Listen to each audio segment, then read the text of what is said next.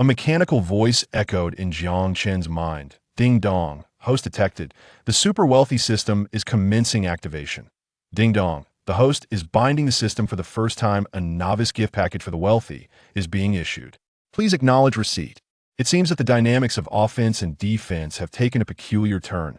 When faced with unreasonable individuals, I shall resort to extraordinary measures.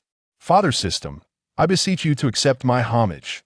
Jiang Chun exhaled in relief. For now, he could tread the vast path of destiny, backed by his system father, sweeping across the horizon. Naturally, Jiang Chun had heard of this system, the golden touch that serves as a lifeline. The impoverished rely on mutation, the affluent on technology, and those who traverse realms depend on systems that a mere sprinkle of resources and treasures would suffice for a lifetime of comfort. Such is the essence of strength.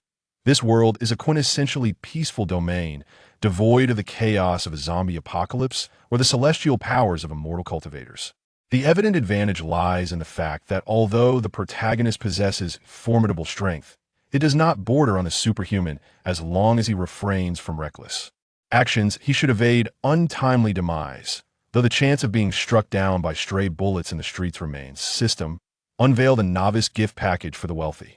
The novice gift package is being activated. The host will receive 3 ordinary talents and 1 golden talent at random. Sporting Genius Gold. You possess an extraordinary physique. Your speed in running and sprinting leaves others in the dust. Photographic Memory Ordinary. Your memory is slightly superior to that of the average individual. Astonishing Vision Ordinary. Your eyesight is exceptional, ensuring you will never suffer from myopia or hyperopia. You can see farther than the average person. Proficient in Firearms Ordinary. This is a remarkable ability. You can handle any firearm with skill. Note, use with caution, as it may attract police attention. The rewards have been dispensed. Please accept them. Host. Not bad at all. At least there are 3 useful talents. With enhanced running speed, he need not fear being chased down and beaten. Even if he finds himself destitute in the future, he could consider becoming a national athlete, though he wonders about the entry requirements. While photographic memory is an ordinary talent, it can yield extraordinary results when learning new information. His mother will no longer need to worry about his mind being a muddled mess. As for astonishing vision, Jiang Chun holds in high regard. Combined with photographic memory, he could effortlessly glean the benefits available on the streets. No ulterior motives, merely an enjoyment of free resources. After all, it costs nothing to observe. This system is the wealthy sign-in system. By simply signing in at random locations each day, you can earn generous rewards. The sign-in locations will be random, not exceeding 100 kilometers from the host's current location. Ah, so it is a sign-in system. Splendid. No tasks to undertake, truly tailored for someone of my laziness. Hooray! System, I adore you. Today's sign-in point is the office of the president of Jiangxing University. O.M.G. Jiang Chun wiped the cold sweat from his brow, suddenly realizing that signing in might not be as advantageous as it seemed. Now, I find myself in the principal's office, which is rather bearable. I wonder, should it ever transform into a prison, would I then have to resort to robbery or commit a crime to gain entry? Ah, never mind. I shall first check in at the principal's office. Jiang Chun rubbed his temples, rising to grasp the bank card resting on the table, which he tucked into his pocket. With over 100,000 within, it would be unreasonable to reclaim the funds once given away. After all, it is all about a sense of audacity. Thus, it would be fitting to donate it to the school, confident that the esteemed principal would surely grasp my hand and praise me as a promising young man. Uncle Jiang, take me to Jiangxing University. Jiang Chun stepped out of the hotel, settling into the back seat of a sleek black Mercedes, addressing the driver politely. The driver, taken aback, pondered, "Goodness, the young master has called me Uncle Jiang. He has finally returned to the right path and learned to show respect." Indeed, as the elder had asserted, love can soften even the most unyielding heart. It seems the young master is in remarkably high spirits. "Hold on tight, young master." Uncle Jiang beamed with a radiant smile, reminiscent of the joy of Li Kuei encountering Song Jiang, before pressing the accelerator and the car surged forward. 10 minutes later, ugh! Jiang Chun leaned against the car door as he exited, his complexion darkening, his head spinning, and he promptly retched violently, a cascade of white splatters littering the ground. Several passing female students witnessed the scene and were immediately struck by a wave of nausea, joining him in a chorus of retching. Ugh, ugh, ugh. What on earth is wrong with you all? Do you not realize this is the entrance to Jiangsheng University? They say the entrance is a reflection of the establishment. How can you disgrace yourselves like this? Have you no decorum, no manners? Step back, step back. The security guard, upon observing the colorful display at the entrance from a distance, was left speechless by the audacity of the youths. How tiresome and absurd. Clear the entrance before you depart. The security guard bellowed, his commanding presence akin to a solitary warrior facing an army, his voice resonating and causing Jiang Chen's head to buzz. Resolving the situation proved straightforward. Jiang Chen took full responsibility, willing to shoulder the blame alone. He offered the security guard a handsome sum of 100 yuan for 10 minutes of his time, and the guard's expression shifted dramatically to one of delight as he happily allowed Jiang Chen to leave, practically on the verge of kneeling in gratitude. Thank you, senior. May I add you on WeChat? One of the fellow vomiters, emboldened by Jiang Chen's unique problem-solving approach, stepped forward to request his contact information. Most gladly, Jiang Chen provided his WeChat ID. As he entered the university gates, Jiang Chen made his way towards the principal's office, gradually breaking into a run. There was no choice. 3 upperclassmen had followed him, barking excitedly, their enthusiasm unwavering, trailing him wherever he went. There's no need to see me off. Jiang Chen sprinted away, reciting the words almost as a mantra. Woof, woof, woof. The 3 upperclassmen were relentless in their pursuit of Jiang Chen, their determination unwavering as they followed closely behind, their words laced with exuberance. Exhausted, Jiang Chen marveled at their extraordinary speed. He had never witnessed humans running with such fervor. Wow, that senior runs with incredible speed, like the wind. Indeed, his athletic prowess eclipses even that of national-level athletes. Is he even human? A student, keen on documenting campus life, seized the moment to capture the scene on his phone and promptly shared it on the campus forum. Encountered a handsome guy who runs faster than a dog. Attached is the RPG. Woof woof. Finally shaken off, Jiang Chen cast a disdainful glance at the upperclassman, now sprawled on the ground, utterly exhausted. He dusted off his clothes and strode into the administrative building where the principal's office was located. Knock knock. Jiang Chen politely rapped on the door. Come in, came Principal Wang's voice from within, prompting Jiang Chen to enter. Detect a check-in at the principal's office. Would you like to sign in? The system's prompt resonated in his ear. Sign in. Without hesitation, Jiang Chen confirmed his check-in. Ding dong. Congratulations, host. You have received a check-in reward. 100 pounds of BU Chun tea. What? Just tea? What am I supposed to do with this? What use is it? It's Jiang Chen. What brings you here? Principal Zhang, nearing 60, sported graying hair yet exuded vitality and robust health through his thin outer garment. One could discern the subtle contours of his muscles. Goodness, I'm astounded. My principal is a veritable muscle-bound marvel. Help! Upon recognizing Jiang Chen, Principal Zhang appeared somewhat taken aback. Jiang Chen had not gained admission to Jiangsheng University through conventional means. Rather, he had leveraged connections to enter. Initially reluctant, he ultimately acquiesced, swayed by the generous contributions made by his parents, which included the construction of a building. While his behavior at school had not resulted in significant repercussions, he often resorted to flaunting his wealth, causing some discomfort among his peers who, despite their grievances, were hesitant to escalate matters and even found a thrill in the drama. The general consensus remained that he was merely a privileged heir seeking to gild his credentials at Jiangsheng University, reeking of excess wealth. Principal, I wish to make a donation to the school. Jiang Chen stood tall, neither servile nor overbearing. Young Jiang, please have a seat beside me. There's no need to stand so far away. Principal Zhang beamed, gesturing to the sofa. I recently acquired a new batch of tea that I've been reluctant to taste. Would you care for a sample?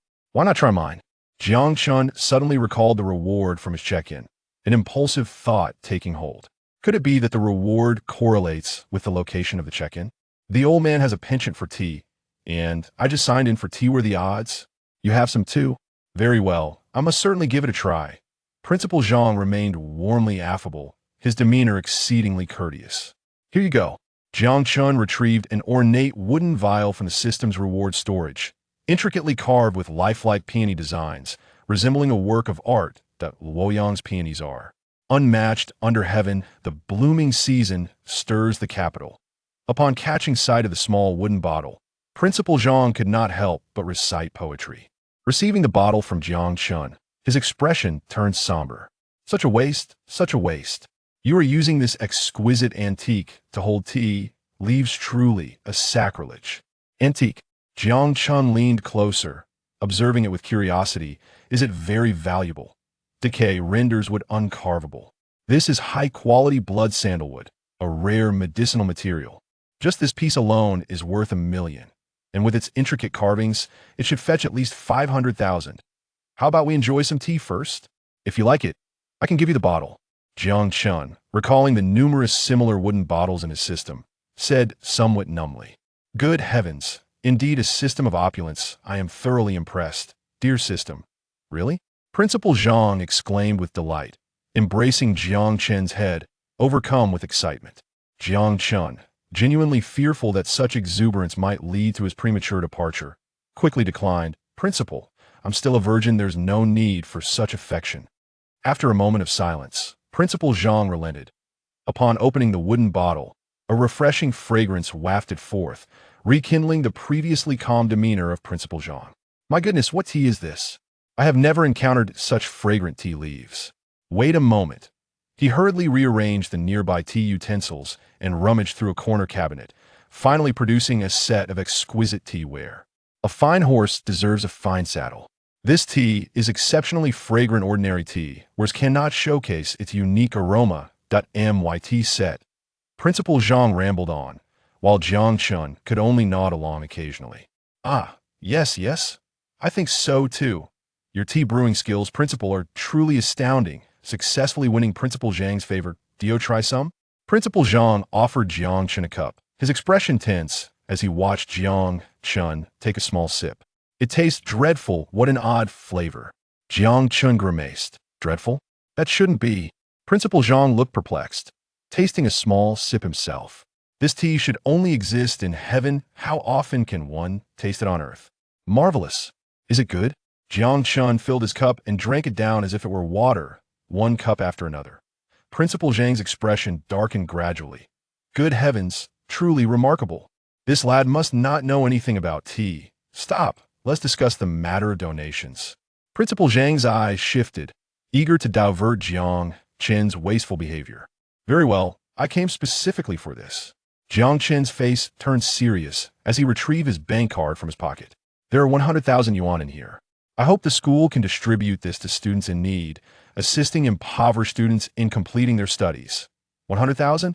Principal Zhang raised an eyebrow, staring at Jiang Chun in astonishment, a look of bewilderment crossing his face. Wait a moment, I'm a bit taken aback. It was just a moment ago that I mistakenly mentioned the tea barrel as extravagant. Rather, it is a travesty to encase such exquisite tea leaves in such a mundane vessel. The aroma of this tea is rare beyond compare. Even in the imperial capital, countless affluent individuals would eagerly splurge to acquire it. The tea barrel, including the tea itself, is truly a priceless treasure. If one were to assign a value, even a modest estimate would place it at no less than 15 million. Is this young man truly here to make a donation? What's the matter? Is it insufficient?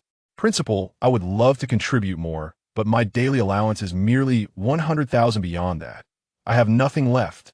Jiang Chun continued his ostentatious display. If it's truly unfeasible, I could also donate the remaining tea leaves. What do you think? I find that splendid.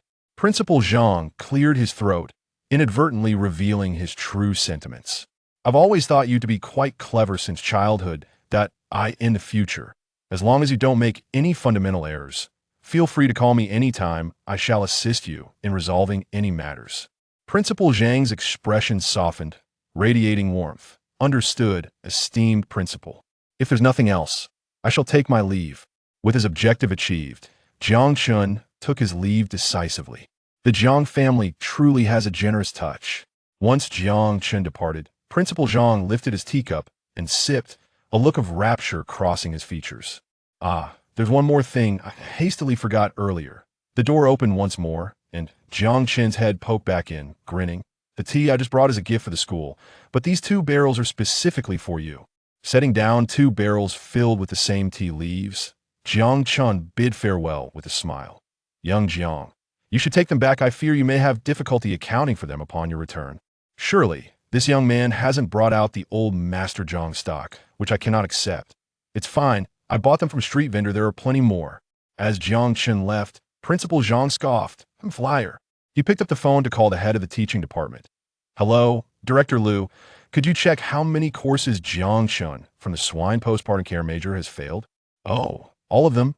Well then, let's just pass him in all subjects. After signing in, Jiang Chen returned to his dormitory, fully aware that while his father's company was in urgent need of his attention, his own urgency was greater, as his roommates had long been ravenous, practically waiting for him to arrive. Father-in-law, you've finally returned. I was starving.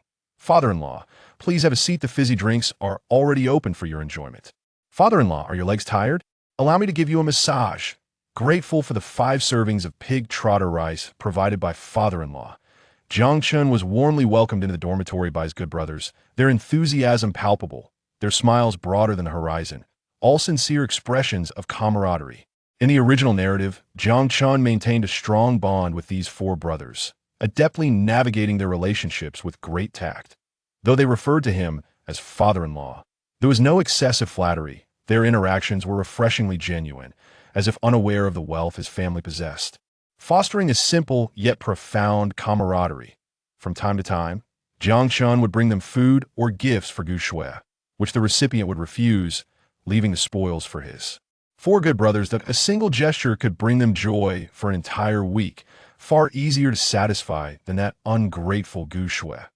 Brothers, allow me to share some delightful news, Jiang Chun proclaimed, reclining on the throne his friends had prepared for him, a beaming smile gracing his face. What news could possibly be so joyous? Brother Chun, did the school's pig you're raising give birth? Is it time to submit your thesis already? Zhang Ming, the second brother, jested. Second brother, what nonsense are you spouting? Brother Chin's pig hasn't even been bred yet, so how could it be pregnant? I'd wager it's merely in heat. Wang Wei, the third brother, chimed in. You truly are my loyal brothers, always thinking about pigs. Couldn't it possibly be something else? Jiang Chen replied, somewhat exasperated. Perhaps the pig has successfully mated? Sun Xiao Xiao, the fourth brother, quipped, I have broken up with Gu Shui. Jiang Chun revealed, flashing a broad grin, his demeanor lighthearted. Gulp! His 4 good brothers reacted as if they had just been struck, their bodies trembling momentarily before they stared at Jiang Chun in disbelief. That cannot be. Brother Chun, that is Gu Shui. Did you not vow to marry her for life? I thought you would always be fawning over her. We were all afraid of your infatuation. Ma Fan, the 5th brother, adjusted his glasses as he scrutinized Jiang Chen's expression. Why not?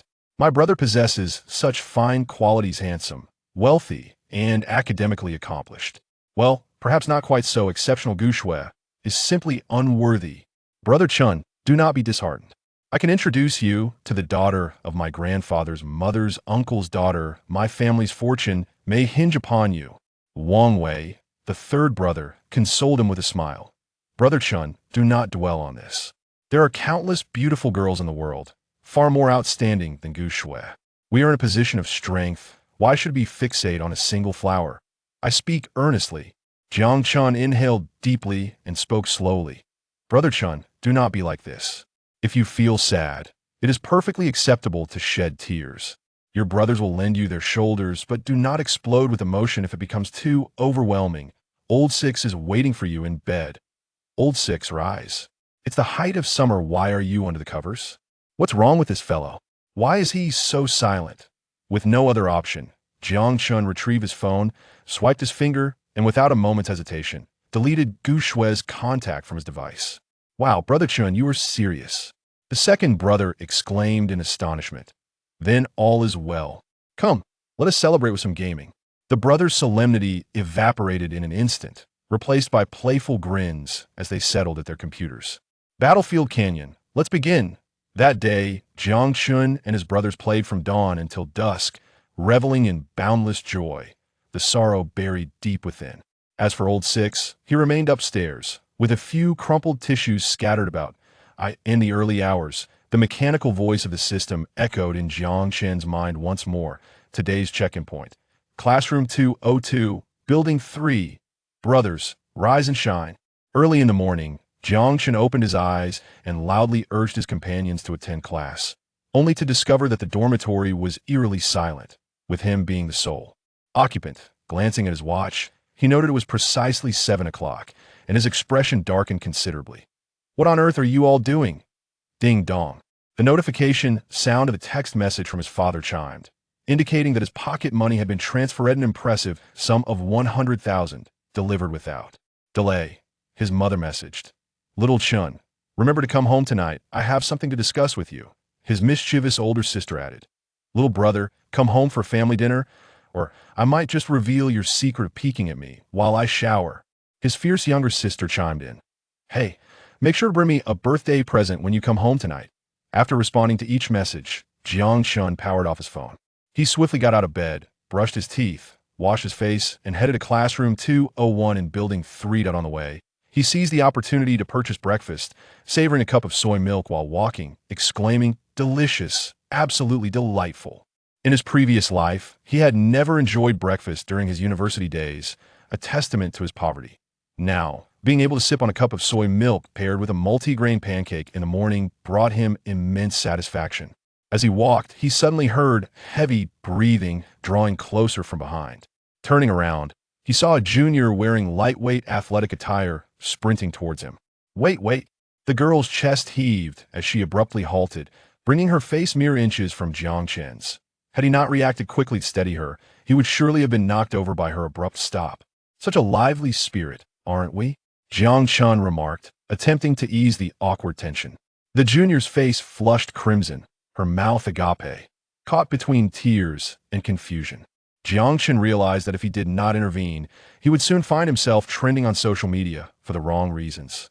A wealthy playboy bullying a delicate junior. What's the truth behind it? To avoid unwanted notoriety, Jiang Chen hastily shoved the half-eaten multi-grain pancake in her mouth. MMM. The junior blinked her large, sparkling eyes, utterly bewildered. "That was a close call." Jiang Chen sighed in relief and whispered, "If you have something to say, please talk to me privately and do not shout. Understood?" MMM. The junior nodded in agreement, managing to suppress her tears as she swallowed the bite of pancake. Classmates who had turned their attention to Jiang Chen quietly lowered their phones and walked away, boredom plastered across their faces. Disperse. I thought it was a juicy scandal, but it turns out to be a misunderstanding. How unfair. Just because he has some money, this beautiful girl throws herself at him, grumbled a male classmate who had never held hands with a girl before, angrily biting in his bun.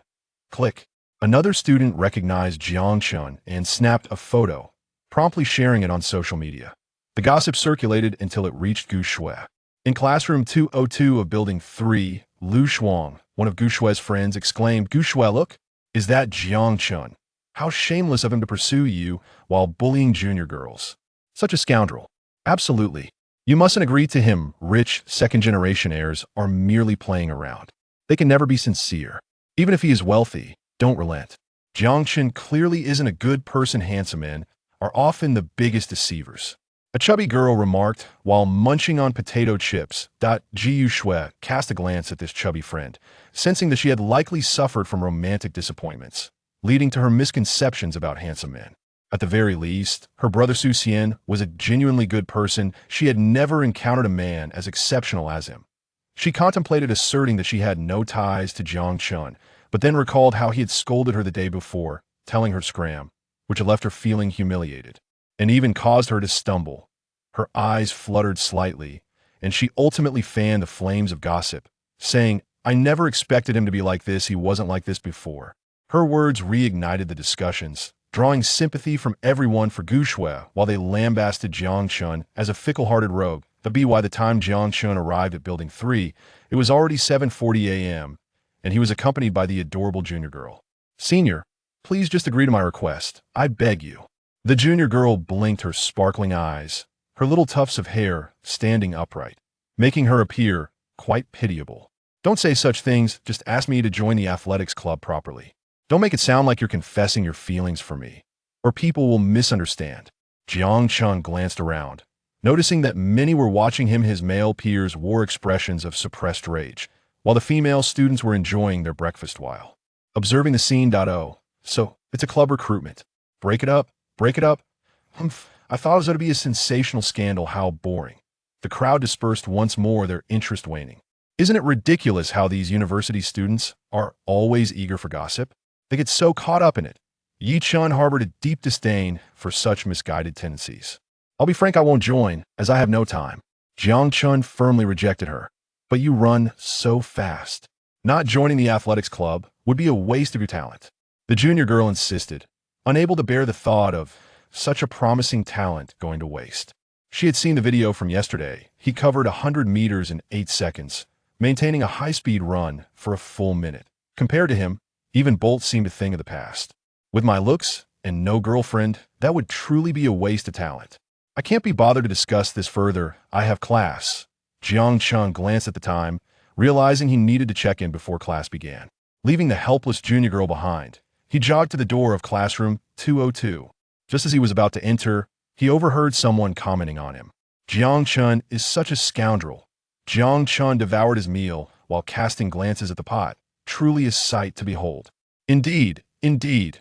Our Shue possesses both beauty and figure, and excels in her studies. What is Jiang Chun compared to her? Foolish dog Jiang Chun. He is utterly unworthy. Oh, are they insulting me?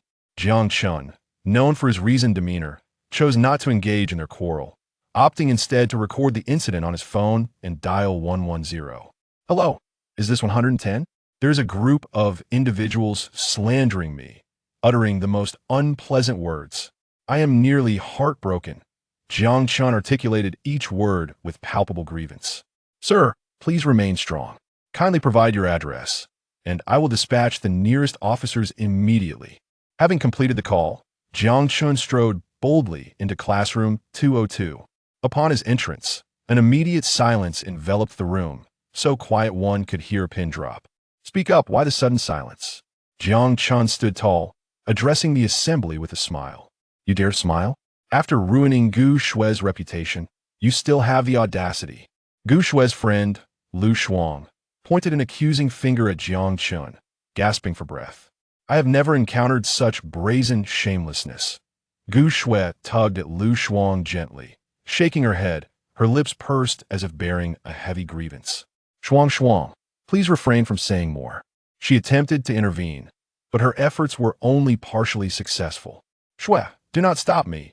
Today I must denounce this scoundrel, this foul creature who plays both sides, relying on his filthy wealth. How impressive. Year after year, he fails academically, incapable in every endeavor. Without his father's influence, he is nothing. Are you a pencil made of lead, with so much to say? Jiang Chun remarked, clearing his ears, disinterested in her tirade. After all, the police would soon arrive to address them. He needn't worry himself. Arrival at the check-in point. Classroom 202. System check-in. With a stoic expression, Jiang Chun stood beside the podium to complete the check-in. Ding! Congratulations, host, on successful check-in. Reward. Mastery of financial management knowledge. Jiang Chun's body tensed visibly. He was well aware he was not a finance student. His studies at this university focused on the care of Sao's postpartum. With no ulterior motive, his father merely wished for him to acquire a prestigious degree. As for studying finance, as a perennial underachiever, he would hardly be entrusted with the company upon graduation. The family wealth ensured Jiang Chun would never face financial hardship, but entrusting him with the responsibility to lead the Jiang family to new heights was something his grandfather dared not contemplate. However, Jiang Chun's sister, Jiang Lan, was a formidable woman, having taken up the position of vice general manager 3 years prior. She managed the company with remarkable proficiency and even elevated it to new heights, now serving as the executive general manager and becoming a legend in Jiang City. Class is now in session.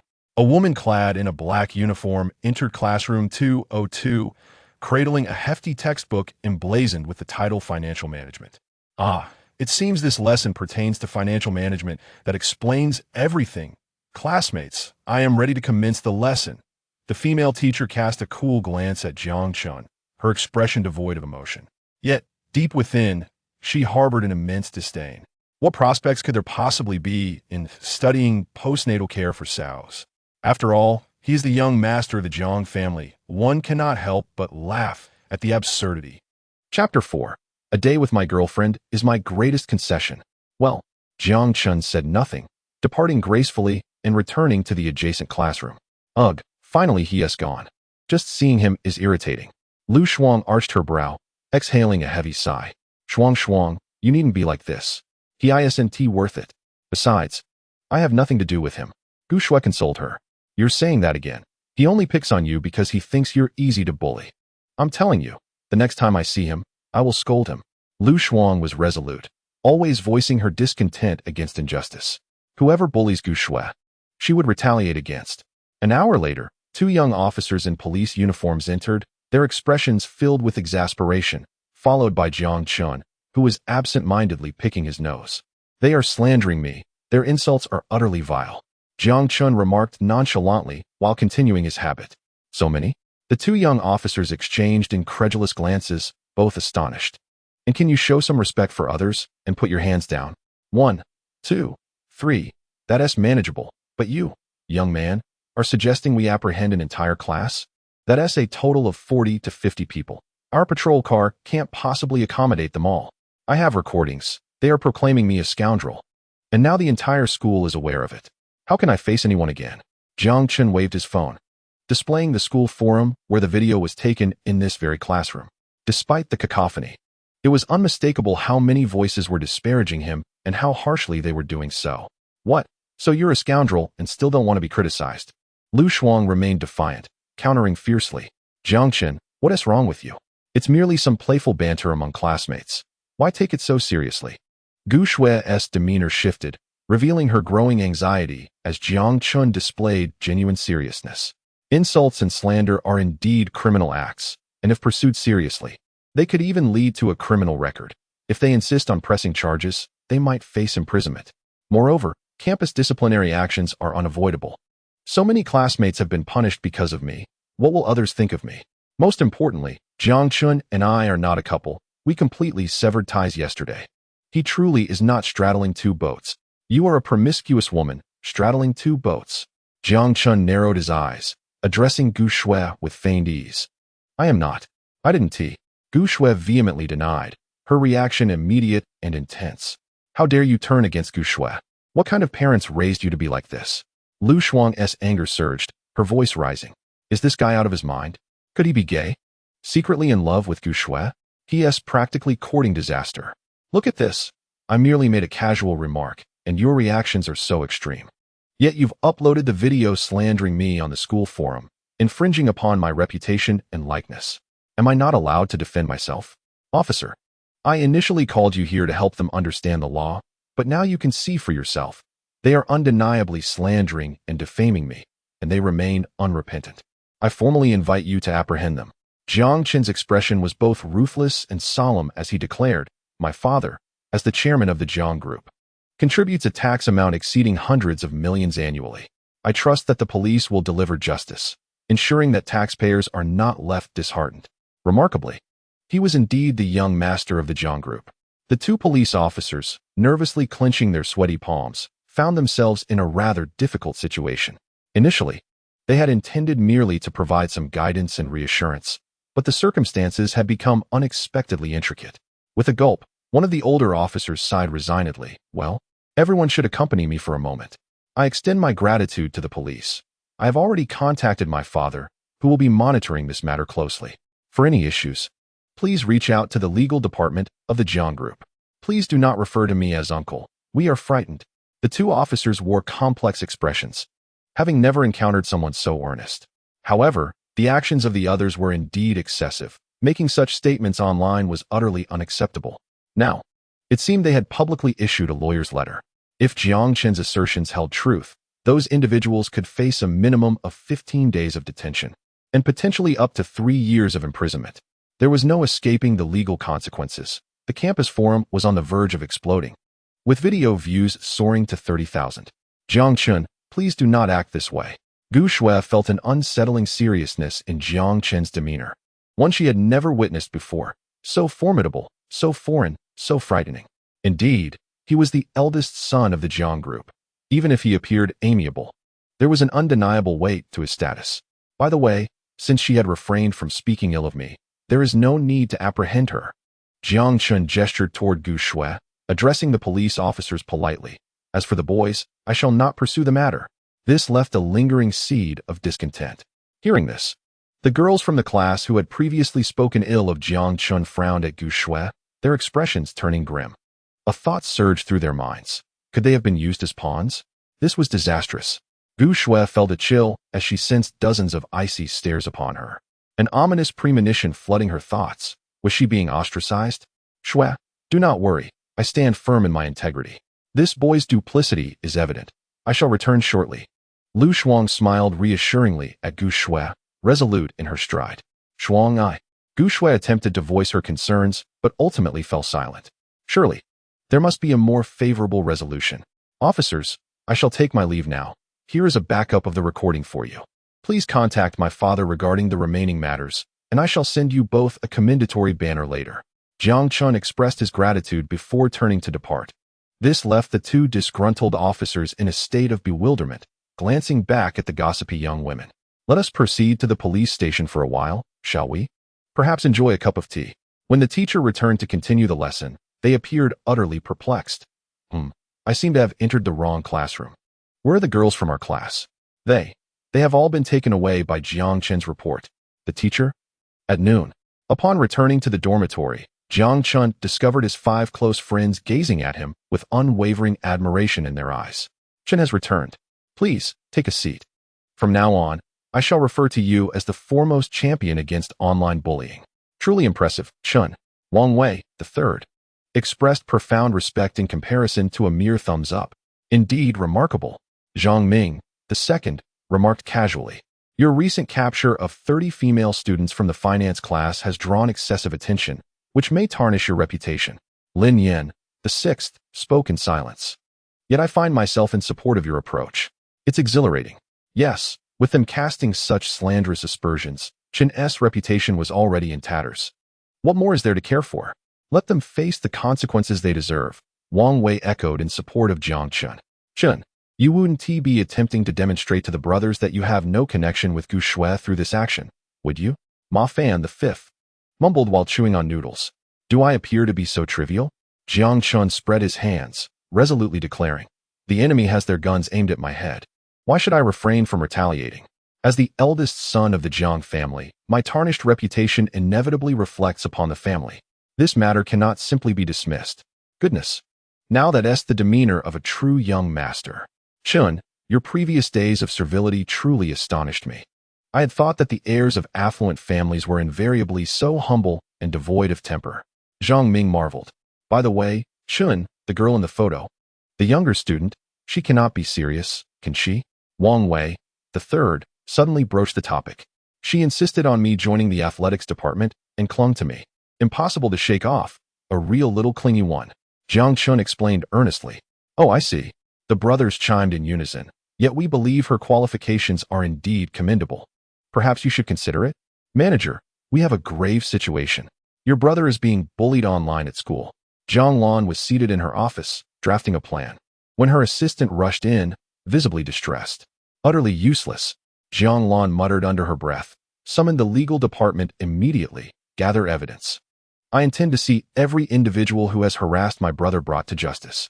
The young master of the Jiang family shall not be subjected to the whims of outsiders. No, that won't be necessary.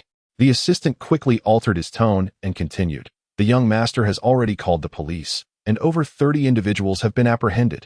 Zhang Lan was momentarily taken aback, her mind struggling to keep up. Wait, when did he become so composed? If he had resorted to physical confrontation, I could understand. But that fool actually thought to call the police? Quite the improvement. Zhang Lan nodded, her expression showcasing a myriad of emotions. Huh. The assistant scratched his head, feeling slightly out of sync. You need to contact the legal department immediately. Have them liaise with the police.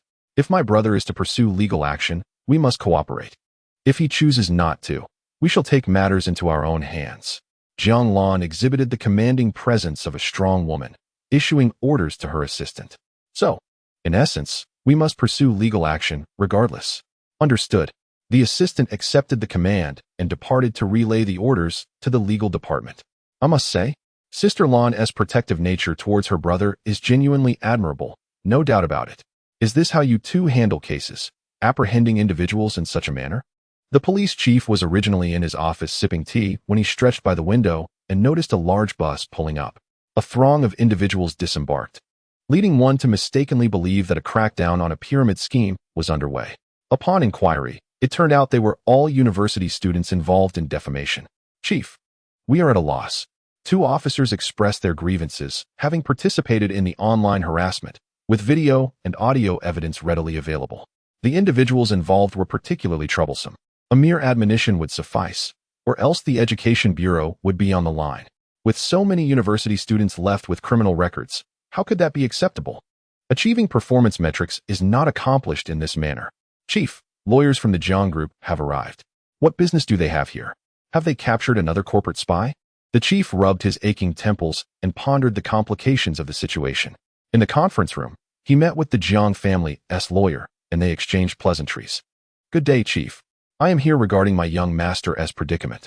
He has been defamed and subjected to online harassment at school, severely impacting the reputation of the Jiang Group and causing stock prices to plummet, resulting in losses surpassing $1 billion.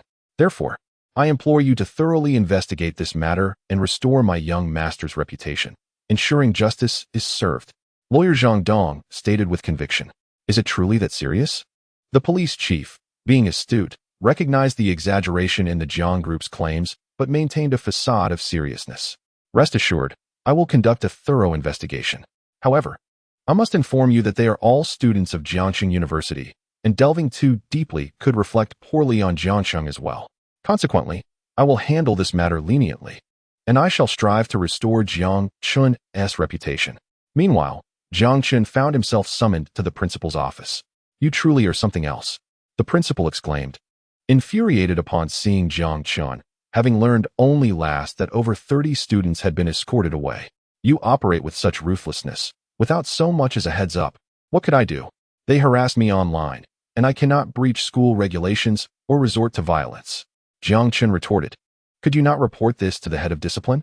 The principal scowled, realizing that Jiangxing University's reputation would likely suffer, jeopardizing future enrollment. But I did report it. They ignored me. Jiang Chun replied with disdain. Is that so? Well, the reason I called you here is to discuss.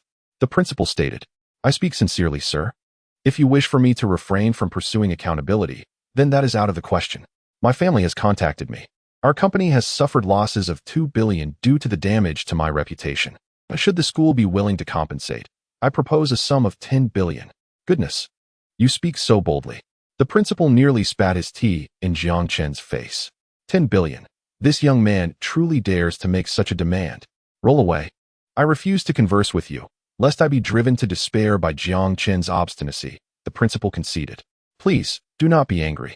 Have you finished the tea from last time? Allow me to provide you with another barrel to soothe your temper.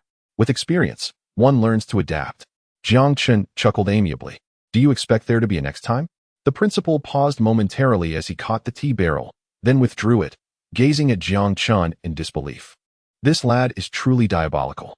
Principal, I firmly believe that no one can be entirely devoid of folly.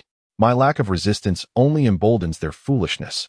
It is only when I stand up against them that they learn the pain of consequences, albeit secretly.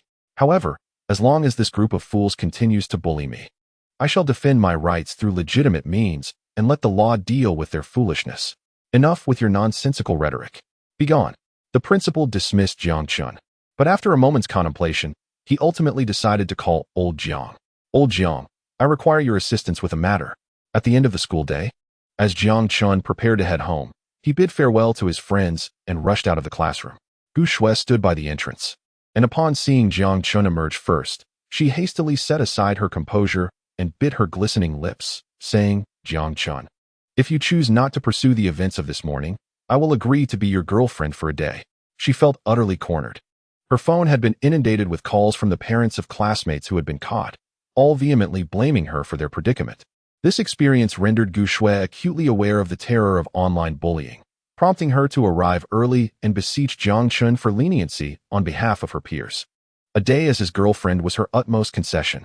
Upon hearing Gu Shui's plea, her tear-filled eyes glistened with innocence, evoking a wave of sympathy akin to that felt for a 100-pound child. Jiang Chun was momentarily taken aback, then gently advised, "Your pleas are futile. There exists a wish tree at the school entrance. Perhaps you should give it a try." With that, he transformed into a gust of wind and dashed away. At the school gate, Uncle Jiang awaited Jiang Chen's arrival. While passing the time, he perused classic literature on the archetypal domineering patriarch. Previously, he had deemed this reading irrelevant, especially as the master was nearing retirement and Jiang Chun was not yet ready to shoulder the responsibilities. However, since yesterday, the young master had seemingly undergone a transformation. His decisive actions today were nothing short of formidable. Should he continue on this path of growth, ascending to the helm of the Jiang family might not be an impossibility. With the young master advancing, Uncle Jiang felt compelled to keep pace. It was high time for him to delve into the literature of the domineering patriarch. For opportunities are always bestowed upon those who are prepared. Chapter 5. This is a birthday gift from my sister. It must not be handled carelessly. Uncle Jiang, what are you up to? Jiang Chun located the familiar Mercedes-Benz among the crowd, opened the door, and took a seat inside. Noticing his butler and driver engrossed in a book, displaying an extraordinary level of concentration, as if he were secretly indulging in adult films, oblivious to anyone's presence. Ahem, young master. Uncle Jiang finally noticed Jiang Chun and hurriedly tucked the book away, his hands at a loss for where to go. First, let us make a trip to the bookstore. Jiang Chun recalled how his younger sister had asked him to prepare a birthday gift that morning. After much contemplation and restless tossing in bed, he concluded that as a high school student, she must be eager for knowledge. Thus, purchasing the latest set of 5-year simulations and 3-year college entrance examination materials seemed to be the optimal solution. My young master, you have indeed changed. You now understand the importance of diligent study. How touching. Seeing Jiang Chen's commitment to his studies rather than his usual erratic diligence, Uncle Jiang was overwhelmed with emotion, believing that the position of the domineering butler was within his grasp. Young master, brace yourself. With a roar akin to a beast, Uncle Jiang pressed the accelerator, and the engine's growl instantly stirred up unsettling memories for Jiang Chun. Uncle Jiang, please drive slowly. I'm frightened. Jiang Chun quickly interjected. Oh, young master. I thought you enjoyed the thrill of speed. Uncle Jiang responded with surprise, recalling that he had been chosen as the young master's exclusive driver precisely because of his rapid driving skills, which had once brought him great joy. It was akin to a steed encountering a discerning rider, allowing him to showcase his driving prowess freely. I am indeed the driving god of Hulu Mountain. At Jiang Chen's request, the car maintained a steady pace, although Uncle Jiang's expression was tinged with resentment. Upon arriving at the Success bookstore, Jiang Chen said, Uncle Jiang, please wait for me here. I will return as soon as I finish my shopping. With that, he opened the car door and stepped out. Such a difference after falling in love. It's been a long time since the young master dedicated himself to his studies. Uncle Jiang remarked wistfully. Pulling out a study booklet from the cars seems to continue reviewing the domineering butler's maxims. Do you have 5-year simulations and 3-year college entrance exam materials? As soon as he entered the bookstore, Jiang Chun inquired of the staff, his demeanor warm and cheerful, resembling a sunny, optimistic young man. What a handsome young man. Yes, yes, the bookstore staff replied with a smile. We have 10 sets of 5-year simulations and 3-year college entrance exam materials. The staff member looked puzzled. This is a workbook, not food. What use is there in buying so many? Haha, handsome sir, are you planning to do them yourself? I would advise you. This is a birthday gift for my sister. It must be perfect. Jiang Chun interjected with a serious expression, placing a finger to his lips to signal silence. This guy is genuinely earnest. Having such an older brother is truly a blessing for his sister. After completing his purchase, Uncle Jiang took Jiang Chun back home. Uncle Jiang, you can clock out now. See you tomorrow. Jiang Chun waved goodbye. Young master, I still have an hour and 20 minutes and 48 seconds left until my shift ends. No? 47 seconds. Isn't today your daughter's 18th birthday? You should head home early. Young master. Uncle Jiang was deeply moved. I'm really going to cry.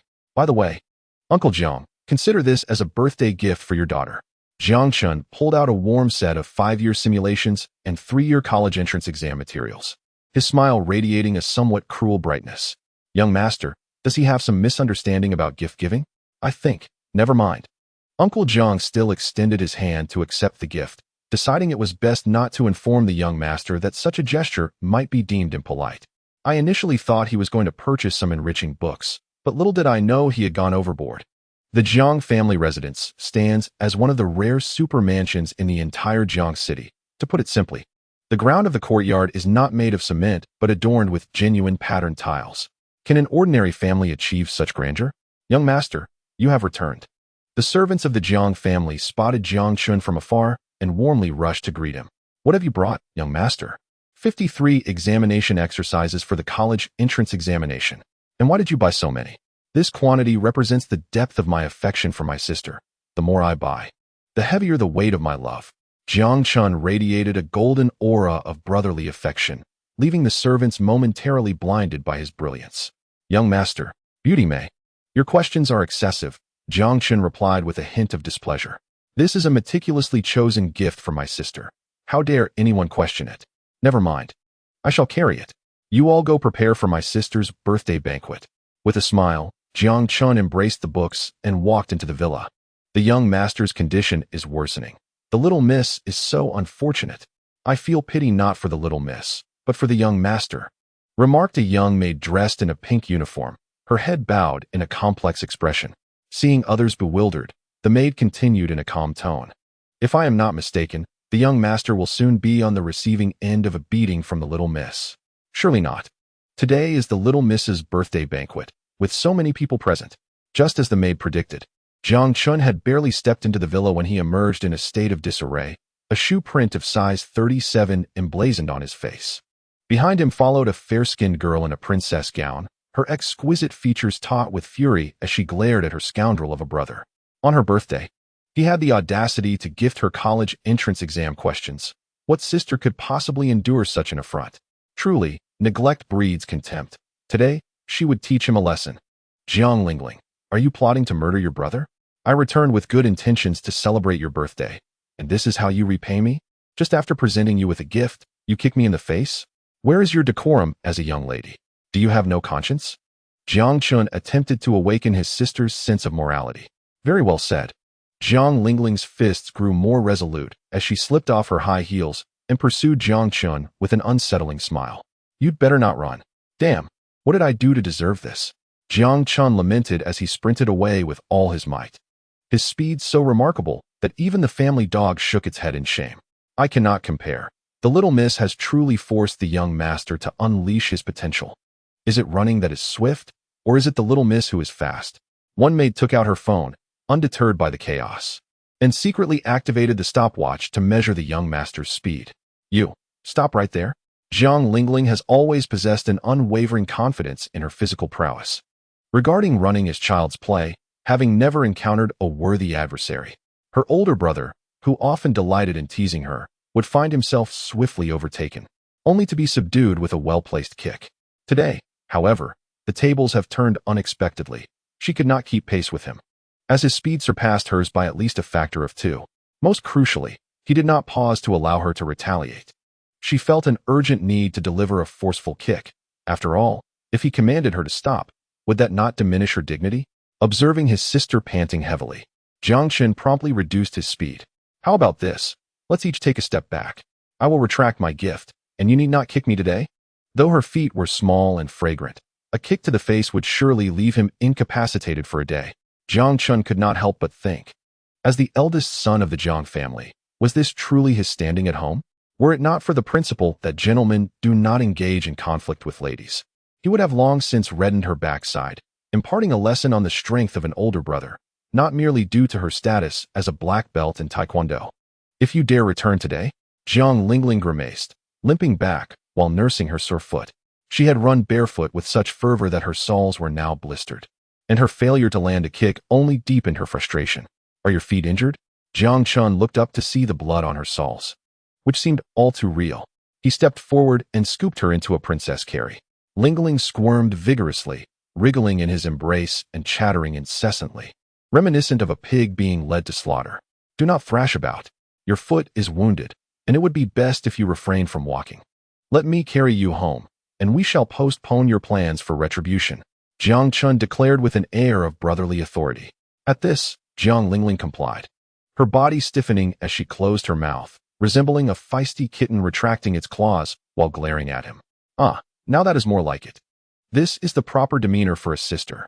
Chapter 6. Jiang Chen's family standing nonetheless. Jiang Chen found himself quite displeased with his sister's fierce countenance. He knew that restoring his authority as an older brother would require patience. Such matters could not be rushed.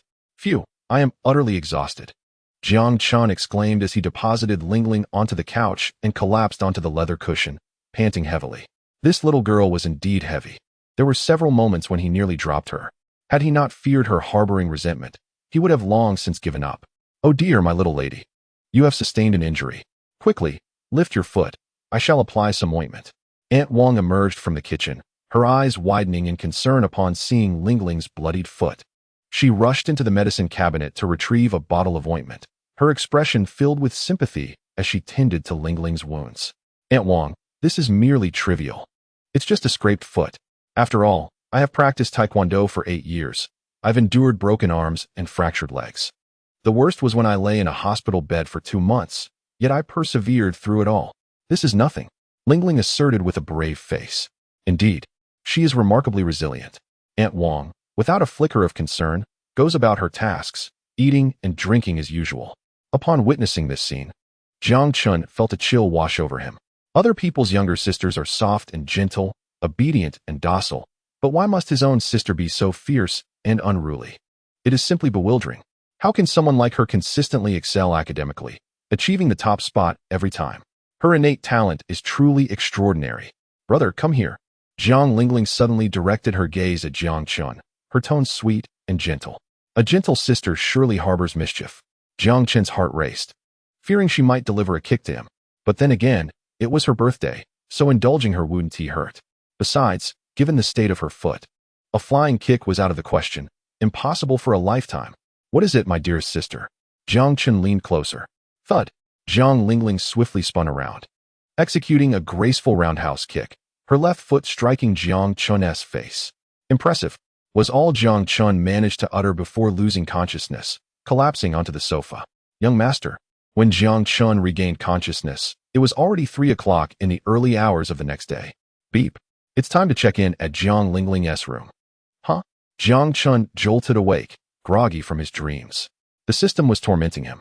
One must understand that the most fearsome places in the Jiang household include Jiang Lingling's room, Jiang Lan's room, and the love nest of his parents. Entering any of these uninvited would undoubtedly lead to a painful beating from one of them. However, the check-in point was tantalizingly close, just a few walls away. It would be a waste not to take advantage of it. After all, it was merely his sister. A swift slap would surely make her cry like a rain-soaked pear blossom. With this thought, Jiang Chen gathered his courage, feeling emboldened. Wait, what time is it? He glanced at his watch. Goodness, it was already 3 in the morning. This meant he had been kicked and had rebooted into the next day? What kind of devil is this little girl disguised as his sister to be so ferocious? Never mind. He resolved to sneak in under the pretense of applying ointment early in the morning. With this plan in mind, Jiang Chen sat up, opened his laptop, and recalled some financial knowledge he had acquired yesterday. Stock trading should fall under that umbrella. He had heard that investing in stocks could lead to wealth. He thought, heed the advice of others and fill your belly, and decided to pursue it. Upon accessing the stock trading webpage, Jiang Chen was greeted by a dazzling array of stocks. Red and green, yet he felt no confusion. Instead, the data swiftly organized itself in his mind, transforming into easily comprehensible graphical representations. He chuckled to himself. In every profession, there are those who excel. This adage held true. Some individuals can indeed thrive in their respective fields. With a sense of joy, Jiang Chen eagerly tapped away at his keyboard, noting down the stocks he was optimistic about, planning to observe their trends over the next couple of days to see if his analysis was accurate. Money is indeed a hard-earned treasure, and he is reluctant to let it slip away. Caution is paramount. Once he masters the art of the trade, he will reap a bountiful harvest. Notably, the protagonist, Su, exhibits remarkable prowess in the stock market, enabling him to amass wealth rapidly while simultaneously undermining and absorbing smaller companies, gradually expanding his empire to achieve greatness and glory. Thus, it can be said that the protagonist is a fool devoid of reason. A mere insult directed at him provokes a ruthless response, endangering the lives of his entire family. Truly a foolish endeavor. I refer to the author. In the meantime, Jiang Chen quietly opened his notebook, diligently recording the nonsensical ramblings found online. He firmly believes that no one is entirely devoid of folly. When confronted with foolishness, one must outdo it. For only the most acerbic of tongues can yield the utmost gratification. Simply put, pleasure is paramount. As dawn broke, Jiang Lingling awoke, stretching languidly as she prepared to wash up and have breakfast before heading to school. Ouch! A sudden pang of pain shot through her foot, reminding her of her injury. The old man had insisted she rest at home for a week until her foot healed. Frustration welled up within her. How could her brother prevent her from kicking? Otherwise, how could she have possibly injured her foot? Yet, the memory of her brother Jiang Chen carrying her home yesterday, displaying an uncommon tenderness, brought a smile to her lips that was difficult to suppress. The kick from yesterday had taken her by surprise. She had initially intended to contain her anger, but, in a moment of desperation, she had stepped on him. To her astonishment, he did not flinch. Taking the impact directly to his face, she wondered how severe his injury might be. Knock, knock. There was a sound at the door. It must be Aunt Wang coming in to change my bandages. Come in. Jiang Lingling called out, her voice as melodious as a lark. What a smooth endeavor. Jiang Chen felt a surge of joy upon receiving his sister's approval. He turned the doorknob and entered. Ding. Check-in point detected. Would you like to sign in? Sign in, hurry. Jiang Chen noticed his sister's face contorting in anticipation as she clutched the pillow at the head of her bed. Ding. Congratulations, host, on successful check-in. Reward. Compilation of high school knowledge, electronic version. Complete mastery of high school knowledge achieved. I've placed your breakfast and ointment on the table. Jiang Chen shouted, quickly shutting the door behind him. Thud. He could faintly hear the door being pounded on with fervor. That was close. He nearly got knocked out again. Jiang Chen breathed a sigh of relief, his clothes dampened by cold sweat. It must be said, his sister's imposing presence was genuinely formidable. He worried whether his brother-in-law's resilience would suffice. Perhaps he should prepare a bit more in advance. He truly is a clever lad. High school knowledge, is it? A flicker of disappointment crossed Jiang Chen's eyes. He had hoped to acquire his sister's martial arts talent, enabling him to conquer all adversaries. Who would dare claim invincibility? However, no matter. The fact that his sister was already in her final year of high school made this knowledge a fitting birthday gift for her. Hello, my friend. Could you cover for me in class today? Jiang Chen called Zhang Ming. On the other end of the line, Zhang Ming readily agreed. I'll send you 200 yuan. Treat the brothers to a meal. A smile crept onto Jiang Chen's lips as he sent a red envelope containing 200 yuan. Thanks, Godfather. Zhang Ming replied with an animated expression of admiration. Chen Chun, come to my study. Jiang Chen's father, Jiang Qingshan, emerged from his room and caught sight of his son leaning against the wall with a cheeky grin, a flicker of seriousness passing through his eyes. Why so serious? Old Jiang. Jiang Chen sensed his father was about to discuss yesterday's events. He casually draped his arm over Jiang Qingshan's broad shoulder as if they were long-lost brothers. You little rascal. Jiang Qingshan's expression darkened as he loosened his expensive leather belt. This belt, though costly and unattractive, served a singular purpose, to transform into a tool of discipline, allowing his children to fully experience their father's love, albeit in a rather painful manner. It was out of the question to use it on his daughter, so it was Jiang Chen who would bear the brunt. A perfect opportunity to try out a new belt. Just as Jiang Chen contemplated escaping, his father seized him like a chick and dragged him into the study. Upon closing the door, echoes of Jiang Chen's pleading were audible even through three walls. Really? Does using a belt even work? Jiang Lan, bleary-eyed, opened the door, slightly annoyed by the father-son banter next door, muttering, if the belt is broken, it's not worth much. Though she complained. She walked over to the study and kicked the door gently. Dad, keep it down. The noise inside diminished slightly, and Jiang Qingshan, with a polite demeanor, opened the door, smiling like a benevolent father. My dear daughter, I understand. Inside, Jiang Chen trembled, realizing that there were significant issues within this household. In other affluent families, the status of a young master would be exalted, whereas here, his position barely surpassed that of a servant. He hardly resembled a true heir. I protest. Ahem. Let us get down to business. Jiang Qingshan tightened the belt around his waist, wiping it with his sleeve, a look of fondness in his eyes. This was a precious gift from his beloved daughter. You and that girl, Gu Shui, have had a falling out, haven't you? Jiang Qingshan inquired with a serious demeanor. Father, she is not worthy of me.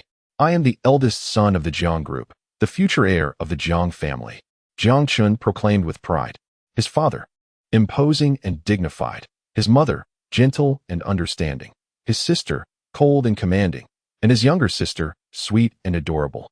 Now, she had even ceased to threaten him with a knife.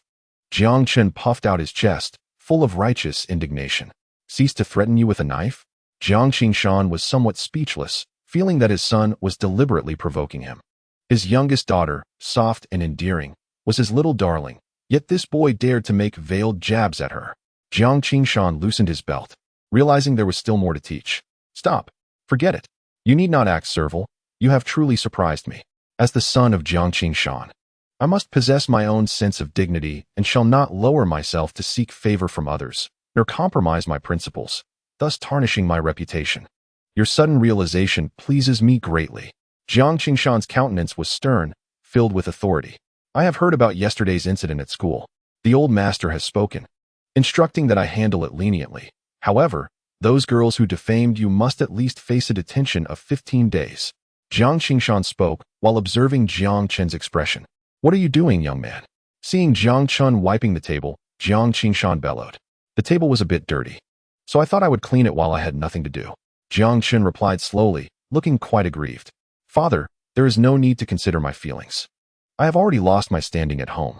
As long as you remember me while addressing these matters, it suffices. There is no need to worry about me. When I am hungry, I will forage for food, and when I am cold, I will find clothes. Truly, there is no need for concern. Jiang Qingshan paused, acknowledging that the old master was indeed being unreasonable. If you are dissatisfied, you may confront him. However, he has offered you a meager compensation. A meager compensation? Jiang Chun responded with righteous indignation, his face reflecting disbelief. I have endured such great injustice, and you offer me only a pittance? The old master intends to gift you the blue sky villa. Jiang Qingshan's gaze softened, a hint of envy flickering in his eyes. I truly feel unworthy. How can I put my grandfather in such a predicament? Jiang Chen often reflected on the events of yesterday, feeling a deep sense of unworthiness, and promptly slapped his own face twice to affirm his resolve. The old master is indeed generous. I adore him. He has also mentioned that you received a batch of fine tea. He is quite upset that you would rather gift it to others than to him, and he threatened to cut off your allowance. Noticing his son's overwhelming joy, Jiang Qingshan worried he might be overcome with emotion and quickly sought to temper his exuberance. Cut off my allowance? Jiang Chen sighed, rummaging through his pocket to produce a tea canister. Here, take it. I simply had not found an opportunity to present it. What a fine piece, young man. Where did you procure this antique? This little wooden canister is quite remarkable. Jiang Qingshan twisted open the lid, inhaling the fragrant aroma of the tea, his face alight with satisfaction. Excellent, superb tea. He and the old master had enjoyed tea for most of their lives, yet had never encountered such a delightful fragrance. It was truly a shame to have lived without it. I shall go communicate with the old master. I will transfer your allowance a bit later. If there is nothing else, I will take my leave to deliver the tea to him. Jiang Qingshan, sensing the favorable moment, refrained from demanding more from his son. By the way, old Jiang, do you still have matters to discuss? Jiang Qingshan's demeanor shifted to one of fierceness. What? Is the term father not to your liking? If you call me old Jiang again, I shall hang you from the rafters. Understood, old Jiang. Just a reminder, our company is hiring. Exercise utmost caution and be vigilant. Always keep a backup plan, and be wary of those around you. Jiang Chen casually advised. Mind your own business regarding the company. I possess a greater understanding of it than you do. After all, you shall not inherit the family fortune, as it is destined for your sister and younger sibling. I shall find you a wealthy heiress, and you can graciously accept your role as her son-in-law. Jiang Qingshan scoffed, chuckling as he departed. Nonetheless, while he spoke with apparent nonchalance, Jiang Qingshan was acutely aware that matters concerning the company were of utmost importance and resolved to proceed with caution. Had he truly absorbed what was said? Jiang Chun, feeling helpless, made his way to the washroom. Chapter 7. The sixth member of the dormitory. Number 6. What troubles you? As Jiang Lan applied a subtle touch of makeup in front of the mirror, she noticed her younger brother standing nearby, seemingly listless. Wearing an expression akin to one mourning a deceased sibling, she felt an overwhelming urge to slap him to rouse his spirits. Sister, has our company recently been hiring new personnel? I have heard whispers of corporate spies infiltrating our ranks. Jiang Chun blurted out, feeling a certain trust in his sister. She was exceptionally talented, strikingly beautiful, and executed her tasks with unwavering resolve, having never faltered in her endeavors. Most importantly, she held a deep affection for her younger brother. In the original narrative, although the Jiang family faced downfall, Jiang Lan, through her own cunning, presented a formidable challenge to the protagonist, nearly turning the tide. However, it was previously stated that the authors were less than clever, and the protagonist's aura was overwhelmingly potent.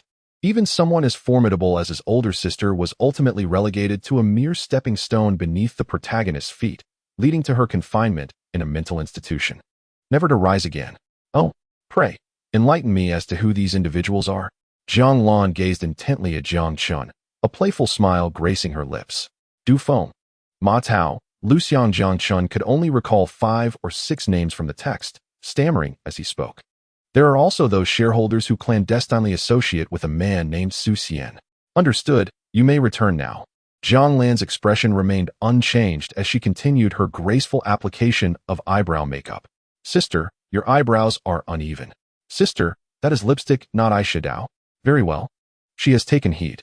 Jiang Chun felt a surge of satisfaction as he turned to discreetly slip away. With her capabilities, it would be exceedingly simple for his sister to eliminate them one by one without a trace. Perhaps the protagonist's aura was indeed formidable, but by introducing some resistance along his path of growth, one could only believe he would find it most arduous. He sought not to vanquish the protagonist, but merely to safeguard the Jiang family, and that was sufficient. Brother Su Xian, you truly possess remarkable skills. You have managed to extract a concession from the Jiang family, albeit at the cost of leaving my classmate with a record. At that moment, Gu Xuan nestled against Su Xian, her face a portrait of admiration. Yesterday, she had approached Jiang Chun, only to be ignored by that infatuated fool, leading her to seek Su Xian's assistance. Su Xian had already achieved a modest degree of success and wielded considerable influence in Jiang City. Who could have anticipated that early this morning, Su Xian would resolve the matter? Xiao Shui, while I too wish to involve myself in this situation, it is truly not within my purview to resolve it. Before I could even begin reaching out to acquaintances, the issue was already rectified. Su Xian found the turn of events rather perplexing. He had received word that the Jiang family's legal department had initiated an appeal, only to subsequently retract it. How did the Jiang family suddenly relent? However, this turn of events is fortuitous. My current strength is still far from being able to shake the foundations of the Jiang family. If I were to take action now, it would be all too easy for them to detect my intentions. I must gather the most critical evidence to assist me in becoming the foremost figure in Jiangqing. I refuse to believe that Jiang Qingshan, that old man, is without a single blemish. Once I manage to seize that evidence, the entire Jiang family will be firmly in my grasp, and with a mere breath, they could vanish into thin air. The business world is akin to a battlefield. If I wish to grow stronger and even venture beyond Jiangcheng, I will inevitably face the formidable obstacle that is the Jiang family. Only through careful planning can I remain composed in times of crisis and manipulate the entire scenario to my advantage. You truly are remarkable. That Jiang Chun cannot even begin to compare. Gu Shui was almost enchanted, her eyes filled with admiration for Su Xian. When Jiang Chun was mentioned, Su Xian regarded him with disdain. That man, whom he had seen from a distance, was nothing but a spoiled rich kid, rumored to be a libertine, who had never cared for his studies, skipped classes to fight, and was fond of beautiful women. He seemed to lack vitality. Such individuals, living off their family's wealth without lifting a finger, are beneath his contempt. Su Xian was determined to shine brightly in front of these self-proclaimed elite second-generation rich kids, to ascend step by step to the pinnacle, becoming the wealthiest and most powerful person in the world. Not at all. It is clearly you, little Shui, who supports me from behind. Without you, I would be nothing. With this thought in mind, Su Xian humbly attributed his achievements to Gu Shui. Please don't say that. If you hadn't saved me back then, I would have perished long ago. Gu Shui murmured softly. Meeting you was the most beautiful arrangement of fate. Su Xian complimented sweetly. Little Shui, it's getting late. We should return to class. Jiang Chun has already severed ties with you. You must avoid any further entanglements with him. Once I finish my current tasks, our company will expand once again, and when Jiang Chun encounters you then, he will have to show you utmost respect. All right, thank you, Su Xian. Jiang Chun had skipped his first class that morning, spending time in his study consolidating the new high school knowledge he had acquired. The system had been exceedingly considerate, providing him with an enormous disk at no cost, allowing him to effortlessly print all the materials. Is this useful? My sister is a super scholar, Jiang Chun mused, filled with skepticism. After all, having experienced the college entrance examination himself, he knew that merely memorizing knowledge points without practicing questions would not lead to high scores. Diligent practice was essential. Nevertheless, he reassured himself that he had already submitted 5 years of mock exams and 3 years of college entrance exam papers. With knowledge points and exercise books at hand, what more could he need? Jiang Chun successfully convinced himself and approached his sister's door with the high school materials in hand. Given the state of her foot, she likely hadn't attended class and was probably still inside studying. Having learned from the morning's lesson, Jiang Chun refrained from entering and instead slipped the materials through the door crack. By the time he arrived at Jiangcheng University, it was already 9 in the morning. Bidding farewell to 3 relentlessly enthusiastic seniors who insisted on escorting him to the classroom, Jiang Chun hummed a little tune as he entered, seeking out a prime seat. What a lovely silhouette, unmistakably a charming young lady. Directly in front of Jiang Chun was a quintessential beauty, her long, lustrous black hair cascading gracefully, her fair and dewy skin radiant, and her posture elegant, resembling a stunning landscape. I always thought, why should a man be infatuated with a single flower? I wonder what that fellow was thinking. What is so special about Gu Shui? Jiang Chun whistled, and the beauty turned to glance back. Goodness, what a vision. Jiang Chun hurriedly raised his book to shield his face. Chen Gu, over here, come here. Wang Wei, known as Lao San, waved at Jiang Chun, his face adorned with a smile as bright as a daisy. I don't know him. Jiang Chun turned away, suspecting that his roommate was up to no good. Ultimately, Wang Wei approached, pulling out his phone, the screen filled with pictures of the campus beauties from Jiangcheng University. Chen Gu, take a look, which one do you fancy? My brothers will help you make a romantic connection. I like them all, Jiang Chun replied, his expression devoid of emotion as he gazed at Lao San. All of them. Lao San paused, somewhat puzzled. All right then, I'll have Lao Lu work on it. Let us see if he can arrange for them to come to you. It's not about having high standards. It's about having dreams, my friend. No need for that. I have no thoughts about beauties at the moment. Jiang Chun stated coldly. That is fine. After we return to the dorm, we'll just tie Lao Lu up and toss him on your bed. What on earth have you done to him? Yes, your all-purpose guy, ISNT? Indeed. Our dorm's most enigmatic person is Lao Lu, Lin Yan, commonly referred to as the jack of all trades. He knows a bit of everything, rarely seen, but when needed, with a simple word, he can arrange everything seamlessly. Wang Wei's eyes sparkled, his words flowing like a river, unbroken and fluent. Lao Lu is truly remarkable. Jiang Chun felt a slight dissonance in his memory. This Lao Lu seemed not to be the character from the book. While there was indeed a 6th person in their dormitory, he certainly did not go by Lin Yan. Yet Jiang Chun could not recall his name. The original text provided scant detail about Lao Lu, and since Jiang Chun had been pursuing Gu Shui, his encounters with his brothers had diminished, leaving him with little impression of Lao Lu, save for the fragmentary recollections he held. In his memory, Lao Lu was formidable in fights, exceptional in studies, capable of verbally reducing someone to tears without resorting to profanity, and most importantly, quite handsome, though perhaps slightly less so than himself. Of course, this fellow had a penchant for frequenting the craft of handiwork. One could not possibly catch a cold every day during the sweltering summer, could they? Chapter 8. Aiming to vex the protagonist. Before long, a middle-aged teacher with a receding hairline and silver-framed glasses staggered toward the podium, clutching a hefty stack of textbooks. The timing was impeccable as the roll call commenced. Zhang Ergu, present. Lao Air, Wang Wei, instinctively responded. Wang Wei, you rascal, do you think your name is Zhang Ergu? Why did you respond? The middle-aged teacher adjusted his glasses, his expression decidedly unfriendly as he glared at Wang Wei. My apologies, I misheard. Wang Wei scratched his head, offering an awkward smile. Zhang Ergu? Zhang Ergu? Absent, mark it down. Damn it. Ergo, this isn't my fault. Wang Wei exclaimed, raising his hands in a gesture of resignation, claiming he had fulfilled his duties. Jiang Chun, here. The teacher cast a glance at Jiang Chun, a flicker of surprise evident in her eyes. Well, look who has graced us with their presence today. This is quite the rarity, she declared. Class is now in session, the teacher announced. Old Lu is impressive. With barely half the class present, she still managed to call out 2 names. How pretentious. Jiang Chun narrowed his eyes, scrutinizing the teacher's meticulously prepared materials. Excellent. The topic today revolves around the considerations following a sow giving birth to piglets. Jiang Chen's expression darkened. What on earth is this? Is there truly a subject so absurdly inhumane? What were my parents thinking? Even studying civil engineering would be preferable to this. I am utterly exasperated. How can I focus on my studies under such circumstances? I have no desire to listen. Teacher, I don't understand. After a sow gives birth, how can we prevent the piglets from being crushed? If a piglet chokes while nursing, what are the effective rescue measures? Zhang Ming raised his hand, his face serious as he posed his inquiries. Good heavens, is truly a demon. Not only did he listen, but he was also able to extrapolate and ask further questions. Jiang Chun, feeling powerless to critique, took out his phone to check yesterday's stock performance. 9 stocks aligned with my predictions, but one seems to have encountered a problem. Oh, this anomaly appears to be linked to the Sun family. Suddenly, Jiang Chun recalled a certain incident.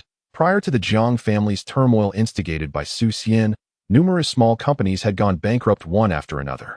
The narrative glossed over this, but it was clear that Su Xian was orchestrating these events behind the scenes. Exploiting his stock manipulation abilities, he ruthlessly attacked the stock prices of listed companies, causing turmoil in their markets. Then, with minimal investment, he would acquire scattered shares, which could either be resold at a premium or lead to the destruction of the companies, ultimately allowing him to buy them at a bargain. It seems Su Xian has become quite wealthy now. I must act swiftly to thwart him, at least until my sister can expel the spies. The Sun family is neither too large nor too small. They own a mid-sized enterprise valued at 4 billion, a well-known clothing company in Jiang City, renowned for its high-end brand. If Su Xian intends to flood their stock market, he would need to invest several hundred million. Truly, he is wealthy, Jiang Chun mused, reflecting on his meager daily allowance of a mere 100,000, with extravagant expenditures and barely 20 million in savings. This won't do. If there's a bargain, everyone should benefit. Jiang Chun grinned widely, determined to involve himself in anything that could hinder Su Xian. He quickly sent a text to Zhang Lan. Sister, check what's happening with the Sun family stock. My classmate mentioned there's a great opportunity to seize. Now, I await a favorable response. Sister, please do not let me down. At Jiangshi Group, Zhang Lan had just met with the individuals her brother had mentioned, yet she had not detected anything amiss. However, concerning the stability of the company, Zhang Lan remained apprehensive. She dispatched individuals to monitor their activities, prepared to act decisively at the first sign of trouble. Her vigilance was unwavering. She could not tolerate even the slightest oversight. Recently, her younger brother had been unusually vocal. Upon noticing her phone illuminate, she retrieved it to check the message. It was from Jiang Chun. Dear sister, you must see what has happened to the Sun family's stocks. A classmate mentioned there's a significant opportunity to seize. Stocks? He dabbles in that. Jiang Lan shrugged, baffled by her brother's sudden transformation overnight. However, regarding the Sun family's stocks, Father, it appears the Sun family has been undermined. Their stocks have plummeted to the lowest point, teetering on the brink of collapse. Zhang Lan, herself an investor, quickly discerned the situation amidst the recent fluctuations in the Sun family stock. A skilled operator was ruthlessly manipulating the market, bringing a company once valued at 4 billion down to 2 billion, an act that could spell ruin for the Sun family. Dear daughter, if you wish to act, do so. The Sun family is somewhat connected to us. If we can assist, we shall. Jiang Qingshan responded. Finance. Swiftly consolidate the scattered shares of the Sun family under the company's name. All of them. But their shares are continuously declining. Acquire them all. Jiang Lan asserted on the other end of the line, her tone leaving no room for argument. Should any issues arise, I will take responsibility. The Sun family is merely that. At this moment, Su Xian had just obliterated the Sun family's stock value, driving it to its nadir. The Sun family's company was severely diminished, poised to topple with the slightest breeze. By rapidly consolidating their shares, Zhang Lan anticipated a profit of at least 700 to 800 million. For this moment, she had waited several months. As the Sun family had recently invested heavily in new projects, depleting their resources, the Sun Group was now in a precarious position, devoid of funds. Rendered helpless as Jiang Lan executed her strategy. Impressive, Brother Su. Once we complete this transaction, we shall amass a fortune. Such sums I had never dared to imagine. One of Su Xian's team members, Xiao Li, exclaimed with admiration. This strategy is remarkable. With Brother Su at the helm, who knows? Perhaps Jiang City will witness the emergence of another Pfft. Quickly, let's consolidate our positions. We will celebrate later. Su Xian understood the importance of remaining vigilant, aware that overconfidence could lead to downfall. Only once the tangible gains were secured could they consider revelry. Wait, someone is acquiring shares at the bottom? Shaoli refreshed the page, his previously exuberant demeanor fading into a pallor of concern. We must act as well. Su Xian thought grimly, his long fingers tapping frantically on the keyboard, beads of cold sweat forming on his brow.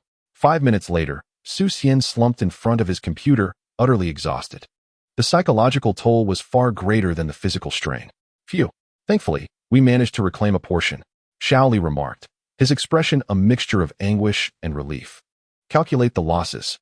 Su Xian's countenance remained grim, yet he maintained his composure.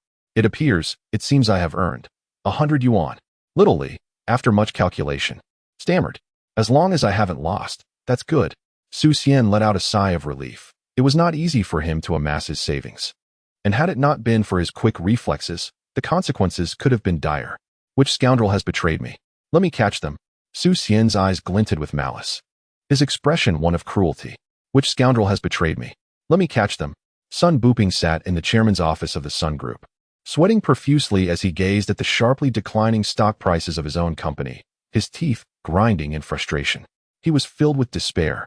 Chairman, the market's scattered shares have primarily been purchased by 2 accounts. One holds 30, and the other 10. A secretary rushed in, delivering the latest stock market news to the chairman. The 30 stake was acquired by the Jiang family, while the 10 stake was bought by an unknown account. The Jiang family? Sun Buping's expression froze, clearly taken aback by the involvement of the Jiang family. I understand. You may leave now.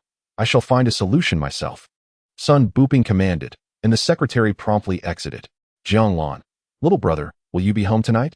I have something to discuss with you. After sending the message, Jiang Lan closed her phone, deep in thought, unable to comprehend. Perhaps it was merely a case of a blind cat stumbling upon a dead mouse. Ding dong.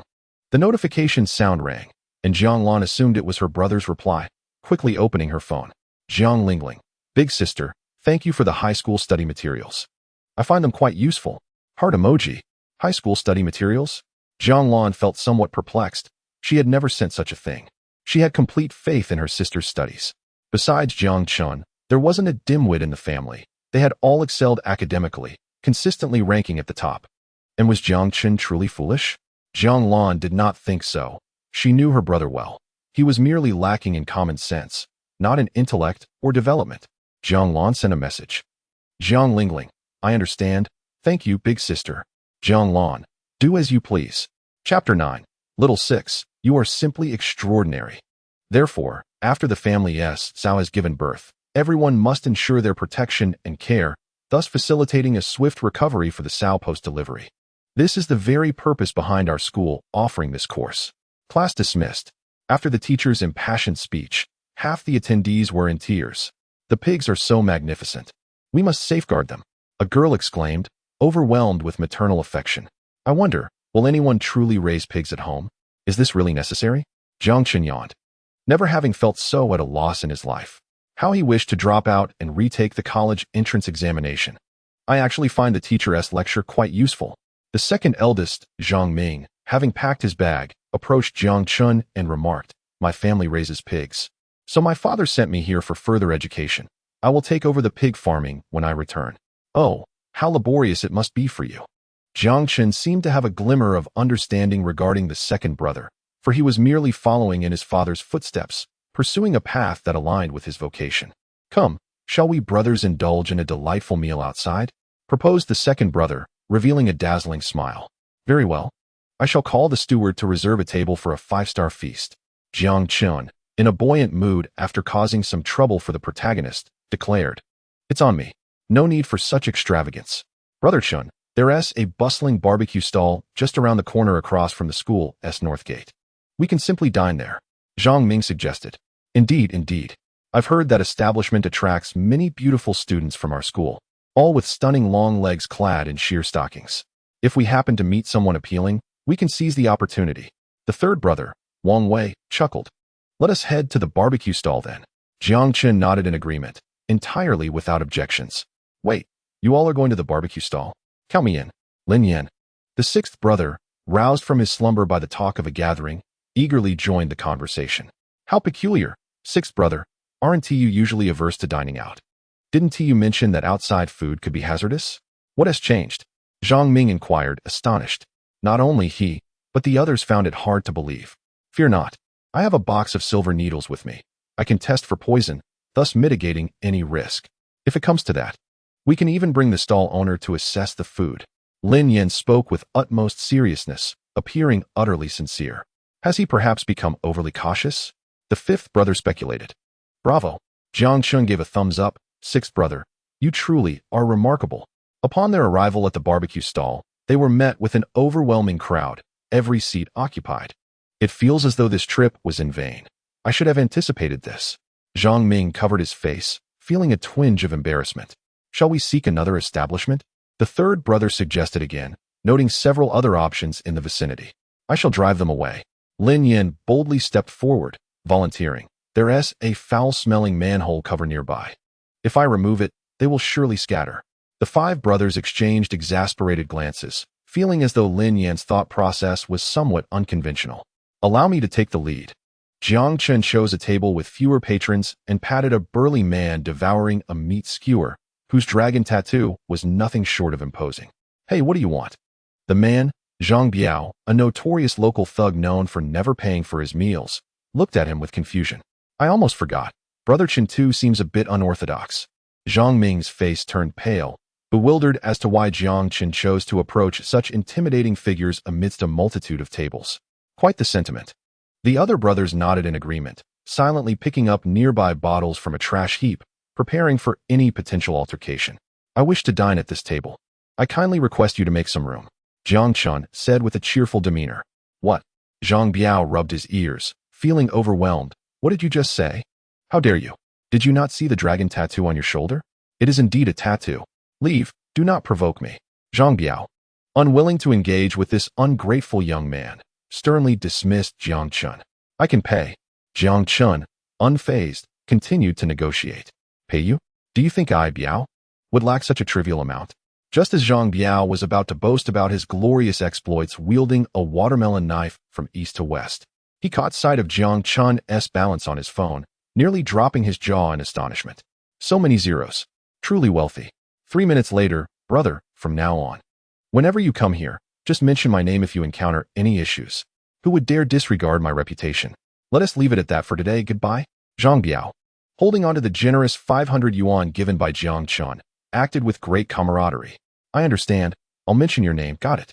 Jiang Chun waved his hand in a gesture of farewell. Goodbye. Jiang Chun's companions were left dumbfounded, all exclaiming in unison. Incredible, the power of cash. So this is how it can be resolved? Lao Lu, picking his nose, suddenly realized. In fact, he had an even simpler solution. Come, let us eat. Jiang Chun called his brothers to sit down. Boss, start by grilling 100 lamb skewers, and bring out some cold dishes at your discretion. We have class in the afternoon, so no alcohol for us. Sure thing. The boss, delighted to see Zhang Biao chased away by this group of youngsters, quickly stoked the fire to begin grilling lamb skewers. The waitress, a woman in her 30s, courteously served dish after dish of cold appetizers, saying, Please enjoy. Let us eat. Wait. Lao Lu frowned, pulling out a wooden box from his pocket filled with numerous tiny silver needles. Let me test for poison first.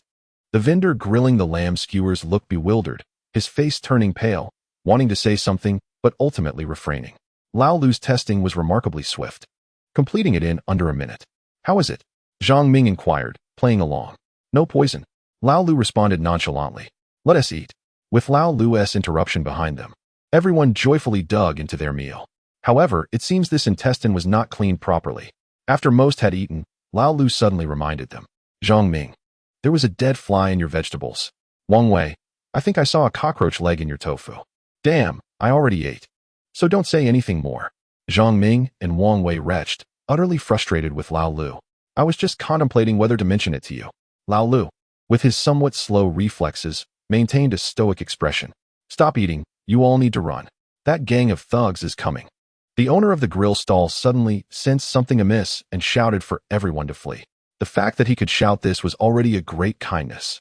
Everyone, remain still, this is a robbery.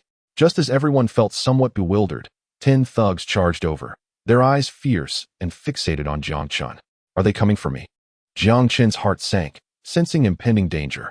As a prominent scion of Jiang City, Jiang Chun had been no stranger to abductions since childhood, 3 times in elementary school, twice in middle school, and 4 times in high school. It wasn't until university that the occurrences diminished significantly. What do you intend to do? Young master, you should leave first. I will cover you. Uncle Jiang arrived in a car, his face etched with urgency. You old fool, you think you can take on them alone? That's suicidal. 2 burly thugs emerged from the gang, brandishing knives as they charged at Uncle Jiang. However, Uncle Jiang was not merely a chauffeur. He was a seasoned veteran, adept in combat. With a swift crouch, he evaded the downward strike and executed a graceful sweep, sending the 2 thugs crashing to the ground, howling in agony.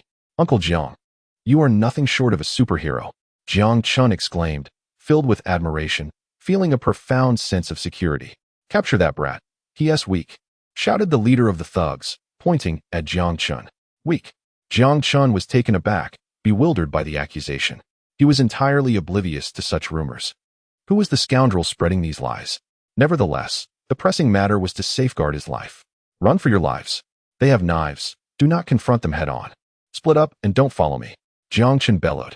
Suddenly, with a swift motion, the 6th brother unleashed 10 silver needles from behind him, accurately striking the faces of the thugs. Ah, the sword demon? Jiang Chun and his companions gasped in astonishment, each emitting cries akin to startled groundhogs. Brother Lu, you are simply extraordinary. Caught off guard, 5 thugs were pierced by the silver needles, clutching their faces in pain and lamentation. You seek death. I am armed. The thug leader, having never encountered such a formidable opponent, resorted to a blatant display of force, brandishing a gleaming black handgun. With a fierce glare, he aimed at Brother Lu and fired twice. Yet, Brother Lu's reflexes were so swift that he appeared to leave an afterimage, bending low as the bullets whizzed past him. Ah, the sword demon? Jiang Chun and the thugs once again cried out in disbelief. Could he truly dodge bullets? The thug leader felt his head spinning, realizing his escape was futile, and redirected his gun towards Jiang Chun. Without hesitation, he pulled the trigger, the gunshot echoing ominously. Jiang Chun felt this was the closest he had ever come to death, more exhilarating than being hit by a freight truck. In an instant, the thug leader's palm exploded, a gaping wound appearing at the center, and the gun clattered to the ground as he howled in agony. Ah, my hand. My hand. Uncle Jiang, wielding a silver desert eagle, stood expressionless, smoke still wafting from the muzzle of his weapon. Young master, please return to the car. I will handle the aftermath here. He calmly instructed Jiang Chun. All right, Jiang Chun responded, rallying his brothers. Let us go. As they entered the campus, the 6 brothers inhaled the fresh air deeply. That was terrifying. I nearly met my end. Jiang Chun felt as if his feet were floating, as though one foot had stepped into the gates of the underworld. Let's head back to the dormitory. I need to change my underwear. Old Air exclaimed. I feel that way too. Old Sin echoed, still reeling from the situation. Facing a gun was far too overwhelming for them. It's been a long time since I've acted, and I'm a bit out of practice. Old Lu stretched his limbs, appearing nonchalant. I'm off to exercise. Farewell. He truly was remarkable. Old Air was once again astonished. Is this really the ordinary world? Given the Jiang family's strength, they should be aware of some formidable humans, like martial artists from a high martial world or Taoist priests from Maoshan. Yet there are none around my father, nor have they ever appeared in our household. But what is up with old Lu? He actually dodged bullets. He must be cheating. Jiang Chun felt somewhat bewildered and decided to stick with 6th brother from now on. That evening, upon returning home, Jiang Chun was immediately pulled into the house by his mother, Qin Lingyu, who grasped his shoulders and shook him vigorously. Chun, I heard you almost got shot today. While his mother was not wrong, her words somehow made him feel uncomfortable. It must be an illusion. Ah, I was careless and didn't dodge. That little thief caught me off guard, but let us not dwell on it, Jiang Chun remarked with a calm tone. If only he had a gun in his hand. How could anyone dare to ambush him? Oh my darling Chin, you scared your mother to death. Come here for a kiss. Qin Lingyu called him her little treasure. Her affection palpable. Indeed, Jiang Chen's mother was just that kind of person, treating him with a sticky sweetness, calling him her precious darling every day. However, If one thought of her as merely a naive sweetheart, they would be mistaken. Mrs. Qin Lingyu was a genuine powerhouse. According to Jiang Chen's recollections, she was the young lady of the Qin family from the imperial capital, possessing unparalleled beauty, grace, wealth, and capability. If not for the upheaval in the Qin family, leading to her mysterious disappearance, it would have been impossible for someone like Su Xian, the opportunist, to bring ruin upon the Jiang family. Dear author, you better keep one eye open and one eye closed on watch. Don't let me catch you, or I'll come to the real world and teach you a lesson. Jiang Chun thought of Uncle Zhang's silver desert eagle, which was undeniably handsome, and he couldn't help but feel a twinge of excitement. What? Do you want a gun? Qin Lingyu tightened her embrace, thinking her son must be frightened and now wanted a firearm for protection. Mom, Jiang Chen began to explain that he didn't mean it that way. Qin Lingyu then pulled out a large box from under the sofa, revealing several silver desert eagles of the same model as Uncle Zhang's, along with an AK-47. Don't worry, since you've asked your mother, feel free to take one. Later, I'll take you to a special training facility to practice your shooting. Jiang Chen gasped, staring at the handguns in the box, momentarily in a daze. Isn't this illegal? He suddenly blurted out, struggling to accept the reality before him. Nonsense. It is undoubtedly illegal. Qin Lingyu rolled her eyes. Yet it is not entirely unexpected given the poor security in Jiangchen, where terrorists frequently infiltrate and numerous assassins roam. Our family has also been forced into a corner. As for my sister, she possesses a blue mini pistol. My younger sister Shirley has a pink handgun, quite exquisite. Am I the last to know? Jiang Chun found it hard to accept, expressing a desire for solitude. Chun, this matter is indeed a fault of your mother. Your father and I have been so preoccupied that we forgot about you. Jiang Chun remained silent for a long while, sighing as he sat on the sofa.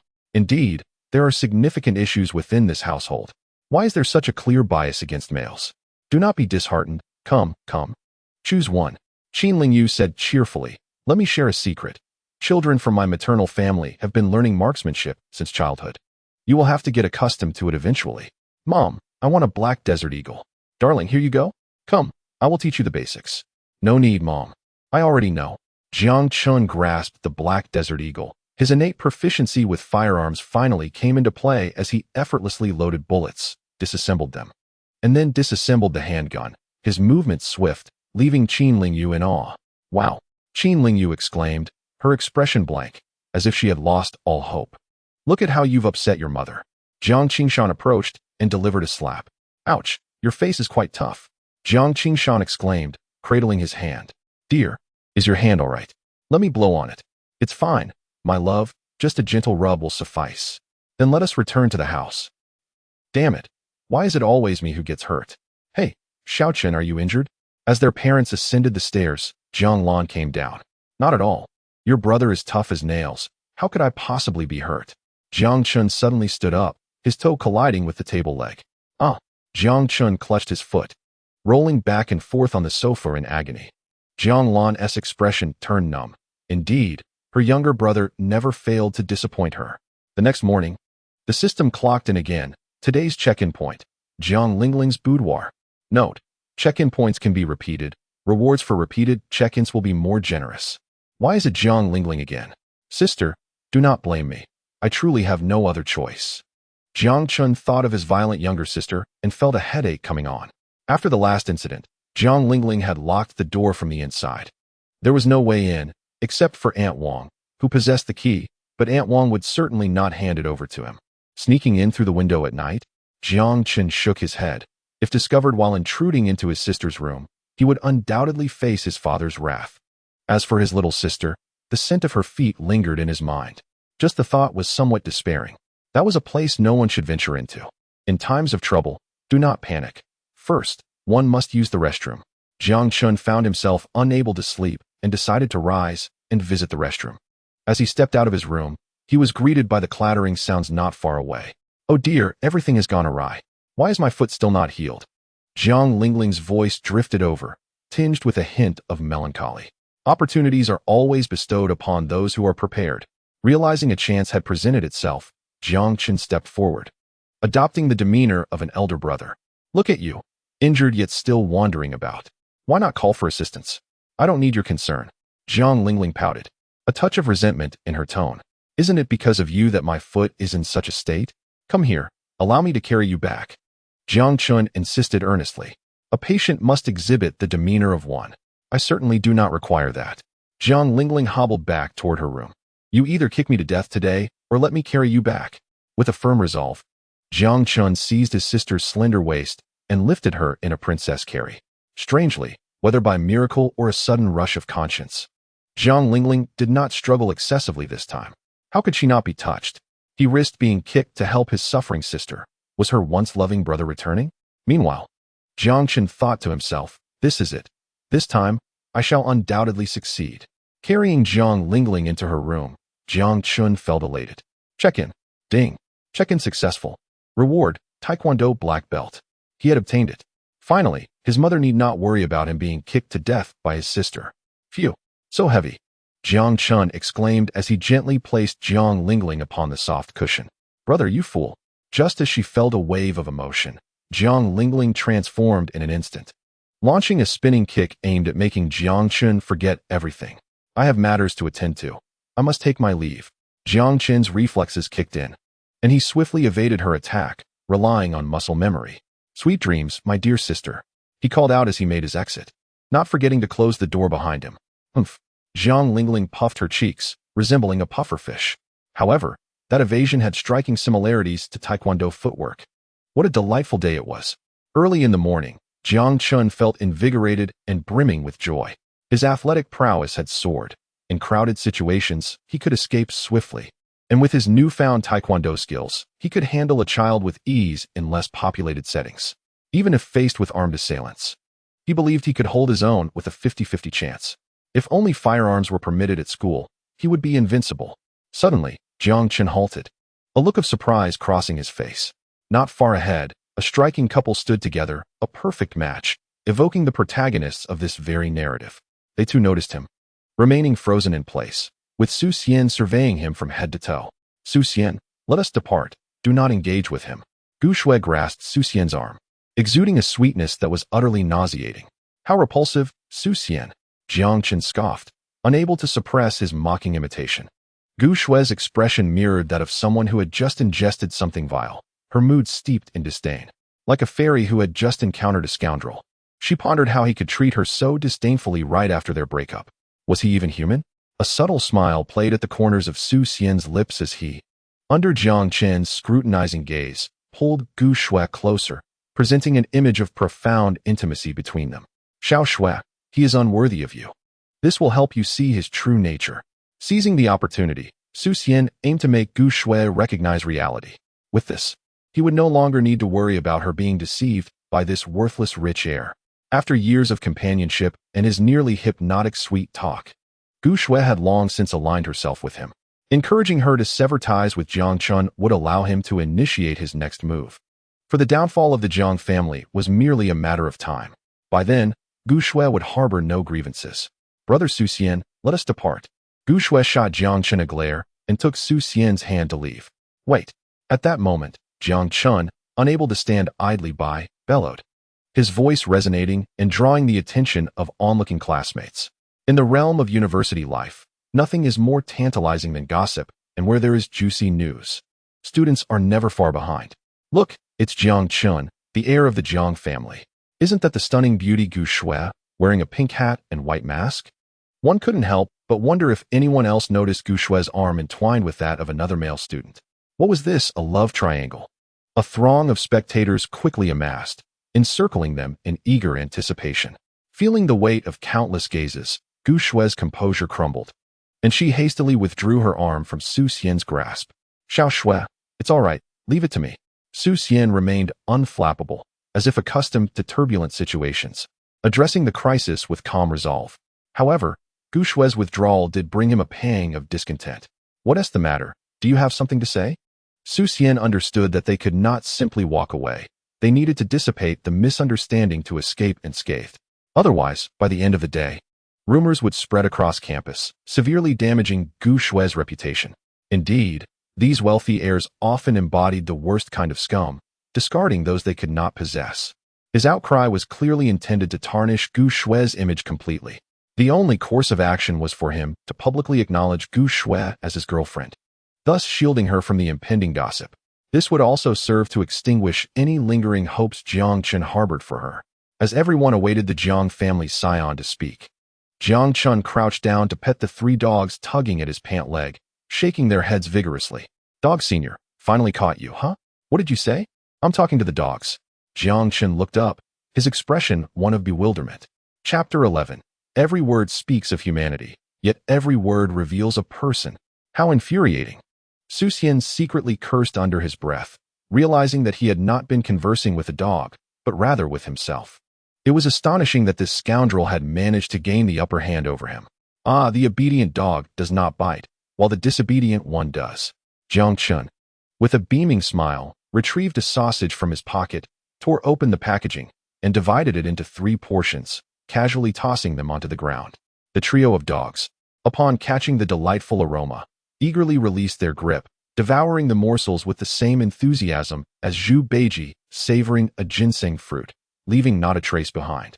However, this did not imply that they would refrain from biting Jiang Chun.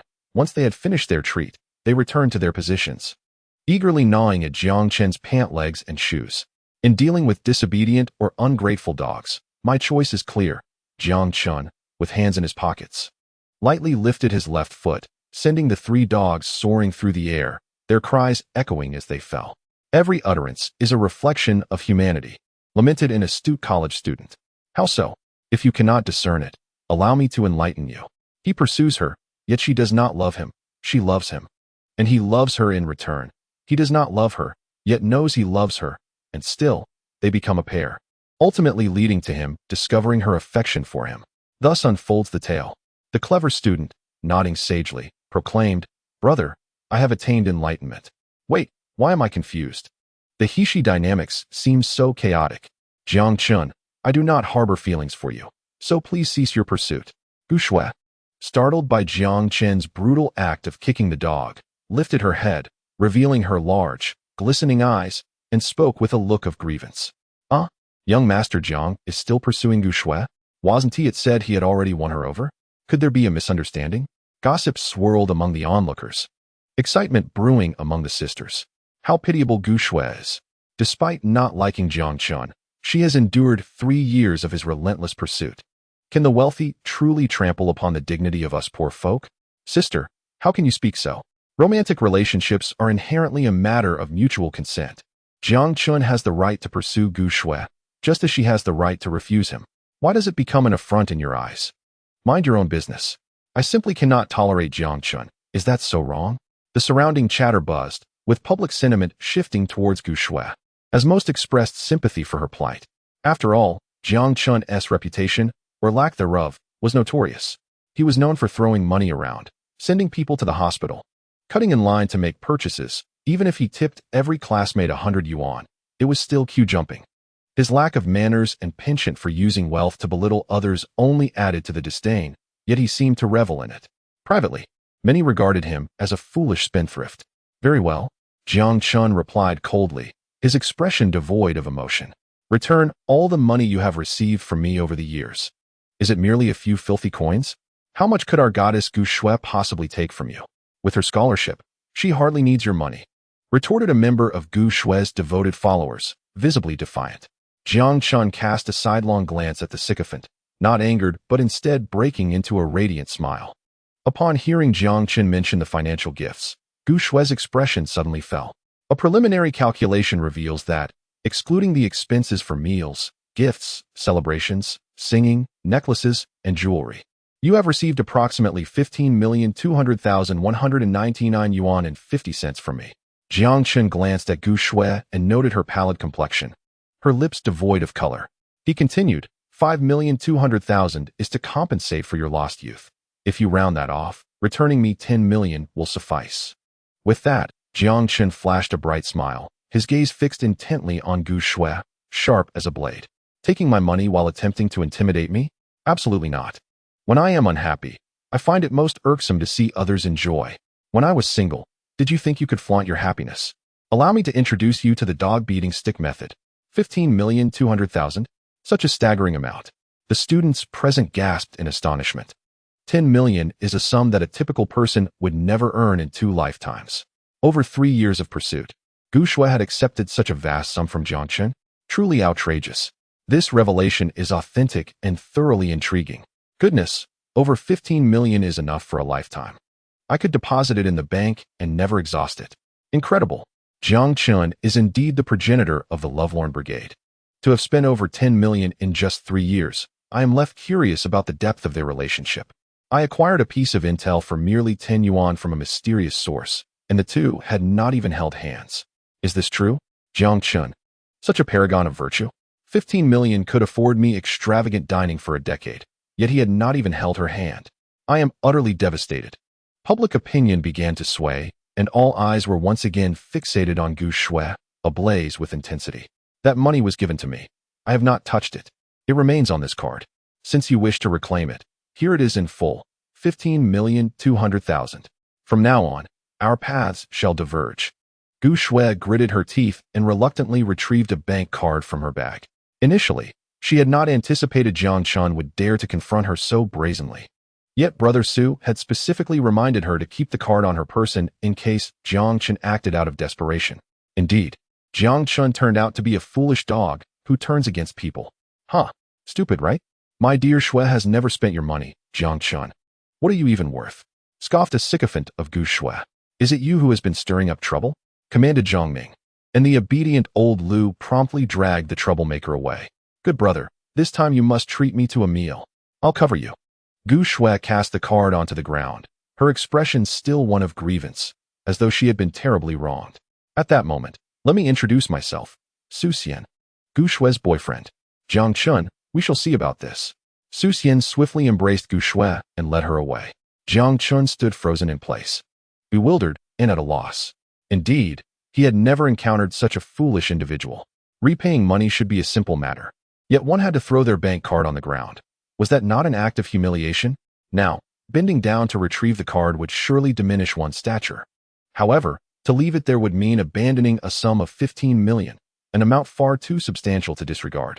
Taking a deep breath, Jiang Chen reluctantly made his final decision. To the second, third, fourth, fifth, and sixth, this money is now yours. Remember to pick it up. With that, he elegantly departed. Goodness, he just gave away the money so generously. Is it still possible to become brothers with Jiang Chen now? The campus forum erupted. Jiang Chen had been infatuated with Gu Shui for 3 years. Gu Shui's boyfriend was exposed, and Su Xian emerged as today's biggest winner, Jiang Chen's good friend. Jiang Chen's pursuit of Gu Shui had long been a topic of conversation at Jiangxing University, sustaining numerous marketing accounts. Today, a sensational revelation had emerged, igniting fervent discussions on the campus forum. Some labeled Jiang Chen as a lovesick fool, others spoke of his deep affection, while some branded him as a spendthrift. Concerning Gu Shui, opinions varied. Some claimed she feigned modesty, while others asserted that she was a paragon of virtue, impervious to wealth and power, embodying the essence of the new generation of women. There were even those who referred to her as a blossoming white lotus, criticizing her for not revealing her relationship sooner, which led to all the girls in her class being detained for 15 days, a situation that elicited sympathy from many. Jiang Chen did not peruse the campus forum. He could sense that he had become a sensation. The thought of a multitude of fools congregating to leave nonsensical comments dissuaded him from checking. He feared that if he let his temper flare, he might end up sending them all to detention. In the afternoon, during physical education class, Jiang Chen was forcibly dragged to the playground by his 5 roommates. Foster father, take a look up. There are so many stunning and alluring young ladies here. If you don't pay attention to them, how can we trust you with our money? Exactly, foster father. Choose a few, or we might have to tie up the 6th and throw him on your bed. Select someone. Jiang Chen replied nonchalantly, a blade of grass between his lips. If you are truly uneasy about holding on to your money, you can return it to me. Regret washed over him. Truly, that was a staggering sum of 15 million. If Jiang Lan were to find out, upon his return home, she would surely close the door on Jiang Lingling. Oh, being kicked by his sister was far too advanced for him. It would elevate him beyond his limits. Brother Chen, did you not say that as long as one enters a relationship swiftly, there is no sorrow, only love? If I had your conditions, I would need at least 4 partners. The second, Zhang Ming, squatted down, attempting to activate Jiang Chen's attributes. Based on my assessment, Jiang Chen might be experiencing some sort of deficiency showing a disinterest in women. The sixth remarked dramatically while performing a handstand to stretch. You say I have a deficiency? Upon hearing this, Jiang Chen instantly perked up. Let me assure you, that is utterly impossible. It shall never happen in this lifetime. I will find you a woman with an alluring figure and irresistible charm. Jiang Chen strode away with an air of confidence, accompanied by a mischievous smile reminiscent of a cunning uncle. The old sixth provocation technique proved effective once more. Indeed, old six, your ingenuity is unmatched. Zhang Ming, the second among them, gave a thumbs up, truly deserving of the title of the most versatile in our dormitory. I speak with sincerity. Old six shook his head, feeling an inexplicable misunderstanding linger in the air. Chapter 12. You must be the final boss. Pfft, attempting to provoke me? Not a chance. Jiang Chen sought refuge beneath a robust tree, its height barely reaching 6 meters. A perfect spot for respite, akin to a mother's embrace.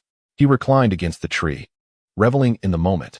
As he gazed upwards, a visage appeared within his line of sight, hair cascading to obscure the face, the mouth elongated, reminiscent of Sadako emerging from a television screen, inducing a panic within Jiang Chen. What manner of demon dares to approach? Witness my formidable prowess. Without a moment's hesitation, Jiang Chen delivered a swift slap. The unexpected encounter elicited a cry from the figure above, who promptly plummeted, landing squarely upon Jiang Chen's abdomen. Ouch! My kidneys. Jiang Chen's hands instinctively pressed against the soft form atop him, resembling jelly in its yielding nature. Upon closer inspection, he realized a girl clad in sportswear had collapsed upon him, her head downward, her long, fair legs pinning his head. You seek to end your life. The girl, now aware of Jiang Chen's unwelcome proximity, shrieked indignantly, clamping her legs around his head, pushing off the ground with her hands, and flipping her body with such force that Jiang Chen was sent sprawling away. Seriously? I'm a black belt in Taekwondo. Is this how you repay me? Jiang Chen lamented. Wait, Junior, it's all a misunderstanding. Clutching his aching waist, he felt as though she had struck a painful blow, leaving him gasping. Just as he regained his footing, the girl lunged at him with alarming speed, resembling a predator poised to rend him to shreds. Sighing in resignation, Jiang Chen realized he had no choice. With Uncle Jiang unable to intervene within the confines of the school, he had to fend for himself. Though he loathed the idea of resorting to violence against a girl, the humiliation of being knocked unconscious by a young woman on the playground was simply unbearable. He steadied himself, adjusting his breathing, preparing to engage. The girl unleashed a left hook aimed squarely at his chest. My apologies. Jiang Chen stepped back just in time, causing her punch to miss. Seizing the opportunity, he grasped her shoulders, leveraging her momentum to send her rolling across the ground. She tumbled twice before spitting out a mouthful of sand and charging at him once more. Meanwhile, his friends, noticing his prolonged absence, approached to assess the situation. What on earth? Why is Brother Chen fighting with a junior? The second one stood frozen in disbelief. Goodness, that junior is ferocious. Her clothes are torn, and she is fiercely attacking Brother Chen. The third one pulled out his phone, zooming in to clandestinely analyze the girl's statistics. Something feels amiss. Is this truly how Chen proves his vitality?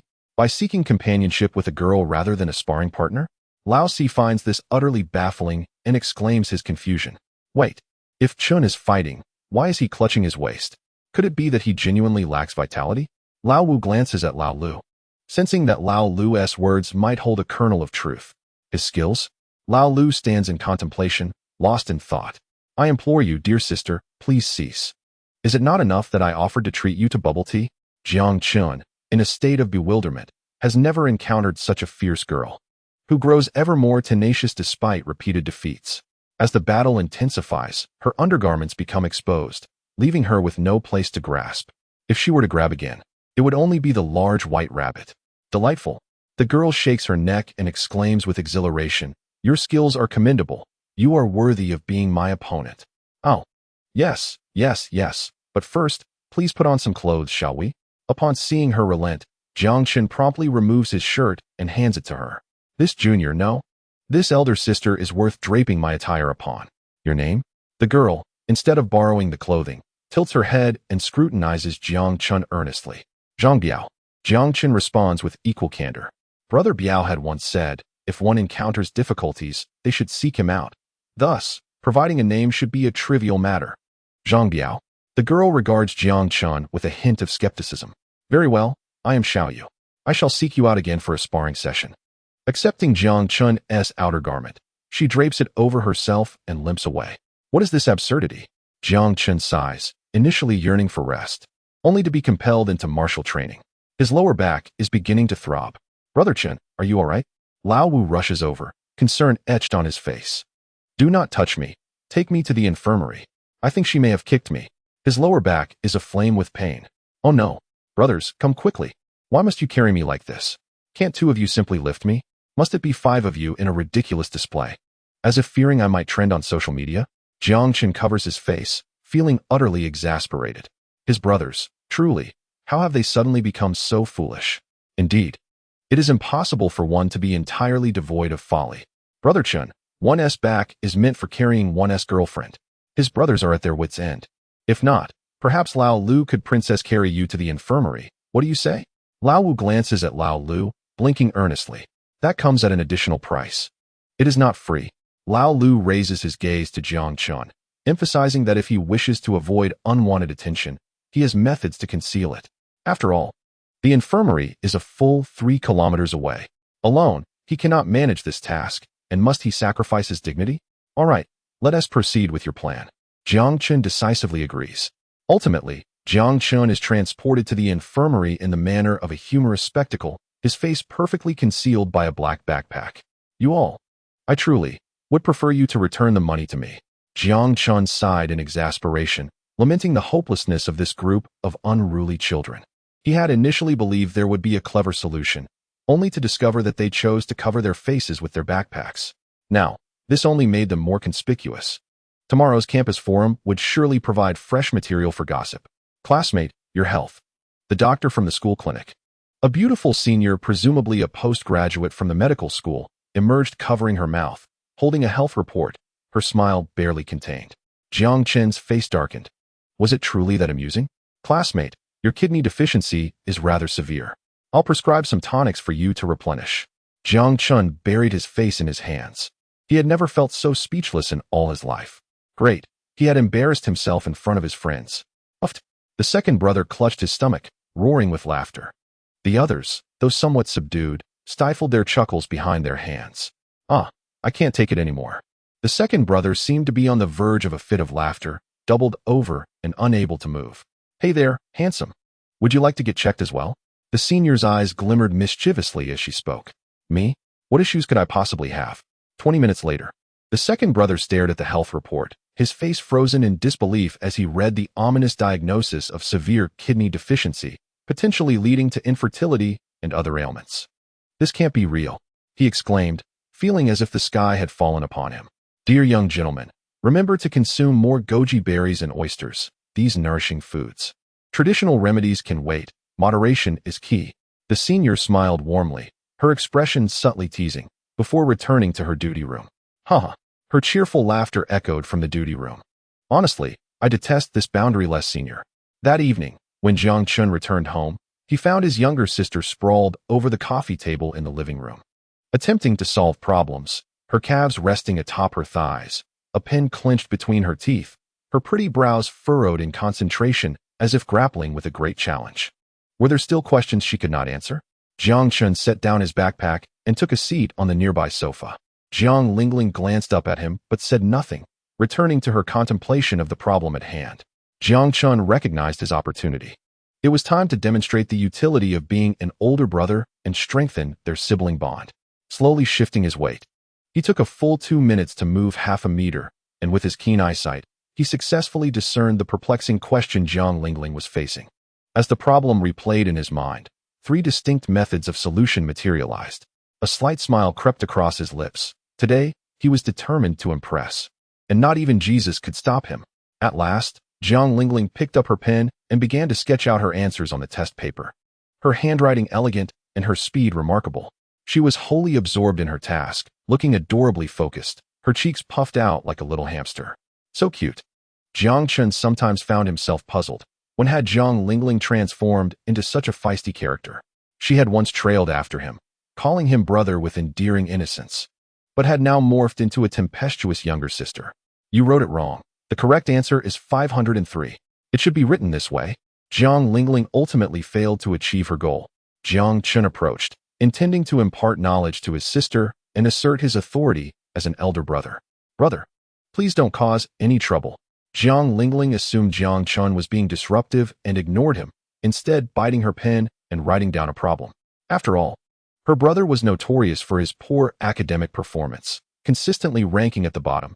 Had it not been for the family's wealth, he would have long resorted to selling sweet potatoes on the street. Sigh. Jiang Chun felt a twinge of sadness as he dejectedly rose to leave. I've messed up again. Jiang Lingling lamented, covering her head with her hands as she watched her brother's retreating figure. A couple of days passed. Oh dear, I haven't come across anything worthwhile lately. Jiang Chun sat in Uncle Jiang's car, gazing out the window and softly sighing. He believed that the rewards from the system emphasized talent and ability above all else. With material possessions being secondary, so far, only these two types of rewards had manifested. Money would come in due time. It was uncertain whether the system was deliberately playing tricks or if geographical factors were at play, leading to some peculiar sign-in locations. One was at the zoo, specifically in the tiger enclosure, where he failed to sign in successfully. Another was at a cliffside, also resulting in failure. Today's location, however, was somewhat better, the Jiangxing Auction House. Regarding the Jiangxing Auction House, Jiang Chun had vivid memories. Like many other stories of triumph, the protagonist in the auction house narrative often stumbled upon incredible deals. For merely 250 yuan, he could purchase a dilapidated bowl and a genuine painting by Tang Bohu from an elderly gentleman at the auction house. Just after the purchase, he encountered a discerning individual, a prominent figure from the royal family of the capital, who took a liking to the protagonist's artwork and subsequently bought it for a staggering 10 billion. Can you believe that? No, it gets even more outrageous. To curry favor, the protagonist sold it for just 5 billion, successfully establishing a connection with the royal family. He then roamed around and discovered a genuine Tang Sankai from the Tang dynasty at another stall, which held immeasurable value and could pave the way for further connections. Today, even if he didn't sign in, he was determined to arrive early and seize all these treasures, aiming to walk the path of the protagonist and leave him without options. Young master, we've arrived, Uncle Jiang announced as he stepped on the brake and turned to report to Jiang Chun. Where are the others? Jiang Chun inquired, peering outside. I gathered 100 people, young master. Are we truly going to engage in a brawl? Is this enough? Uncle Jiang's expression was complex. If the elder master found out, his dreams of being a steward would be shattered. Brawl? Who said that? Jiang Chun frowned. Young master, if we're not fighting, then why gather so many? Uncle Jiang pressed quietly. Send them to stand guard outside the auction house. If they encounter any beggars or elderly individuals who appear destitute, or anyone selling items priced below 1,000, buy everything. The auction house was vast, and Jiang Chun couldn't recall the specifics from the book. Since precise searching was futile, he decided to take a comprehensive approach. Uncle Jiang, I'm not Li Jia, I swear. Under 1,000, what good things could there possibly be? Very well, my young master. I shall notify them immediately. Sign in. Ding. Congratulations to the host for acquiring the art of appraisal. Ah, this is promising. While I may lack the luck of a protagonist, possessing corresponding skills can certainly bridge the gap. Time is of the essence. The protagonist is nearly upon us. Jiang Chun glanced at the clock. It was 9 o'clock. Su Xian should arrive around 9:30, and time is running short. Let us assess the situation. Stepping onto the street, it appeared that the vendors had been cleared away, as if by some unseen hand. The elderly stallholders had nearly all vanished. Remarkable, truly remarkable. As Jiang Chun walked, he activated the art of appraisal, eager to uncover any overlooked treasures. When dealing with a protagonist who defies reason, one must exert every effort. Unfortunately, his subordinates were exceedingly efficient. After a thorough sweep, only a few worthwhile items remained. Boss, this flower is splendid, along with the vase. I shall take it. Jiang Chun generously produced 200 yuan. Young man, would you not like to take a look at more? The elderly vendor, receiving the money with a smile, rose from his seat. As he stood, the art of appraisal illuminated. To Jiang Chun's astonishment, nestled beneath the old man's seat was a bronze artifact, its surface dark and unremarkable. Goodness, what a find. Chapter 13. Do not touch me, how unsightly. Elder, how much for this stool? Jiang Chun inquired with a smile. This stool? Oh, dear child, if you desire it, I shall gift it to you. The old man beamed with kindness. That will not do. Here, elder. Allow me to add another 200. Truly, you are a good child. The old man chuckled heartily. Not at all. Elder, here is my business card. Should you encounter any difficulties in the future, do not hesitate to reach out. Jiang Chen grinned. It is but a small compensation for taking advantage of someone. Young master, my brothers and I have purchased 3,000 items for a total of 1 million. What do you think? On the phone, Uncle Jiang's voice was somewhat hesitant. Fear not. I shall reward each of you 10,000 when we return home. Jiang Chen proclaimed with grandeur. Young master, you are truly generous. On behalf of my brothers, I thank you. After finishing his conversation with Uncle Jiang, Jiang Chen noticed Su Xian arriving, accompanied by Gu Shui. Brother Su Xian, why have we come here? Gu Shui blinked with curiosity. To seize opportunities. Su Xian smiled confidently, saying, Little Shui, I must tell you. I possess the ability to appraise treasures. No antique or gem can escape my gaze. Is that so? Gu Shui exclaimed in astonishment. Naturally. Did I not use my appraisal ability to discover you, my treasure girl? Su Xian's eyes were filled with affection for Gu Shui. How insufferable. Ugh. Although unaware of the conversation's content, Jiang Chen felt nauseous at the sight of their overly affectionate expressions from afar. Truly disgusting. As the saying goes, one should leave a little room for others, ensuring a pleasant reunion in the future. I, Jiang Chen, have never been one to pursue complete annihilation. With a generous heart, I have left you a precious antique. Oh dear, how magnanimous of me. Jiang Chen exclaimed, his eyes sparkling with joy.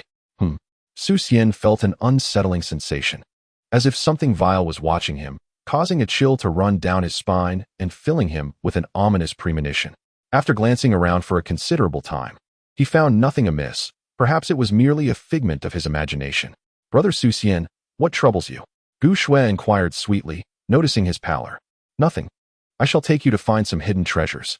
You see, while the items in the auction house are indeed valuable, they are exorbitantly priced. Outside, however, the vendors are often unaware of the true worth of their goods, resulting in much more affordable prices. It's akin to searching for gold among stones, exhilarating and rewarding. Su Xian replied with a cheerful demeanor, leading Gu Shui through the market. Is that true? Brother Su Xian, you are simply wonderful. I am eagerly looking forward to today.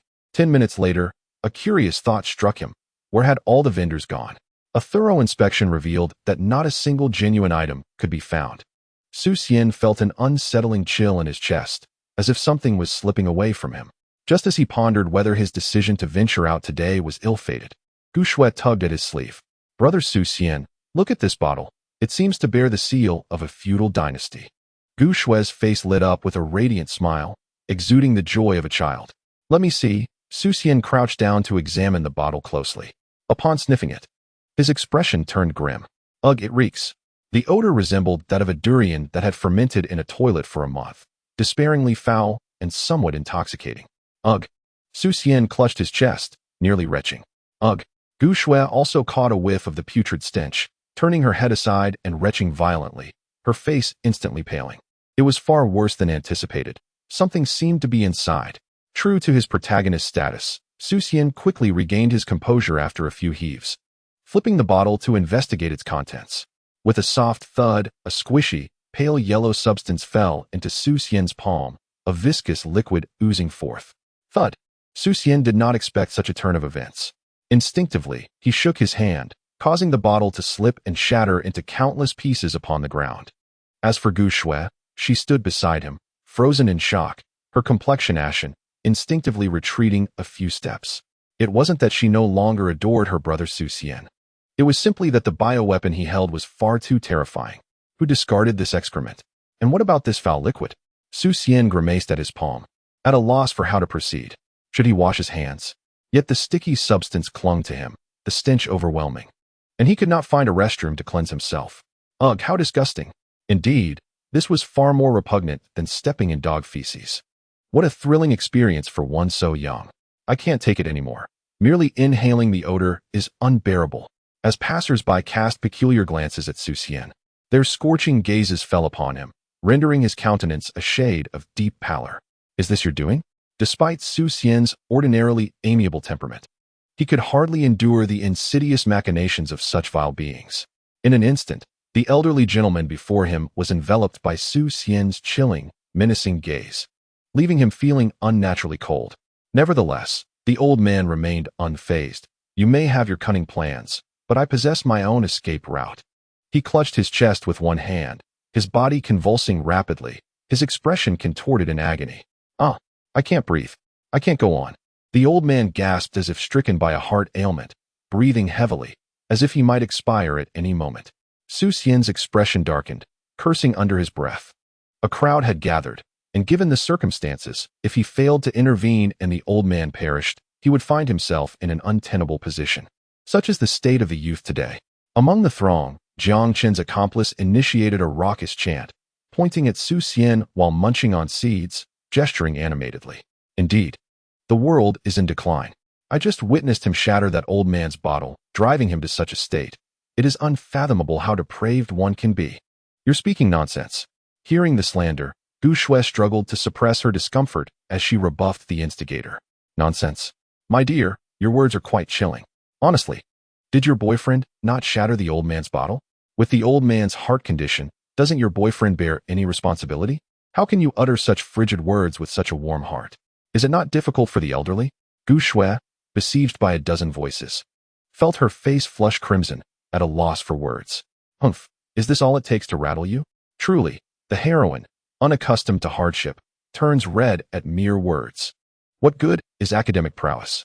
From a distance, Jiang Qin, with his extraordinary vision, discerned the unfolding drama involving Gu Shui, a smirk creeping upon his lips, his eyes brimming with disdain. Young master, it has been quite some time since you appeared this pleased. Jiang Shu, following Jiang Qin's gaze, saw nothing and was filled with curiosity. What do you see? To promote civility, we must first evoke joy. Jiang Qin smiled faintly, opening the car door. Jiang Shu, let us take a stroll. Certainly, young master. Jiang Shu nodded, complying readily. Bring forth that earlier painting and unfurl it. Jiang Qin's expression shifted from a smile to a focused determination. Today, he intended to infuriate both Su Xian and Gu Shui. Walk the path of the protagonist, leaving the protagonist with no escape. Though I am only familiar with the general trajectory of the first 50 chapters, I am confident that I can bring the protagonist to despair. If, in the end, the protagonist defies the odds and rises to prominence, so be it, for now. Let us relish the moment and deal with the future when it arrives. Could it be that the old man is merely feigning? Meanwhile, Su Xian, through careful observation, noted that the old man had been gasping for 2 minutes without any real issue. It was impossible that he was suffering from a heart condition. However, his feigned illness was becoming rather troublesome. Su Xian reluctantly extended his hands, intending to perform cardiopulmonary resuscitation on the old gentleman, while discreetly wiping his hands. Don't touch me, how filthy. The elderly man squinted as he observed Su Xian's foul-smelling palms approaching his chest, startling him into an upright position. A look of frailty on his face as he proclaimed, I'm fine. No, please don't. Cursed fate. He was so close to being clean. Su Xian felt a pang of disappointment and chose to rub his hands on the ground instead, truly repulsed by the odor. Have you all finished your insults? Are you not men, bullying a girl? Su Xian withdrew his hands, directing his gaze towards the few who had been the most aggressive towards Gu Shui, his face betraying no emotion, yet his eyes brimmed with genuine fury. These individuals were merely seeking trouble, each one idly bored. He was supremely confident that should they dare to retaliate with words or lay a hand on either him or Xiao Shui, he could easily subdue every single one of them within 5 seconds. The old man was unscathed. It turned out to be a misunderstanding. Disperse, disperse. The recently gathered spectators, sensing Su Xian's formidable presence and recalling the earlier warning to avoid confrontation with him at all costs, restrained their insults and refrained from any physical altercation. Even when they had been berating Gu Shui moments prior, they had only used the lines prepared by the young man, devoid of any profanities. In that brief moment, they had managed to earn a tidy sum of 50 yuan, feeling quite pleased with themselves. Wait, who said you could leave? Apologize to my girlfriend. Su Xian emanated a powerful aura, attempting to halt the departing crowd. However, they were all professionally trained and had their own methods for dealing with such situations. Ignoring him, they remained silent and continued walking away. Maintaining their composure, they felt justified. He had not uttered a single curse or resorted to violence. and the girl was merely exhibiting her own psychological frailty. What did that have to do with them? Come back. Su Xian felt a wave of embarrassment wash over him as no one acknowledged him. A discomfort so profound it could be likened to extracting a grand villa from his pocket. Indeed, he had never encountered such a situation before. Previously, he had dealt with vile individuals who would erupt in rage at the slightest provocation, allowing him to triumphantly defeat them one by one, relishing in his ability to turn the tables. Yet, he had never met such a refined group of people. After Gu Shui had sprinted away, they refrained from insults or fighting, leaving him with his considerable skills rendered useless. Acting impulsively would be unlawful, tarnishing both his and Gu Shui's reputations. While he had incurred no loss, an unsettling discomfort lingered in his heart, akin to having a firecracker lodged in his pocket. Painful. Yet he could not vent his frustration or seek retribution. Brother Su Xian, I'm all right. Gu Shui wiped her swollen, red eyes, looking quite aggrieved. Do not worry. They must apologize to you today. Su Xian observed Gu Shui beside him, feigning indifference while internally feeling utterly disheartened. Thud. Su Xian's foot crashed down onto the ground, creating a large pit beneath him. I command you to return. With a sudden tremor of the earth, the bodies of the onlookers jolted in unison. Turning to face Su Xian, their expressions filled with disbelief. A mere stomp of his foot had shattered the very ground. How terrifying this young man is. A wave of apprehension washed over the crowd. Had a fierce conflict truly erupted moments ago, they would have surely been no match for him. How perilous, how fortunate. Finally, they returned. Su Xian sighed with relief. Surely, this time, it would suffice. Apologize to my girlfriend. Su Xian's voice resonated with an undeniable authority, his countenance radiating a commanding presence that instantly subdued all present. The protagonist, indeed, lived up to the title. He was so formidable that it was wise to afford him some respect and avoid confrontation. Originally intending to showcase his prowess and deliver some scathing remarks to Su Xian, Jiang Chun swiftly altered his course, fully embracing the need for adaptability. The first rule of being a villain: one must never confront the protagonist head-on, lest one invites certain doom and becomes nothing more than a stepping stone. Young master, why have we turned around? Did you not say someone was looking for you ahead? Uncle Jiang queried, supporting the scroll with both hands, a hint of confusion in his tone. Uncle Jiang, have you ever heard the saying? A path that leads to nowhere. Jiang Chun narrowed his eyes, glancing at Uncle Jiang. Do we use our fists to clear the way? Uncle Jiang responded uncertainly. Foolish. We shall take another route. There are dogs ahead. We must avoid them, lest we get bitten. Jiang Chun shot Uncle Jiang a sideways glance, earnestly instructing him. Dogs. Uncle Jiang turned back, but saw no dogs in sight. Your eyesight is truly remarkable, young master. Unlike my daughter, who, despite her academic prowess, became nearsighted at an early age, one must choose between strength and achievement. By the way, Uncle Jiang, remember to report to the authorities about the road damage. I'll send you the photos shortly. Never mind, it seems unnecessary. Ultimately, Su Xian did not receive the apology he sought. Instead, the nearby security team arrived and took him to the security office for a chat. However, an elderly gentleman clung to Su Xian's leg, claiming he had broken his cherished vase and demanding compensation. It would have been better left unmentioned, but upon hearing this, Su Xian's expression darkened. The lingering scent of the yellow dipping sauce on his hands reminded him that he was being wronged. Reluctantly, he compensated the old man 50 yuan, who joyfully returned home, exclaiming he had made a profit of 40 yuan. This was a wave of annoyance that had cascaded upon him time and again. Chapter 14. The heavens favor the villain. The trend is irreversible. Young master, what are we doing here? I'm feeling a bit fatigued. Uncle Jiang felt a lack of blood flow in his hands. Holding the scroll was indeed exhausting. A raise of 1,000 yuan. Jiang Qin glanced back, his expression impassive. Rest assured, young master, I am currently filled with vigor. Even if 10 thugs were to confront me, I could handle them with bare hands. Uncle Jiang's expression was earnest and content. 1,000 yuan would be ample to buy his daughter 2 new dresses. I found it. Uncle Jiang, secure the painting. Success or failure hinges on this moment. Follow me. From a distance, Jiang Chun spotted an elderly man with white hair, clad in a flowing traditional robe, exuding an air of ethereal grace and vitality. He was the renowned figure Jiang had sought. This painting in his possession could fetch at least 500 million. 500 million. What a delightful prospect. Wealth would be within reach. Jiang Chun guided Uncle Jiang to the vicinity of their target. To ensure he was visible, Jiang Chun painstakingly maneuvered back and forth, and ultimately, his efforts bore fruit as he successfully captured the attention of the esteemed individual. "Excuse me, might I have a moment to examine the painting you hold?" Wang Qian exclaimed with palpable excitement, swiftly obstructing Uncle Jiang's path. "That will not do." Jiang Chun hastily shook his head. To comply outright would appear overly contrived. He needed to decline several times to avoid suspicion. It was important to remember that this man was a prominent figure from the Wang family of the imperial capital, seasoned by life's tempests into a shrewd individual. Only someone of the protagonist's unique caliber could navigate such encounters. Thus, he must tread cautiously. "Very well.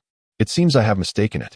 Wang Qian sighed, uttering no further words as he quietly departed with his entourage. At last, the moment had arrived. The plot had unfolded. Jiang Chun felt a mix of frustration. He had merely declined once, and the man had relinquished his interest. The protagonist had previously declined 3 times before ultimately succumbing to the transaction and forging a connection with a significant figure.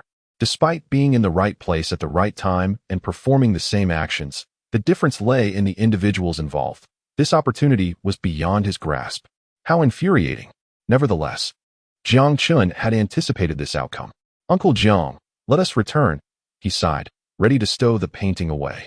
"Young master, is this the end?" Uncle Jiang, perplexed, felt as though his efforts had been in vain, having been instructed to secure the painting only to be told to put it away. "Handle the painting with care. Do not damage it. Return to me for your payment." Jiang Chun expressed a hint of disappointment, as his greatest fear had materialized. The plot could not be altered. He could make minor adjustments, yet the larger narrative remained immutable. There are still many days ahead. Surely, other methods exist. "System, lend me your strength." "Understood, young master." Upon returning home, Jiang Chun kicked the door open and was met with a room full of gazes fixed upon him. "Surely, I must have entered incorrectly." He closed the door and re-entered, only to find the same stairs. At the center sat a dignified elder with short white hair, his countenance radiating an imposing and cold demeanor, his eyes piercing as they scrutinized Jiang Chun.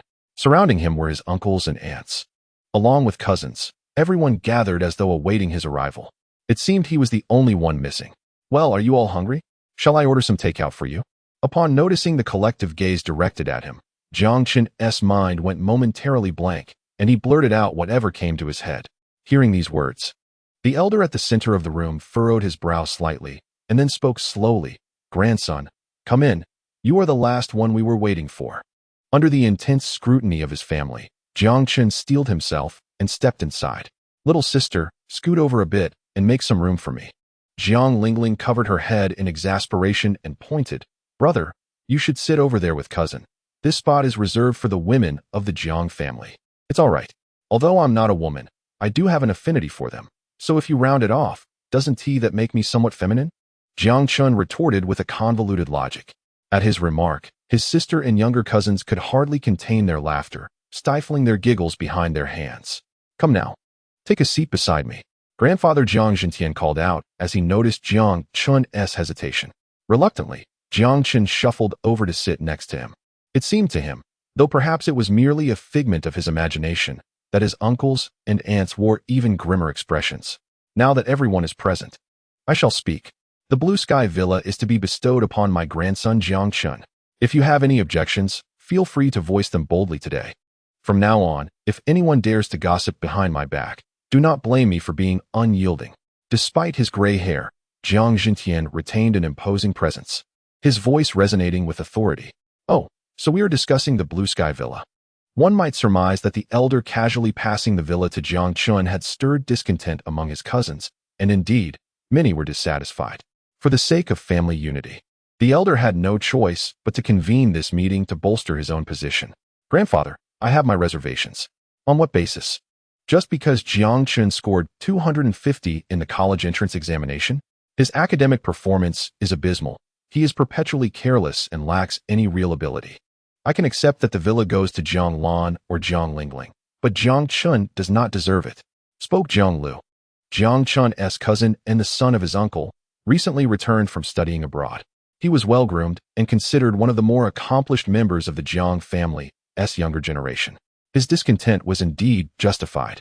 To be honest, If Jiang Chun were in Jiang Lu's position, he would also feel aggrieved, for his past self had been utterly disappointing, regarded as a mere nobody within the family. Had it not been for Jiang Qingshan's steadfastness in the face of pressure, Jiang Chun might have long been scorned by the Jiang family. Even the elder Jiang expressed repeated disappointment in Jiang Chun, distributing his wealth among many of the younger generation. While Jiang Chun received nothing but a meager monthly allowance of 10,000 yuan, with his other benefits dwindling to a pitiful extent. Yes, grandfather. I too feel it is unjust. Jiang Chun's major in college is swine care, which sounds rather unflattering. His behavior at Jiang City University has been nothing short of outrageous. Skipping classes, bullying classmates, throwing money to pursue girls, and for 3 years he acted as a sycophant, causing a scandal that brought shame upon our family. Yet you still show favoritism towards him, which I simply cannot accept. One of Jiang Chun's cousins chimed in, casting a glance at him. Pfft. Several younger cousins could hardly suppress their laughter, covering their mouths in amusement. Is there more? Jiang Jintian squinted lazily. Grandfather, I have a dissenting opinion. Jiang Lingling bit her lip, as if engaged in a profound inner struggle. My dear granddaughter, please share. Jiang Jintian immediately transformed into a warm and kindly figure. I believe my brother is rightfully entitled to this villa. Grandfather previously allocated the family assets. Yet my brother received nothing. Jiang Lingling glanced at Jiang Chun as she spoke. Little sister, I've misjudged you. I shall never again call you a violent one. Jiang Chun felt a surge of joy at his sister's defense. However, he hesitated to agree with her next statement. But my brother does have some flaws. He lacks a passion for studying, enjoys fighting, and occasionally teases others, earning quite a poor reputation at school. Jiang Lingling articulated her perspective. Ah, yes. Quickly, let us hear the reversal, my precious sister. She continued. Yet despite his shortcomings, I am still his family, and I support him. With that, Jiang Lingling took a seat. The light in Jiang Chen's eyes dimmed. Goodness, he had no redeeming qualities at all. Even a compliment about his looks would suffice. It seemed he had to step up. Ahem, let me say this. I shall forego the villa. It should go to my sister, Jiang Lingling.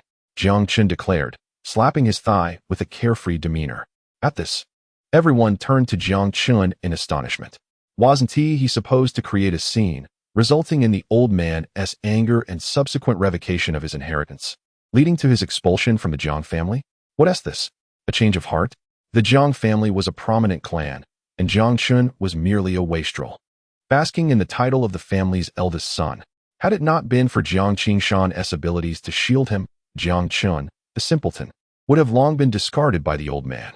For the Jiang family, having one less person to share the pie meant that Jiang Chun's portion would fall to everyone else, and they would relish seeing him in turmoil. Yet now, hearing Jiang Chun's refusal, they were all momentarily stunned. That villa was worth 300 million. How could he casually reject such an offer? Was he still the Jiang Chun who would throw tantrums at the slightest provocation? Jiang Lingling appeared bewildered. She felt numb.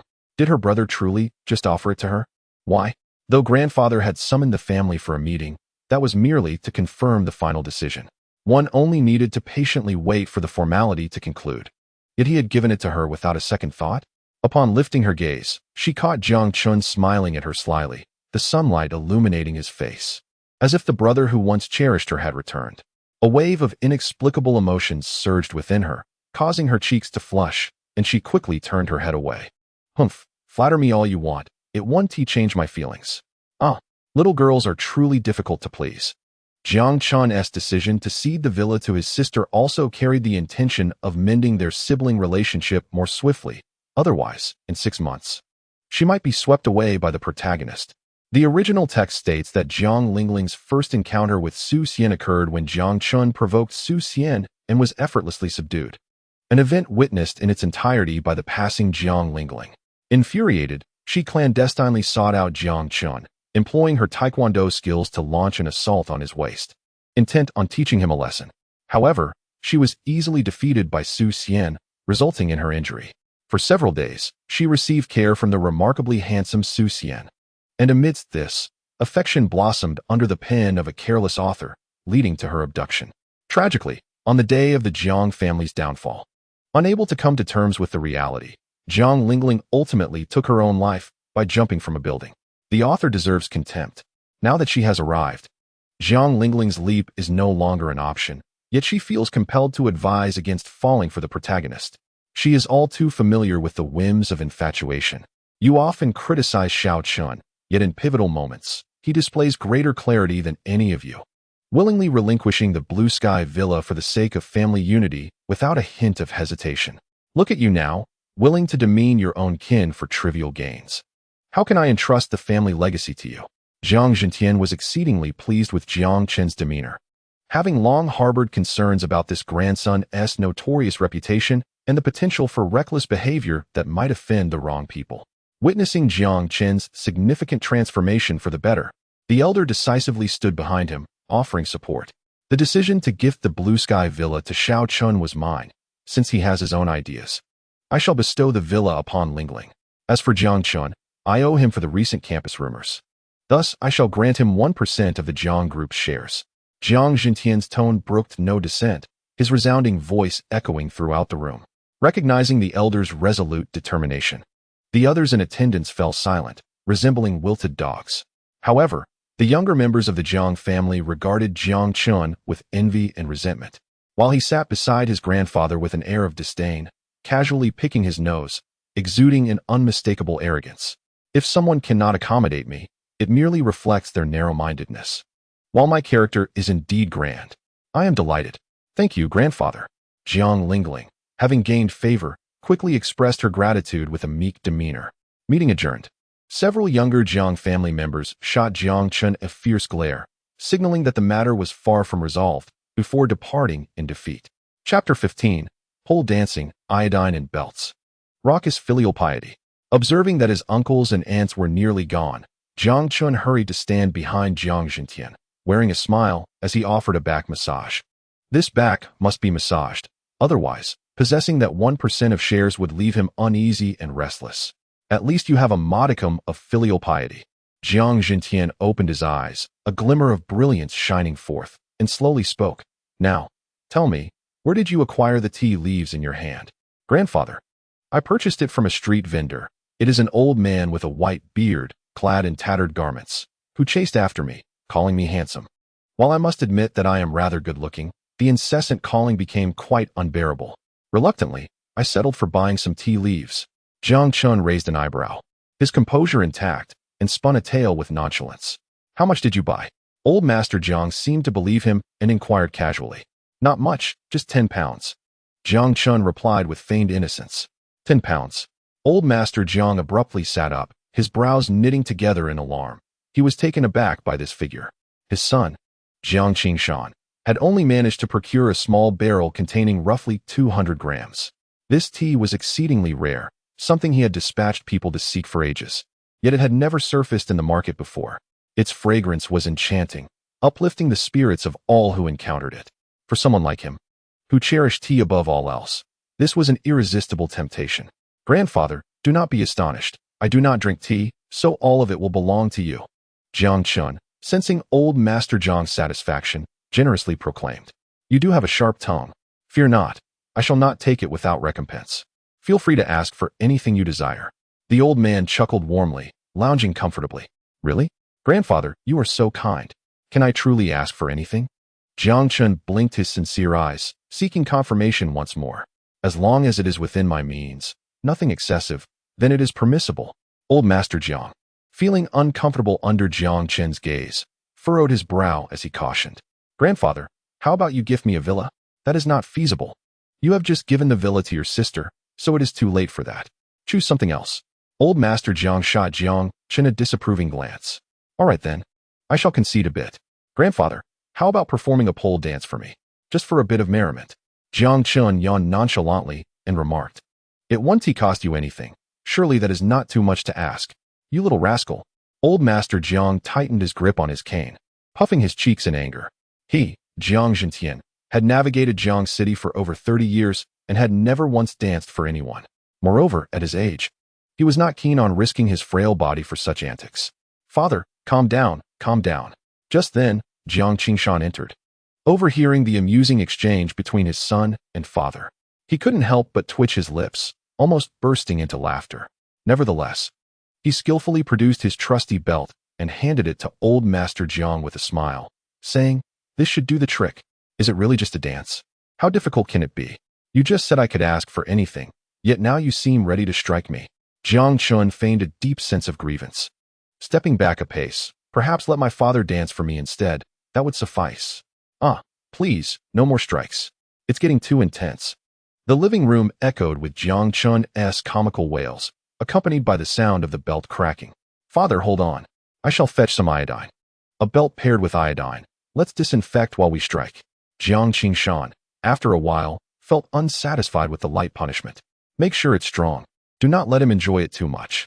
Old Master Jiang puffed in indignation as Jiang Lingling descended the stairs. She was greeted by the uproarious scene of 3 generations in merriment. Jiang Chun hung painfully from the beam, his expression one of agony, while his grandfather and father appeared fierce, akin to bandits ravaging a village, exhibiting sheer cruelty. Grandfather, I wish to massage your back. With this light-hearted remark, Jiang Lingling successfully rescued Jiang Chun from his predicament. That night, Jiang Chun lay on his bed, his back marked with crimson welts, wincing in pain. Really, it was just a pole dance. What is the big deal? Jiang Chun still failed to grasp what he had done wrong, chattering incessantly. Young master, please endure. Uncle Jiang was applying medicinal liquor to Jiang Chun's wounds. The alcohol stung like salt in the wounds, a sharp discomfort indeed. Young master, everything about you is fine. Except your incessant chatter. Just think, such a wonderful opportunity. A bit of pocket money, a small apartment, a sports car. Who wouldn't he want that?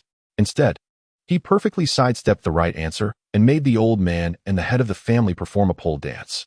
What on earth was he thinking? However, considering that the young master had recently gifted his sister a 5-year simulation and a 3-year college entrance exam preparation book for her birthday, Uncle Jiang suspected that the young master's mind might be somewhat unwell. By the way, Uncle Jiang, did you bring everything back? Jiang Chun suddenly inquired, suppressing his pain. His antiques were crucial for his future confrontation with the protagonist and needed to be preserved carefully. Indeed, as per your command, everything is stored in warehouse number 3. Not a single item missing. Uncle Jiang nodded affirmatively. That's good. Suddenly feeling a sharp pang in his back, Jiang Chun couldn't help but make a clucking sound. Apologies, young master, the medicine spilled. I'll fetch another bottle. No need, it should suffice. They used iodine to whip me. I'll heal quickly. The next day, Jiang Chun, dragging his battered body, arrived at the small warehouse he had been yearning for, collaborating with Uncle Jiang to sift through treasures. Young master, are there really treasures in here?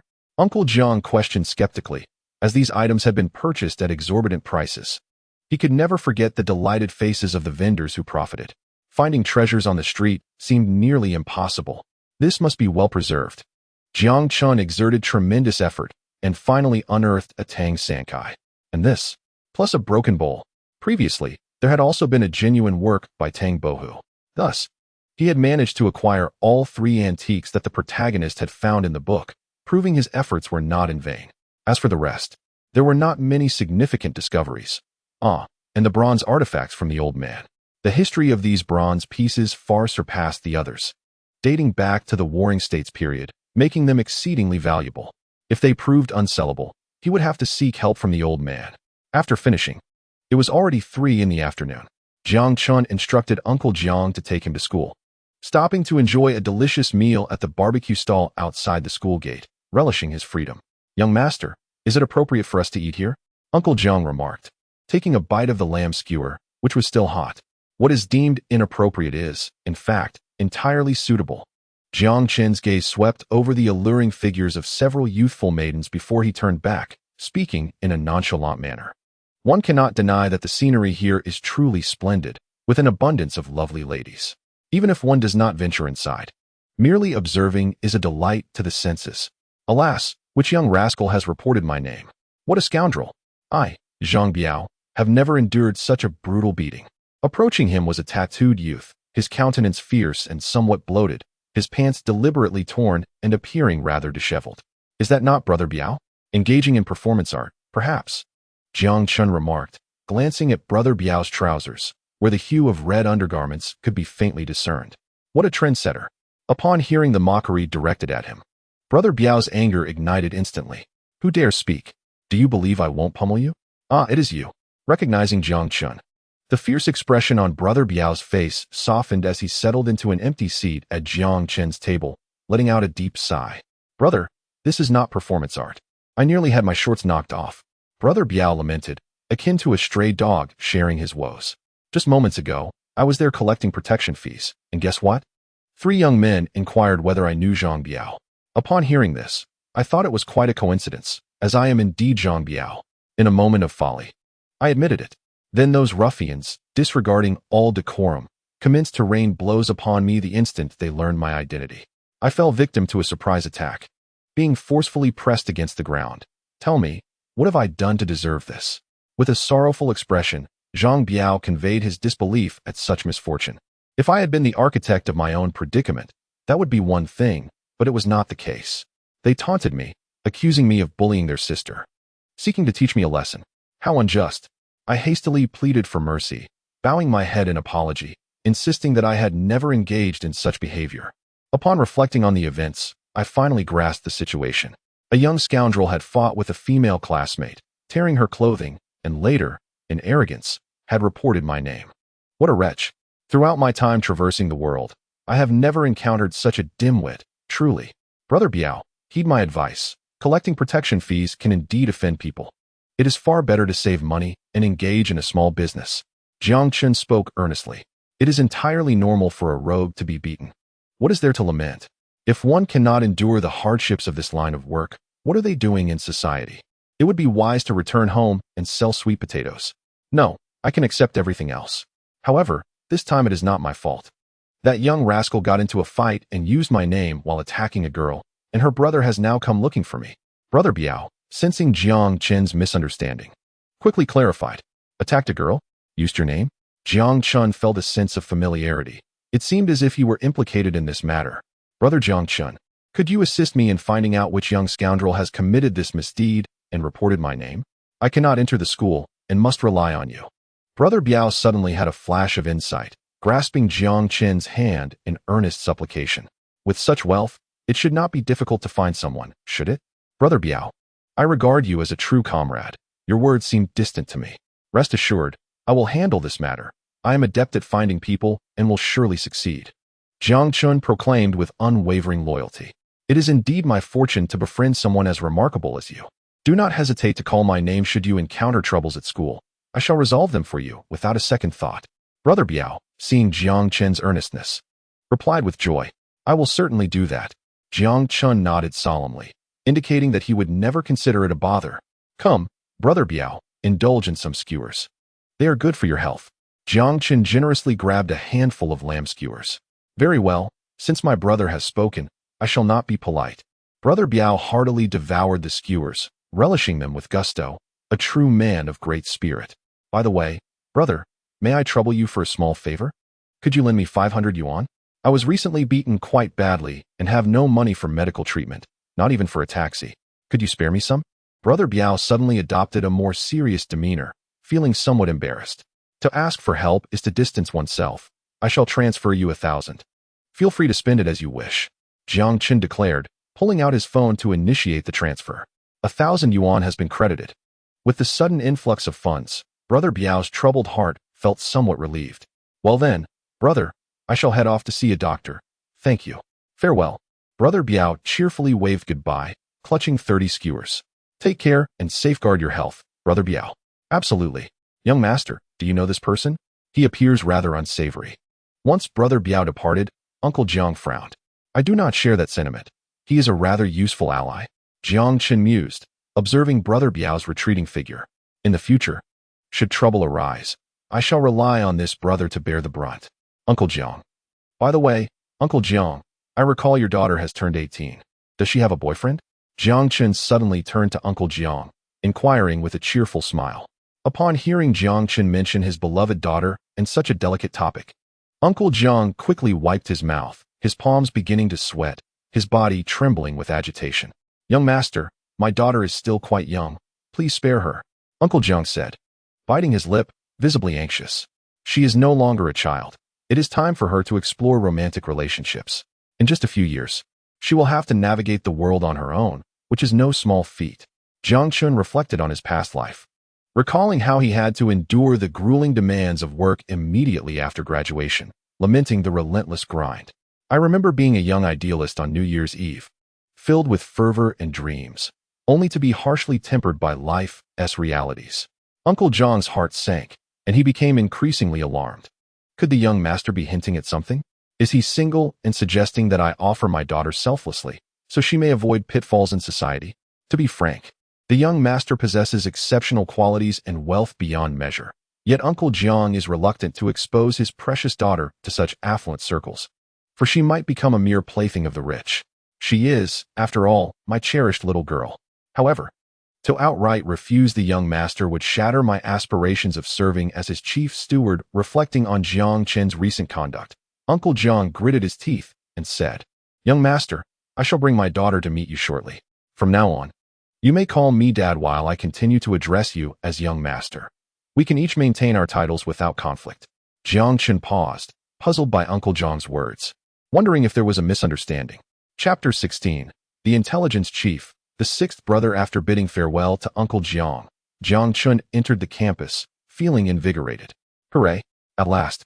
No dogs are barking at me. Suddenly, 10 fierce dogs leaped from the nearby bushes, charging towards Jiang Chun, with the first 3 being the same ones he had kicked away days prior. Goodness, even dogs have learned to rally their comrades. Are they forming a society now? Jiang Chun sprinted away, unleashing astonishing speed, ultimately escaping the enthusiastic canine pack unscathed. At the gymnasium, a notification appeared. Check-in location detected. Jiangdu University Gymnasium.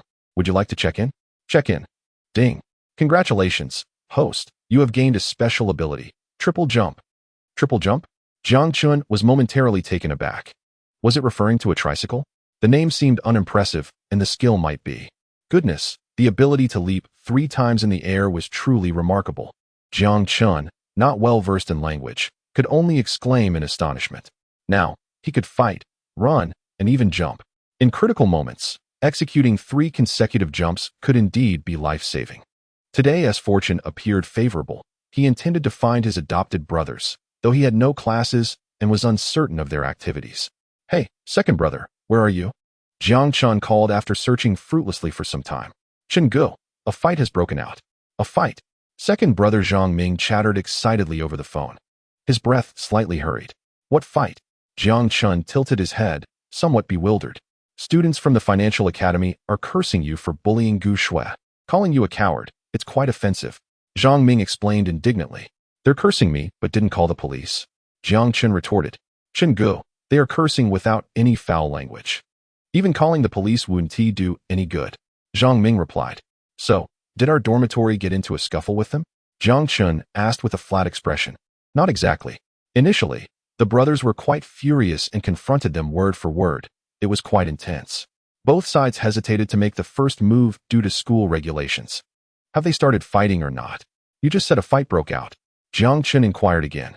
"Not really. We're currently playing poker, and our side is slightly ahead. Don't worry, the sixth brother will cheat. They won't stand a chance against us." "Where are you?" Jiang Chun felt a bit heated, struggling to comprehend their thought processes. "We're on the 2nd floor of the gymnasium, in the game room." Jiang Chun, feeling exasperated, decided to spend 50 yuan on a ride-hailing service. It wasn't due to laziness. His body was in considerable pain. The arrival was a burly young man with a smile playing at the corners of his mouth, appearing quite cheerful. His muscular physique evoked a sense of envy in Jiang Chun, who wondered how he had achieved such form. Although he has learned Taekwondo from his younger sister, his physique remains lacking in muscle. Aside from being a bit faster in running, his strength is still insufficient. He could handle 5 ordinary individuals without much trouble, but facing the protagonist would likely cost him 2.5 lives with just 1 punch, leaving him in debt by 1.5. In summary, he feels rather unsteady. Jiang Chen's heart is filled with trepidation. If only he could wield a handgun, things would be considerably simpler. 10 minutes later, Jiang Chun returned to the gymnasium. The wealthy can be quite stingy. The brother from the ride-sharing service greeted Jiang Chun with a mere 50 yuan, muttering under his breath in disappointment. He had expected a substantial tip for what he thought was a big fare, only to be left wanting. "Pfft, do they think I'm a fool? Just for a short ride, they expect a generous tip."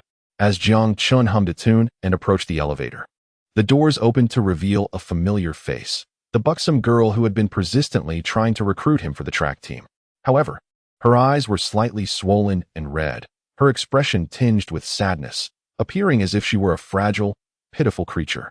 Surely, she hadn't been affected by the online harassment due to him, had she?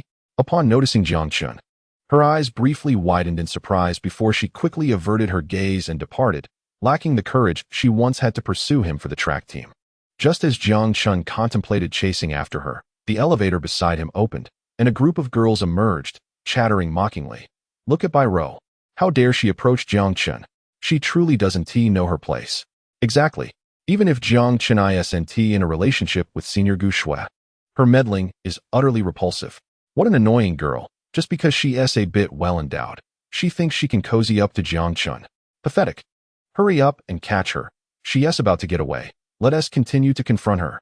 The group of girls ran off, carelessly spreading their insidious taunts.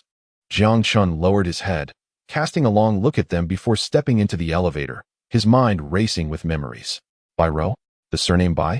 Suddenly, he recalled that there seemed to be a character by that name in the original narrative, mentioned only in passing, a sophomore girl who had jumped to her demise. This was not the crux of the matter. What truly mattered was that dozens of girls from Jiangxing University had been imprisoned by the Bai family from the capital. The story, told from Su Xian's perspective, involved aiding the Bai family in identifying those who had bullied Bai Rou, ultimately leading to an acquaintance with a young man from the prestigious Bai family, who appeared to be none other than Bai Rou's brother. This serves as a foreshadowing. It is known that protagonists generally avoid meddling in trivial matters, but since he has engaged, it is clearly significant. This is the essence of a narrative thread. Her identity is not trivial, and she is not entirely loathsome. Bai Rou could indeed be saved, perhaps even granting access to the Bai family. The date is April 10th, and the tragic event of her suicide is set for April 28th, following the track meet where she faces abysmal results due to sabotage, leading her to despair. The plot has shifted. Her current plight of online harassment is a result of her own actions, suggesting she might take drastic measures at any moment. Jiang Chun furrowed his brow, contemplating how he might assist her. Seek out Lao Lu. He should possess the knowledge we require. Jiang Chun recalled that Lao San, Wang Wei, had mentioned this fellow frequently sells information, so he decided to take advantage of him. Upon arriving at the game room, Jiang Chun found his roommates engaged in an intense struggle with the boys from the Finance Academy. The students from Finance bore the marks of their battle, sporting battered faces, while his own comrades, although no less spirited, were not as severely affected. We VE won again. Come on, show your turtle head. Let me see if I don't thrash you. Lao Air, Zhang Ming, extended his palm, exuding an aura of confidence, his hearty laughter resonating in the air. This time, it's my turn to strike, proclaimed Lao San. Let us see if he dares to speak ill of Brother Chen again. Lao Si grinned, revealing his prominent canines. How could we lose again? This is illogical. You must be cheating. The beleaguered students from the Finance Academy lamented, feeling as though today's poker game was particularly burdensome, their luck having abandoned them entirely. Incompetence is simply incompetence. Do you think you can evade the consequences? Lao Wu, Sun Xiaoxiao, taunted, rolling up his sleeves as if ready for a fight. The courage he exhibited was, of course, inspired by Lao Lu.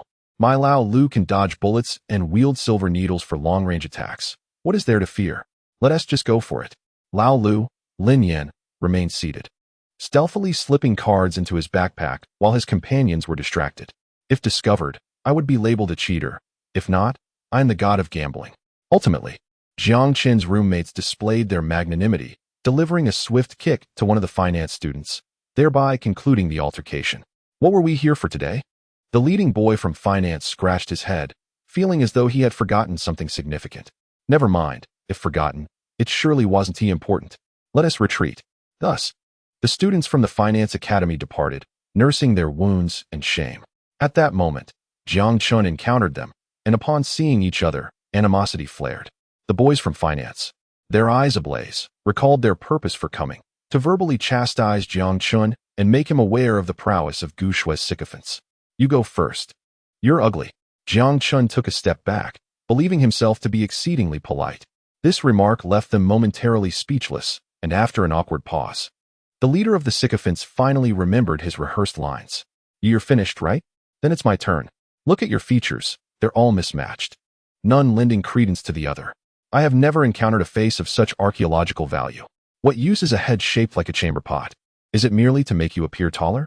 Speak up. Why the silence amidst my barrage of words? Are you implying my voice is too loud? Do you not know that addressing dogs requires raising one's voice? You're so eager to defend Gu Shui. Should I weld you to her sanitary napkin for her convenience during emergencies? You make me so irate that I could bite you, but alas, as a Muslim, I cannot partake. Jiang Chun, do not. I've said so much, and all you can do is stammer? What use are you? Your parents should have taken that 10 seconds to stroll instead of bringing forth someone as archaeologically valuable as you, a sycophant.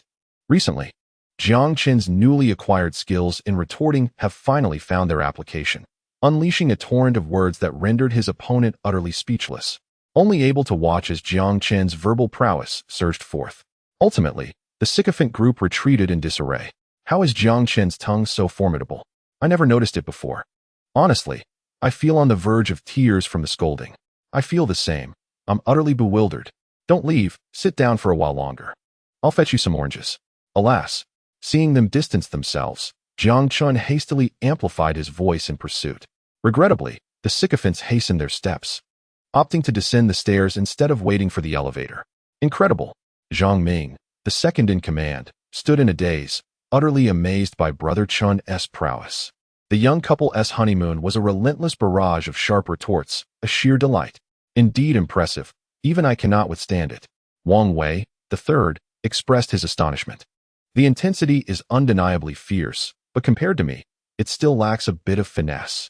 Lin Yan, the sixth, casually remarked, hands in pockets, taking a deep breath. Lin Yan, I need some intel. Jiang Chun approached Lin Yan, squatting down with a grin. Intelligence cannot be solicited. Lin Yan glanced at Jiang Chun, his expression unyielding. Then let us rephrase that. Purchase some intel. Jiang Chun withdrew his left hand, and upon re-emerging, he pinched a red bill between his fingers. Ask away. There is nothing in the school that I do not know. Lin Yan accepted the bill and tucked it into his pocket, pulling out a small notebook to record the transaction. Jiang Chun glanced at the notebook, which noted, 100 yuan for 5 questions. A true brother calculates fairly. This is professionalism. Do you know Bai Ro, a sophomore? That is one question. Lin Yan replied. I wish to know about her experiences at school. Certainly. That is a lengthy account. I'll tell you later, but a detailed introduction incurs an additional fee. Lin Yan stated. How much? 10 yuan. I'll give you 1,000 yuan. If you speak like that again, you won't be allowed to use my toilet paper.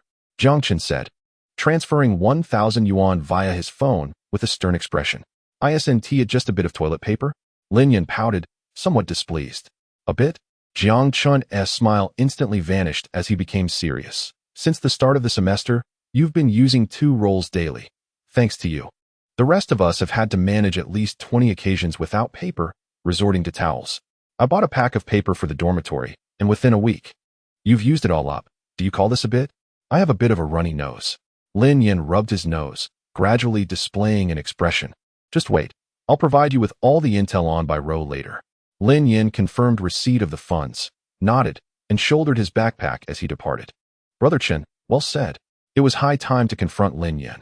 His speed of using paper is truly outrageous. As night falls, the bed begins to sway. I sleep on the lower bunk, and occasionally, small paper balls tumble down from above, causing me pain. Intense pain. Zhang Ming exclaims. I dare say. While others possess merely 2 kidneys, Lao Lu seems to be endowed with an abundance of them. He truly is formidable. Chapter 17. Uncovering his blanket, depriving him of tissue. In the evening, Lao Lu returns to the dormitory, his hands laden with a substantial stack of materials, roughly the thickness of 2 advanced mathematics textbooks. It is hard to fathom why one individual would possess such an extensive collection of information. It is all here. It has cost me considerable effort. Lin Yan yawns and habitually retrieves 2 rolls of tissue paper from Zhang Ming's cabinet. With a graceful turn, he climbs into bed, enveloped by the thick comforter, and remembers to turn on the air conditioning. Is he feeling hot or cold? He has taken my 2 rolls of tissue. I need to purchase 4 packs each month. And the shopkeeper looks at me with a peculiar gaze. Zhang Ming laments. The garbage bags in the dormitory are insufficient. Every day, they are filled with tissue paper. And I dare not let the dormitory manager see them. I can only claim they are toilet paper. Sun Xiaoxiao shakes his head. It is said that our floor uses more garbage bags than the entire building combined. The cleaning lady curses daily. Squeak. Amidst everyone's complaints, Lao Lu's bed creaks rhythmically. I glance over at Bai Ro, 20 years old, standing at 165 meters and weighing 110 pounds, with measurements of 95, 60, and 90. Bust? Ahem. That is of little consequence. Her registered residence is in the capital, and she entered Jiangxin University 2 years ago as an orphan raised by her grandmother. Her background rather tragic. Living in poverty, her meals consist of 3 daily servings from the school cafeteria, a haphazard breakfast, half a bowl of rice and 2 vegetarian dishes for lunch, and a bowl of soup for dinner, all rather meager. How impoverished? Jiang Chun, somewhat incredulous, quickly flips through the pages. Damn, how is it so detailed? Jiang Chun gazes at Lao Lu's bunk in disbelief. How did he manage to gather so much information and organize it in such a short time? The level of detail is shocking, almost precise to the activities undertaken each day, utterly outrageous. To sell intelligence at such a level is truly remarkable. Well, Lao Lu is indeed an exceptionally meticulous man. When he undertakes tasks, he is remarkably reliable. I wonder if he would be interested in becoming a chief steward at my home. He would be most welcome. If that fails, I could introduce him to my sister. She enjoys teasing others, often resembling a little demon, yet she is serious and meticulous in her work. Lao Lu is capricious, almost impervious to emotional sway, and rarely loses his temper, an individual endowed with a full spectrum of innate talents. Should the two meet, they would undoubtedly spark a unique chemistry.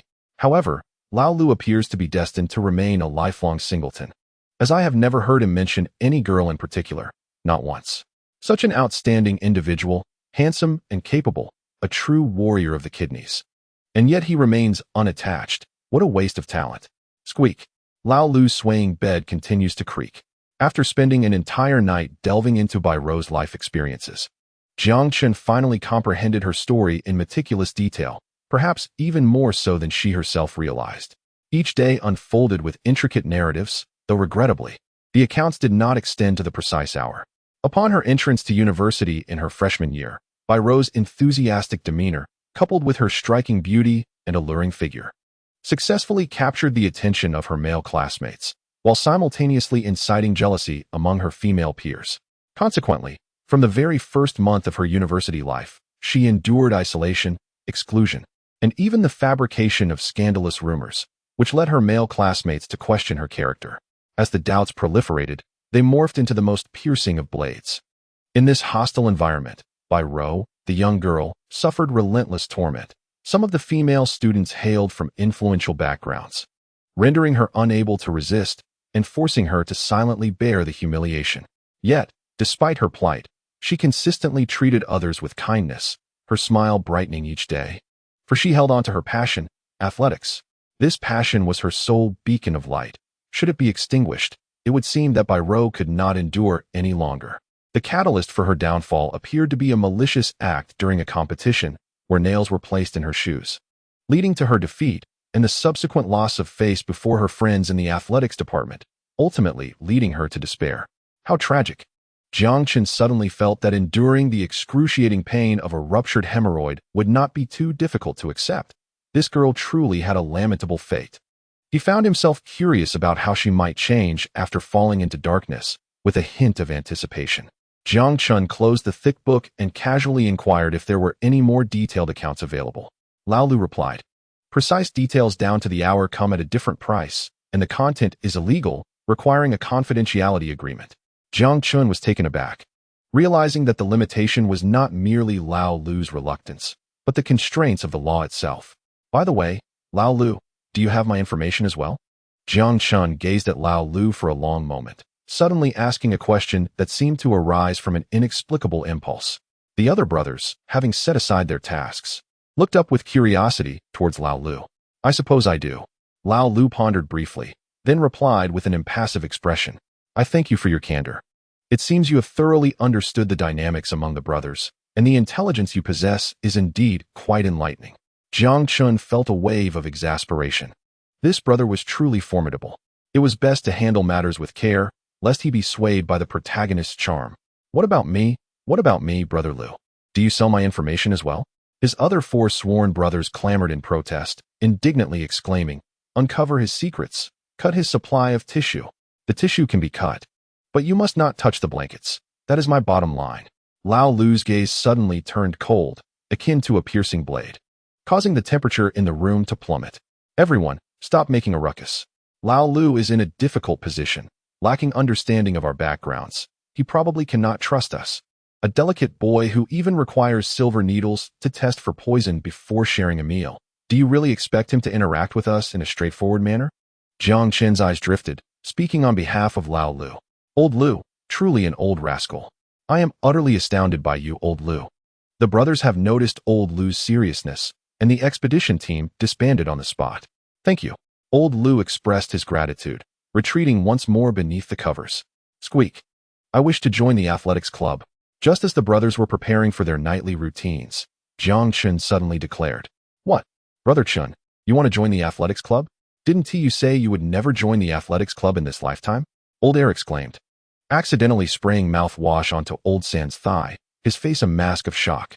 Ah, my new pants, entirely stained with white mouthwash liquid.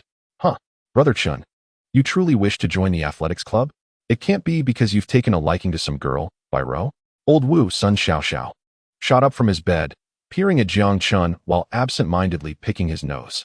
Upon hearing this, the brothers suddenly felt invigorated. Brother Chun, come, let us share some secrets and gossip. Old Air chuckled in realization, a mischievous grin on his face.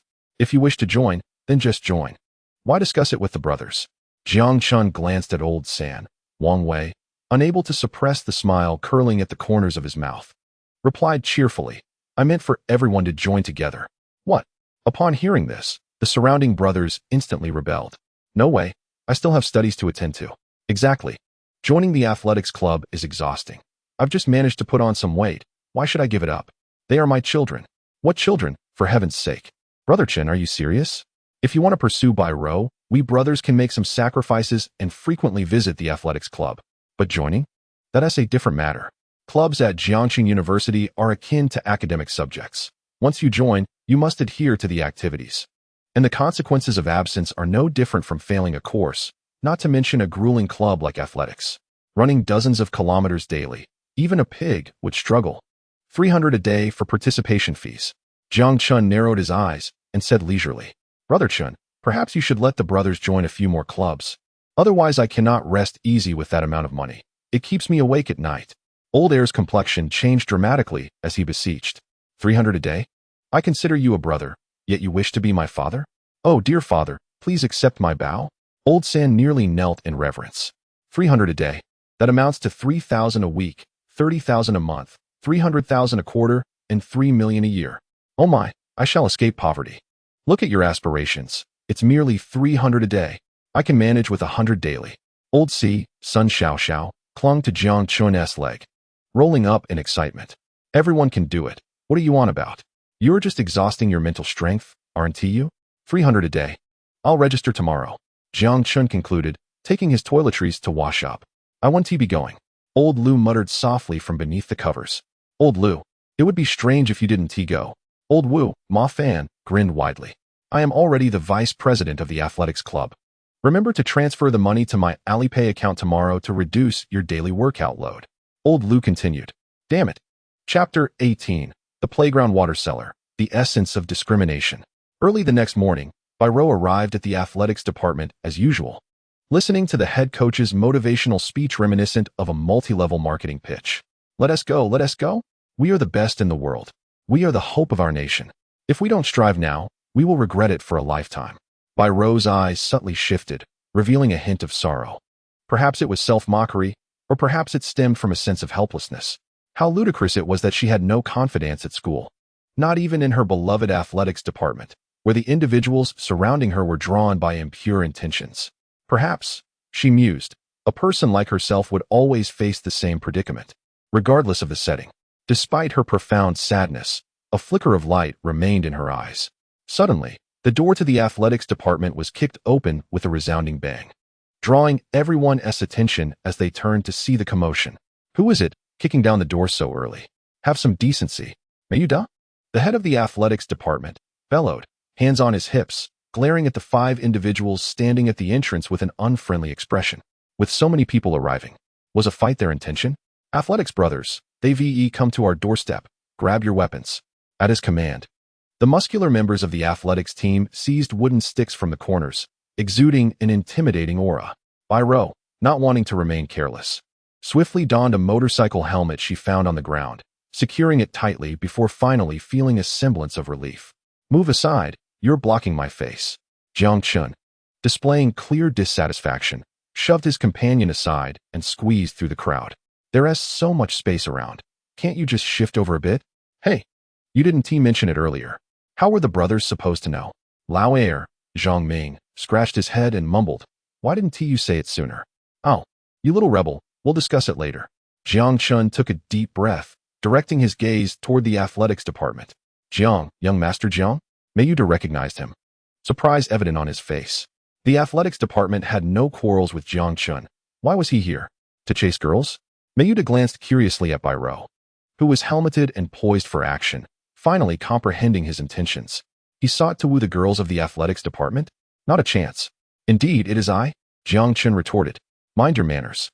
Mayuda dared not underestimate Jiang Chun, wishing to avoid confrontation, especially since Jiang had recently escorted a girl from the finance department into a situation from which she had yet to emerge. He certainly did not wish to find himself in a similar predicament. Lack of manners? What do you mean? Jiang Chun scoffed, then smacked his forehead, almost forgetting that he wasn't here to stir trouble today. What do you want? Leave. The athletics department does not welcome you. Mayuda issued an expulsion order, announcing grandly. Lao Air declared. 1. Lao Sen chimed in. We. Lao Si added. Yes. Lao Wu concluded. The candy is super sweet. Bai-Ro couldn't help but interject. Realizing her blunder instantaneously, she quickly covered her mouth and looked down, counting ants. Everyone, including Jiang Chun and the members of the athletics department, stared blankly at Bai-Ro, while her face flushed an even deeper shade of red. Ahem, those of us in the athletics department have already taken on the very shape of our discipline. Jiang Chun proclaimed loudly as he stood in place. Ah, sword demon, at full volume. Mei Yud, somewhat slow to comprehend, questioned, who said that? Who gave you the audacity to say such a thing? Someone, throw him out. Jiang Chun glanced at Mei Yud without concern, casually producing 5 club membership application forms. What? Mei Yud approached for a closer look, his expression turning ashen. Which fool stamped my seal? I. Birds, flowers, and fragrance. The members of the athletics department exchanged glances, their hands unsure of where to rest, completely oblivious to the situation. Minister, was your seal taken by the vice minister? Damn, I'm truly exasperated by this old rascal. He never comes to training and only seeks to create trouble for me. Mayud buried his face in his hands, lamenting his fate. Allowing that rascal Lin Yan to join was the gravest miscalculation of my life. And what about us? Jiang Chun, with a beaming smile, began directing his comrades to change into the athletic where he had bought at an exorbitant price from the old rascal. In short, at that old rascal's place, there was nothing we couldn't obtain, only things we had yet to conceive. The minister was about to declare that the membership application forms were invalid when Jiang Chun exclaimed, Brothers, to celebrate my joining the athletics department, there will be a barbecue stall at the school gate tonight, and I shall cover the expenses. Twice a week, once a month, an opportunity for a grand pampering experience. Jiang Chun had already regarded everyone in the athletics department as his own, extravagantly throwing money around. Oh, everyone's spirits soared instantly, welcoming Jiang Deshao's addition with applause, declaring that the athletics department would surely shine with brilliance. Hooray! Bai-Ro was more excited than anyone else, jumping in place with her hands raised. Upon hearing this, Mei Yud's expression darkened, and he reluctantly reined in his words. What could he do? He found himself in a difficult predicament as well. TCH, with just a slight effort. I've already reached the limit of this tier, you little trash. As Jiang Chun passed by Mei Yud, a devilish smirk graced his lips, whispering like a demon. Bai-Ro's inclination towards self-harm was greatly influenced by this minister, who excelled at completely severing her escape routes. After the athletics competition, he imposed a condition for Bai-Ro to engage with him. Otherwise, she would have to withdraw from the athletics department. In such situations, a normal person would typically refuse. Yet, Bai-Ro, in her helplessness, acquiesced. For an extended period, Jiang Chun had thoroughly stripped Bai-Ro of her dignity, leaving her battered and unable to leave the athletics department, nor could she resist this minister. Mayud did not find himself imprisoned, but rather, on the 7th day following Bai Ro's demise, he took his own life at home. Mayud was taken aback, only to see Jiang Chun's taunting smile. This boy, he was coming for me. Damn, it's all that old rascal's fault.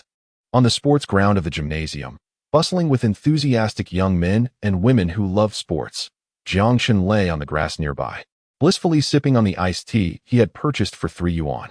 Casting a glance at the convenient old second, he took large gulps from his 5 yuan iced tea. Brother Chun, I fail to comprehend your reasoning. You extol the virtues of a 5 yuan drink, claiming it to be more economical, with a similar flavor and a larger quantity. Yet you insist on purchasing the 3 yuan option.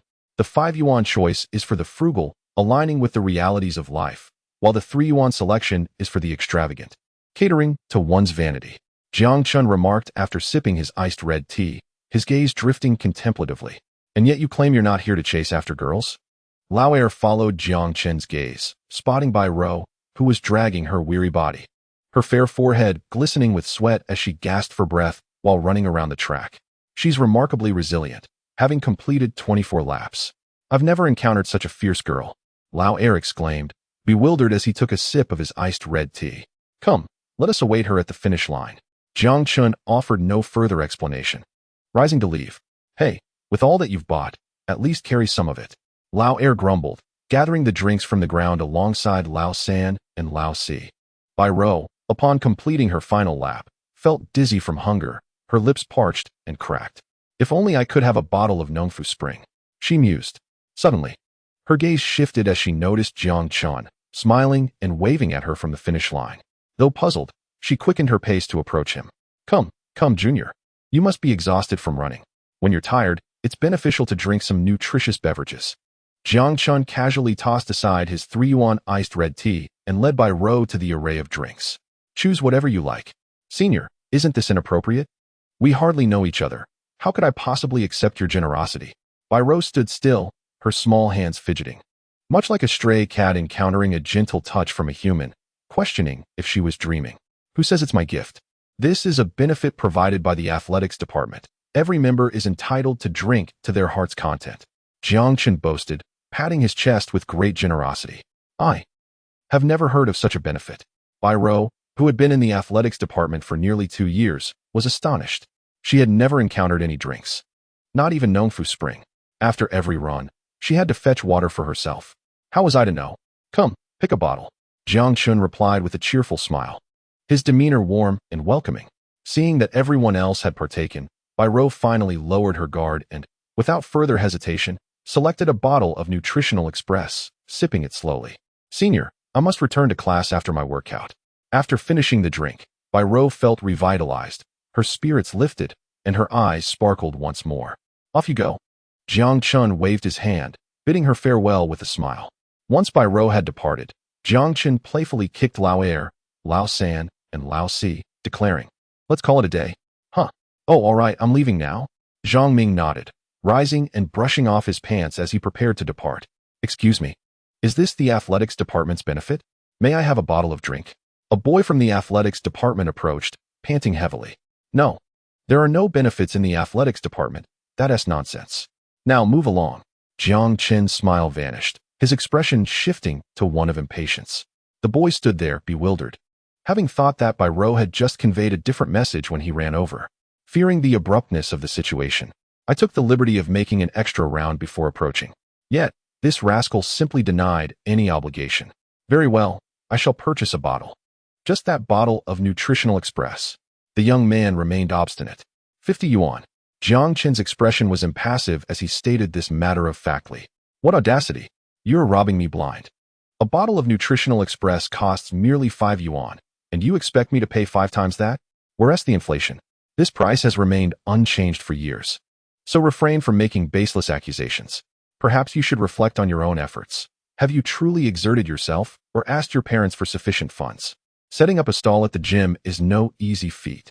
Then, I shall have a bottle of Nongfu Spring. The young man was aware that he couldn't afford the Nutritional Express, but leaving without anything would be too humiliating, so he settled for a bottle of Nongfu Spring, which he presumed would be reasonably priced. 20 yuan. The young man's face turned pale as he gazed incredulously at Jiang Chun. The boy was serious. and his cunning was unparalleled. I've never encountered such a shameless individual. Surely, you can't be unable to afford it. There's water in the restroom. Jiang Chen picked his nose, exuding an air of disdain. Truly delicious, absolutely delightful. Lao Er Zhangming twisted open a bottle of green tea, savoring its aroma. After a moment's hesitation, the young man relented. I'll take one. Here you go, Nongfu Spring, and we welcome your next visit. Blast it. That male classmate's composure shattered. Spending 20 yuan on a counterfeit water. Is there no justice left in the world? As long as there is something to drink, I, a rich second generation, am merely adjusting my prices. How reasonable is that? Consider a Rolls-Royce doing ride-sharing, charging over 1,000 per ride. Does that seem excessive?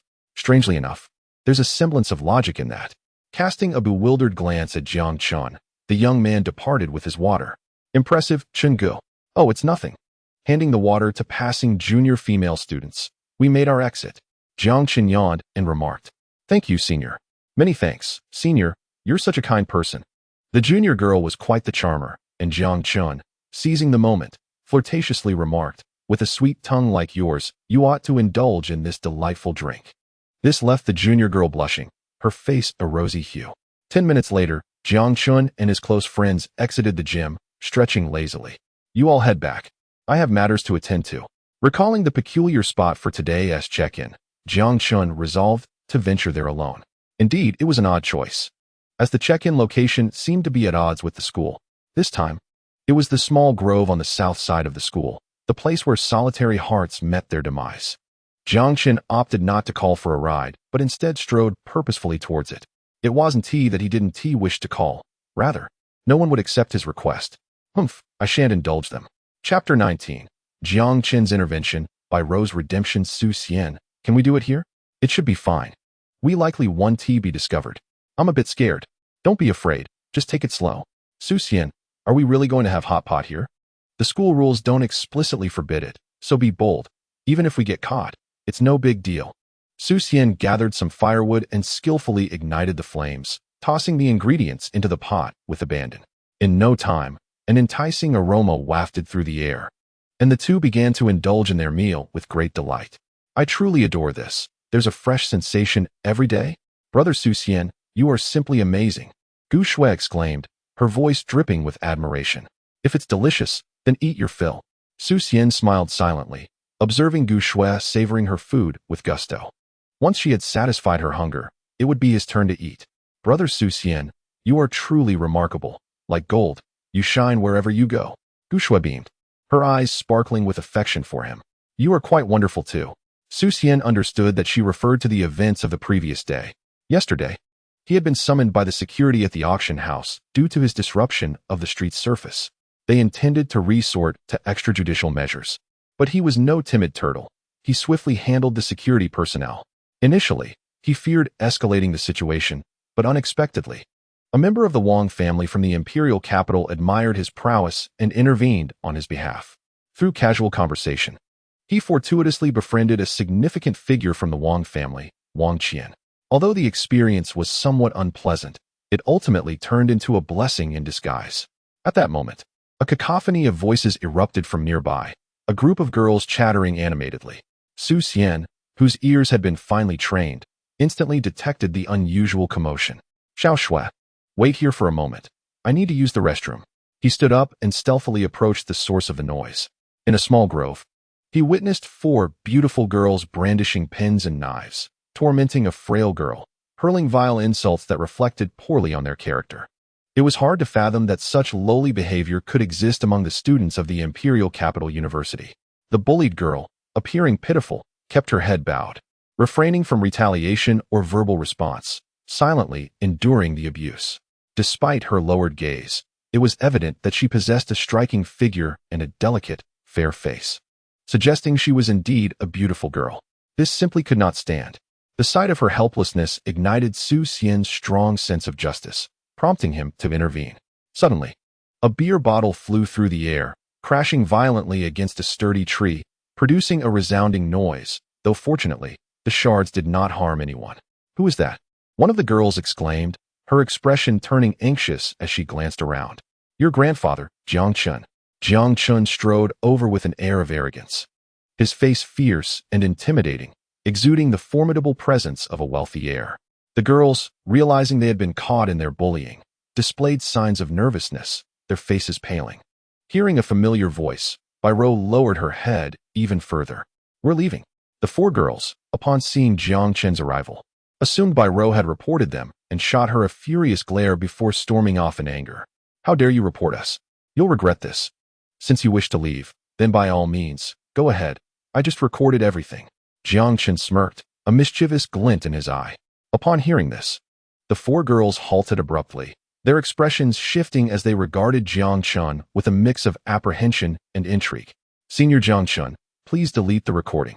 We were merely jesting with Biro."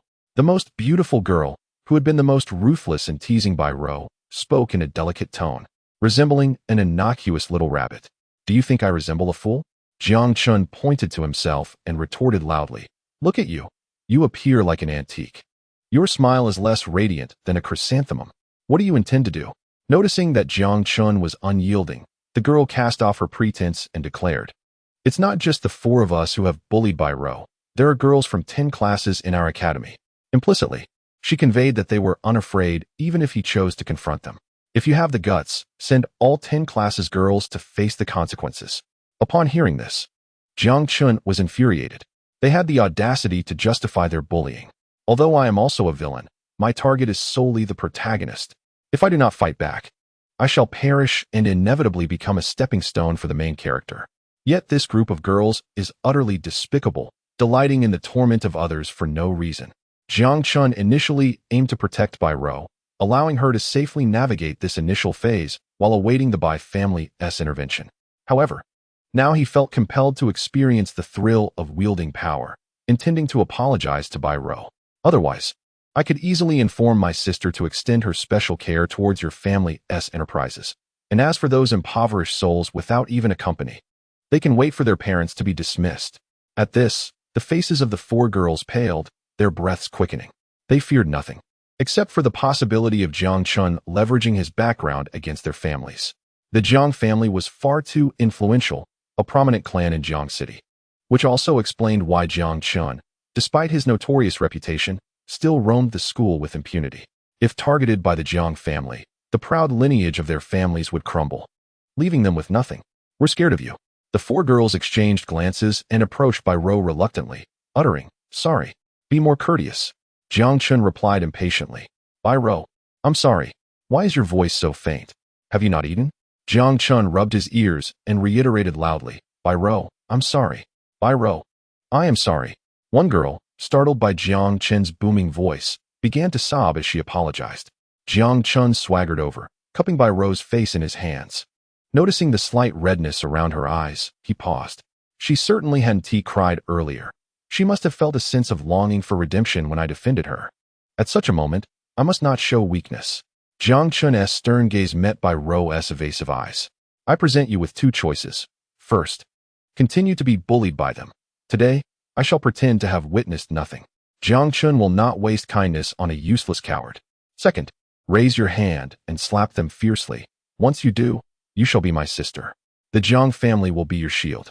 Anyone who dares to bully you shall face my protection. Everyone will respect you and fear you. Choose wisely." Upon the utterance of those words, Biro's delicate countenance twitched violently, her eyes brimming with confusion, momentarily at a loss for how to respond. The four girls beside her stood frozen in place, disbelief flashing in their eyes. Could it be true? What did Jiang Chen truly seek? Wasn't it more appealing to pursue a girl like Gu Shui and play the devoted admirer rather than resorting to bullying? A flicker of jealousy coursed through them. Why should Biro be favored as Jiang Chen's sister? Fate seemed decidedly unjust. Surely, Biro would not dare to retaliate. They were all too aware of her timid nature, which had long made her an easy target. Resistance was simply out of the question, now and forever. One girl timidly suggested, "Biro, we were merely teasing you before. After today, we can still be good friends." "Yes, indeed, Biro. We are all classmates. Crossing paths daily. There's no deep-seated enmity here. We have so many mutual friends who will surely admire you."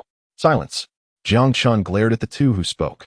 Their feigned submission was clearly a ploy to deter Biro from retaliating, and invoking their classmates was merely an attempt to make her contemplate the consequences of violence. Was he merely going to intimidate her? Noticing Bai Ro's hesitation, Jiang Chun let out a sigh, feeling a tinge of disappointment. So many falter at this very juncture. Unable to advance, unable to lend a hand. It appeared that the only recourse was to take action against anyone he could, to protect her as best as he could. It was, after all, the least favorable solution. Senior, don't go. I'll fight. Bai Ro, witnessing Jiang Chun turn to leave, suddenly felt a surge of courage. From whence did this courage spring? Naturally, it was bestowed by Jiang Chun. Turning back, Jiang Chun beheld Bai Ro swinging her arm with fervor. The resounding slaps, echoing as for crimson imprints, marred the faces of the girls. Goodness gracious, how fierce! Have I perhaps overstepped in provoking her? The sight of blood made it seem rather grave, instilling a sense of fear. Bai Ro, you don't want to. One girl exclaimed, covering her face. Her expression filled with rage. She would rather endure Jiang Chen's wrath than suffer a slap from this pitiful creature. Allow me to formally introduce her, henceforth. This is my sister, Jiang Ro of the Jiang family, my mother's goddaughter. Show her some respect, Jiang Chun declared earnestly, positioning himself protectively in front of Bai Ro. The girl's ire fizzled out instantly, her gaze toward Bai Ro now infused with envy and trepidation. Let us go. The four girls, unable to reclaim their dignity, retreated in disgrace. System, sign in. Sign in successful at Jiangxing University Grove. Rewards obtained. The mechanical voice of the system echoed. Hasn't he, the host, already acquired the most precious treasure? I protest. Jiang Chun retorted, yet the system ignored him. His protest was in vain. Senior, thank you. Bai Ro gazed at Jiang Chun, her eyes red yet brimming with joy, ultimately bursting into tears of happiness. Still calling him senior? Jiang Chun yearned to hear someone refer to him as brother. If his sister at home wouldn't, then perhaps one from outside could. Brother? Bai Ro's eyes brimmed with hesitation. And ultimately, she called out in a tone of uncertainty, all right, come with me. Jiang Chun grasped Bai Ro's arm, declaring, I shall escort you back to the Jiang family. But I still have class. Bai Ro suddenly recalled that she had been on her way to class when she was waylaid, ultimately arriving at the small grove. What class? Advanced mathematics. Forget about it. I can handle this lesson. After all, I am in my 3rd year. Jiang Chun asserted with unwavering confidence. But Bai Ro sought to conjure another excuse to refuse. She felt daunted by the prospect of visiting the Jiang family, acutely aware that the greater the hope, the deeper the disappointment. Becoming a member of the Jiang family was no trivial matter. It could very well be a fleeting whim of Jiang Chen's. And once the fervor cooled, he might retract his words. After all, she had previously placed her faith in ephemeral kindness, only to return battered and bruised. Enough with the excuses. At the Jiang family, I call the shots. As Jiang Chun led Bai Ro away, Su Xian emerged from the shadows, his gaze contemplative, sensing that something intangible had slipped away from him. Yet, upon reflection, he could not pinpoint what exactly had been lost. That Jiang Chun is truly disingenuous, he thought. It was merely a simple scenario of a hero saving a damsel in distress. Su Xian scoffed, attempting to convince himself. The Jiang family is not all that remarkable. In a year's time, whether a horse or a mule will be revealed. Brother Su Xian, have you finished in the restroom? The hot pot is nearly a congealed mass. Come back and take a look. All right. Without a moment's hesitation, Su Xian returned. At the Jiang residence, old Master Jiang, under the pretext of accompanying his beloved granddaughter Jiang Lingling, was shamelessly indulging in food and drink at his second son's home, passing the time with tea and birdwatching, living a life of unbounded leisure. Yet, the thought of his unfilial grandson stirred his ire, gnashing his teeth in frustration. That little rascal had escaped yesterday, and today he would continue the pursuit.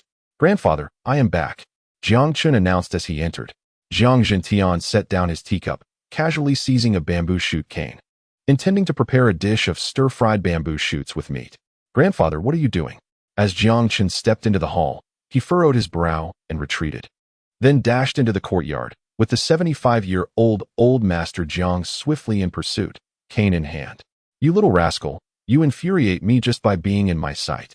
Old Master Jiang shouted as he chased after him, the courtyard filled with a whirlwind of speed and fervor.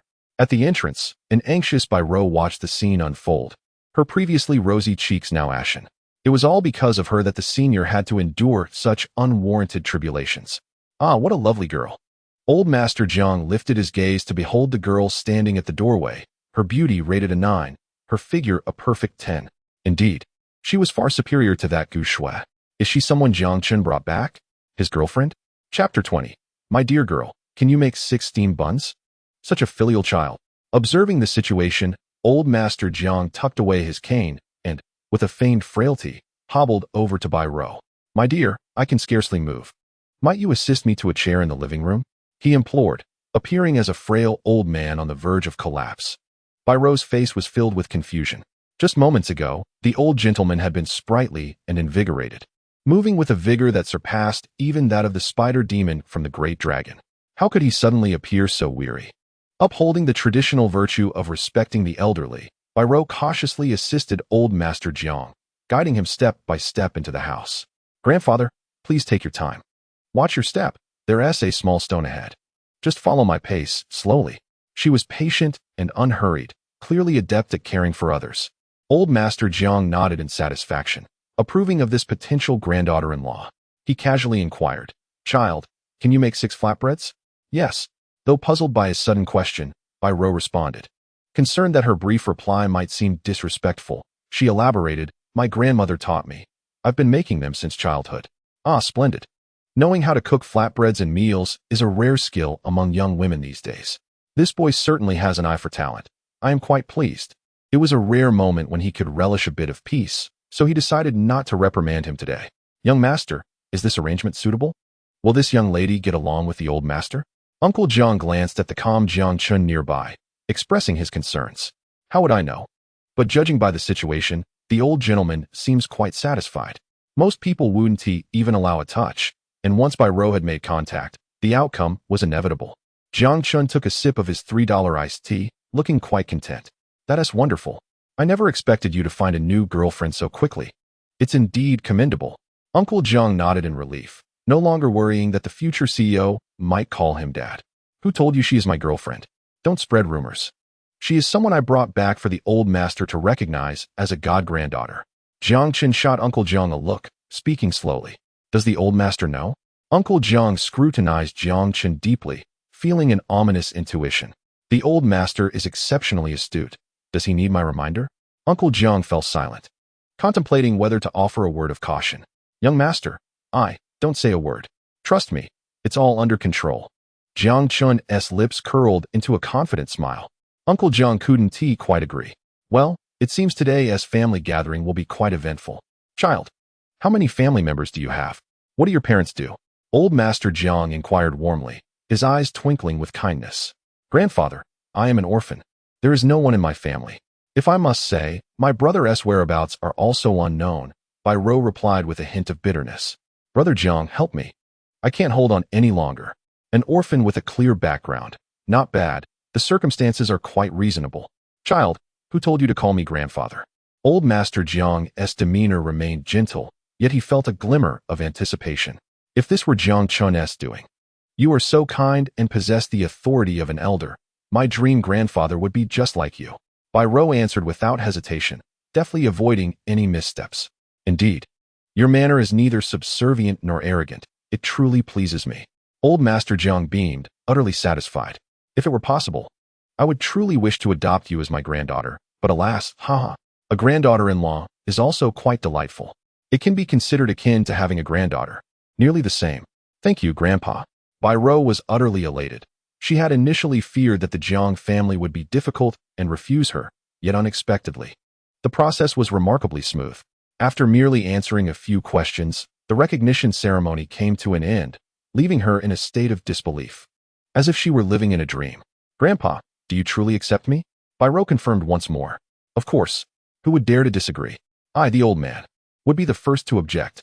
The old Master Jiang, having aged prematurely due to Jiang Chen's troubles in the past few years, had seen his well-regarded grandson reduced to a sycophant, enduring ridicule from his old friends. Now, his expectations had lowered. As long as she treated Jiang Chen well and did not harbor ill intentions, it was entirely acceptable. Thank you, Grandpa. Bai Rou had never experienced such ease before and was moved to the point of tears, collapsing into the embrace of the old Master Jiang, weeping profusely, releasing the pent-up emotions of recent years. Good heavens, truly remarkable. The corners of Jiang's mouth curved upward, for he had never misjudged a person. He recalled Gu Shui's departure after a brief encounter. She had been far too calculating and insincere. Unlike this girl, who he accepted as a granddaughter-in-law and was overwhelmed with genuine emotion, her tears were unmistakably heartfelt and devoid of pretense. This, he mused, was what true love looked like. Grandpa. At that moment, Jiang Chun nervously entered, rubbing his hands together, and was greeted by the sight of Bai Rou sobbing uncontrollably on the old man's lap. The old Master Jiang's smile resembled that of a benevolent dragon king, his affection for her evident in his eyes. This is a sure victory. Jiang Chen's heart soared. He had previously contemplated kneeling and humbling himself should the old man disapprove, even considering offering up the antiques he had recently acquired. But now, such measures seemed unnecessary. With this thought, a smile broke across Jiang Chen's face, mirroring that of the old master, a reflection of shared character. Xiaochun, you must treat her well and never bully her. The old master Jiang admonished with utmost seriousness. Of course, certainly, Jiang Chen eagerly affirmed. By the way, my dear, what is your name? The old master affectionately ruffled Bai Rou's hair, his demeanor radiating warmth. Bai Rou, what a lovely name. From this day forth, you are part of the Jiang family, and I wholeheartedly accept you. The old master Jiang beamed with pride, his tone leaving no room for doubt. Grandpa, since you have given your consent, let us discuss the matter of changing names. Jiang Chun felt an urgency in this matter. Once her name was changed, who would dare to bully Bai Rou at Jiangqing University? Those who disrespected the Jiang family would soon learn their lesson. As long as they did not encounter the protagonist's eccentricities, the Jiang family could navigate any challenges. Change names. The old master Jiang looked at Bai Rou, whose eyes were slightly swollen, and couldn't help but feel a twinge of self-doubt. This girl was remarkably self-aware, even considering a name change before marriage. Very well.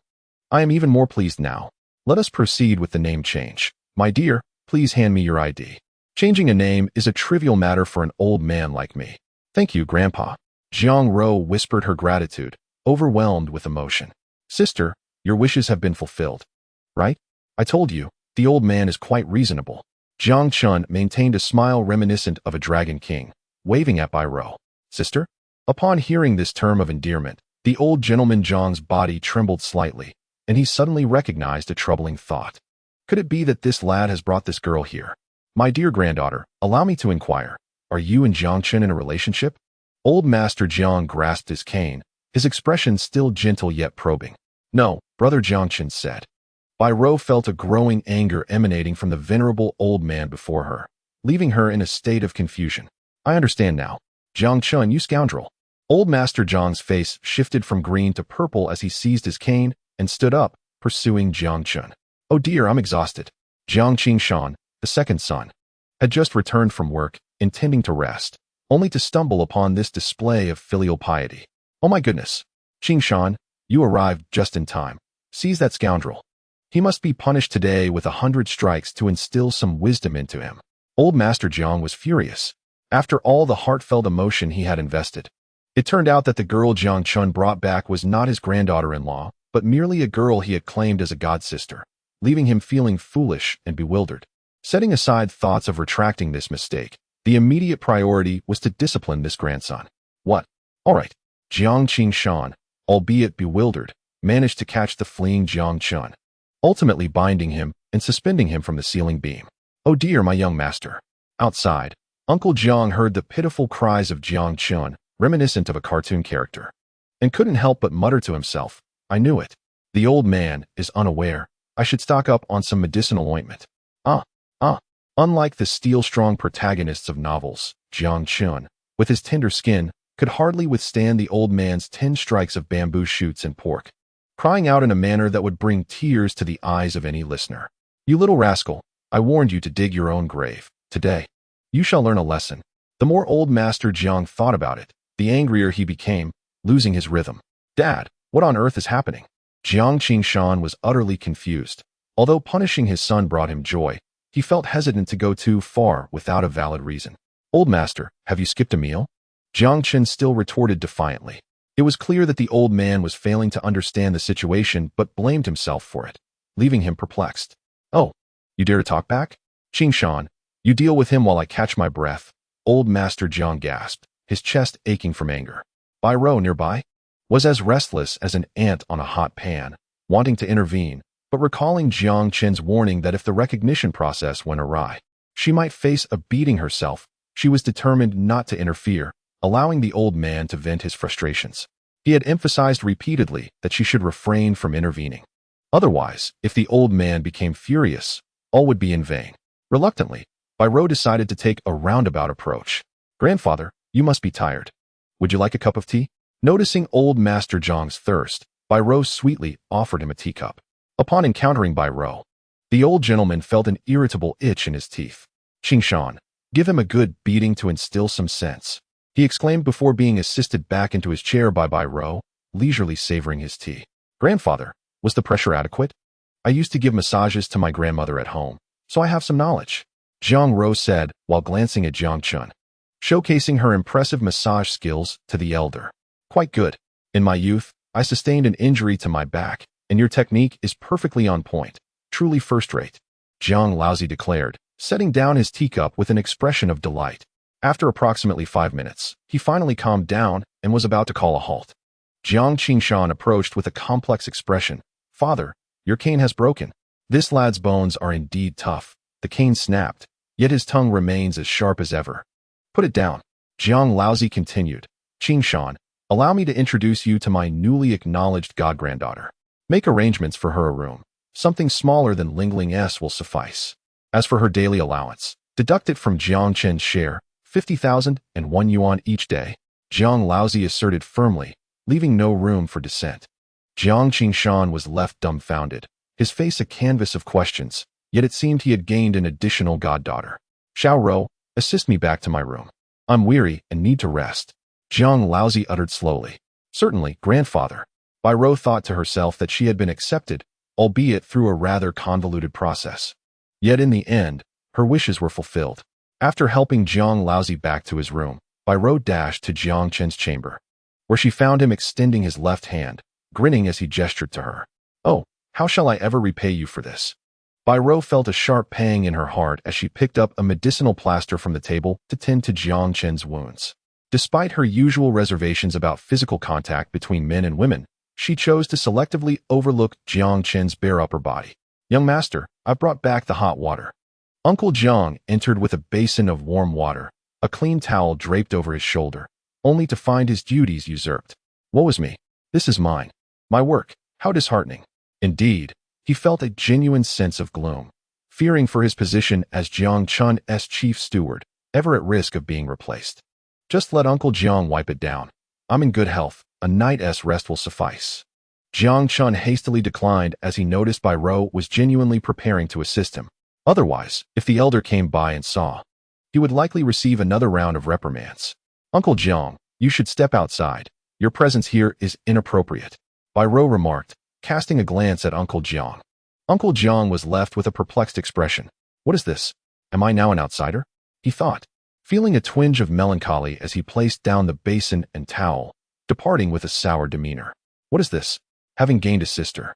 He forgets his steward. I shall endure."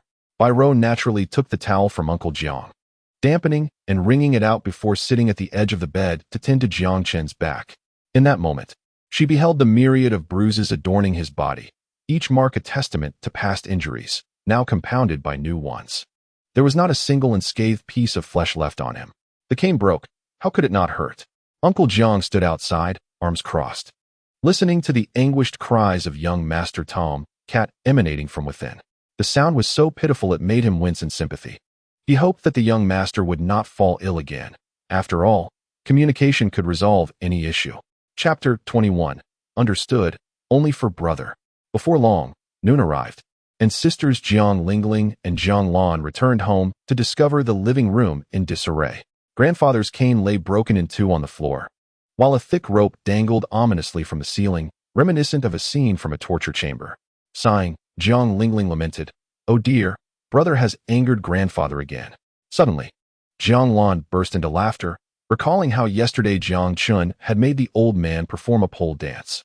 "What a filial grandson," she exclaimed, amused. "Oh, my dear granddaughter has returned." Grandfather Jiang shouted as he made his way downstairs, supported by Pfft. "Is there a guest in the house?" Jiang Lingling's instincts kicked in, and she rushed to assist her grandfather. "Grandfather, who is she?" She is Bai Ro, the granddaughter of an old friend of mine. Before he passed, he entrusted me with her care. She shall be my god-granddaughter and will stay here for a while, Grandfather Jiang replied, smilingly omitting the truth for the sake of family harmony. So, she is the granddaughter of grandfather's comrade, Jiang Lingling mused, accepting this explanation with a nod. Hello, Sister Bai, Jiang Lingling said, letting her guard down as she cast a fleeting glance at Bai Ro's figure, then at her own, shaking her head in resignation. The differences between people were indeed vast. Little Ro, this is Jiang Lingling. She is likely younger than you, so just call her Lingling. Grandfather Jiang stated casually. Hello, Lingling. Bai Ro greeted with a smile. This is Jiang Lan. You may refer to her as sister as well. Sister, greetings. Little Ro, hello? Jiang Lan, though sensing something amiss, politely returned the greetings. Grandfather had no comrade by the surname Bai, and Jiang Lan pondered where the old man had found this god-granddaughter. However, she chose to remain silent, betraying no change in her demeanor. Grandfather, where is my brother? Jiang Lingling inquired, curious about the state of the living room. He should be in bed. He fell while walking carelessly and is in quite a state. Grandfather Jiang mumbled, urging them to eat instead. Oh, Jiang Lingling nodded, helping her grandfather to the dining table. During the meal, Jiang Lingling posed various questions to Bai Ro regarding her high school education, family background, and life experiences. Bai Ro answered fluently, demonstrating an impressive grasp of knowledge that left Jiang Lingling in awe. It was clear that grandfather had prepared Bai Ro thoroughly, providing her with a template to memorize. For from this day forth, she would be a part of the Jiang family. The next morning, Jiang Chen felt considerably better. His recovery was not due to any miraculous healing, but rather because, despite the fierce altercation between the old man and the elder, it had resulted in only superficial injuries. The blows had landed mostly on his backside. Though painful, they had not damaged any bones. Once dressed, he appeared completely unscathed.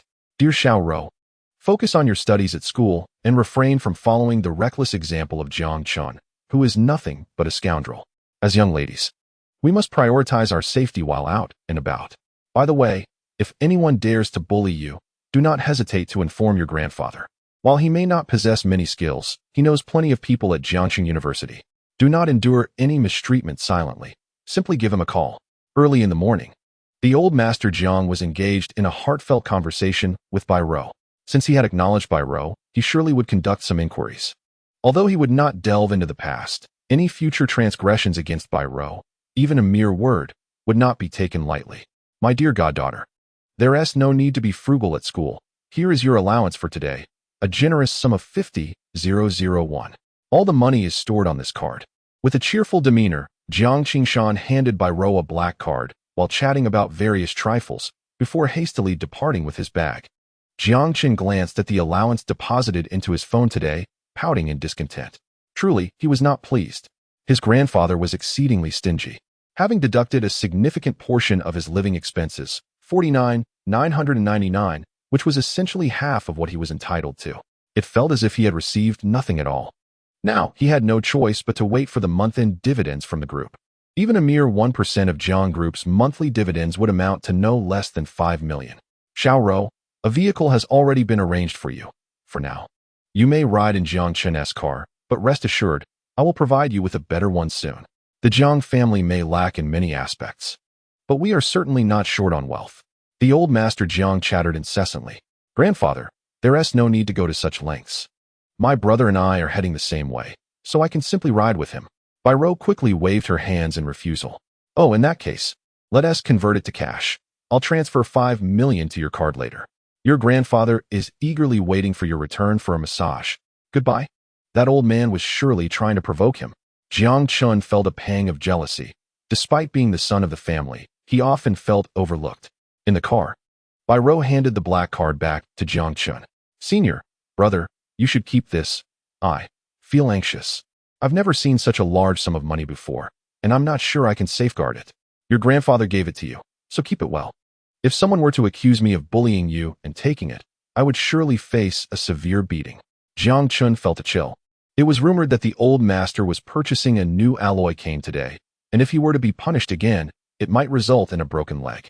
If you truly wish to repay me, then simply speak a few kind words when the old master chastises me. Very well. Bai Ro tucked the black card into the inner pocket of her clothing. Jiang Chun cast a glance and lightly remarked, use it without worry. If anyone attempts to seize your black card, simply hand it over, and they'll receive a 50-year prison sentence. There's no need to fear. The Jiang family is more formidable than you can imagine. How did such a grand family like the Jiang family come to ruin? Besides the previous reasons, there was also a fatal factor. The old master passed away unexpectedly 6 months later, under mysterious circumstances, leaving the Jiang family without a guiding figure, ultimately leading to a division within the family. Subsequently, the protagonist methodically dismantled each faction, growing stronger, while simultaneously targeting their lineage. The pressure borne by my family is the greatest, and our perseverance is unmatched. If anyone dares to bully you, it is quite simple. Just call this number. Jiang Chun produced the principal's phone number, a reliable resource. As for being kidnapped and unable to make the call, I too have experienced that predicament several times. Jiang Chun shrugged his shoulders, yet reassured you. Rest assured, members of the Jiang family have a presence in every department of Jiangdu University, and I shall occasionally visit you. There should be no overly obstinate individuals around. When confronted with provocation, if there are truly intolerable individuals, delivering a few kicks would pose no issue. The elder has connections and solid relationships. Bai-Ro nodded vigorously beside him, her head somewhat dizzy. If the Jiang family is indeed that formidable, then she too must possess a certain strength. There seems to be little to fear now. Brother, thank you. Bai-Ro revealed her small tiger teeth. Her gratitude distilled into that single phrase, lifting Jiang Chen's head and pressing it against her chest, treating him to a playful splash of cleansing foam. Brother, this is a token of my appreciation. I've heard that boys like this. Suddenly, the vehicle jolted violently. Uncle Jiang, with a calm demeanor, remarked, young master. I momentarily lost my focus, implicitly suggesting that they should not overindulge, as he was uncertain where to direct his gaze. Ahem, who taught you such nonsense? Do not apply it indiscriminately. Jiang Chun struggled free, admonishing with a serious expression. Bai-Ro nodded in understanding. Got it. Only for brother. Ding dong. Today's sign-in location, Jiangxing University Security Office. That's splendid. Let us check in on the way. Bai-Ro waved goodbye to Uncle Jiang, accompanying Jiang Chun as they walked through the school gate. Come, let us greet the security office. Jiang Chun pulled Bai-Ro towards the security office located to the north, where Captain Zhang Fugui was interrogating a suspect. Stealing is all you know, with hands and feet. Why not engage in something worthwhile? Zhang Fugui's booming voice resonated through the room, as he routinely expressed his frustration. Working is simply not an option for me. It will never be a possibility in this lifetime, and I am incapable of doing any other job, so I must resort to stealing batteries just to sustain myself. A suspicious individual from another school, with shifty eyes, shamelessly took pride in his actions. Very well then, I shall escort you to the police station. Zhang Fugui leaned against the wall, at a loss for words. Oh, I absolutely love that place. Uncle Jiang, busy as he was, Jiang Chun entered to greet him. Oh, it's the young master of the Jiang family. What brings you here? Zhang Fugui, well acquainted with Jiang Chun, who often stirred up trouble, was familiar with the routine of capturing criminals while the Jiang family handled the aftermath, leading to Jiang Chen's frequent exoneration. Lately, there have been quite a few changes in the security team. The last time at the East Gate, there was a guard who didn't recognize me. Jiang Chen chuckled, recalling a previous incident. Indeed, there's little profit in security work, making it hard to retain staff. Captain Zhang shrugged helplessly. No worries. I'll have my grandfather speak to the principal about increasing your salaries. Jiang Chun replied with a cheerful grin.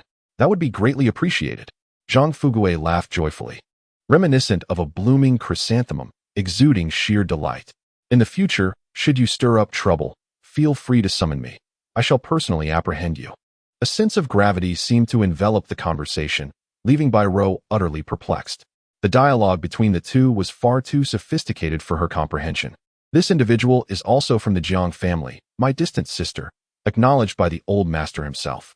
You should frequently visit the liberal arts college and cultivate a good rapport with her. Let me assure you, the old master holds my sister in high esteem. Within our Jiang lineage, we typically favor daughters over sons, and she is quite affluent. Make a good impression, generous tips await. Bai-Ro interjected, feeling overwhelmed by the elevated discourse. Oh, what is your sister's name? I shall inform the dormitory supervisor, the cleaning staff, and the kitchen personnel to pay her extra attention. Zhang Fugui smiled broadly, revealing a set of pearly whites. By Ro. Jiang Ro also works. Jiang Chun replied nonchalantly. I'll take a quick photo. Zhang Fuguei retrieved his phone and casually snapped a picture, effectively enabling facial recognition. All right, I'll return this sum to treat my brothers. Jiang Chun openly transferred funds to the security captain, and Zhang Fuguei's gaze towards Bai Ro grew even warmer. As for this amount of money, keep it for yourself. Ensure my sister receives ample attention. For any significant assistance, 5,000 will be rewarded, and for minor tasks, 500. Just hand it over directly once completed. The old master specifically instructed this. Jiang Chun stated earnestly. The old master Jiang? The security captain glanced at Jiang Chen's transfer amount, nearly taken aback. The Jiang family evidently places immense value on this little princess. Once you finish, feel free to ask for more. Why are you dawdling? Hurry up and serve tea. Have some sense. Zhang Fuguei playfully tapped the security guard on the head, directing him. Oh, no need. Thank you, security brothers. Bai Ro graciously expressed her gratitude. Ding. Congratulations. The host has obtained the live security distribution map of Jiangqing University. The host can add the names of 2 relatives to the map, allowing their locations to be displayed at all times for easy tracking. In an instant, Jiang Chen's mind illuminated with the coordinates of the entire university, multiple red dots appearing, each marked with the names and contact details of the security personnel. What a convenient ability. Jiang Chun felt a surge of happiness. With this power, he could continually monitor Bai Ro, maximizing her safety. Having taken so many precautions, he could not fathom anyone daring to bully her. That's what you call campus violence? I've woven a net of protection. Consider yourself warned. Chapter 22. Ruthless and Sharp. The culinary talents of Wang Ruruo. Goodbye, brother. Jiang Chun, having escorted Bai Ro to her classroom at the Liberal Arts College, still felt uneasy and cautioned her. If you need anything from your dormitory, just inform the security. They will assist in delivering it to your graduate dorm room, as arranged by the old master. Should you require anything, simply call. Moreover, if you feel particularly anxious, you could hire 3 female security guards to follow you. Just contact Zhang Fuguei. Brother, thank you. Bai Ro approached, wishing to express her gratitude to Jiang Chun with a facial cleanser. Alas, Jiang Chun found it difficult to breathe. How has this girl changed so much? Goodbye, brother. She chirped. Very well, I shall take my leave. Jiang Chun waved with a smile, intending to return to his own humble abode for class. In the morning, Jiang Chun appeared invigorated, engrossed in his stock market observations on his mobile phone, the corners of his mouth curling into a satisfied smile. His financial acumen was his greatest asset. Whether he could transform a bicycle into a motorcycle and emerge as the next generation's Pfft rested solely on his own endeavors. The teacher on stage spoke with fervor, imparting knowledge on postnatal care for sows to the eager students, while those disinterested were met with indifference. You have the right to not pay attention, and I possess the right to decide your fate. The class on pig husbandry proceeded as usual, while the Liberal Arts College was abuzz with activity. As fate would have it, Bai Ro entered the classroom, taking a seat in the most conspicuous position. True to form, groups of girls flocked to her, intent on humiliating her by dragging her to the restroom. Bai Ro remained silent, following them without protest. 3 minutes later, a cadre of female security guards stormed into the ladies' restroom, apprehending the group of girls en masse. It was reported that a vigilant cleaning lady had noticed something amiss and promptly alerted the security office. The security team took the matter seriously, dispatching nearby personnel to the scene, just as the girls had retrieved their water pens and buckets, only to be subdued on the spot. The cleaning lady gained sudden fame, receiving lavish praise from the security office and a bonus of 5,000 yuan on the spot.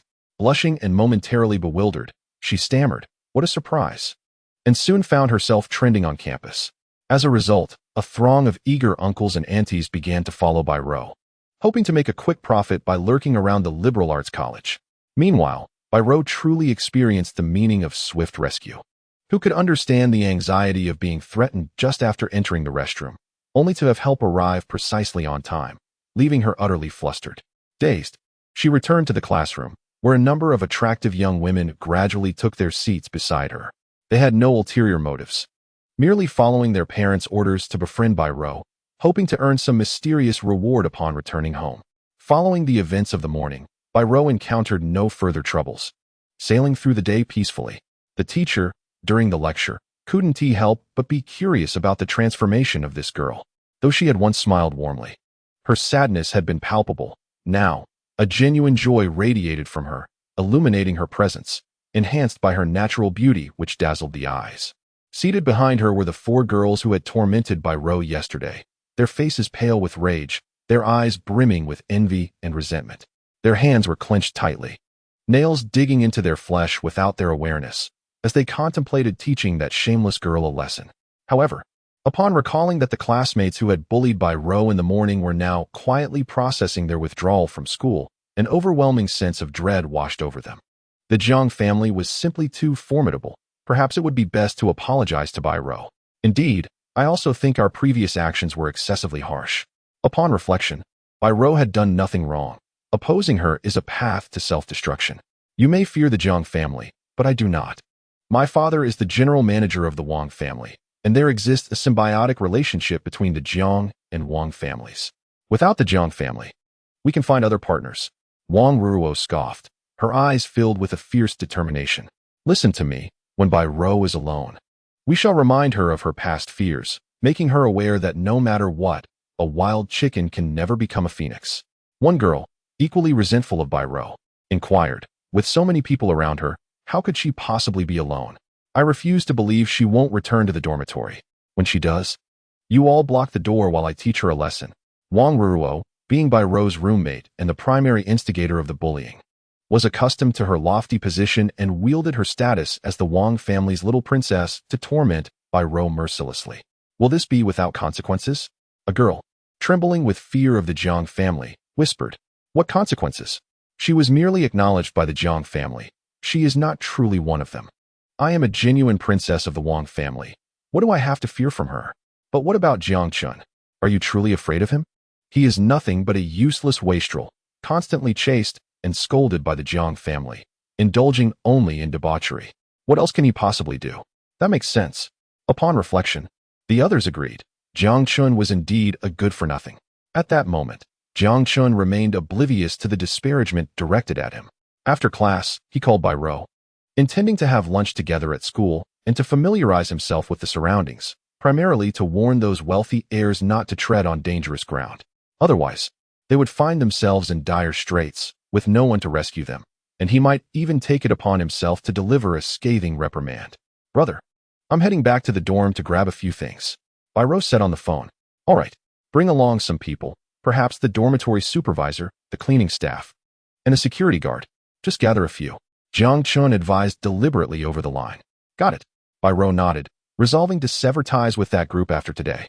She called the dormitory supervisor and a female security guard, leading them back to her dormitory. Well, if it isn't Miss Jiang, have you finally returned? Why are you bringing company? Wang Ruo glanced up, her gaze filled with disdain. Auntie, I'm counting on you. Bai Ro implored earnestly. Child, are you really not staying here anymore?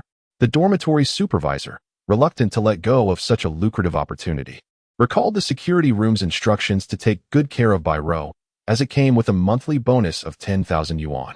A pie has fallen from the heavens. Whether it can be devoured depends on one's fortune.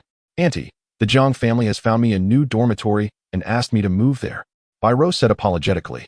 Well, since you've mentioned it, I want to insist on keeping you. Take care of yourself. The dormitory supervisor nodded and entered to begin counting Bai Ro's belongings. Hello? What? There's a thief on the first floor of the liberal arts college? The female security guard, who was tidying up clothes nearby, suddenly received a call and furrowed her brow. The other girls in the dorm exchanged glances, as if communicating silently. Is there no water in the dormitory? The dorm supervisor also received complaints from the students, feeling quite exasperated. The plan succeeded. With these two gone, let us see how you'll manage. Tremble Bai Ro. Unexpectedly. If something is lost, it's lost. We'll compensate you for the damages. The female security guard glanced at Bai Ro, recalling the captain's warning, and dared not be careless. If there's no water in the dorm, go to logistics. What use is it to come to me? I'm busy. Noticing the unreasonable demands from the other side, the dorm supervisor's temper flared, and she retorted sharply. The remaining nameless girls in the dorm wore expressions of disbelief. Is this really intolerable?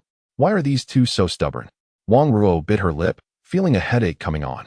It's completely unmanageable. Ultimately, Bai Ro, the dorm supervisor, and the security guard left together, followed by a group of girls who had voluntarily come to help, Bai Rou move her belongings. Some even competed for a pen, eager to showcase their worth. Bai Rou felt nothing but amusement. When she had nothing, she was bullied, but now that she had become part of the Jiang family, they began to grovel, seeking her favor. Just wait and see. There's a sports meet at the end of this month. Doesn't Tishi love athletics? We'll tamper with her shoes and ensure she finishes last. Wang Ruo plotted with malice. At noon, Jiang Chun encountered a girl from the liberal arts college and couldn't help but frown, asking, did she really say that? Yes. Wang Ruo plans to sabotage Bai Rou's shoes. How malicious. One of Bai Rou's roommates, not wanting to offend the Jiang family, secretly reported to Jiang Chun. What evidence do you have? Jiang Chun regarded the girl with a serious expression. If it's true, you could earn a reward of 5,000 for reporting. This is the recording. Here's my phone. I'll transfer the money to you. The girl left, smiling and satisfied. The dynamics among girls are indeed intricate. Jiang Chun rested his chin on his hand, his eyes gleaming with a hint of mischief. Should he keep Wang Ruo around or not? That is the question. He could alert the old man regarding the Wang family. After all, they were old acquaintances. He wondered if Uncle Wang could cook bamboo shoots with meat or mix 7 wolves with iodine. That night, Wang Ruo returned home, resembling a well-behaved girl seeking her mother's affection. Mom, I'm hungry. Dad, where's Mom? Mom, where are you? Close the door tightly and lock it. Do not open it without my command. General Manager Wang Gang of the Wang family, having finished his cigar in the drawing room, bore a vague but menacing gaze. He pulled out his phone to issue a command to his servant. Yes, sir. Dad, what brings you here? Wang Ruo, reclining on her pink bed, lost in her music, turned to find her father glaring at her, left hand wielding a belt and right hand clutching iodine. The sight instantly terrified her. Mom, Mother. As Wang Ruo attempted to rise, she was forcefully pushed down by Wang Gang, who brought the belt down upon her mercilessly. Dear, close the door. All right. Wang Ruo's mother complied, gritting her teeth as she shut the door. Inside, the pitiful cries akin to that of Tom Cat echoed, marking a dismal scene. I warned you against bullying others at school. I warned you not to offend anyone. I warned you to stay away from the Jiang family. Dad, what's wrong? Who told you? Wang Ruo winced, realizing she had been betrayed, her anger boiling beneath the surface. Wang Ruo, you have truly been spoiled. If you do not kneel and apologize today, I will hang you up and give you a good thrashing. Wang Gang had resolved to be firm, raising the belt as a symbol of paternal authority. Mom, Dad is hitting me. It hurts so much. Does it hurt? There's worse to come. Wang Gang, seeing his daughter still oblivious to the gravity of the situation, applied high-concentration alcohol to the belt, emphasizing the intensity of the punishment. An hour later, Wang Ruo knelt, calling out Dad, her body battered and bloodied, saliva pooling on the floor, her head bruised, and her lips incessantly uttering apologies. Witnessing this, Wang Gang cast aside the belt and began a heart-to-heart. Let me explain. The elder of the Jiang family and our patriarch have been comrades for many years. Were it not for the elder Jiang's assistance, our Wang family might still be struggling. The moment the Jiang family ceases to include us, our prosperous days will come to an end. If you dare to provoke that Jiang girl again, you will be cast out of the Wang family. This time, Wang Gang had truly steeled his heart. He had been chastised by the elder for his daughter's misdeeds, which had resulted in her instigating classmates to bully a girl for nearly 2 years. If it had been a mere misunderstanding, it could have been overlooked. However, the fact that she had deliberately antagonized a girl from the Jiang family was tantamount to dragging the Wang family into disgrace. The elder was profoundly disappointed in Wang Ruo. Realizing the severity of the issue, he then sought to enlighten his wife, intending to give their daughter a stern lesson, akin to a dish of stir-fried bamboo shoots with meat, aiming to set her straight. Today's incident is not to be used to seek out the informant. She is not betraying you, but rather saving you. If I hear of you bullying classmates again, I will punish you. With that, Wang Gang left the room. Soon after, Wang's mother entered, attempting to soften the atmosphere with kind words, employing a blend of discipline and sweetness to effective ends. Chapter 23. Child.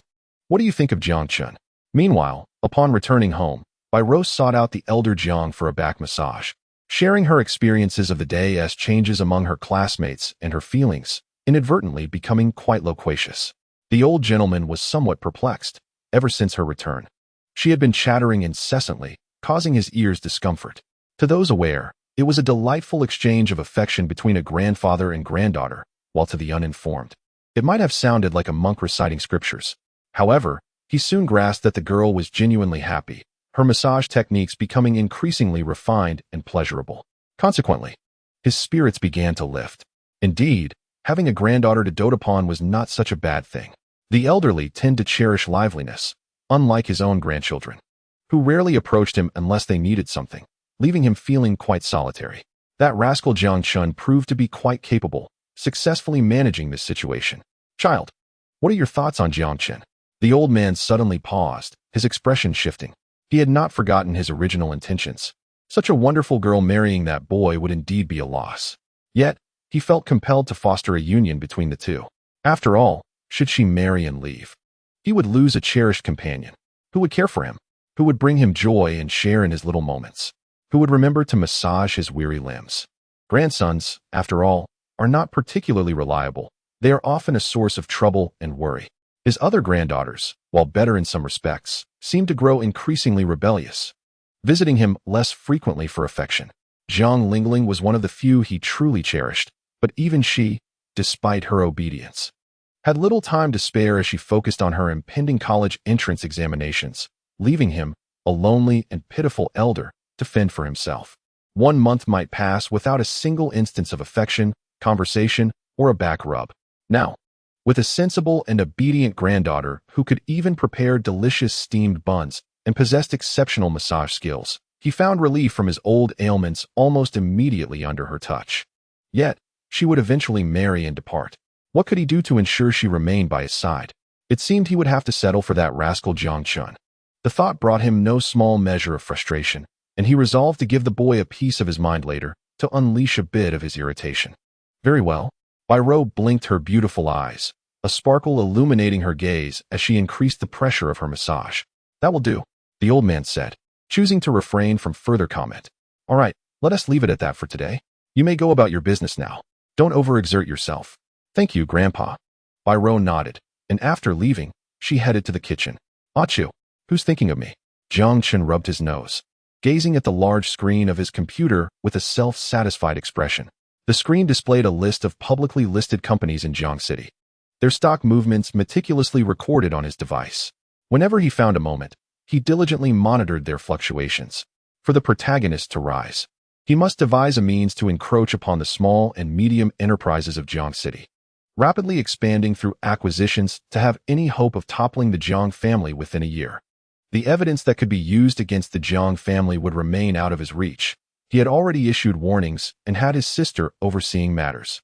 Even if anyone attempted any underhanded tactics, she would undoubtedly catch wind of it beforehand.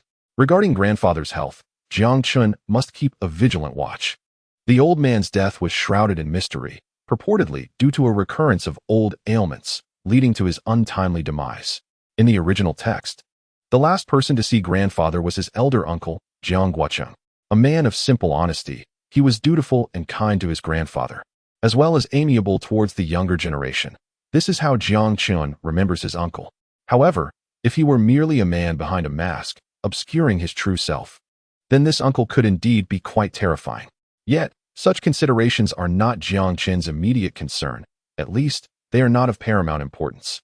The pressing issue at hand is to enjoy the indulgences that come with aligning himself with the protagonist in managing Jiang City enterprises. Although he cannot thwart the protagonist's rise, he can certainly delay it. If the protagonist earns nothing, progress halts. If he earns half as much, the Jiang family can extend their time frame by another year.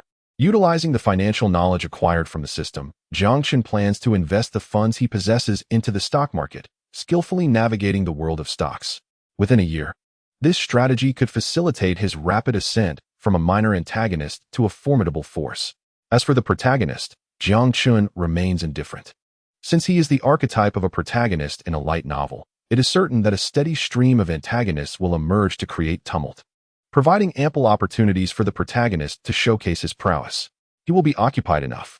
Meanwhile, Jiang Chun intends to remain in the shadows, discreetly developing his capabilities, occasionally seizing opportunities to undermine the protagonist, reminding him that even a desperate antagonist can bite back, thus teaching him a lesson.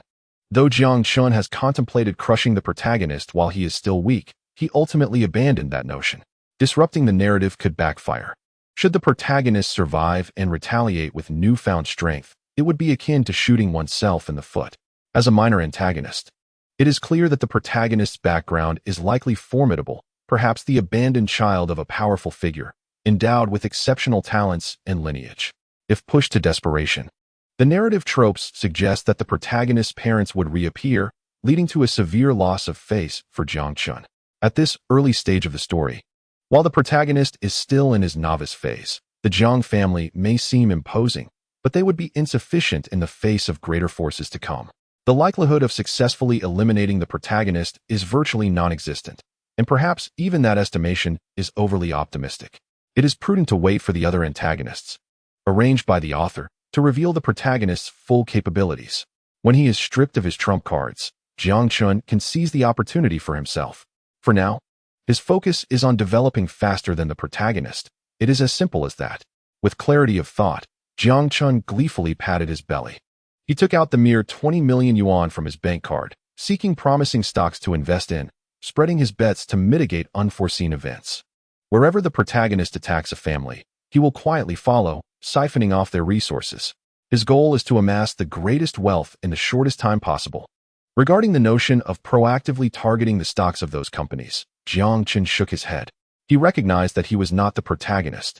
Such actions by the main character would invite scrutiny, but for someone like him, it was best to refrain. There were matters beyond the reach of a minor antagonist like himself, and a careless misstep could lead to dire consequences, perhaps even preemptive imprisonment. Chapter 24. What are you all doing? Feeling utterly fatigued after 2 hours of diligent work at the computer desk, Jiang Chun wore an expression of exhaustion. Brother, you must be tired. Here, have a drink. Just as he was about to indulge in a can of sugary soda, he noticed Bai Rou approaching with a glass of fresh milk, her demeanor gentle and her smile radiant, embodying thoughtfulness and grace. How he wished his own sister possessed even a fraction of her consideration. Thank you, Sister Bai Rou. Jiang Chun expressed his gratitude, placing the cup on the desk. Bai Rou's expression slightly faltered as she stood still, holding the tray.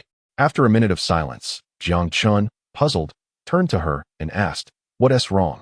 Brother, I'll wait until you finish drinking before I wash the cup." Bai Rou remained gentle and considerate, her smile unwavering, radiating a celestial glow. Ah, how blinding.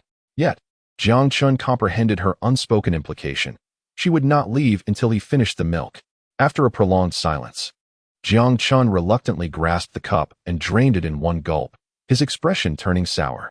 Well then, let the housekeeper handle the washing. What's this? Why are there goji berries? Brother, it's not that troublesome. Bai Rou took the cup from him and departed gently.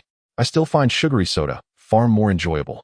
Jiang Chun sighed in resignation, regrettably already satiated. Oh, life seems to be treating you quite well. As Jiang Chun shook his head, Jiang Lingling bounced into the room. A mischievous smile adorning her face, her expression decidedly unfriendly. Although he was uncertain why his sister had come to visit and appeared irate, he keenly observed her tiny fists clenching angrily. At that moment, it was crucial to adopt a submissive stance, lest he face a fierce reprisal. Sister, you've arrived at just the right time. Jiang Chun beamed with an overly bright smile. What is so good about it? Jiang Lingling snapped, her teeth grinding in irritation. Ever since Bai Rou's arrival, her brother seemed to have forgotten her existence, constantly fawning over Bai Rou and neglecting his own sister. She, Jiang Lingling, was not envious. Rather, she simply desired to give her brother a good thrashing. What do you like? I want to give you a gift for Labor Day, but after much deliberation, I couldn't decide. You like dolls, but we have plenty. You like watches, but Dad has already given you one. You like. Jiang Chun feigned contemplation, his face a mask of conflict. Jiang Lingling's previously furious countenance gradually flushed crimson, steam seemingly rising from her head. Who wants your gift, you silly brother? She then dashed to her room, locked the door, and leaped onto her bed, rolling back and forth in a fit of frustration. At long last, he had narrowly escaped a calamity. However, the girl's reaction seemed rather excessive. Jiang Chun exhaled a sigh of relief, feeling the cold sweat trickling down his back. Had it not been for his quick reflexes, he would have undoubtedly been sent flying by his little sister's kick once again. It appeared that this girl was only susceptible to gentleness rather than force. Thus, it would be quite easy to manage her. A smirk curled at the corner of Jiang Chun's mouth, reminiscent of a Dragon King's grin. Alas, his face was cramping. Ouch, that hurt. The following morning dawned bright and sunny. As Jiang Chun rose and freshened up, he intended to have breakfast when he spotted Bai Rou returning from outside. Drenched in sweat and clad in a white tracksuit, a towel draped over her shoulder, her clothes thoroughly soaked, revealing a glimpse of her pink undergarments. Cough, cough. It was entirely his fault for having such keen eyesight. He should not have looked. Brother, you're awake. There's food on the table that I made. You should eat while it's hot. Upon seeing Jiang Chun, Bai Rou transformed into a little fangirl, her enthusiasm ablaze. Ah, all right, Jiang Chun replied, somewhat taken aback, responding with casual indifference. After all, breakfast at home was typically prepared by the servants. Her cooking was indeed too conspicuous. If he ate, he risked inciting his fiery sister's wrath. If he abstained, it would surely hurt Bai Rou's feelings. What a dilemma. I'll go take a shower now. I'm a bit dirty after my run, Bai Rou declared before heading into her room with the towel in hand. The Jiang family even had separate bathrooms for their servants, so there was no chance of the absurd scenarios often depicted in anime. Go on, go on. Bai Rou giggled as she left, while Jiang Chun felt like crying without tears. He turned to see Jiang Lingling, her fists clenched tightly, ready to deliver a punch at any moment, which did not surprise him in the least. Sister, come and taste Bai Rou's culinary skills. I want to eat. Jiang Lingling's tone was a blend of irritation, dissatisfaction, and fiery indignation, much like a pie chart. She was undoubtedly jealous and angry. By the way, do you have class today? I have a parent-teacher meeting, and our parents are busy. My sister is occupied with work. Jiang Lingling paused here, not continuing further. I should have class in the morning. Jiang Chun replied absent-mindedly, while picking his nose. The meeting is in the afternoon. Jiang Lingling's eyes brightened as she emphasized this point. I seem to have remembered incorrectly. I believe my classes are in the afternoon. Jiang Chun replied languidly. Then skip it. It's not like it's the first time. If you don't come by 3 o'clock this afternoon, don't blame me for kicking you. Without giving Jiang Chun a chance to refuse, Jiang Lingling snatched a glass of milk from the table and took a sip, only to spit it out, splattering the floor. What kind of milk is this? It has a strange taste. Who added goji berries? It tastes like herbal medicine, Jiang Lingling exclaimed, her face contorted in disgust. That was specially concocted by Miss Bai Rou for the young master, intended to nourish the body.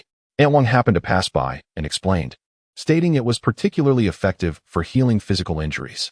Fine, I'm off to school, Jiang Lingling said, bewildered, before hastily departing with her backpack. Oh, indeed. There were goji berries added. How did she know I was deficient? Jiang Chun lamented as he gazed at the puddle of goji berry-infused milk on the floor, feeling utterly despondent. At this moment, in an old warehouse in Jiangcheng, Jiang Chun was indulging in life while Su Xian was engrossed in a gaming dungeon. Brother Su Xian, Gu Shui lamented, having just endured a kidnapping, a red mark visible on her cheek from a slap she received. She leaned against Su Xian's chest, weeping in grievance. Go back and inform the Zhang family what transpired today. I, Su Xian, shall repay in kind. Su Xian stated with a fierce glint in his eyes as he effortlessly snapped the wrist of one of the kidnappers. Little Shui, you have suffered, he expressed, a look of guilt on his face. In his ambition to rise swiftly, he had drawn the attention of the Zhang family, who resorted to such despicable acts as kidnapping Gu Shui to deter him from acquiring their company. Rest assured, the Zhang family will be obliterated within a day. The new checkpoint was finally not at Jiangcheng University. Jiang Chun was taken aback to find the refresh point at Jiangcheng No. 1 High School, his sister's school, blessed with high loot rates. In the morning, Jiang Chun and Bai Rou took a car to school together. Jiang Chun pulled out his phone, captivated by a message. Chairman of the Zhang family, seemingly virtuous, now faces the chains of justice for the lives of 3. The Zhang heiress has been arrested for the kidnapping of an innocent girl. Su Xian has acquired the Zhang group, becoming the new shareholder. Damn, that was swift. This isn't how dungeons are typically cleared. Is this what it means to be the protagonist? Decisive and relentless. I initially thought the Sun family would be the first to be acquired, but it appears the Zhang family had premeditated this, striking before the adversary could recover. I hope the other families gather their wits, learn from this, and present some challenges to the protagonist. Otherwise, this effortless victory is truly alarming. Jiang Chun shut off his phone, rubbing his temples in exasperation. Brother, if you're tired, take a break, or come rest with me, Bai Rou suggested cheerfully, patting her long, fair leg. Suddenly, the screeching brakes of Uncle Zhang's vehicle interrupted. Bai Bai Rou lost her balance and fell into Jiang Chen's embrace. Uncle Jiang, do you know how to drive? Be careful. Jiang Chen shot a glare at Uncle Jiang, utterly frustrated. Uncle Jiang asked, what are you two doing? Tell me, what are you up to? Chapter 25. You are not pregnant. Upon arriving at the entrance of Jiangxing University, Jiang Chun and Bai Rou exited the car only to be intercepted by a beautiful girl with a dark expression, her gaze flitting between Bai Rou and Jiang Chun. Jiang Chun, you truly are a scoundrel. I knew I wasn't mistaken. You found another girlfriend so quickly. It was none other than Gu Shui, as foolish as ever. Just the night before, she had been kidnapped, and upon entering the school, she spotted Jiang Chun, the infatuated admirer who had pursued her for 3 years. Walking hand in hand with his new love, a picture of perfect harmony. Having endured immense grievances, fraught with anxiety and looking haggard, she found herself in stark contrast to Jiang Chun, who appeared even more robust than before, radiating vitality and charm, seemingly enjoying a blissful life. This overwhelming disparity plunged her into despair, prompting her to confront him. He had pursued her for 3 years, genuinely invested his feelings, and she had been moved for several days. It truly felt as though her sincerity had been squandered. Brother Jiang Chun, who is this Annie? Bai Rou cast a glance at Gu Shui, feigning unfamiliarity. Jiang Chen's lips curled into a slight smile, realizing that this girl possessed a remarkable wit that he had previously overlooked. Auntie.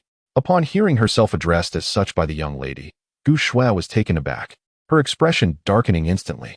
Who knows? I don't recognize her. Let us ignore her and leave. Jiang Chun regarded Gu Shui with disdain, finding her presence utterly distasteful. As for her, she would soon face something even more repugnant. Once Su Xian completed the novice village quest, she would be welcoming a new sister. Oh no! After the Zhang family's downfall, wasn't he there a love-struck Miss Zhang who had been a snitch? Let them wallow in their own mental turmoil. After bidding farewell to Bai Rou, Jiang Chun proceeded to today's classroom, where the subject remained unchanged: postnatal care for sows. The curriculum included foundational theory, intermediate theory, advanced theory, specialized theoretical knowledge, practical operations, artificial insemination of sows, and care for piglets, each subject proving rather overwhelming. Before arriving in this world, Jiang Chun had been utterly unaware of the intricacies involved in postnatal care for sows. It was truly beyond comprehension. Upon entering the classroom, he discovered that the lesson had yet to commence. Lao Lu was seated at the back near the window, taking the pulses of the girls in the class. For a mere 10 yuan, these girls could enjoy an intimate interaction with their idol, driving them to absolute frenzy. You are not pregnant, Lao Lu declared, holding a girl's wrist with an air of profound mystery. You could sense that?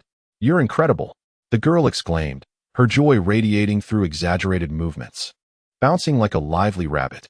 Next, Lao Lu maintained an impassive demeanor, quietly calling for the next in line. I'll go. Jiang Chen approached, tossing a 100 yuan note onto the table.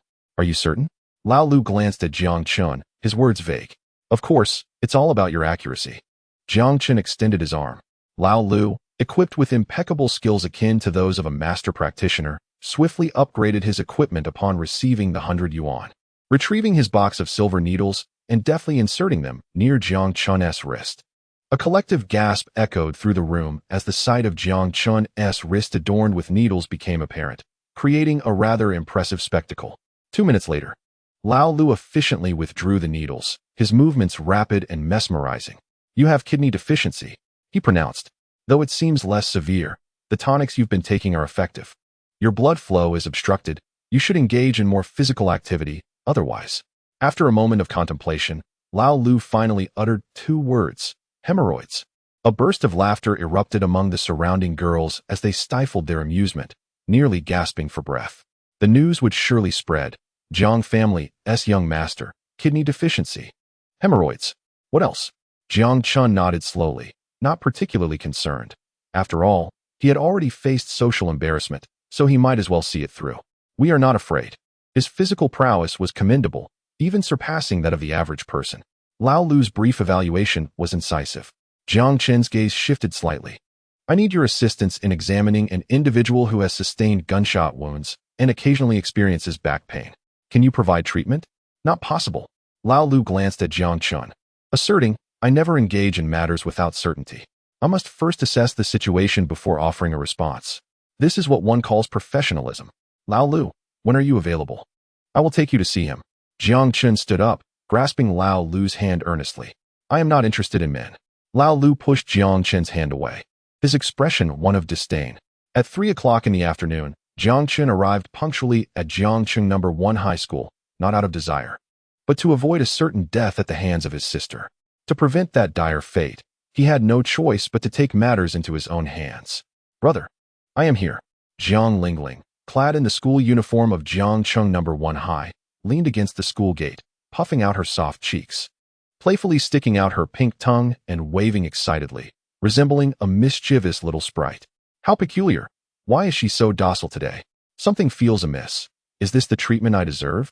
Jiang Chen approached and successfully reunited with Jiang Lingling. Look, this is my brother, Jiang Lingling exclaimed, pulling Jiang Chen's arm to showcase him to her friends. Lingling, your brother is so handsome. Obviously, the Lingling family has excellent genes, all charming boys and beautiful girls, truly enviable. Naturally, that is my brother, Jiang Lingling responded casually, giving Jiang Chun a gentle kick in the rear, her voice barely audible as she prompted him for a simple introduction, urging him to sing his praises.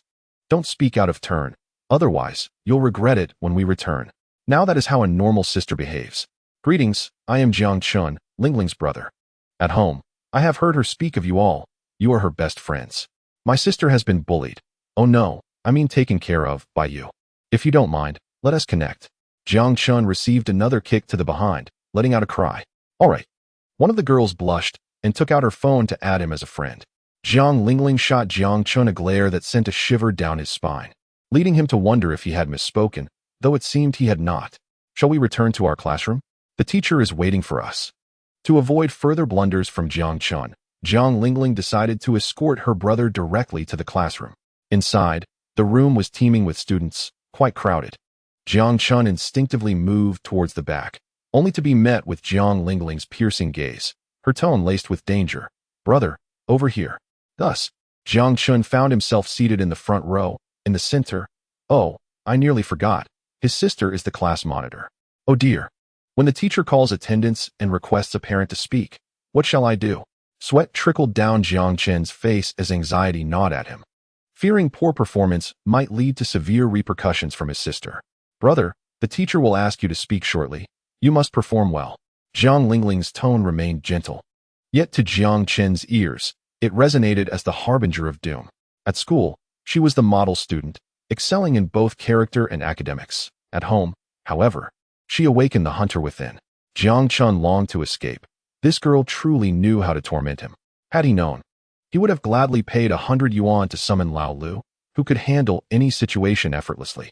Before long, the homeroom teacher entered, a strikingly beautiful woman with an elegant demeanor and a serious expression, unmistakably the Chinese language instructor. As the saying goes, a wealth of knowledge enhances one's presence. Chapter 26. The parent-teacher meeting. Since most parents have arrived, we shall commence without further delay. The teacher, named Wang Shanshan, spoke with the poise of a seasoned broadcaster, her voice melodious yet dignified, coupled with her unique grace. It was clear that she was well deserving of her role as the homeroom teacher at Jiangcheng No. 1 High School. This is the report card from last month's examinations. I trust all parents have reviewed it. The children have indeed put forth considerable effort. However, their results were still disappointing, with some even showing signs of regression. The college entrance examination represents a pivotal moment in their lives. While academic performance is crucial, mental well-being holds equal importance. I urge all parents to pay attention to their children's psychological health during this challenging time. Indeed, the teacher speaks wisely. Jiang Chun spontaneously applauded, prompting a chorus of agreement from the other parents. The teacher's expression faltered slightly as she glanced at Jiang Lingling's parent, her annoyance palpable at the interruption. Oh, a young man. This must be Jiang Chun, the legendary figure of Jiangcheng No. 1 High School, who has famously managed to ascend to Jiangcheng University after years of struggling at the bottom of his class. Next, I invite any parents with concerns to step forward and speak. The teacher lowered her head, reluctantly moving past her introductory remarks. Jiang Lingling's expression tightened. Brother, I feel a bit apprehensive, she confided to a fellow parent, who also happened to be a young man, nervously engaging Jiang Chun in conversation. Don't worry. It's perfectly normal for children to have issues. As long as we care for their growth, everything can be resolved. However, my sister is exceptionally well-behaved and should have no problems. Jiang Chun replied with a confident grin.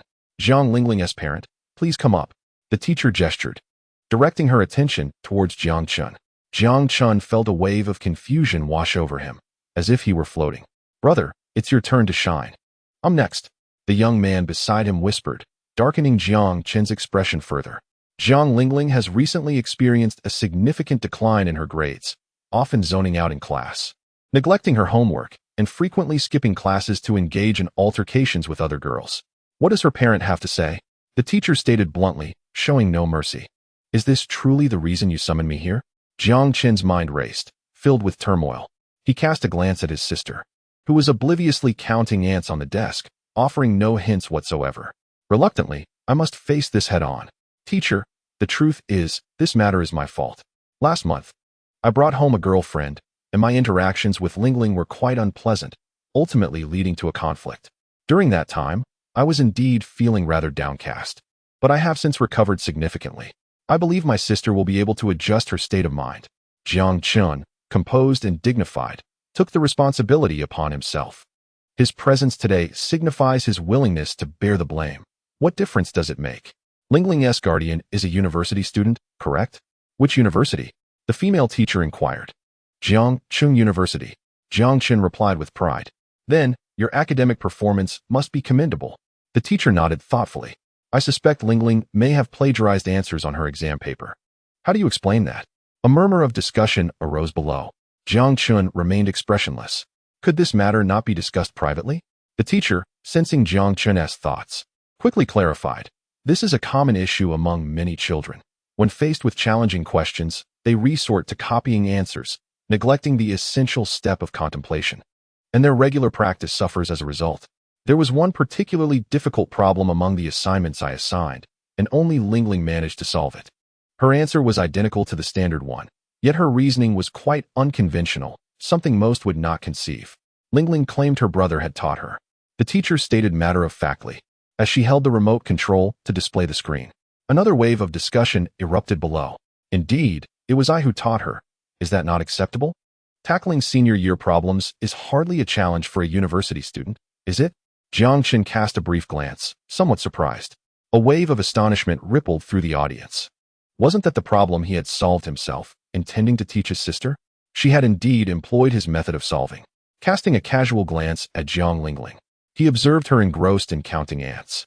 Mr. Jiang, it is inappropriate to conspire with students in deceit. This problem, the teacher intended to say, was improbable. Her skepticism stemmed not from disdain for Jiang Chun, but rather from the genuine complexity of the question. Come, pose any question you wish. Let me showcase Lingling's brother's capabilities. Jiang Chun retorted defiantly. Today, I am resolved to play this role. Not even Jesus can deter me. Alas, some do not shed tears until they see the coffin. The teacher sighed, remarking that her words had incited a reaction. Next question. The teacher pressed the remote, and 6 lines of mathematical problems appeared on the screen. Aren't you a language teacher? Jiang Chun glanced at the convoluted problem and casually asked. Indeed, I teach literature, mathematics, and English. Quite so, the questions are both tedious and lengthy. Jiang Chun took a quick look, seized a piece of chalk, and swiftly began solving the problem. As long as it was high school material, he had no issues whatsoever. Jiang Lingling discreetly raised her head, a flicker of doubt in her gaze. He really can do it. Isn't he supposed to be academically challenged? Surely, he is having a lucky day? 3 minutes later, Jiang Chun presented the correct answer using the simplest approach. Done. The audience erupted once more in murmurs. He truly managed to solve it? The teacher glanced at the glaringly messy handwriting on the board. Although the writing was quite unsightly, he had indeed arrived at the correct solution. In light of this, it appears that Lingling has been unjustly wronged. Might there be another challenge? The female teacher, undeterred by skepticism, retrieved a collection of exceptionally challenging high school problems she had encountered over the years, those that had stumped her. The questioner provided no methodology, only the final answers. Go ahead. 2 questions. 3, 4. The teacher, overwhelmed, had perused these problems for years, yet upon a mere glance, the student began to articulate his steps, arriving at identical conclusions. You might label him a prodigy, Yet his college entrance examination score was merely 250. To accuse him of cheating would be implausibly coincidental. Can he tackle science problems as well? Quite effortlessly. Throughout the afternoon, Jiang Chun effectively retook the college entrance examination, answering every question flawlessly, as if by instinct. Would Lingling's parents consider a teaching position at Jiangxing No. 1 High School, even on a part-time basis? The teacher, now filled with admiration, had been completely captivated by Jiang Chun, utterly transformed by his prowess. She dared to assert that with his current abilities, he could easily achieve a score of 740 on the entrance examination, with deductions solely for handwriting. Truly, he is a distinguished student from Jiangxing University. Remarkable. Brother, you're incredible. The audience erupted into a flurry of activity, with some contemplating hiring Jiang Chun to tutor their children, recognizing his expertise. That won't do. My sister is rather possessive and only allows me to teach her, Jiang Chun remarked, grinning at the awestruck girls below. Now, isn't that a show of respect? He envisioned the scene of returning home for a feast, a satisfying indulgence. Yes, that's my brother, impressive, isn't he? The girl suddenly stood, her heart fluttering with joy, her thoughts racing back to 3 years ago, and even further, unabashedly boasting. Ultimately, Jiang Chun was celebrated by a throng of parents, their enthusiasm palpable, while Lingling found herself surrounded by a group of girls, all chattering with admiration for her and reverence for Jiang Chun. Lingling, your brother is truly remarkable. Even the top student in our class is in awe. Indeed, class leader, the responsibility of elevating our class's performance now rests with you. The secrets to studying and the methods are a long road ahead. System, sign in. Sign in successful. Item obtained. 100 bottles of universal antidote. Chapter 27. Medicine. Let us get started. In the evening, Jiang Chun and Lingling sat in her luxurious $6 million vehicle, a rare moment of tranquility devoid of chaos. Brother, I won't hit you anymore. Lingling, in high spirits today, suddenly declared. Really? Jiang Chun exclaimed with delight, almost wishing to step outside and set off fireworks in celebration. What kind of brother is pursued 5 miles by his sister, only to be kicked away? Jiang Chun was quite pleased with this promise. He took out his phone, intending to take a joint photo to commemorate the occasion. As the screen illuminated, 3 beautiful girls' dynamic wallpapers appeared, each one a classmate of Lingling's. These are all your close friends. Their excessive enthusiasm is simply inescapable. I chose a beautiful photo to set as my wallpaper, Jiang Chun said with delight, utterly unaware of the gravity of the situation. Suddenly, with a resounding thud, Jiang Chun felt as if the milk tea offered by those lovely girls was about to make its exit. Following that was a relentless barrage of blows from Jiang Lingling, akin to a tempestuous rainstorm. Even Yi Wen could only exclaim in disbelief. The pink-clad maid and driver in the front had already grown accustomed to such scenes, her expression betraying not the slightest hint of disturbance. Those in the back continued their antics while driving their own car, a harmonious coexistence. Jiang Chun stumbled into the house, clutching his abdomen, and Bai Rou, who had been waiting by the door, rushed over in concern. Brother Jiang Chun, what happened? Bai Rou asked, bewildered by his agonized expression. Why is he always getting beaten up? My brother just took a fall. It's nothing serious. Jiang Lingling pouted, irately declaring. After finally mustering the courage to soften her demeanor, she found him utterly defeated, and thus, she felt compelled to resort to her fists once more. A fall. Bai Rou's heart ached. Just 2 days prior, he had endured a severe beating, and his wounds had barely begun to heal. She envisioned the ghastly sight of blood seeping beneath his clothing. Bai Rou, the medicine. The medicine. Jiang Chun gritted his teeth against the pain, whispering, What? Bai Rou furrowed her brow, responding instinctively. As Jiang Chun's eyes fluttered shut, his head tilted, and he succumbed to unconsciousness, collapsing in front of Bai Rou. When he regained consciousness, he found himself lying bare upon the bed, old scars reopening and slowly scabbing over. Why am I so unfortunate? He lamented. Other villains confront protagonists with cunning and valor. Even in defeat, they maintain a dignified presence, exuding an air of dominance before their demise. Yet, here he was, perpetually squabbling with his younger sister, clashing with his father, and enduring injuries daily. Jiang Chun was at a loss for words, utterly speechless. Suddenly, the door creaked open, and Jiang Lingling peeked inside. Her eyes slightly swollen as she took a seat at the foot of Jiang Chun's bed, her head bowed as if chastised by someone. seemingly having just wept. "Brother, I'm so sorry. I truly had no idea you bore so many injuries." Jiang Lingling sincerely apologized, tears streaming down her cheeks. "Had I known, I would never have struck you. Lingling, it's nothing. It's just a minor inconvenience. After all, you only hit me 500 times, right? Your brother is tough. These are merely superficial wounds. No need for tears." Jiang Chun, rarely witnessing his sister apologize, found the situation both amusing and exasperating. Indeed, she had not hit him with much force. The thunder was loud, but the rain was scarcely felt. Given his current condition, even a dog would shake its head in pity, and he was grateful that she had held back. "Really? You forgive me?" Jiang Lingling wiped her tears, and amidst her sobs, a smile broke through. "Brother, don't worry. No one will bully you again. I will protect you." "All right then, fetch me a bottle of cola. I'm feeling a bit parched." Jiang Chen replied, "And don't let Bai Rou find out. If she does, I won't be able to drink it, truly. I no longer wish for that goji berry milk." Upon hearing Jiang Chen's words, Jiang Lingling's expression became momentarily blank. It was too late. Sister Bai Rou was already waiting outside. "Brother, drink this glass of milk. It is filled with nourishing properties that will hasten your recovery." Bai Rou entered at just the right moment, carrying 2 meticulously prepared glasses of milk, adorned with floating red goji berries. Jiang Chen's face darkened as he noticed Bai Rou's earnest gaze fixed upon him. Alas, what a predicament! Reluctantly, Jiang Chen complied under Bai Rou's watchful eye, consuming every last drop of the concoction. This girl, he mused, had an uncanny knack for concocting such peculiar flavors, yet there was undeniable efficacy in her brews. The elder had consulted a traditional Chinese medicine practitioner, who attested that it could replenish the kidneys and bolster vitality. "Brother Jiang Chen, you are truly obedient." Bai Rou beamed with delight, carrying the 2 cups away with a cheerful demeanor.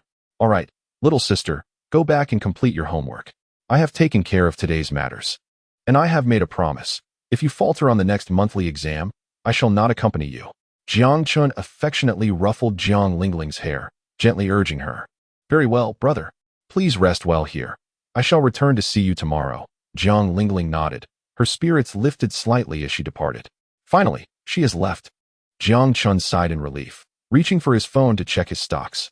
In the study, Elder Jiang, Jiang Qingshan, and Jiang Lan convened a small meeting.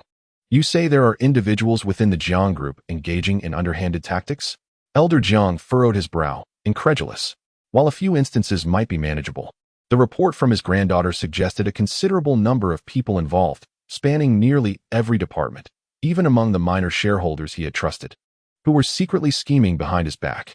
Initially, it was Xiao Chun who informed me, mentioning several names. I summoned each of them individually to inquire and investigate the situation.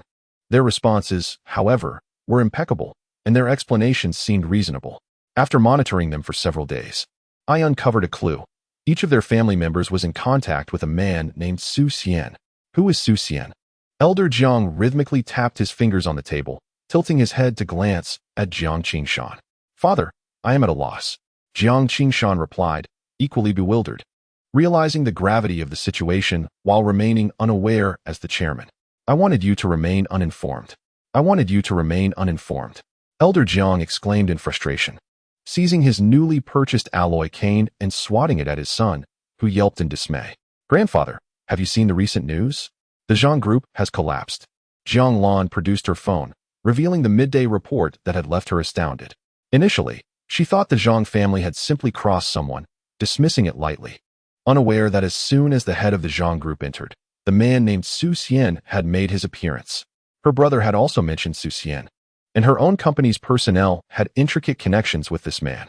She spent the entire afternoon researching all information regarding Su Xian, discovering he was merely a third-year university student, attending the same institution as Jiang Chun. The most melodramatic twist is that the girl his younger brother pursued ended up with Su Xian. Chapter 28. Fearless of being shattered to pieces, one must leave a clear conscience in the world. Su Xian's life is nothing short of legendary. He achieved an impressive score of 730 to gain admission to Jiangqing University. In his first year, he founded a company that, after 3 years of development, has achieved modest success, acquiring over a dozen small companies, with an estimated market value nearing 5 billion. The companies he acquired had offended him, leading to their key figures being imprisoned shortly thereafter. He then took control as the primary shareholder, gradually consuming the shares of other minor shareholders before merging everything into his own company. His actions are swift and decisive, entirely uncharacteristic of a novice in the workplace. Like a chess master maneuvering on a board, he strikes decisively when he chooses to act. Although he currently pales in comparison to the Jiang family, with a hundredfold gap, his methods are astoundingly audacious and his rise is rapid and fierce. At this rate, it is only a matter of time before he crosses paths with the Jiang family. If he positions his people within the Jiang family in advance, Jiang Lan is already sweating with anxiety. If he falls, so be it. The old patriarch of the Jiang family continued to berate his son, when unexpectedly, his granddaughter spoke up, claiming it was Su Xian's doing. "Do you have any evidence of their underhanded dealings?" the old man asked, putting away his cane and sitting in his armchair with a serious expression. "None." Jiang Lan shook her head, explaining that the other party's computer skills were exceptional. Any correspondence was deleted immediately. She had only managed to grasp a few threads of evidence, but they were insufficient to prove anything, merely suggestive. "You say the Zhang family offended this young man, Su Xian, and then went bankrupt, just like other companies, right?" The old man's eyes darted around. "Yes." Jiang Lan nodded. Three-pronged strategy. First, do not rush to take action. Appear to do nothing on the surface while secretly gathering evidence to drive out the pests. Only when the afflictions of the body are healed can we take action against him. I will handle the shareholders, the old man stated calmly. Second, Jiang family must venture into projects in the capital. I need you, Lan Lan, to take charge of that. Qing Shan, discuss with Ling Yu and gauge the Qin family's stance. Third, secretly establish a subsidiary overseas to facilitate swift asset relocation. My dear granddaughter, I still possess some assets that I will entrust to you for management. During this time, the welfare benefits of the Jiang family members will be halved. The old man concluded, closing his eyes and relaying all his thoughts in one breath. Lastly, keep a close watch on the actions of that young man, Su Xian. Whoever he targets, give them a heads up. Father, you are truly impressive. Jiang Qingshan expressed his admiration like a sycophant. Indeed, in my youth, I was the most gifted and charming figure in Jiangqing, with a nimble mind that dominated the entire city. The old man chuckled. Grandfather, I feel you and Jiang Chun are quite alike. It's just a pity that his intellect is lacking. Jiang Lan lamented. Perhaps, the old man replied with a complex expression. Whether Jiang Chun is foolish or not is difficult for him to judge, but he indeed resembles him the most, reserved yet passionate. Grandfather, what about that Bai-Ro? After discussing serious matters, Jiang Lan began to inquire about the family's newest member. That girl is not an ordinary person. I have already dispatched someone to investigate her past in the imperial capital and have gathered some information. Her character is commendable. She is straightforward and has a kind heart. Let her stay for now. If she takes a liking to Qin Shun, I will permit her to marry Jiang Chun. If not, it's fine. I shall raise her as my own granddaughter. The old man stated lightly. Oh, Jiang Lan's expression was subtle, and she chose not to pursue the topic further. By the way, grandfather, I have a complaint. That rascal Jiang Chun has reclaimed his 3 years' worth of devotion fees, a total of 15,200,000, and has gifted it all to his brothers. Furthermore, just a few days ago, he bought a collection of antiques at the auction house, which were initially stored in warehouse number 3, but he has since dealt with them secretly. Jiang Lan reported surreptitiously. What a spendthrift. Old Master Jiang tightened his grip on the alloy cane, barely restraining his anger. Wait, Jiang Lan interrupted. Speaking of the bad, let me mention the good. I just visited his room and saw a painting on the table, seemingly a landscape by Tang Bohu, along with a colorful horse, vividly hued, and a green bronze ding hidden in the corner. A colorful horse? Old Master Jiang furrowed his brow deeply, pulling out his phone to search for images. Lan Lan, is this what you meant? Close enough, but a bit more vibrant. Oh, grandfather, where are you going? Where am I going? I'm going to check that rascal's room. Old Master Jiang exclaimed, discarding his cane and rushing out, brimming with excitement. Grandfather, slow down. Don't hurt yourself. Came by Ro's voice from outside. On Jiang Chen's side, he had just closed the door and opened a short video when his grandfather barged in, startling him so much that he hastily stuffed the tissues and his phone under the quilt. Darn it, after drinking by Ro's milk, I overindulged. Grandfather, what brings you here? Jiang Chen asked, sitting up in bed, noticing his grandfather peering around the room with his cane. Is it necessary to be this anxious? I had just opened a short video, and you're already frantically searching for my little secret. Can we not enjoy a pleasant moment together? Does your grandson have no privacy or secrets? Moreover, Bai Rou is here. What will she think of me? Where's my horse? Old Master Jiang inquired. A hint of urgency in his voice, clearly agitated. In the sky? Jiang Chen instinctively replied. You little rascal. Old Master Jiang feigned a blow towards Jiang Chen, but was stopped by Bai Rou. Grandfather, calm down, calm down. Is that rascal hiding it under the quilt? Old Master Jiang grew suspicious, glancing at Jiang Chen's blanket. No, not at all, Jiang Chen replied, covering the quilt, his face betraying his wariness. I fear no harm, for I wish to maintain my innocence in this world. Today, no one shall lift this quilt, I assure you. If there is nothing, then why are you blushing? Old Master Jiang shouted. Dad, what is going on? Jiang Qingshan happened to pass by and peeked in. Qingshan, you arrived just in time. This rascal has something hidden in his quilt that he refuses to show. Carry him out, commanded Old Master Jiang. In the quilt, Jiang Qingshan became acutely aware of the gravity of the situation. Could it be that this rascal had been discovered by the old man while playing with the Fiji? Dad, I think. Jiang Qingshan's expression turned grave, siding with his son this time. If this were to be revealed, would they ever be able to face anyone again? If you dare disregard my advice, I will return with my cane. The elder Jiang, infuriated, spoke in a low voice. Am I not supposed to listen to you? Jiang Qingshan sighed. I am truly sorry for you, my son.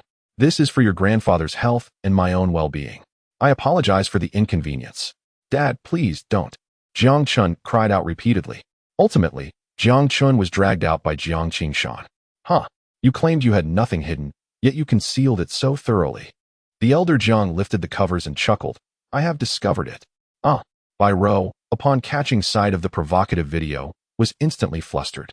With a gasp, she blushed and hurriedly fled the scene. This is it, my innocence is lost. Jiang Chen had never endured such a severe internal injury. The connections he had painstakingly cultivated were now ruined by the antics of the old man and his grandfather. Truly, it was a disaster of artistic proportions. The elder Jiang selectively ignored the content of the video playing, cradling the exquisite Tang Sankai figurine with great delight, unable to let it go. This was no ordinary Tang Sankai. The craftsmanship was of royal quality, surpassing even the treasures showcased on appraisal television shows, a veritable artistic gem. Lend it to me for a couple of days. The elder Jiang, in high spirits, left with the Tang Sankai, adding, oh, and a painting, some bronzeware, and a little broken bowl. Send them to my room, and I shall return them later. What is this? A robbery? Jiang Chen felt tears welling in his eyes. Not only had he stumbled upon his own scene of crime, but he had also lost his inventory, which was essential for negotiating with his grandfather, a vital resource for his rise to prominence, all taken away. If the elder Jiang took it, could he ever reclaim it? Would he dare to ask for it back? Do not be disheartened, Xiao Chun. Your father also endured such trials in his youth. Jiang Qingshan crouched down to comfort him, suggesting, perhaps you should return and turn off that video, it's still playing. Birth, oh birth. Jiang Chen limped back into the house, clearing his browsing history on his phone, voicing his frustration. The next day, Bai Rou, as usual, entered Jiang Chen's room, carrying 2 cups of goji berry milk. Brother, this is today's portion. If family is present, she would address him as Jiang Chenggu. In private, she would be more intimate, simply calling him brother. Bai Rou, about what happened yesterday. Jiang Chen stammered his explanation. It's quite all right. Boys in their teenage years often behave this way. It's a normal expression of masculinity. Bai Rou nodded, kindly and gently. Moreover, Grandma said this formula is quite nourishing. Having a strong temperament is perfectly normal. Very well, I shall say no more. Jiang Chen frowned and drank the milk, only to hear Bai Rou lightly add, as long as the content isn't too peculiar, it should be fine. Pfft. Jiang Chen choked as he couldn't contain himself, coughing and sputtering. Brother Jiang Chen must take good care of his health and practice moderation. White Rose's face revealed a smile reminiscent of that medical senior, resembling a little devil, inflicting significant mental distress upon Jiang Chen. You must drink 2 cups daily. Only then will your health improve more swiftly. White Rose beamed. I shall supervise you every day. In the ensuing days, Jiang Chen found himself idly passing time, engaging in daily check-ins, and following the protagonist's lead. The protagonist invested heavily in a certain company, prompting Jiang Chen to stake his own money, even selling a painting by Tang Bohu to an elder for 500 million, thus acquiring ample starting capital. Each company he invested in saw only a modest share purchase, around 3% of the publicly traded stock. Had he possessed more funds, he would undoubtedly have invested more substantially. However, his individual investments were merely a drop in the ocean, offering little substantial impact on the protagonist's endeavors. Reluctantly, during family dinners, he resorted to exchanging casual whispers with his sister. Jiang Lan was quite accommodating, aligning herself with Jiang Qin's approach, thus achieving a triumphant trinity among Su Xian, Jiang Chun, and Jiang Lan, the Jiang family. As for those who suffered losses, Jiang Qin deemed himself unbothered. As he would put it, his excellence was merely highlighted by the presence of his peers. As a minor antagonist, he paid little heed to the insignificant characters who fell short of even that status, effortlessly defeated by the protagonist. On average, Su Xian managed to assimilate a small company every 3 days, accruing considerable profits and rapidly expanding his influence. Initially, Jiang Lan offered warnings to the companies targeted by the protagonist, but they, entranced, refused to heed her advice, provoking the protagonist instead, leading to their downfall. Those who perished did so, while others were left to face the protagonist's overwhelming prowess. Jiang Chun found himself at a loss, unable to save them. He could only follow the protagonist, sharing in the spoils of their exploits. Hence, Jiang Lan reaped 50%, Su Xian garnered 45%, while Jiang Qin received a mere 5%. After accounting for the funds manipulated in the stock market, Su Xian's actual profit barely reached 20%, despite his considerable efforts and strategic acumen, leaving the majority of the gains to others. Damn it, who is that bastard profiting alongside us? It infuriates me. On this day, Su Xian sat alone in his room, brooding and questioning his life choices. Chapter 29. The Days of Shared Prosperity with the Protagonist. In recent days, he had dismantled 3 small families for having offended him and Xiao Shui. In a fit of anger, he swiftly contacted the moles within their companies, presenting irrefutable evidence that led to the incarceration of those seasoned veterans.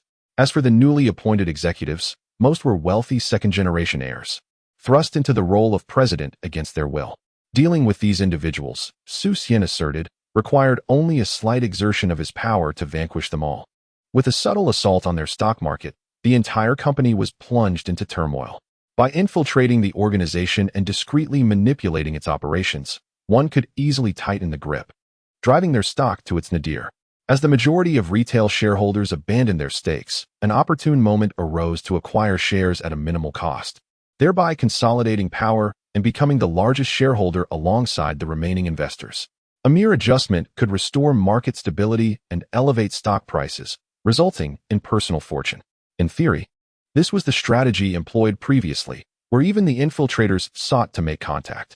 The journey had been smooth, devoid of obstacles, merely a few individuals engaging in desperate struggles. However, recently, while reaping profits, 2 competitors emerged. Just as one prepared to seize the moment, these rivals were also fervently purchasing shares. Even as one attempted to lower prices, they clung tenaciously to their stocks, unwilling to relinquish their holdings. To safeguard against financial loss, one was left with no choice but to tearfully concede a substantial profit to them. It was akin to discovering a gold mine, only to find a rival equally intent on claiming the treasure.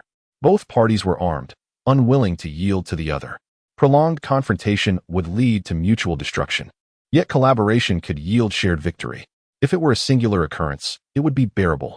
However, with one's team having meticulously laid the groundwork, competitors had intruded, brazenly siphoning off half the profits, and to add insult to injury, they were adept with computers, making them nearly impossible to trace. Reflecting on the earnings, one felt helpless, as the actual profits were reduced by a staggering 90% compared to initial expectations. While the rival departed, one was left to manage the ensuing chaos, feeling utterly exploited. "Brother Su Xian, you are truly remarkable," Gu Shui exclaimed as she entered, embracing Su Xian from behind and planting a sweet kiss on his cheek. At just 21, Su Xian amassed nearly 100 billion in assets, single-handedly dismantling numerous formidable enterprises. Who could rival the prowess of my brother Su Xian? Gu Shui imagined the scene where Jiang Chun would kneel before her, begging for forgiveness. That insufferable sycophant had dared to humiliate her and even sought solace in the arms of another woman, inciting her fury. Sighing in resignation, Su Xian contemplated revealing his struggles to Gu Shui. At times, he was overwhelmed with frustration, with no outlet for his anger. While this young lady seemed only to revel in enjoyment, often igniting his desires and clouding his judgment, failing to fulfill the role of a supportive partner. Yet, without Gu Shue's initial support, he would not have reached his current stature, leaving him with a sense of indebtedness towards her. Xiao Shui, is there something you wish to discuss? Su Xian inquired, mustering his spirits and smiling brightly at Gu Shui. Brother Su Xian, you must persevere. I'm counting on you to bring down the Jiang family. Jiang Chun has bullied me again, Gu Shui declared, her teeth clenched in indignation. Very well. Su Xian nodded with feigned outrage, though uncertainty loomed within him. According to the initial plan, I aim to dismantle the Jiang family within a year and proudly establish myself in Jiangqing. However, my progress has been hindered by two imbeciles, whose incessant meddling clings to me like a stubborn adhesive. My timeline has now stretched from 1 year to 3. Alas, those two scoundrels. Moreover, it appears the Jiang family has recently initiated a significant self-investigation, shocking the entire Jiangqing. This information was obtained through confidential sources from my undercover contacts, which remains largely unknown to outsiders. The evidence I possess seems to be gradually erased, and Su Xian is filled with hesitation. Presenting the evidence openly would not topple the Jiang family, but rather expose me to their scrutiny. Yet, once the Jiang family completes their internal restructuring, the difficulty of overthrowing them will escalate once more. At that point, I will have no choice but to confront them head-on, leading to mutual destruction. Even if I were to emerge victorious, it would be a Pyrrhic victory. As for the prospect of defeat, Su Xian chuckled, for I shall never lose, not even once. Meanwhile, the elder of the Jiang family hosted a banquet at home, proclaiming that he had acquired a treasure for everyone to admire, summoning all shareholders of the Jiang group. The atmosphere was filled with deference as both sides exchanged flattery, and the elder, appearing amiable, presented a Tang Sankai he had appropriated from Jiang Chun in front of the shareholders. This was followed by an in-depth exchange among the prominent figures of the antique world, filled with enthusiasm and engagement. After they grew weary from conversation, they indulged in a lavish feast. Once satiated, the elder, fueled by wine, began to deliver pointed remarks. Thus commenced a banquet laden with intrigue. What kind of person am I, Jiang Zhentian? At the banquet, the elder's demeanor shifted abruptly, turning serious. The shareholders present, including the younger generation of the Jiang family, felt a tremor of apprehension. After a moment of contemplation, one small shareholder fawningly remarked, Elder Jiang, you are a figure worthy of admiration.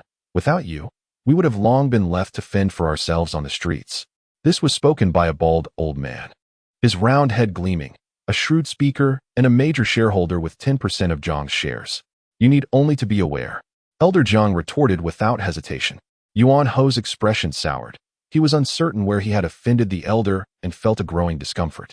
I, Jiang Zhentian, have not been unkind to any of you. You are all my brothers or the children of my brothers.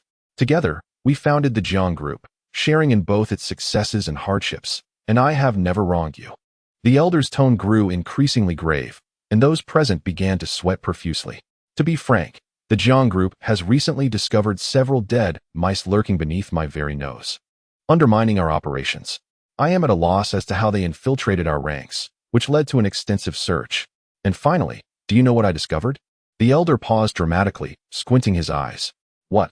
Under the oppressive gaze of old Master Jiang, some individuals began to sweat profusely, betraying their anxiety. Someone is lurking in the Jiang family. Old Master Jiang abruptly rose, his expression turning fierce as he slammed his hand on the table. The resounding impact nearly terrified the shareholders present, causing one to spill his drink onto his trousers, his legs trembling uncontrollably. Jiang Guocheng, the eldest son of the Jiang family, furrowed his brow, a fleeting glint of ruthlessness flashing in his eyes. My esteemed friends gathered here today, I offer a word of caution, and I hope you will relay this to your families. Conduct your affairs with integrity and treat others with respect. Otherwise, old Master Jiang's ominous warning trailed off as he abruptly slumped over the table, drifting into a deep slumber, his snores echoing throughout the banquet. Dear uncles, my father has had too much to drink. Please do not take offense. Jiang Qingshan interjected, raising his glass in a gesture to alleviate the tension. Indeed, how could one not admire old Master Jiang? Someone stammered, feeling the weight of the cup in their hand, a heavy stone pressing upon their heart, their complexion paling. The others, astute as they were, understood the underlying implications of old Master Zhang's words, a clear warning to those with guilty consciences. Those without a burden could continue to eat and drink freely, while those with secrets began to fidget, beads of sweat forming on their brows. Qingshan, I am feeling rather fatigued. I think I shall return home to rest. A voice chimed in, weary from the festivities. Take care, uncle. Jiang Qingshan replied with a courteous nod. Others, unable to withstand the effects of the drink, also took their leave. Within approximately 10 minutes, the guests departed, including the younger generation of the Jiang family, leaving only the two old patriarchs, Jiang and Wang. Open your eyes, old Jiang. I know you are not truly asleep. Old Master Wang remarked, his expression one of knowing amusement, as he patted Jiang's shoulder. Oh, you rascal. Old Master Jiang ceased his pretense, sitting upright and feigning indignation. You have something to say today? Old Master Wang observed his longtime friend with a sly grin, resembling a cunning old fox. Someone is playing a grand game, placing their pieces deep within my territory. Who possesses such audacity? Old Master Wang inquired, intrigued. I shan't reveal who it is, but I urge you to examine the Wang family. There might be some hidden troubles lurking there as well. Old Master Zhang's eyes gleamed with intensity. While we still draw breath, let us pave the way for the next generation. Old Master Wang nodded thoughtfully, committing the warning to memory, before steering the conversation to his granddaughter. What prompted you to seek out my granddaughter? I simply fancy her, what of it? Old Master Jiang retorted, his irritation palpable. This matter is indeed a reflection of my lax discipline. I have already reprimanded her. Therefore, I shall punish myself with 3 cups. If you wish to drink my wine, just say so. No need for circumlocution. I hear you have acquired a batch of fine tea leaves. Go away. Not so fast. Let a brother have a taste. Delightful. Jiang Chun sat before his computer desk, stretching languidly, his heart brimming with joy. In a mere 10 days, he had amassed a substantial fortune through his shrewd investments in stocks, successfully doubling his initial assets. 600 million, a delightful sum indeed, yielded a profit of 280 million. Just 10 days. Truly, he epitomized the protagonist, effortlessly reaping rewards alongside his allies. Even a sip of soup turned into an abundant gain. Brother, I've transferred the money to you, 1 billion. Next time, let us share the wealth together. Don't forget your sister. Under Jiang Qin's subtle guidance, Jiang Lan feverishly engaged in stock trading, investing wisely and reaping astonishing returns. To maximize profits, she generously shared a portion of her earnings with her brother. As for how Jiang Qin discerned which stocks to buy, Jiang Lan wisely refrained from probing further. Dealings among the astute are often straightforward. He chuckled involuntarily, then slapped his own face as a reminder. He almost forgot that such laughter could invite misfortune. He hastily checked himself, reflecting on the villain's code. One must never cackle in such a manner, lest the protagonist retaliate fiercely. Brother, I've prepared some milk for you. Bai Rou might arrive late, but she never failed to assist Jiang Chun in nurturing his health. Ah, splendid, Jiang Chun exclaimed, accepting the cup and drinking it down in one go. It must be said that Bai Rou had remarkable skills. In just 10 days, his injuries healed rapidly, and he even grew stronger, thanks to her frequent visits to check on him. He barely had a moment to reward himself, as everything progressed positively. Brother, you seem particularly cheerful today, Bai Rou remarked, bending down to tidy up Jiang Chun's cluttered desk, inadvertently revealing a glimpse of her fair skin, showcasing her enviable figure. What was the matter with her? He wondered, perplexed at her behavior. Where had she learned such ways? Initially, he had hoped to witness her transformation into a vengeful figure. Having bestowed upon her the Jiang family's power and enlisted elite martial arts instructors to hone her skills, envisioning her delivering severe retribution to those who wronged her. Little did he expect that she would cling to him at every opportunity, heedless of his capacity to endure her generosity. Hadn't she claimed to be solely interested in athletics? Why now was she so focused on him? Did he resemble an athlete? Jiang Qin quickly turned his head, suppressing his emotions, and earnestly inquired, I've earned a bit of money. Is there anything you desire? I shall procure it for you. I want my brother to accompany me shopping, dining, and to the movies. Bai Rou pondered briefly before softly stating her wish. Time passed swiftly, and soon it was the eve of the sports meet. Ah, my dear girl, are you truly determined to participate in the track and field events? Jiang Chun recalled Bai Rou's narrative arc, feeling an inexplicable sense of unease. Although he knew she would not consider drastic measures in the event of failure, he still found himself concerned. Brother Jiang Chun, Do not fret. I shall return with the women's track and field championship title. Bai Ro, brimming with confidence, smiled gently. Her face radiant, appearing slightly plumper than when we first met, exuding a fuller and more attractive demeanor. All right, I will cheer for you then, Jiang Chen replied. But brother, are you really not participating in the athletics competition? Your running talent is exceptional. I would love to see you run seriously just once. See me run. Jiang Chen paused, contemplating for a moment.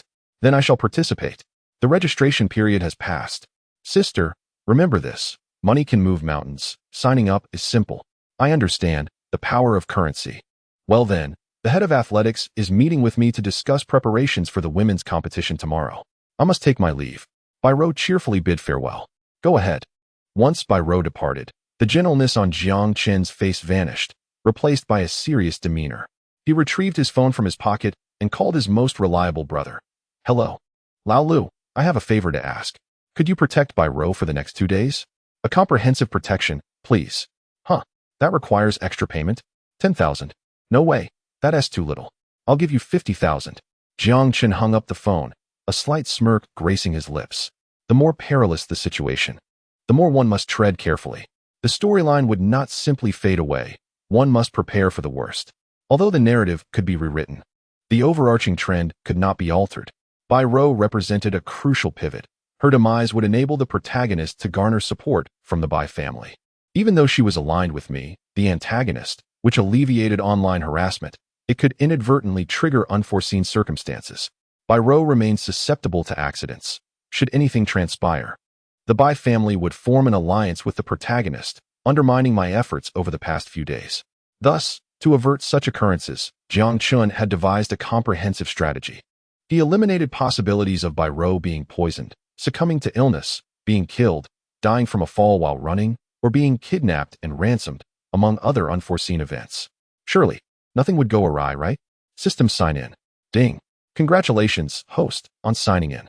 You have received the ability, Little Strong. Little Strong, passive skill. In critical moments, it significantly enhances overall physical capabilities, unleashing astonishing levels of ability.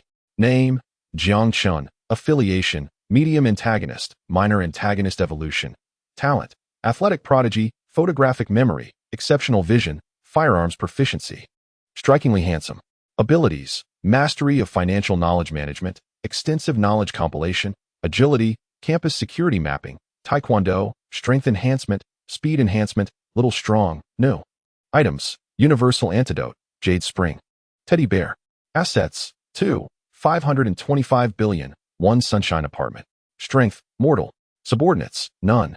Evaluation, a troublesome antagonist for the protagonist, but not overly concerning. Sigh, I am still quite inexperienced, Jiang Chen lamented. This interface had appeared just a week ago, coinciding with my assets reaching 20 billion, propelling me to the rank of a mid-level antagonist. The good news is, I am slightly stronger than a minor antagonist. The unfortunate news is that I am only slightly stronger than the minor antagonist. Chapter 31. My minister, do you wish to perish? Previously, I had acquired several useful abilities through sign-ins and had the good fortune to obtain the ownership of an apartment. Beyond that, there was little of note. At times, sign-ins would yield worthless rewards. Such trivial rewards would not even appear on the panel, as they were deemed unworthy. It is noteworthy that upon upgrading to an intermediate villain, the system revealed additional features, granting me a deeper understanding of this world. First and foremost, this realm is a high martial arts world, where the concept of inner strength exists, yet only those endowed with talent can transcend the realm of mortals and become formidable warriors. The classifications of mortals, warriors, and masters are designations of the system, rather than the world itself. In this domain, those who surpass warriors are referred to as monsters. It is significant to mention that a warrior may only emerge among 100,000 individuals, akin to the trope of a Taoist descending from the mountains or a legendary soldier returning from battle. The protagonist possesses extraordinary talent, rendering his strength beyond the norm. The vast majority, 999 individuals, are ordinary, embodying the essence of 1 against 100, impervious to opposition, and astonishingly powerful in combat. Jiang Chen is merely a villain. Thus, he lacks any extraordinary talent. In fact, the entire Jiang city does not boast a single warrior, save for the protagonist, who undoubtedly possesses inner strength. Otherwise, his combat prowess would not be so formidable, likely placing him at the level of a master. Hence, the day he shattered the floor with a single stomp. A reasonable explanation emerged. How long had Bai Rou been gone? Jiang Chun suddenly produced his phone, glanced at the time, and a chilling smile spread across his face. The first act is about to commence.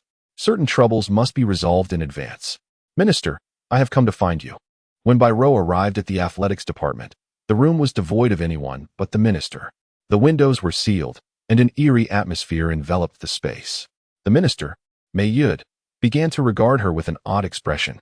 Sensing the impending danger, Bai Rou swiftly retreated, seeking to escape. Let go of me. Get in. Two boys appeared at the entrance, forcefully pushing Bai Rou inside and locking the iron door behind them, the key shoved into a pocket. In an instant, distressing memories resurfaced, causing Bai Rou's gaze to waver. Hand it over. One boy, quick of hand and keen of eye, snatched Bai Rou's phone and smashed it to the ground with a resounding thud. Now tell me, what has it been like to live as the eldest daughter of the Jiang family during this time?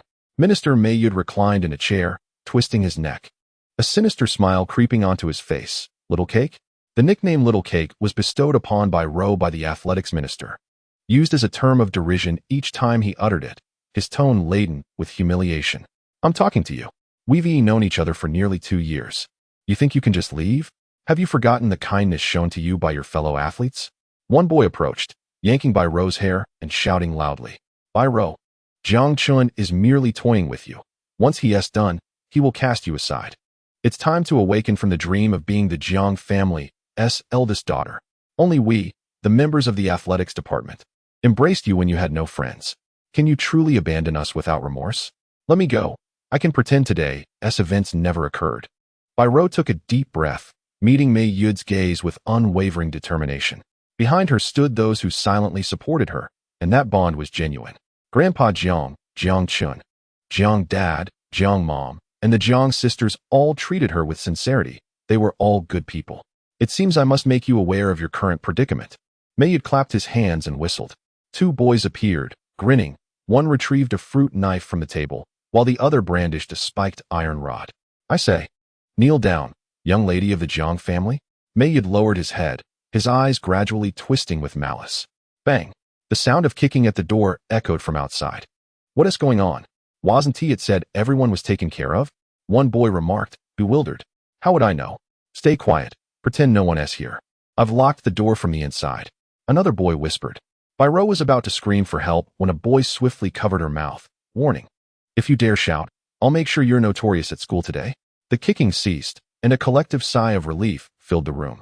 Wretched girl, one boy shouted, intent on teaching Bai Rou a lesson, only to hear the door burst open with a resounding crash. What is the point of locking doors in broad daylight? Lin Yan stood atop the fallen door, looking as irked as a lion roused from slumber. Who is he? One boy scratched his head, feeling oddly familiar with the newcomer. Why does he seem so recognizable? Have I seen him before? Another boy, still covering Bai Rou's mouth, wondered aloud. Lin Yan, get out. Mei Yud anticipated the door's fragility. It had been kicked open so easily. He immediately commanded the vice minister, wielding his lofty position. If you don't want to fail the athletics course, Bai Rou turned to see a handsome boy with a refined appearance and an average build, a crescent smile gracing his lips as he waved at her cheerfully. Isn't he a friend of my brother? Bai Rou recalled Lin Yan, the sixth roommate, whom she had shared a couple of meals with before. He spoke little, but each word was profound, often making her laugh heartily. His overly cautious nature, even testing food for poison with a silver needle, had left a lasting impression. He was indeed an eccentric character. Since when could the minister command the vice minister? Lin Yan laughed heartily, picking up the fallen door and flinging it aside with force. With a loud crash, sunlight streamed into the room through the cracks.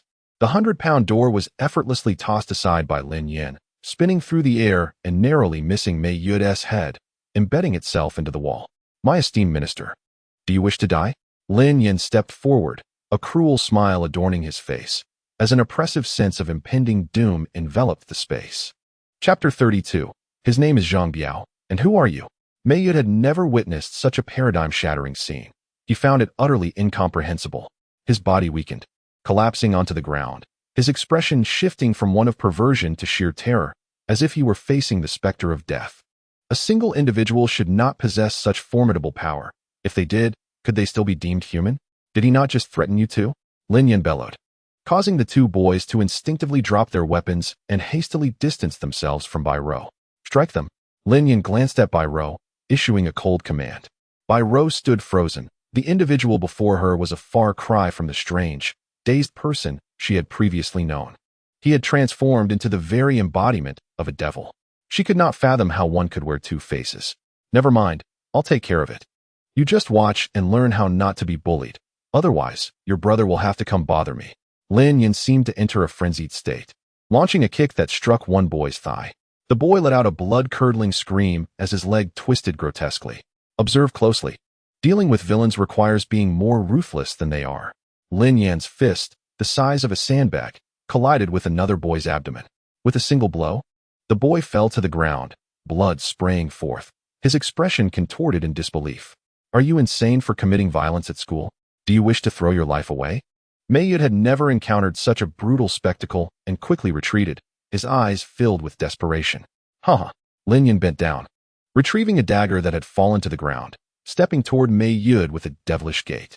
He leaned slightly, a cruel smile spreading across his face as he plunged the knife into Mayud's thigh. The most ironic aspect of the human experience is that the aggressor often masquerades as the victim, feigning pitifulness. But what does it matter? I am a madman. Ah! Mayud cried out in pain, unable to discern whether it was fear or agony that overwhelmed him, ultimately losing consciousness. Useless waste.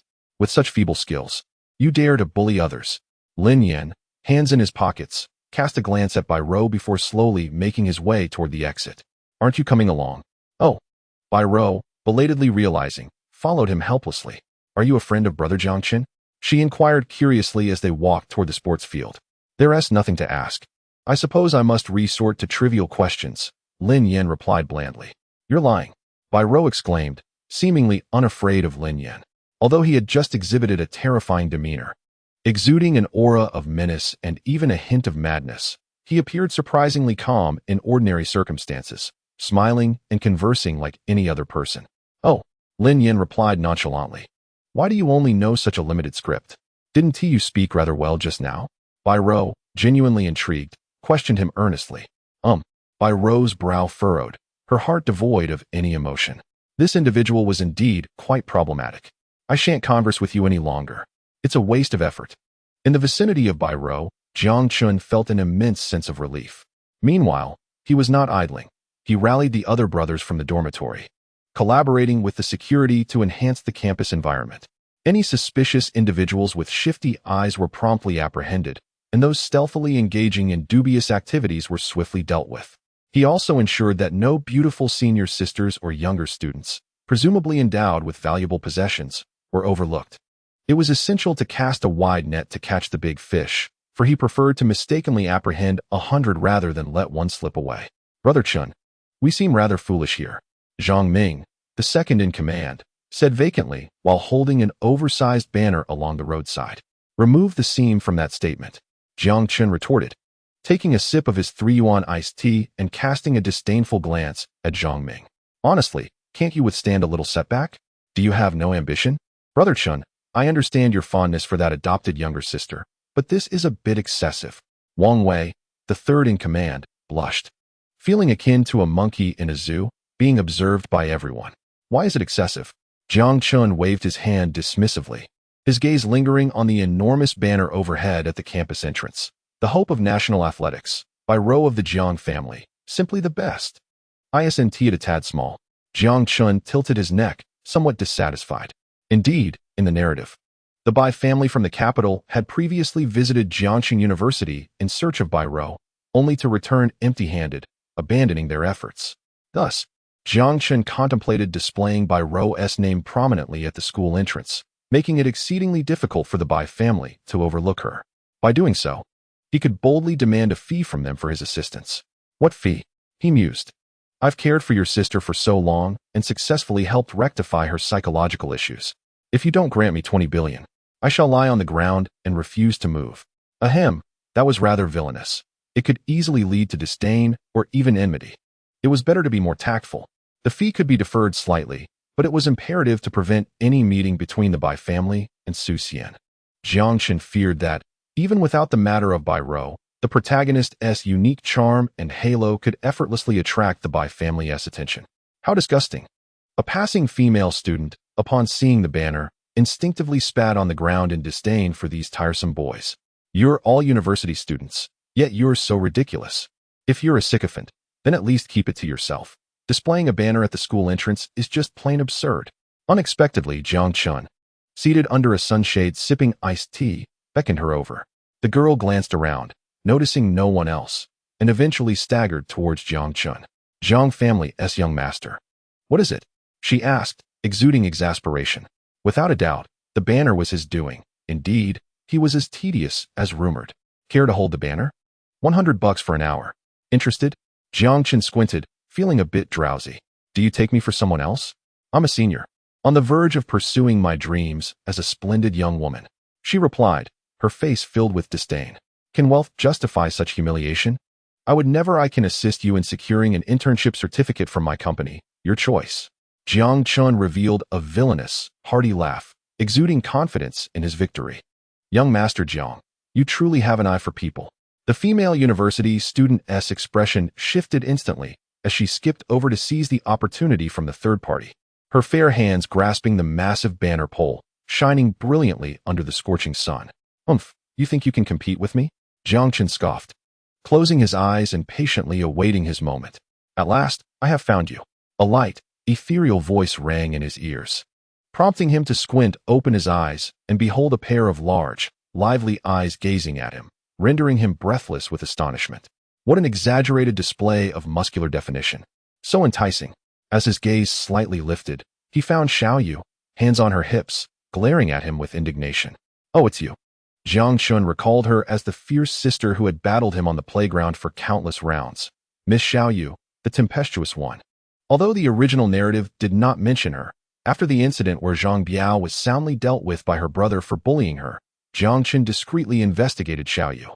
The Xiao family in Jiang City, though a modest enterprise, wielded substantial influence, and the protagonist had refrained from provoking them during his novice days, not wishing to court trouble that would bear no fruit. Let us have another duel.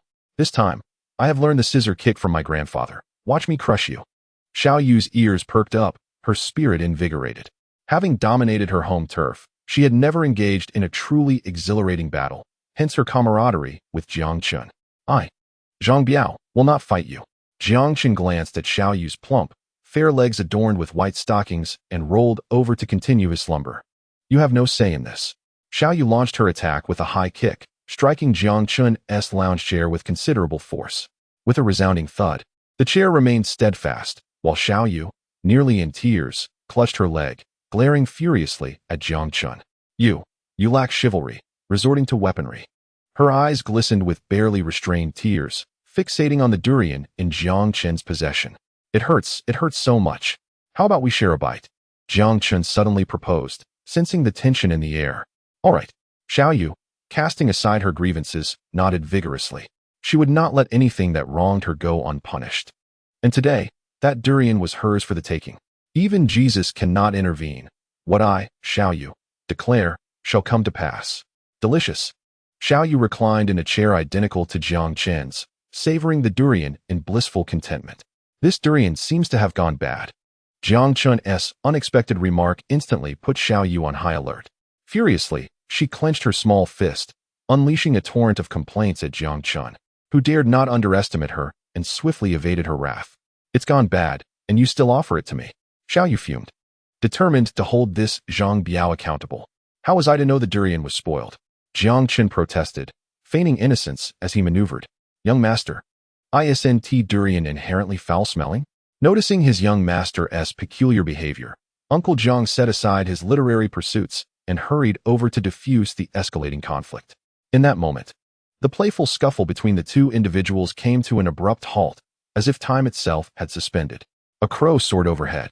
Oh, so durian was indeed meant to be foul-smelling. Jiang Chen, having never tasted durian, was oblivious to this fact. Ugh, Xiaoyu exclaimed a string of expletives, angrily reclining back into his chair, voraciously attacking the durian. Bro.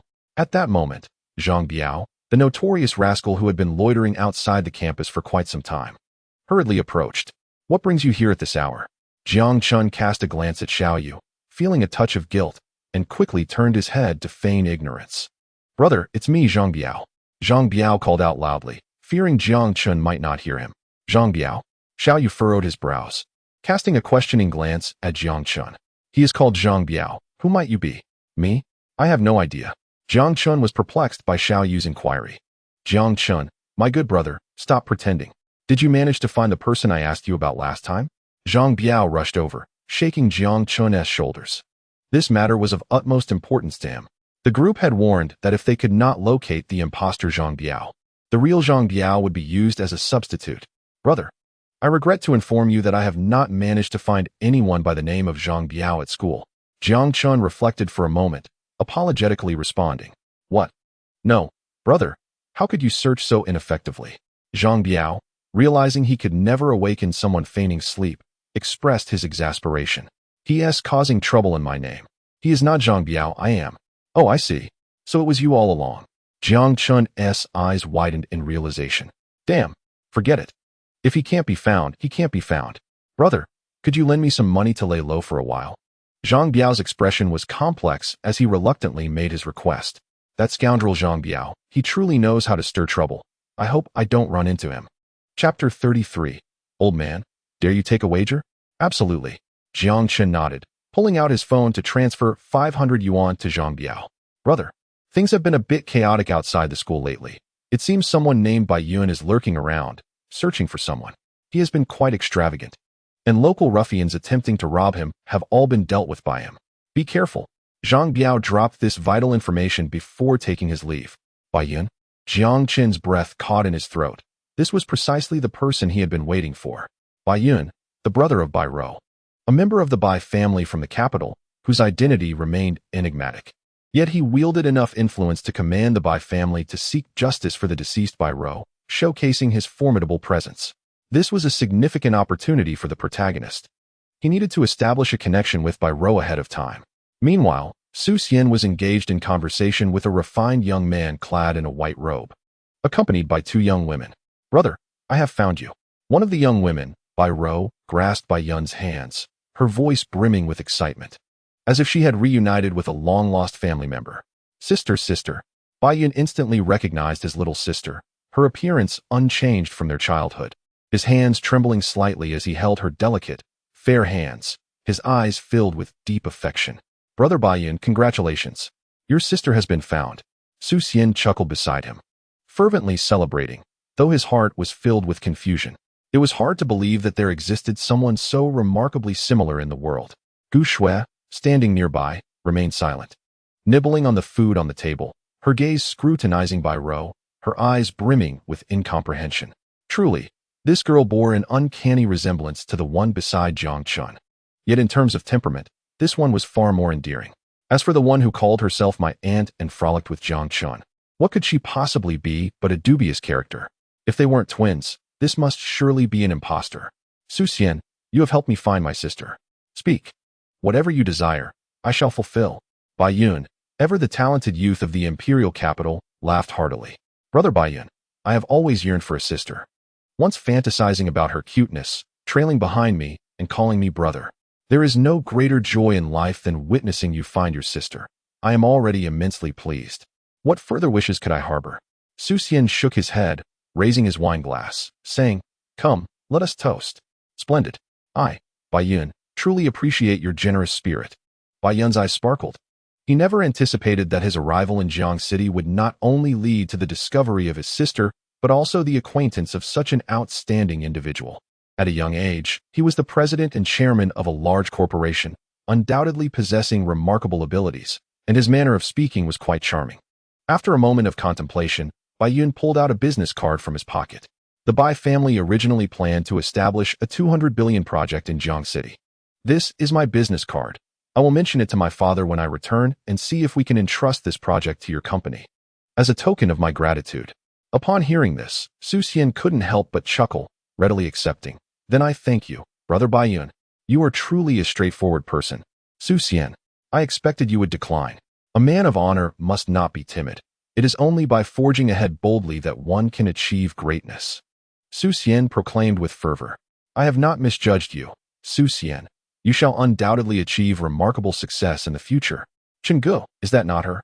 Outside the restaurant, Jiang Chun was brought in by Zhang Biao, who pointed at the handsome young man in a white robe inside, giving Jiang Chun a hint. Such a thing exists. Jiang Chun did not look at Bai Yun, his gaze fixated on the girl who looked exactly like Bai Rou, his fists clenched tightly, his heart feeling as though it had been grasped painfully. The very thing he feared most had come to pass. He saved Bai Rou, yet it activated other plot lines. Bai Yun found his sister, and now another girl identical to Bai Rou appeared, and she was discovered by the protagonist. The plot truly cannot be altered. Then, what is Bai Rou's position now? With the storyline shifted, someone has taken her place, forcibly filling the void left by Bai Rou, aiding the protagonist in completing the narrative. This world is fraught with issues. Biao Gu, I shall add another 10,000 for you. Take cover for a while. Jiang Chun gathered his thoughts, looking gratefully at Biao Gu as he added some funds. Such generosity. Brother, I feel undeserving. Just give me half. Zhang Biao grinned, displaying a commendable sense of loyalty. Take it all, Jiang Chun replied, walking away with his hands clasped behind his back, his heart feeling heavy with despair. He longed to turn the tide in his favor. Yet hope seemed elusive. It's in your hands now.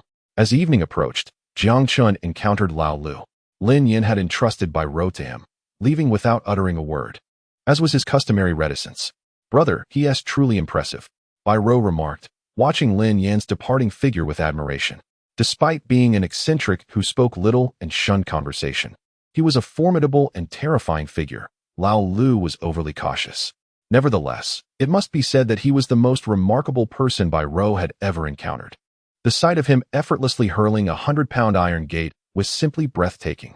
However, due to his warning not to speak a word about the events that transpired in the athletics department today, she was compelled to bury everything within her. Let us head back. Jiang Chun affectionately ruffled Bai Rou's hair, sighing deeply. She had been cast aside by fate, reduced to a mere pawn. Even if he saved her, he could not alter the course of the narrative. The only difference was that she stood vividly before him. Should he stand up and openly oppose the protagonist in advance? Jiang Chun found himself engulfed in uncertainty. Brother, you seem a bit unhappy? Bai Rou noticed the disappointment in Jiang Chun's eyes, her delicate brows knitting with concern. It's nothing. Let us return home early. There is a competition tomorrow. After all, Jiang Chun replied nonchalantly. Okay. Bai Rou grasped Jiang Chun's arm, tugging him toward Uncle Jiang's car. During dinner, Old Master Jiang suddenly brought up the topic. Dear, I hear you're participating in the athletics competition tomorrow at Jiangqing University? Yes, Grandpa. Bai Rou raised her gaze to Old Master Jiang, nodding slowly. Well then, I shall attend, as well to cheer you on. Old Master Jiang said with a warm smile. Isn't it just an athletics meet? Jiang Lingling cast a glance at Old Master Jiang, feeling somewhat disgruntled. After all, he had ignored her pleas during the parent-teacher meeting. That is quite meaningless. All right. Brother Jiang Chun is participating too, so we'll count on Grandpa to cheer for us. Bai Rou said cheerfully. Oh, older brother is going as well. Since her brother invited her to cheer, Jiang Lingling decided she would join. She glanced at Jiang Chun, her large, glistening eyes blinking playfully. No, I didn't. Jiang Chun was taken aback, about to protest, but the fierce look from his younger sister silenced him. I have some time tomorrow. Perhaps I'll drop by as well. Jiang Lan recalled the astonishing speed Jiang Chun displayed when chased by his sister, feeling a twinge of curiosity. Then let us all go together. Old Master Jiang nodded, making up his mind. Upon hearing this, the others at the table chuckled, creating a rare moment of joviality. Grandpa, I found someone who claims he can treat your ailment. Jiang Chun suddenly spoke with gravity. Oh, Old Master Jiang exhibited a hint of surprise. Utterly unconvinced, he remarked. Your words carry great bravado. However, my chronic ailment has baffled even the most renowned physicians in the capital. If he claims he can cure it, should I bring him to examine me? Jiang Chun clapped his hands, brimming with anticipation. The matter of seeking treatment for the old gentleman was not merely a matter of his own volition. It required the elder's explicit consent. Otherwise, not only would the old man refuse to see the doctor, but any unforeseen complications could lead to dire consequences for Jiang Chun at the hands of the Jiang family. No need for that. I am still quite robust. I could easily live another 20 years. I have no intention of departing this world anytime soon. I want to see Lingling, Lon Lon, and little Ro marry in grandeur. Old Master Jiang gently declined. He had little hope for his affliction, which had been exacerbated when a bullet struck him, leading to a protracted recovery period. By the time he sought treatment, it was already too late. The lingering effects were notoriously difficult to remedy. Over the years, he had endured much suffering in pursuit of a cure, not to mention the occasional ambush from adversaries. Furthermore, while his ailment was indeed stubborn, it was not life-threatening. It merely inflicted daily torment. Fortunately, with little Ro frequently providing him with massages, he had found considerable relief. How biased you are? You only think about your granddaughter's marriage. But what about your own grandson? Jiang Chen huffed in discontent. With your current demeanor, who could possibly find you appealing? I'll find you a lovely match to make do with. The old gentleman, feeling quite irritated, cast a sideways glance at Bai Ro. Annoyed. Bah, grandfather, would you dare to make a wager? What kind of wager? Old Master Jiang furrowed his brow slightly. If within 3 years, I have a multitude of girls vying for my affection, you and my father must perform a pole dance. How about that? Jiang Chen sprang to his feet, his eyes gleaming with confidence.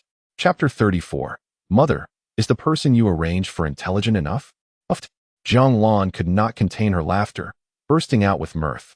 Qing Shan, hang him up and give him a good thrashing. Upon hearing Jiang Chen's antics, Old Master Jiang tightened his grip on his alloy cane and shouted with fervor. Do you really need to say that? Jiang Qing Shan sighed lightly, swiftly drawing out his belt and producing iodine from beneath the table. He had anticipated that his son would inevitably act out. All prepared. Grandfather, father, I was merely joking. Jiang Chen quickly backtracked upon seeing their reactions. Jiang Chen was mercilessly dragged away by Jiang Qing Shan and Old Master Jiang, suspended from the beam, emitting cries akin to that of a distressed cartoon cat. Grandfather, brother, or younger brother, has a sports meet to attend tomorrow. Jiang Lan, Jiang Lingling, and Bai Ro chorused, gently persuading them to reconsider. We'll let you off today, but you'll pay for this later. Jiang Qing Shan quietly tucked his belt back at his waist, still eager for retribution. This boy's resilience is remarkable. Even my alloy cane has bent. Old Master Jiang conceded, marveling at his own cane. The following day, Jiang Chun and Bai Ro set out for Jiangqing University. While en route, a young man suddenly dashed in front of their vehicle, prompting Uncle Jiang to slam on the brakes. Bai Ro lurched forward, only to be shielded by Jiang Chen's firm hand across her face. Thank you, brother. Bai Ro, caught off guard, felt a warmth in her heart and inquired, Uncle Jiang, what is happening? Jiang Chun, instead of responding to Bai Ro, furrowed his brow and asked Uncle Jiang what was going on. Every day, the car suddenly breaks. Can we even drive? If not, get someone else. Suddenly, a loud bang echoed from afar. A gunshot rang out, and the bullet struck the bulletproof window of the vehicle Bai Ro occupied, instantly transforming it into a complex spiderweb pattern. The car was further subjected to a barrage of gunfire, akin to a torrential downpour. Young master, it seems we are in trouble. Uncle Jiang swallowed hard, sensing the ill intent of their assailants. Trouble my foot. Step on the gas. Jiang Chun could not help but mutter, raising his voice to remind him. Although his car was merely a Mercedes, it had undergone specialized bulletproof modifications, costing $400,000, with an additional $2 million spent on the armor. The Jiang family placed immense importance on their safety, and being shot at while in their vehicle was simply out of the question. As for the tires and fuel tank, they had also received specialized treatment to prevent mishaps on the road. Yes. Uncle Jiang felt as though the young master was more adept than he was. He suddenly pressed the accelerator. The engine roared to life like a wild beast, directly plowing into the young man blocking their path, sending him flying as they zoomed past. Isn't this manageable? In such situations, do I really need to instruct you? Just run them over. No need for hesitation. Jiang Chun could not help but scoff. Uncle Jiang was competent but still too kind-hearted. As a mid-level villain's driver, he should at least be decisive in various situations to safeguard his own life as a minor antagonist. Report to the lady. She has escaped. On the road, a man in a suit, wielding a handgun, was on a call. Useless. You can't even handle such a trivial task. I give you 2 days to eliminate Bai Ro, to ensure she vanishes completely from this world, at any cost. Otherwise, you 1T like the consequences. The woman on the other end issued a deadly ultimatum. But miss, Bai Ro has the Jiang family backing her, and Jiangcheng is their territory. We might confront the Jiang family. The man hesitated. He initially thought the assassination would be straightforward. Just block the road and take her out with a single shot. What was there to discuss? However, after firing over 30 shots, their vehicle appeared unscathed. The bulletproof capabilities were astonishing. The Jiang family of Jiang Cheng was indeed formidable. If we confront them, it's merely the Jiang family of Jiang Cheng. They can be easily dealt with. As long as I secure my position as the little princess of the Bai family, I will eliminate the Jiang family and make you the richest person in Jiangcheng. The woman coldly painted a bright future for her subordinate. Thank you, miss. After receiving such a promising vision, the man's expression brightened, feeling a renewed sense of purpose. The wealth of Jiangcheng. Who wouldn't be captivated by that? Hello, Mom. I've been targeted while in the car. As Jiang Chun urged Uncle Jiang to accelerate, he called his beloved mother. Given that she could effortlessly wield an AK-47 and a plethora of toy guns, it was clear just how formidable her background was. After all, he was half a member of the Qin family. Being nearly killed meant he had to reclaim his honor without delay.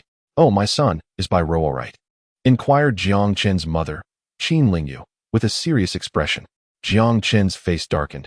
It felt as though Bai Rou was the favored child. Godmother, I'm fine. Bai Rou replied softly. That's good, that's good. You two should head to Jiangqing University. I've arranged for someone to meet you there, Qin Lingyu stated. Mom, is the person you've arranged capable? Find someone formidable. Otherwise, I fear they won't be able to handle the situation. Jiang Chen exclaimed. Very well, I shall hang up now. I'll see you at home tonight. Love you. Qin Lingyu concluded, abruptly ending the call. My mother. Jiang Chen began, intending to comment on his mother's eccentricities. When Uncle Jiang slowly remarked, Madam has always preferred to avoid unnecessary chatter. Unnecessary chatter? Jiang Chen blinked, sensing that Uncle Jiang was subtly implying something about him. Who was the little rascal that targeted me instead of the old man? Jiang Chen fumed, his irritation palpable. Jiang Rou tilted her head, puzzled. Is Brother Jiang serious? Uncle Jiang arrived at Jiangqing University in less than 5 minutes. At the campus entrance, a striking young woman clad in a black leather jacket stood out distinctly. Get out. Upon seeing Jiang Chen's car approach, Ying walked over and tapped on the window. Why did my mother send you? Jiang Chen felt a chill at the sight of Ying. This woman, known as Ying, was formidable and served as his mother's right hand, often visiting the Jiang household. Over time, Jiang Chun had become acquainted with her, but they were far from friendly. She was a notorious brute, always roughing him up, and had even trained her prized disciple, Jiang Lingling, leading to his younger sister picking up bad habits and frequently kicking him whenever they disagreed. Their enmity stemmed from a childhood incident where Jiang Chun was caught peeping at Ying while she bathed, resulting in a severe beating. Mind your own business. Hurry up and get out before I drag you out myself. Ying remarked coldly, showing no patience. Being 6 years older, she had seen Jiang Chun grow up, but increasingly disapproved of him, feeling he was a disappointment. How could Sister Ling give birth to such a creature? Consequently, upon seeing Jiang Chun, she felt an urge to kick him fiercely. Sister, is Godmother sending only you? Bai Rou asked softly. Ahem, we have our snipers nearby, rest assured. Anyone who attempts anything will meet their end. Yi Ying replied, her demeanor brightening instantly. Why is your attitude so inflated?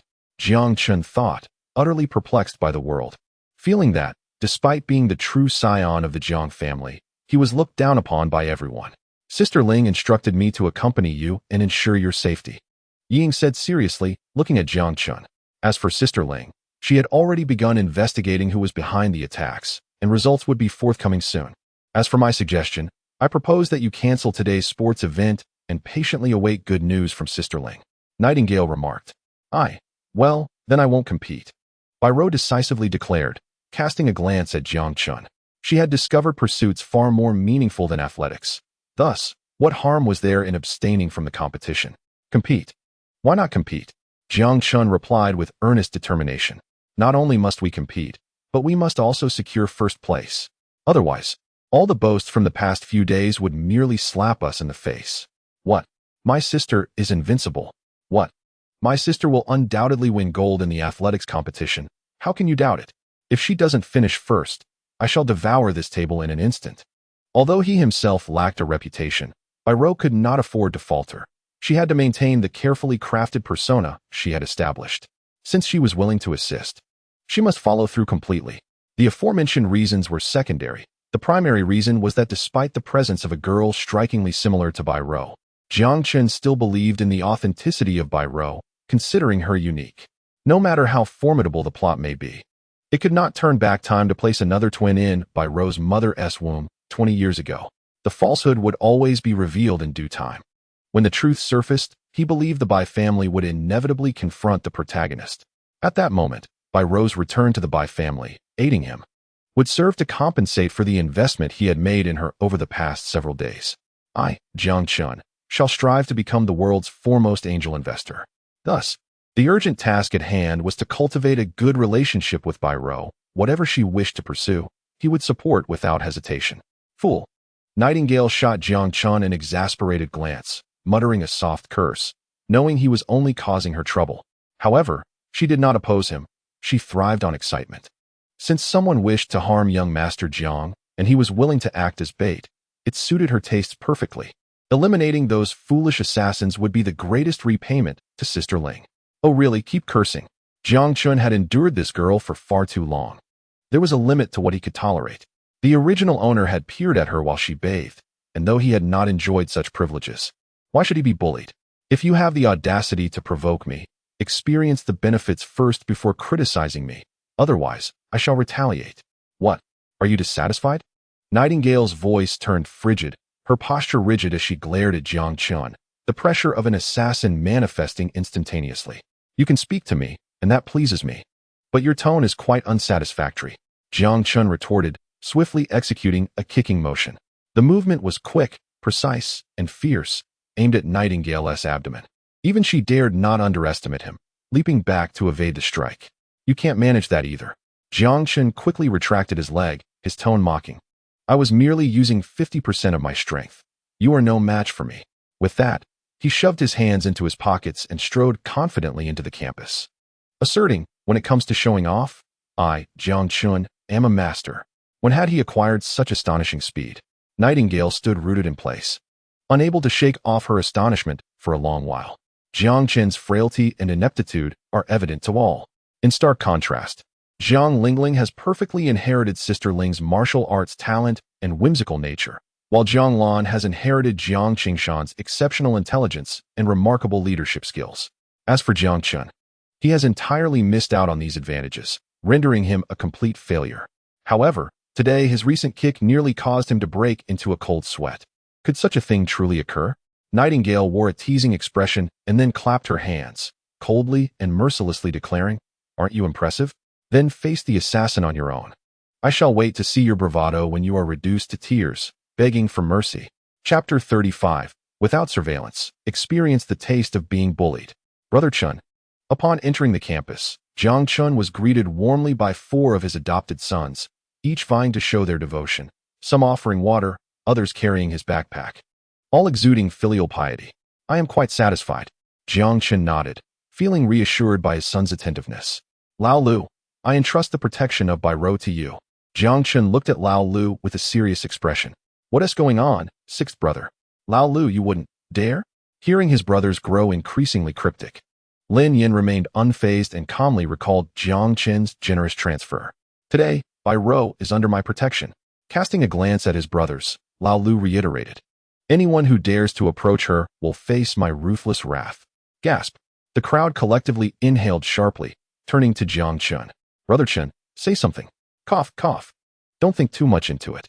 I spent 50,000 to hire him as Bai Rou's bodyguard, providing comprehensive and unyielding protection. Jiang Chen realized that if he did not clarify soon, he would be pierced by the resentful gazes of his brothers. Does that mean we can't go near her? The 3rd brother inquired, puzzled. I can sense your filthy and vile intentions towards my protection target. Lao Lu unabashedly declared. Oh no. The 3rd brother inwardly cursed Lao Lu's ancestors, wondering if they could still enjoy themselves. Could such words be uttered in front of the person involved? Wasn't he that just exposing one's own faults? Bai Rou possessed both beauty and brains, excelling academically and exhibiting a gentle and kind demeanor, qualities that any boy would admire. Only those misguided girls, each more foolish than the last, would think of bullying her. The remaining brothers, fearing Lao Lu would make another shocking remark, instinctively took a step back to distance themselves. Why is this person like this? Bai Rou felt a twinge of helplessness in her heart. His words left her at a loss for how to defuse the situation. You four, including Jiang Chun, are all implicated. Lao Lu glanced around at his brothers, adding fuel to the fire. Cough, cough. Anyway, the sports meet is about to commence. Let us go and take a look. Jiang Chun, finding himself drawn into the fray, adopted a serious demeanor and shifted the topic. If Lao Lu continued to speak freely, even the nearby dogs would be left in tears. It was as if even passing dogs would receive a slap. Very well. Bai Rou, borrowing the slope to descend, nodded fervently. Lin Yan's prowess had left a profound impression on her the day before. In terms of combat, she had never encountered anyone so formidable. How wonderful it would be if she possessed such remarkable skills, enabling her to protect her elder brother Jiang Chun and repay his kindness. The sports arena was bustling with excitement today, as it was the day of the Jiangxing University sports meet. By 7:30, the stands were already filled to capacity, with spectators enjoying their meals while exchanging the latest gossip. Merchants seized every opportunity to profit, selling sunflower seeds at 20 yuan a pound and offering discounted stockings worn by the beautiful senior sisters of the Music Academy for a mere 300 yuan. Moreover, scalpers were hawking tickets, proclaiming that all seats were taken, yet a few spots remained in the trees adjacent to the stands. First come, first served, no fear of falling. As for Jiang Chun, he was warming up among the competitors, preparing for the events. Su Xian, the track and field events are nothing for you. Give it your all. In the distance, Gu Shui tugged at Su Xian, moving slowly toward this area, her clinginess evident. Suddenly, she spotted Jiang Chun in the preparation zone and her expression soured. Realizing something, she sneered, "You're not trying to attract my attention by deliberately waiting here, are you? You scoundrel. A toad wishing to eat swan meat. How delusional. Su Xian, let us go," Gu Shui declared, pulling Su Xian away. Jiang Chun was momentarily taken aback. What was Gu Shui's issue? He had done nothing, said nothing, and yet found himself under fire. What gave her the audacity to spew such vitriol? Truly foolish.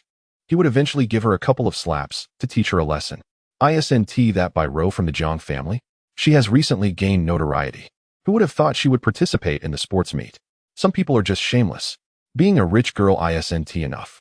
She wants to seize the glory of ordinary people. What a dreamer, whispered a young girl, her eyes filled with envy.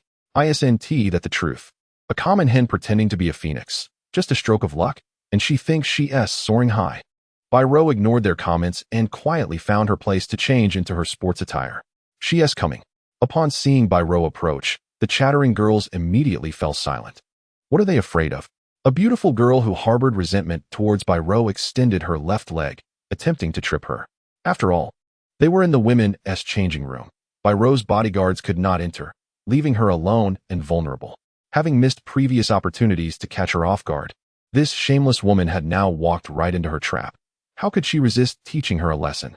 As Bai Rou walked, a foot appeared unexpectedly beneath her, causing her to lose balance and nearly fall. Just then, a pair of delicate hands swiftly steadied her shoulders, effortlessly helping her regain her composure and alleviating her embarrassment. Be careful. The speaker is an exceptionally striking young woman, tall and slender, possessing a strength beyond what one might expect. She cast a disapproving glance at the mischief-making girl, her expression darkening as if provoked. Thank you. Bai Rou clasped her hands together, feeling a surge of admiration for the girl before her. Do not fear. There are people outside who have entrusted me to protect you. With me around, you are quite safe. Hey, the girl, quick on her feet, tapped the shoulder of the troublemaker. What is going on? The troublemaker questioned, her demeanor betraying a hint of guilt. Bai Rou did not recognize her, yet she was aware of who she was. Her name was Lan Ruo, the captain of the school's taekwondo club, infamous for her fierce nature among the female students in her grade. She had single-handedly taught a group of ruffians a lesson off campus and had remained undefeated within the school. Bai Rou considered herself fortunate to know such a formidable individual. Did you trip her? Lan Ruo asked coldly. I did not. Do you have any evidence? The troublemaker retorted defiantly. If you don't believe me, check the surveillance. There are no cameras here. Lan Ruo replied. Then what of it? She tripped on her own. It has nothing to do with me. With a swift motion, Lan Ruo delivered a series of resounding slaps. Her words few, but her actions decisive. You, the girl exclaimed, astonished, her face reflecting disbelief as she gazed at Lan Ruo. There are no cameras, but I'll let you experience the taste of being bullied. In a corner, two girls, armed with nails and intent on causing trouble, turned pale as they witnessed the troublemaker being thoroughly beaten by Lan Ruo, pleading for mercy on the ground. Terrified, they hastily discarded their nails into the trash, fearing they might be next to face Lan Ruo's wrath. With Lan Ruo's protection, who would dare to provoke Bai Rou? Once they had changed, Bai Rou grasped Lan Ruo's hand, expressing her gratitude once more. "Thank you, Sister Lan. It's nothing. Just a small favor," Lan Ruo murmured. "A favor from whom?" Bai Rou inquired, curiosity piqued. "You can leave now. Consider it a debt of gratitude owed to you." Lin Yan approached, addressing Lan Ruo. "No need for any debts. Just share a meal with me," Lan Ruo replied, her cheeks flushing as she noticed Lin Yan. "Very well. As long as I have the time," Lin Yan agreed, feeling it was a fair exchange. "Then I shall take my leave." Lan Ruo waved goodbye to Bai Rou, decisively departing. "Let us go. We should prepare and warm up." Chapter 36. The force I use to discipline my dog at home exceeds what I use on you. "Su Xiangij, look at that!" Gu Shui exclaimed, spotting Bai Rou walking with Lin Yan, her excitement palpable. Upon hearing her, Su Xian turned his gaze toward Bai Rou, unable to suppress a frown. He had seen this junior before, initially wanting to play the hero, but was thwarted by Jiang Chun. Later, while out and about, he encountered someone strikingly similar to her, and through their conversation, he learned that her name was Bai Rou, who had assumed the identity of a member of the Bai family from the capital and sought his assistance in finding her brother. Intrigued, he had agreed to help her. But before he could reach out to the Bai family, Bai Yun had approached him, and the process of recognition had gone remarkably smoothly, akin to a dream unfolding seamlessly. However, upon reflection on my life, I realized that aside from the fact of being an orphan, everything else has unfolded smoothly. Desires have effortlessly materialized. Thus, I did not take it to heart. According to what Bai Rou mentioned, this girl before me is a mere imposter. Yet, I have heard of her misfortunes, having often witnessed her suffer from bullying in school. If she indeed assumed the identity of the genuine Bai Rou, then why does she find herself in such dire straits? There exists a singular theory, quite credible, suggesting that the true Bai Rou was supplanted by the false one, who now attends Jiangxing University while covertly plotting against the real Bai Rou, leaving her destitute and wretched on the streets. However, the imposter is oblivious to the intricacies of the Bai family, thus struggling to navigate university life, masquerading as a pure and innocent flower to attract wealthy suitors.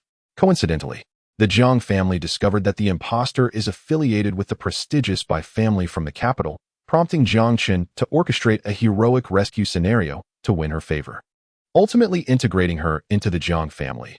This serves as the most evident proof of their ulterior motives, which is to forge a connection with the Bai family in the future.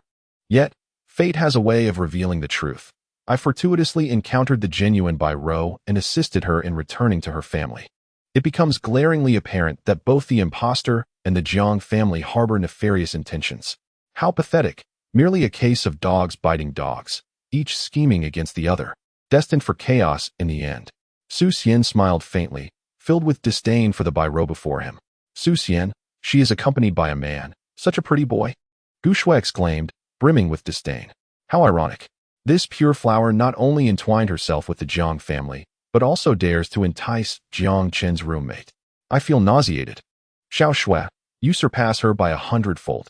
Su Xian continued his flattery, unabashedly expressing his admiration. Gu Shui relished the compliment, suddenly recalling how this insufferable girl had previously insulted her. "Su Xian, shall we teach her a lesson?" "Xiao Shui, we." Su Xian began, but then remembered Bai Yun's instructions to capture anyone who plotted against her sister, promising a mysterious reward. Though the Jiang family is formidable, they pale in comparison to the Bai family of the capital. "Let us go." Gu Shui tugged at Su Xian, who reluctantly acquiesced. The duo approached, directly obstructing Bai Rou's path. That scoundrel Jiang Chen only associates with vile women, a perfect match for such base creatures, Gu Shui declared, lunging toward Bai Rou with a fierce demeanor, aiming to intimidate her. "Get lost." Lin Yan recognized it was time to act, swiftly extending his size 44-foot towards Gu Shui's midsection with speed that the eye could scarcely perceive. "Ex-girlfriend of my roommate, you dare strike my protected one." Gu Shui, caught off guard by the revelation of their affair, was taken aback by the audacity of this man. By the time she processed the situation, it was too late, and fear drained the color from her face. "You're courting death." Su Xian was no pushover. Witnessing someone strike at his girlfriend with such malice, clearly aiming to inflict serious harm, ignited his temper. The powerful internal energy within surged forth in an instant, as a colossal fist was hurled toward Lin Yan's calf. Simultaneously, another fist swung with great force. Su Xian was brimming with confidence, believing that if either punch landed, his opponent would undoubtedly be incapacitated. After years of rigorous training under his master, he had earned the title of a once-in-a-millennium genius, stepping into the arena at the peak of his prowess. In terms of solitary combat, he had never tasted defeat. A single strike from him could shatter a wall a meter thick, let alone flesh and bone.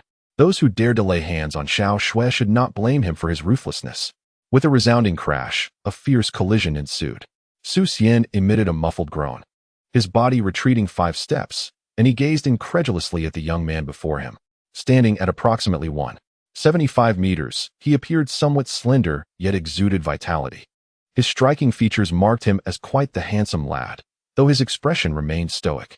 Even after exchanging blows, his countenance betrayed no sign of change. However, a tempest brewed within Su Xian's heart. For the first time, he found himself questioning his own strength. To be repelled by a peer was an unprecedented experience. His master had always asserted that he was invincible in the world, yet today marked his first encounter with a personal Waterloo. Su Xingu, Gu Shui exclaimed, her expression one of utter disbelief. After casting a startled glance at Lin Yan, she hurried over to assist Su Xian. Yet I must say, the force I exert when training my dog at home exceeds what I used against you, Lin Yan remarked, casting a casual glance at Su Xian. His eyes filled with sincerity. He was not being derogatory. He was merely stating a fact. Gu Shui was nearly apoplectic, fumbling for words in her agitation. If you dare approach again, do not blame me for my lack of mercy, Lin Yan warned, departing with the still bewildered Bai Rou in tow. Brother Lin Yan, you are truly formidable. Bai Rou recalled Lin Yan's ferocity from the previous day and couldn't help but express her genuine admiration. Though he was indeed peculiar, the sense of security he provided was unparalleled. Your strength is truly remarkable. After today, my duty to protect you will come to an end, Lin Yan remarked, his expression remaining unchanged and his tone indifferent. That's rather unfortunate. Bai Rou scratched her head, offering an awkward smile. Let us find a place to change clothes. I'll guard you. All right. In the audience, Elder Jiang munched on popcorn, his spirits soaring. Thoroughly enjoying the spectacle beside him was Principal Zhang from Jiangxing University.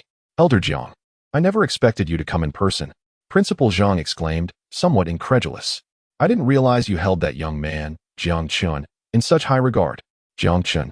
A flicker of confusion crossed Elder Jiang's eyes, and after a moment's pause, he replied, who cares about that brat?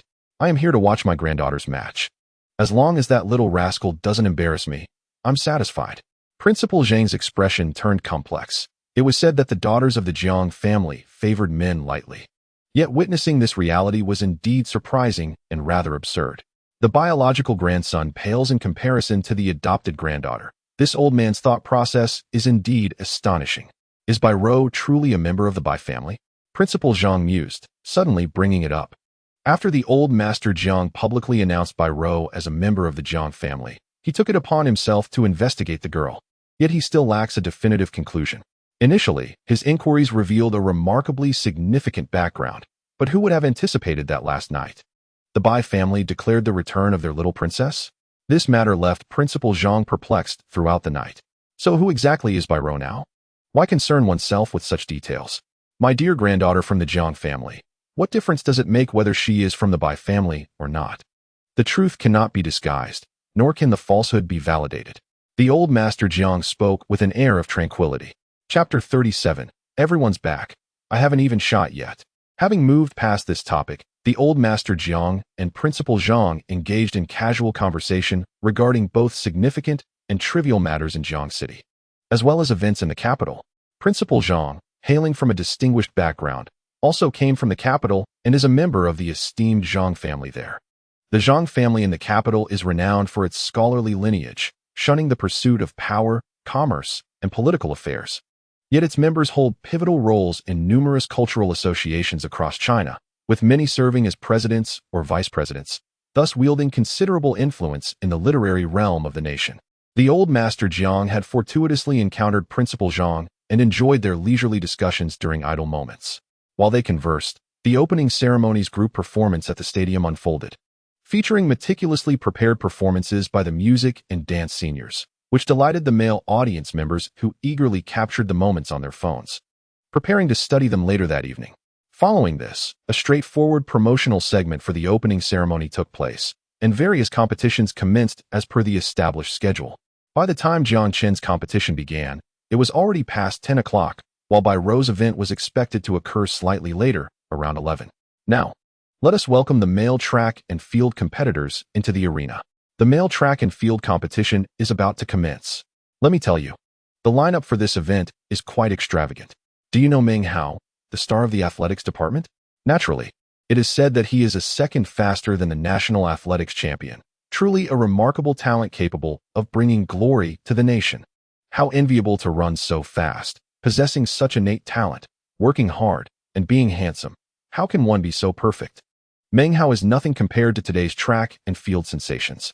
Are you aware that the young master of the Jiang family is also here? And the new boyfriend of the goddess Gu Shui, Su Xian, is participating in the athletics competition as well. Goodness. It's a clash between Gu Shui's devoted admirer and the current contender. One is a wealthy heir from the Jiang family, while the other is a self-made business prodigy hailed as a talent of Jiang City. This promises to be intriguing. Jiang Chen should really step aside.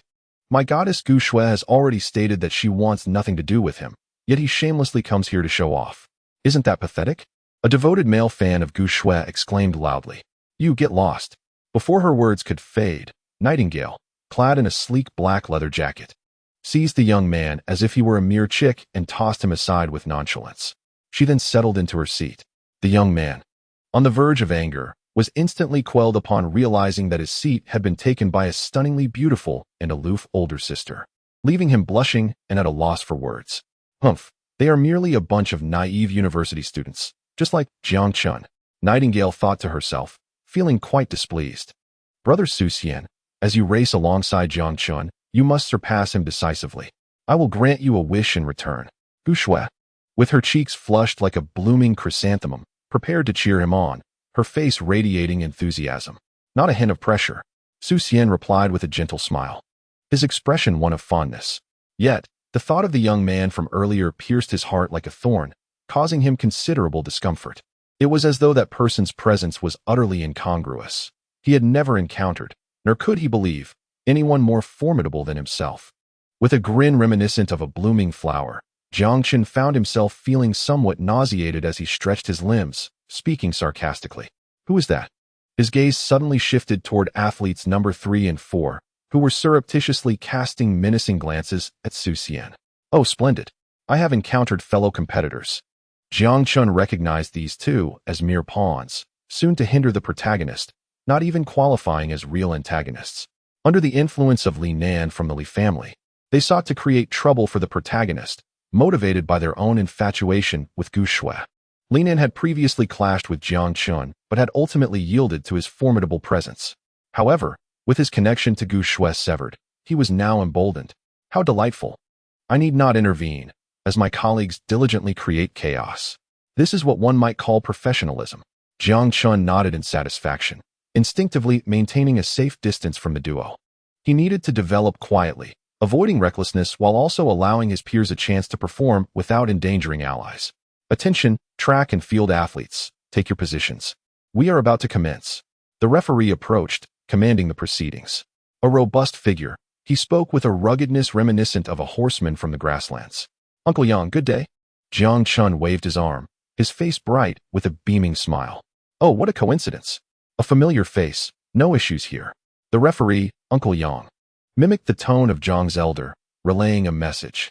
That old man Jiang asked me to remind you to run well and avoid showboating, or you'll be in for a reprimand upon your return. Of course, this is a sports meet, with so many eyes upon us. Jiang Chun replied obediently, then casually spat on the ground. The other athletes gaped in astonishment, utterly shocked. Is there no decorum? Can he truly spit in front of so many people? They exclaimed. Referee, a warning, please. Unexpectedly, Uncle Yang was polishing the signal gun in his hand, completely oblivious to Jiang Chen's lack of decorum. Even if he had noticed, it would have been as though he hadn't seen it at all, lacking in manners. Su Xian had never harbored any hope that Jiang Chun would possess refinement, as he held him in contempt from the depths of his heart. Had he been the young master of the Jiang family, he would have long since elevated the family to great heights at this age, achieving unparalleled success. Not to mention that Jiang Chun, born in Rome, bullied his classmates and was riddled with vices. Such a wastrel had even pursued Xiao Shui and tormented her, which made Su Xian feel utterly repulsed. If you have any manners, why not wipe your phlegm? Jiang Chun shot an indignant glare at Su Xian, retorting defiantly. Su Xian was momentarily taken aback, then fell silent. He is but a petty man who can only engage in verbal sparring. I disdain to argue with him. Brother Chun, go for it. After you take the lead, the brothers will shower you with praise. Not far from the racetrack, Jiang Chen's companions began to perform antics. Donning the most favored outfits of the chubby demographic, flamboyant female costumes resembling the legendary Jiao Chan, Shi Shi, and the characters Rem and Ram. Due to the fourth member's less-than-ideal physique, his attire was nearly bursting at the seams, creating a comically eye-watering sight. The four of them seemed to have mastered the art of garnering attention, standing conspicuously while making exaggerated gestures towards Jiang Chun. In the audience, phones clicked and recorded, capturing the attention of the majority. Will Brother Chen be happy with such a sacrifice? The second member, Zhang Ming, mused, somewhat disturbingly, as it was his first time in women's clothing. I think he turned his face away. The third member, Wang Wei, was about to assert that Brother Chen would be pleased when he noticed Jiang Chen's expression of disdain, pretending not to recognize them. Oh, but we are all from the same dormitory. This little sacrifice is nothing if it helps him unlock his potential, chuckled the fourth member, Sun Xiaoxiao. Prepare. Uncle Yang, the referee, glanced at the time before blowing his whistle, directing everyone to return to their respective lanes in readiness to race. Jiang Chen stepped onto his track, making a gesture to signal readiness. Su Xian stood 5 lanes away from Jiang Chun, while the third and fourth competitors were closely aligned beside Su Xian, seemingly plotting something significant. Run. With a whoosh, the multitude of competitors surged forth like wild horses released from their restraints, their legs unleashing an astounding speed, covering 8 meters in mere seconds. Get back here. I haven't fired the gun yet. Uncle Yang glared at Jiang Chun, cursing under his breath. Hearing this, several athletes who had bolted forward suddenly froze, their speed tapering off as they turned back with faces full of reproach towards Jiang Chun. Meanwhile, Jiang Chun stood with his hands in his pockets, whistling nonchalantly. What are you staring at? There is no rule against speaking during the race. So, will you heed my words? Do I look like a referee to you? Jiang Chun turned the tables, seizing the moral high ground, preemptively accusing others of wrongdoing. Hiss. They say Jiang Chun is a fool. They once thought it was mere gossip, but now they realize he is even more outrageous than the tale suggested. Su Xian's expression darkened, his fists clenched tightly, unable to contain his frustration. Were it not for the public setting, he would have gladly given Jiang Chun a couple of hard punches. Damn it, after sprinting ahead so swiftly. Who would have anticipated that it was this brat who called the start? How despicable. Listen carefully, the referee will signal the start. Pay attention to the gunshot. Jiang Chun whistled softly, reminding the others. With a resentful glare directed at Jiang Chun, everyone reluctantly returned to their designated lanes. Hearing the gunshot would be infallible. They had merely been 2 tenths earlier, thus falling prey to Jiang Chen's trickery. This time, they would rely solely on the sound of the gunshot, and victory was assured. Holding their breath, they poised themselves for a rapid start, their eyes fixed intently on the track ahead. The opportunity to secure preferential selection for university partners hinged on today's performance. On your marks. Uncle Yang, the referee, called out, brandishing the signal pistol exclusive to referees. Bang! The gunshot rang out. Everyone reacted instinctively, their bodies springing into action as their arms swung rhythmically, sprinting at full speed. Come back. Uncle Yang glared at Jiang Chun, his teeth gritted, wishing he could strangle the boy. I noticed you all seemed tense, so I fired a shot. Jiang Chun maintained his mischievous demeanor, casually tossing the signal gun he had acquired from Lao Lu onto the ground, claiming, someone stuffed it in my pocket. It went off accidentally. Damn it. Even Su Xian could not suppress his expletives, his frustration spilling forth. Is there no decorum? You could learn a thing or two from me and act like a civilized person. Jiang Chun spat disdainfully. You're one to talk. Jiang Chun, if you continue this way, I will have you disqualified. Uncle Yang was serious now, aware that both Old Master Jiang and Principal Zhang were closely monitoring the situation. If this troublemaker persisted, he might find himself packing up and leaving. Uncle Yang, I promise it won't happen again. Jiang Chun replied earnestly, his eyes sparkling with mischief. What? The crowd's gaze was filled with incredulity. How could he not be disqualified? There must be something more to this. Let us try again. Uncle Yang felt the heat of the audience's scrutinizing stares and spoke gently. Well then, everyone exchanged glances, resigned to the situation. With one last glare at Jiang Chun, they returned to their lanes. Even if they won today, it would feel like ants crawling on their skin, quite uncomfortable. Positions. Bang. Without announcing the start, Uncle Yang squeezed the trigger, signaling the commencement of the race. Jiang Chun shot ahead like a bolt of lightning, his speed stirring up clouds of dust on the track. The art of war is deception. One must never underestimate the power of strategy. Let us see who dares to compete with me. Jiang Chun laughed heartily, convinced of his impending triumph. Run, why are you just standing there? Uncle Yang urged impatiently. It was baffling when he didn't fire the gun. They all behaved like obedient children. Yet, now that the race had begun, they seemed uncooperative. With that, several athletes surged forward, closely trailing Jiang Chun. In disbelief, the elder Jiang exclaimed, "Is that young man running so swiftly?" As he rose abruptly, his gaze was fixed on the track where his grandson surged forward with unparalleled intensity. Jiang Chun moved as if invigorated by some unseen force, his limbs exhibiting a terrifying strength as he expanded the distance between himself and those trailing behind. I had previously suspected that my brother's speed was somewhat extraordinary, but upon a change in perspective, he appeared even faster. Jiang Lingling, resting her chin on her hand, blinked her beautiful eyes at her sweat-drenched brother on the track. Indeed, such speed defies reason. Jiang Lan commented casually, then withdrew her phone to contact her associates. Nightingale, have you noticed anything unusual? Given the numerous adversaries the elder Jiang faced in Jiang City, ambushes and assassinations were commonplace, thus necessitating constant vigilance regarding the safety of his family. Sister Lan, nothing unusual has been detected. Nightingale replied succinctly, her gaze momentarily shifting from the track. Oh, he runs quite rapidly. It seems the rumors of his weakness are unfounded, remarked Nightingale, her words punctuated by the lollipop she held. What astonishing speed. Gu Xueran, cheering for Su Xian from the sidelines, was left astounded. Jiang Chen's velocity was almost unfathomable. As he sped past, the gust he generated nearly toppled her. A dark horse indeed. How could Jiang Chun be so fast? A classmate who had wagered against him lamented loudly. I've lost everything I bet. It appeared that the champion of this athletic competition was destined to be Jiang Chun. Someone sighed. I backed Jiang Chun, and to my surprise, I've turned a significant profit. Not so fast. Look at Su Xian's speed. He is quite fast as well.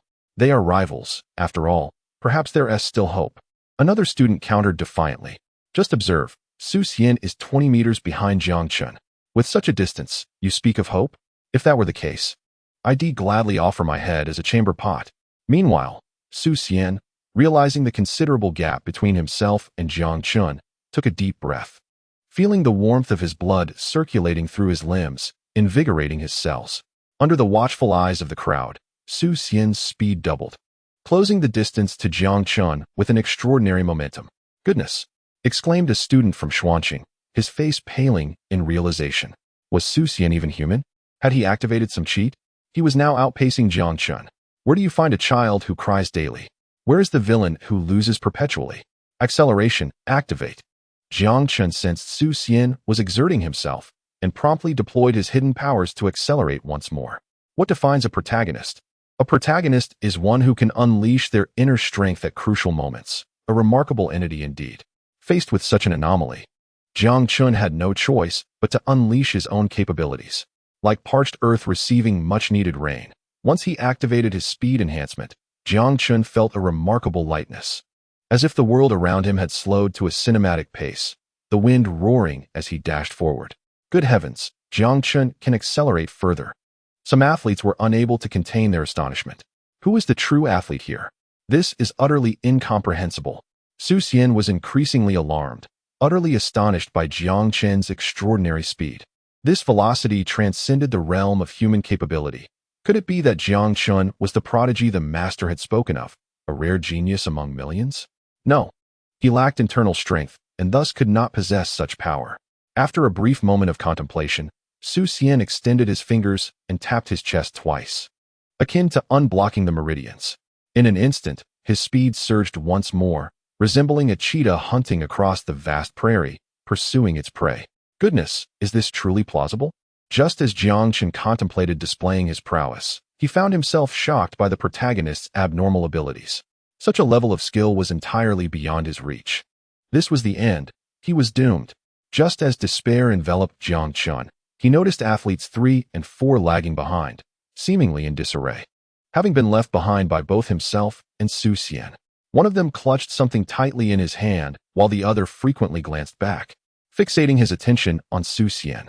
In a moment of impulsivity, Jiang Chen dashed toward athletes 3 and 4, realizing that his chances of victory hinged upon these two competitors. Observing Jiang Chen's movement, Su Xian instinctively followed suit. "I'm coming through," Jiang Chen called out as he passed by, urging Su Xian to keep up. Pathetic. Su Xian scoffed internally as he sped past athletes 3 and 4, deriding their inability to keep pace in a track event. Suddenly, athlete 3 hurled a cloud of powder forward, obscuring the surrounding space and effectively blocking Su Xian's line of sight. "You're asking for trouble," Su Xian gasped, hastening his pace in an attempt to escape.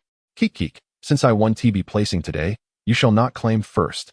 Athlete 4 wore a villainous grin, clutching Su Xian's waistband with one hand, abruptly dropping to the ground. Su Xian, momentarily bewildered, accelerated to increase the distance and extricate himself from the grip. With a sudden rip, Su Xian's trousers tore apart, and athlete 4 rolled on the track, eyes closed, fainting from the spectacle. Thus, the absurd scene unfolded, with the talented Su Xian sprinting down the track clad only in his undergarments. Pfft, this is hilarious. Jiang Chen had never witnessed such a chaotic sight. Unable to resist glancing back, laughing as he ran. His boisterous laughter pierced through the air like the most cutting blade, inflicting wounds upon Su Xian's pride. "You're dead meat." Su Xian instinctively attributed the mischief to Jiang Chen, his anger surging as he disregarded all semblance of dignity, accelerating once more. The finish line was within reach. Jiang Chen envisioned the glimmer of hope, particularly with Bai Rou awaiting him at the finish, bouncing in her athletic attire. Haha, the championship is mine. Jiang Chen calculated the distance between himself and Su Xian, affirming his lead as he silently declared, "The championship is mine." Su Xian was equally confident, believing that in these final meters, he could easily overtake Jiang Chen and secure first place. Both competitors felt assured of their victory. Yet the villain's luck would always fall short of the protagonists. Alas, as they neared the finish line, just 5 meters away, Jiang Chen stumbled over a small stone, tumbling to the ground. At that moment, Su Xian, who was hot on his heels, was unable to evade him, resulting in the two becoming entangled and rolling towards the finish line together. The audience, who had been fervently focused on the men's athletics, erupted into a cacophony of excited yells, reminiscent of groundhogs. In any sporting event, this would have been an electrifying spectacle. Chapter 39, What are you barking about? You damned. Su Xian felt as though he had lost all dignity today, unable to restrain himself from cursing Jiang Chen. "This is your fault. If you hadn't been so close to me, I wouldn't have panicked. If I hadn't panicked, I wouldn't have fallen. So it's all on you," Jiang Chen retorted, unhesitatingly placing the blame squarely on Su Xian. "Let go of me." Su Xian attempted to rise, only to find Jiang Chen's grip on his shorts impossibly strong, rendering him unable to escape. Although he could forcefully break free, doing so would likely result in injuring Jiang Chen's insides and tearing his own shorts in the process. With all eyes on them, Jiang Chen was in trouble, and he would surely have to face the wrath of the Jiang family. The humiliation would be unbearable. "Stop barking like a dog." Jiang Chen glared at Su Xian, dismissing his indignation with disdain. In any case, they were already at the bottom of the pit. Any attempts to rise would be futile. Since they were destined for embarrassment, they might as well share it together. The two of them transformed into a large sphere, performing what could only be described as an unstoppable whirlwind. Upon reaching the finish line, Jiang Chen's rear collided with the tape, while Su Xian, seated below, nearly found himself unceremoniously propelled away by Jiang Chen's posterior. What a misfortune! How did my Jiang family produce such a creature? Old Master Jiang in the audience nearly laughed himself to tears. He was torn between frustration at Jiang Chen's folly and the undeniable hilarity of the situation. unable to contain himself. "Grandfather, look!" They rolled across the finish line together. Jiang Ling exclaimed, rising to point at the finish line in astonishment. "Keep it down, Lingling. I don't want to be embarrassed." Old Master Jiang sighed, feeling exasperated. Had he known this would happen, he would have preferred not to let Jiang Qin participate in the sports meet, as he had utterly lost face. "Let go of me," Su Xian insisted, trying to push Jiang Qin away. However, Jiang Qin's grip on his shorts remained unyielding. Considering his reputation, he continued to shout. "Oh!" As Su Xian's frustration mounted, Jiang Qin realized he had gained the upper hand and reluctantly released his grip. It must be said that the protagonist had something to him. He was significantly larger than the average person, explaining why he later became a notorious figure. "Brother Chun, congratulations on finishing first." Zhang Ming, the second brother, excitedly approached Jiang Chun, giving him a thumbs up. "Stay away from me." Although Jiang Chun felt a sense of joy, he pushed Zhang Ming away with an expression of disdain, not out of a lack of camaraderie, but rather because his brother's attire was painfully unrefined, and being seen with him would tarnish his own taste. "What nonsense are you spouting? Su Xian is the true first, okay?" Gu Shui rushed over and tossed a large pair of shorts to Su Xian, then placed her hands on her hips, her expression one of displeasure. Upon hearing this, Su Xian's face darkened as he tugged at Gu Shui's skirt and said, "Xiao Shui, I think I might have lost this race." He had clearly seen Jiang Chun's rear cross the finish line first, as it had quite literally pressed against his forehead. How could he possibly be mistaken? "Xiao Shui." You and Jiang Chun crossed the line together. Gu Shui, perplexed by Su Xian's self-deprecation, pouted indignantly, "I don't believe it. Come on. Let us find the referee and check the footage." "Xiao Shui, I think we should just let it go," Su Xian replied, his expression somewhat grim. He truly did not wish to revisit the explosive scene from earlier. "But you promised you'd take first place." Gu Shui, oblivious to Su Xian's discomfort, clung to him persistently. "We'll see. I remember my rear hitting the line. It felt like something was sitting on it." Jiang Qin scratched his head, confident of his victory. "Here you go, Jiang Qin." Bai Rou approached with a bright smile, her hands emerging from behind her back to present a bottle of nutritious drink. "You must be thirsty." Her thoughtfulness was a stark contrast to the foolishness next door, who only chattered incessantly and didn't he even think to bring a bottle of water. "Thank you." Jiang Qin twisted off the cap, his face darkening. "What is this? Has this girl lost her mind?" She even added goji berries to the nutritious drink. "It's utterly diabolical." Hee hee. Bai Rou revealed her small canines, playfully declaring, "You need to supplement more, otherwise, kidney deficiency cannot be cured." At her words, Jiang Chun could only helplessly drink it all, tears welling in his eyes. Gu Shui returned, her face a mask of disbelief, her eyes shimmering with tears as she pointed at Jiang Chun, struggling to find any disparaging words. The reason was simple. The truth was too absurd. He had actually sat on Su Xian's head as they crossed the finish line, and his shorts had gotten snagged on Su Xian's waist. Even someone as thick-skinned as Gu Shui found it hard to speak. "Next up, it's almost your turn. I look forward to your performance." Jiang Chun patted Bai Rou's shoulder, encouraging her generously. "I'll take care of it." Bai Rou nodded, her face alight with excitement. "How do you plan to protect her?" Jiang Chun looked up at Lao Lu. "Aren't you supposed to maintain a certain distance from your sister? Are you planning to blend in with the girls' team?" Unexpectedly, this posed no challenge for Lao Lu. Lin Yin produced a referee's badge and pinned it to his clothing. The badge emblazoned with the words Women's Track and Field Referee. "Actually, I'm the referee for the women's track and field event," Lin Yin boasted while touching the badge on his chest. "Good heavens!" Jiang Chun exclaimed, genuinely astonished. "Is there anything this guy cannot do? This is simply outrageous." "Lao Lu, then I'll be counting on you. This girl's situation is somewhat complicated. The likelihood of being sabotaged is higher. Unlike me, who only sabotages others," Jiang Chun said earnestly. Bai Rou glanced at Jiang Chun, feeling that he was a bit too socially inept. His nonsensical remarks flowed as naturally as spitting. "At least you have some self-awareness." Lin Yin nodded slightly, speaking with rare candor. "Since we accepted your payment, rest assured that we shall handle this matter splendidly. However, this young lady has indeed encountered a streak of misfortune. Just this morning alone, she narrowly escaped 6 attempts on her life, all of which I thwarted." 6 times? Bai Rou displayed an expression of naive bewilderment. "Was this morning truly so perilous?" "I felt nothing at all. Many thanks, my good brother." Jiang Qin chuckled, recognizing the thoughtful efforts of Lao Lu. "I shall reward you handsomely later." Chapter 40. The one who struck is Zhang Biao. What concern is it of Jiang Chun? Somewhere in the audience, a young man swathed in white cloth approached a seat at the back, exchanging covert signals with a student seated there. Be discreet. Lift your veil. Upon confirming the signal, the young man, still wrapped in white, sat beside the student and glanced around, ensuring no one was paying attention.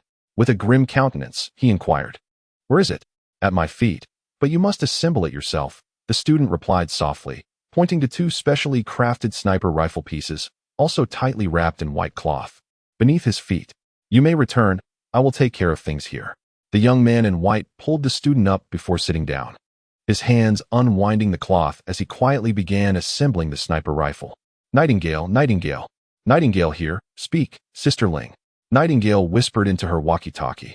"The target of the enemy's attack is not the Jiang family, but Bai Rou. The reason for this remains unclear, but since she is one of us, we must protect her at all costs. Reliable intelligence suggests that a killer has infiltrated Jiangxing University. If my suspicions are correct, he possesses a lightweight sniper rifle and is hiding somewhere on campus. I need you to locate him." "Thank you, Sister Ling." Nightingale concluded the call, surveying the densely packed crowd around her, her brow furrowing slightly. "With so many people, it will be difficult to find. All teams, please be vigilant and monitor the audience for suspicious individuals. Pay particular attention to those lurking in corners, dressed unusually, or seated alone in open areas." Nightingale issued commands to her team over the walkie-talkie. "Received. Nightingale, should we alert young Master Jiang Chun and Miss Bai Rou? Focus on protecting Bai Rou. As for Jiang Chun, give him a heads up." Nightingale replied impatiently. Meanwhile, having completed his run, Jiang Chun found no need for a medal as there was none to be had, only verbal commendations. Seizing the moment before Bai Rou began her activity, he energetically made his way to the audience to sign in. The sign-in location had not been displayed earlier that morning, leading Jiang Chun to believe it was malfunctioning. To his surprise, just as he finished his run, the sign-in location was refreshed. It must be somewhere in the audience. Relying on intuition, Jiang Chun navigated through the crowd, but the sheer number of people made it a challenge. He was forced to squeeze between numerous young ladies, causing some to blush from the close contact. "How curious it is. It should be around here, yet I cannot seem to find it." Jiang Chun pondered within himself, thinking that the system truly needs an upgrade. Its coordinates are rather ambiguous, which is nothing short of tormenting. In his helplessness, Jiang Chun decided to find an empty seat to sit down. By chance, he noticed a plethora of vacant spots in the corner, yet only one young man, swathed in white cloth, occupied a chair, holding what appeared to be a long strip resembling a broom. This will do. Though the individual beside him was dressed quite peculiarly, he had little choice. Someone's already here. The young man, seemingly oblivious to Jiang Chun's presence, cast him a cold glance and remarked indifferently, "Get lost." Jiang Chun harbored a deep disdain for those who occupied space without any intention of utilizing it. It was a blatant waste of resources for one person to monopolize so many seats. Was he not, after all, a villain of sorts? Being driven away by a nameless lackey, was he to sacrifice his dignity for that? "I, Jiang Yogong Luqing, am here to teach a lesson, embodying rebellion." Upon hearing the retort, the young man did not engage further, extending his arm wrapped in white cloth, brandishing a gleaming white knife. "Did you not hear me? If you wish to live, then step aside." Jiang Chun could hardly believe his eyes. All he wanted was a place to sit, yet here was someone ready to escalate the situation. How infuriating. As though he had some kind of vendetta. What significance does a knife hold when I possess a firearm? Merely stowed away on the vehicle. "Get up." Jiang Chun felt compelled to exhibit the oppressive force of a villain. One must not underestimate the protagonist, yet dealing with such a lackey was a matter of absolute domination. Without further ado, he seized the young man's collar, lifting him as effortlessly as one would a chick. "You seek death." The young man, swathed in white cloth, was taken aback by the audacity displayed in this university, as he had drawn his blade, yet this fool dared to provoke him. Gripping the knife tightly, he aimed to stab Jiang Chun in the abdomen. Regardless, he planned to take a girl with him today, and first, he would deal with this fool who lacked foresight. Pathetic. Jiang Chun scoffed inwardly. With his athletic prowess, enhanced speed, and strength, coupled with his black belt in Taekwondo, he was more than capable of handling this dim-witted adversary. And indeed, that was the reality. Jiang Chun was quick-witted and agile. His left hand struck the young man's wrist, causing him to wince in pain and drop the knife with a clatter. With a swift motion, Jiang Chun yanked down on the young man's clothing, then leaped, delivering a stylish knee strike to his chin. Under Jiang Chen's skillful execution, the young man had no means of resistance. He was rendered dazed and unconscious. Tell me, what is the point of posturing without the ability to back it up? What use is a small knife? A gun is the true epitome of a man's romance. Jiang Chun slapped the young man, imparting a lesson for the future. Should he encounter Jiang Chun again, he ought to keep his distance. What is this? As the young man had just risen, the long strip, which resembled a broom, fell to the ground, reflecting metallic glints in the sunlight, appearing to be. Jiang Chun furrowed his brow and slightly tugged at the fabric strip, then inhaled sharply. Goodness gracious! He glanced at the comrade who had fainted and then at the sniper rifle on the ground, feeling his mental state deteriorate. Who understands the burden of family? I inadvertently knocked out a gun-wielding criminal. I must be incredibly formidable. You have arrived at the designated location and received a reward. Killing intent perception. Killing intent perception enables the user to sense the murderous intent around them, allowing for the identification of enemy positions. This ability is quite impressive. Jiang Chun joyfully patted his belly. With this newfound skill, he would no longer fear ambushes. Killer 1, please respond. Killer 1, please respond. Just as Jiang Chun reveled in his triumph, the faint sound of communication emitted from the walkie-talkie on the youth's chest. Another accomplice? Jiang Chun picked up the walkie-talkie and adjusted his voice. Received. Unexpectedly, the other party, with ears as sharp as a bat's, immediately detected the anomaly. You are not Killer 1. Who are you? Is that not sufficient? Their response was exceedingly swift. Reluctantly, Jiang Chun revealed his name. I am Zhang Biao from around Jiangxing University. If you have any objections, come find me for a face-to-face encounter. After a prolonged silence, the response came. Zhang Biao, I will not let you off easily. You better release Killer 1. Otherwise, you will incur the wrath of the assassination organization. Do you dare threaten me? Zhang Biao, for every one you send, I shall take one down. That little brat Killer 1 has already fallen to my hands. Send your men over. Jiang Chun declared before hanging up the walkie-talkie. Taking a deep breath, he sat in his chair as if nothing had happened, leisurely sipping on a drink. The one who struck was Zhang Biao. What does it have to do with me, Jiang Chun? As for the individual who had witnessed his face, they would not be returning. Hey, you wretched woman, come here. I am in the audience area. I have apprehended a small thief with a sniper rifle. Send someone to take him away. In the end, Jiang Chun decided to call Nightingale. Chapter 41, A Desolate Path. In this regard, I must concede, they are indeed professionals. Let her take him back for a thorough interrogation. Soon, Nightingale arrived with 2 burly subordinates, crouching down to examine Killer 1's lifeless body. She looked at Jiang Chun with surprise. He fainted, and his jaw is damaged. Did you kick him? Of course. I could take down 100 of such lowly thugs without breaking a sweat. Jiang Chun wiped his nose, feigning arrogance. Let me see his firearm. Nightingale lifted the sniper rifle from beneath Jiang Chun's feet, scrutinizing it for a while before murmuring, It's not this one. Could there be another? What do you mean? Jiang Chun was taken aback. Was she implying there was another sniper rifle? Attention, participants. The women's athletics competition is about to commence.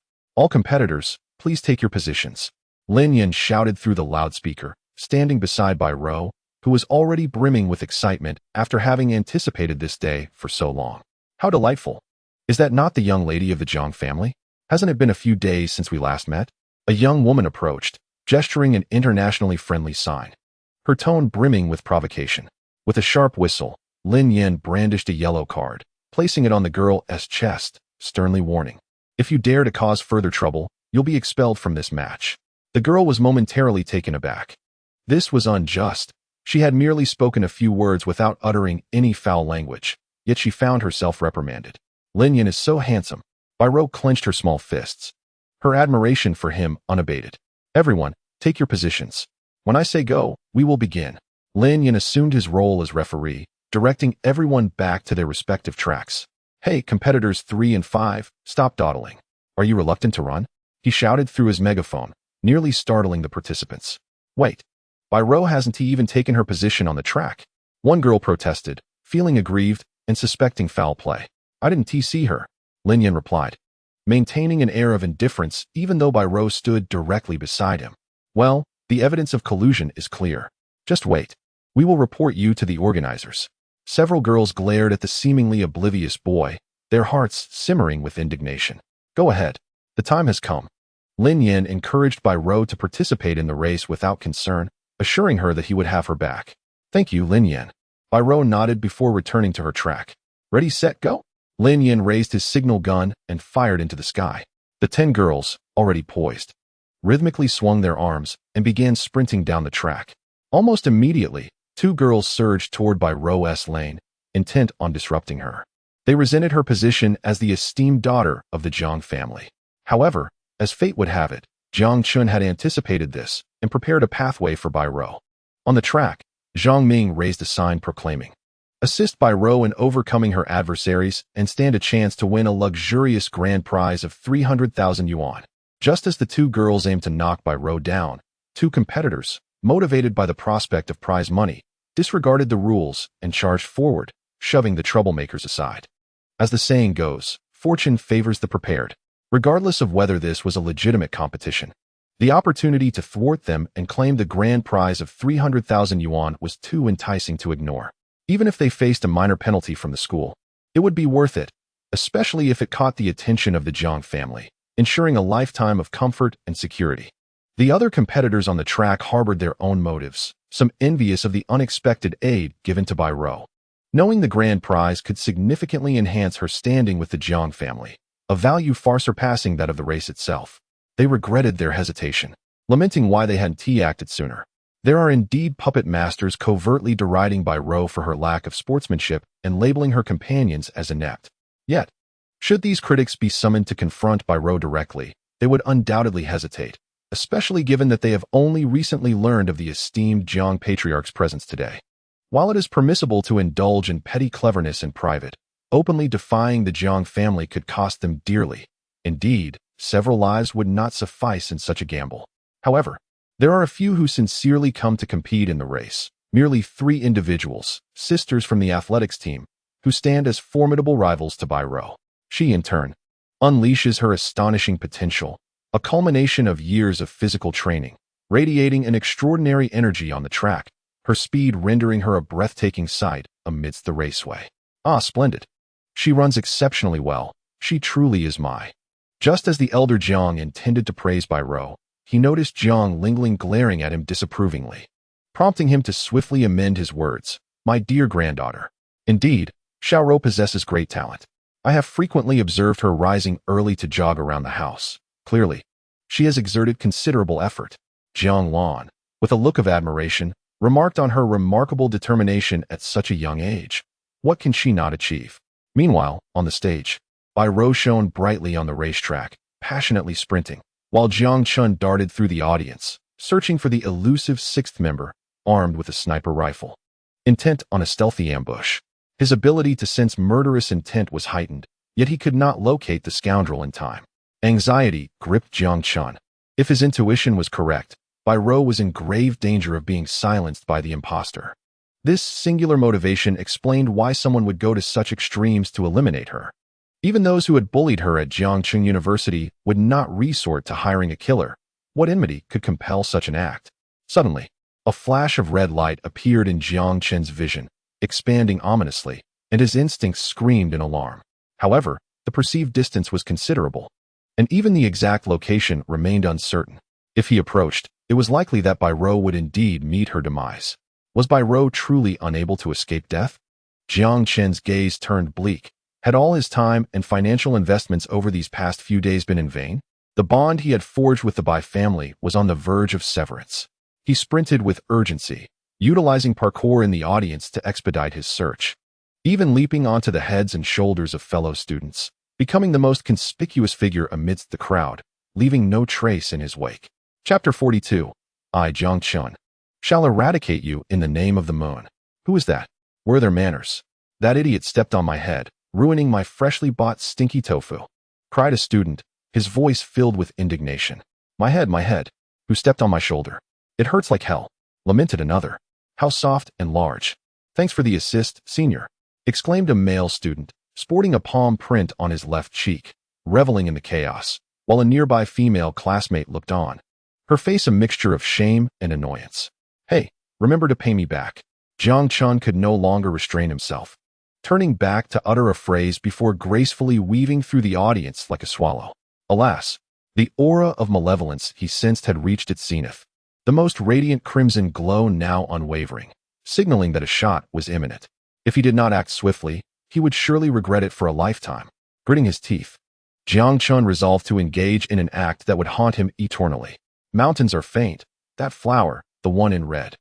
Jiang Chun let out a long howl, his voice rising above the din as he began to sing loudly towards the distant audience, his pitch utterly discordant, sending shivers down the spines of those present.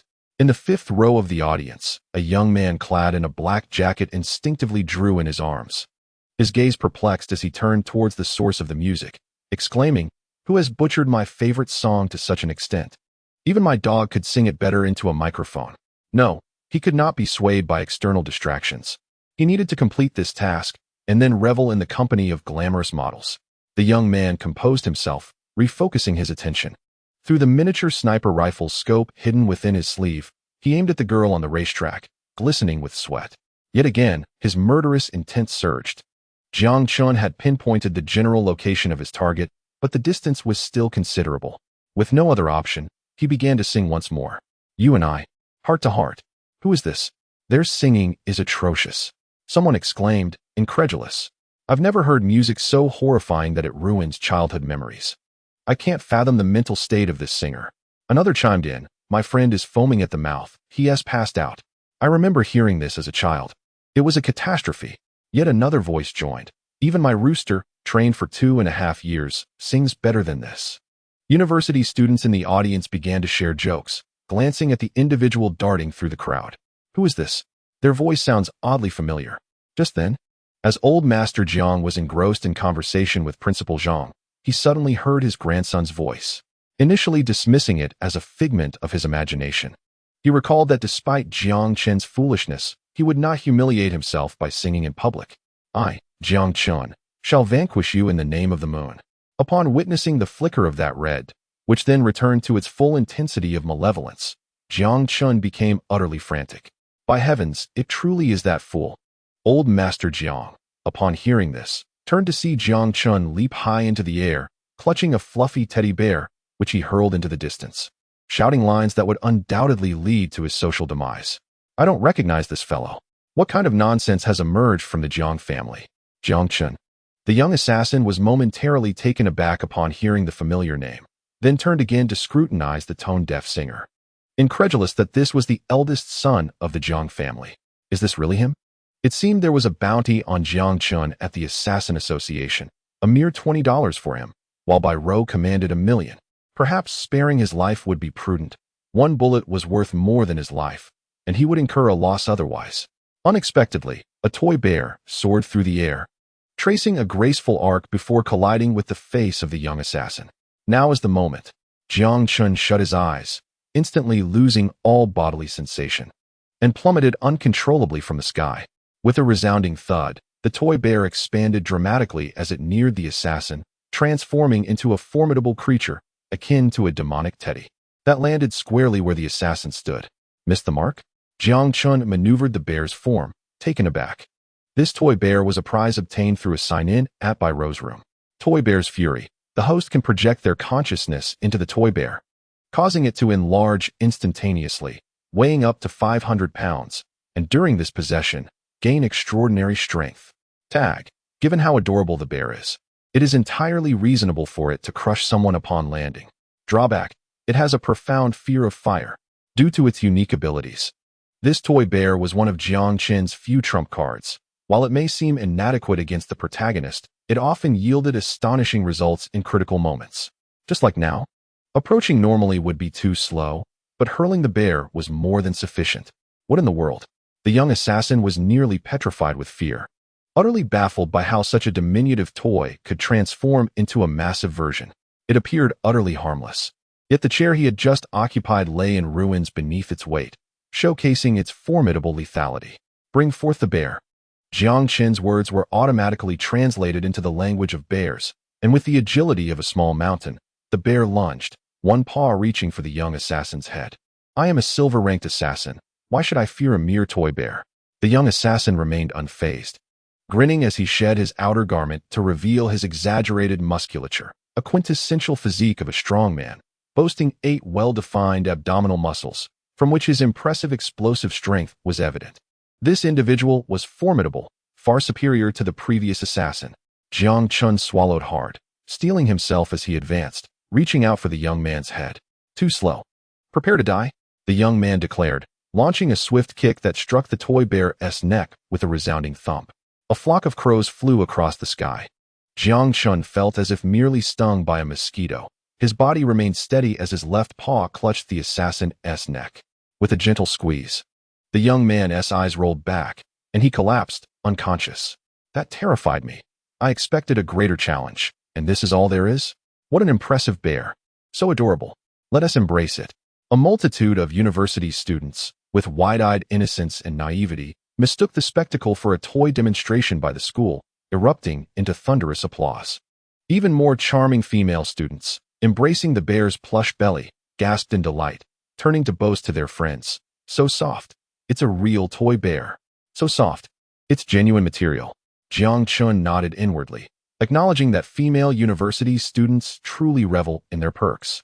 As Jiang Chun found himself ensnared by the allure of beauty, he suddenly noticed his body being tightly embraced by a girl reminiscent of a stunning flower, yet possessing the demeanor of a dead fish, who was attempting to administer artificial respiration.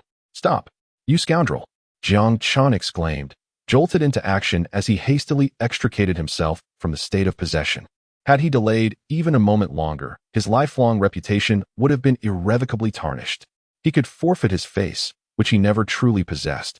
But his first kiss was an irreplaceable treasure. "Let go of that boy, allow me."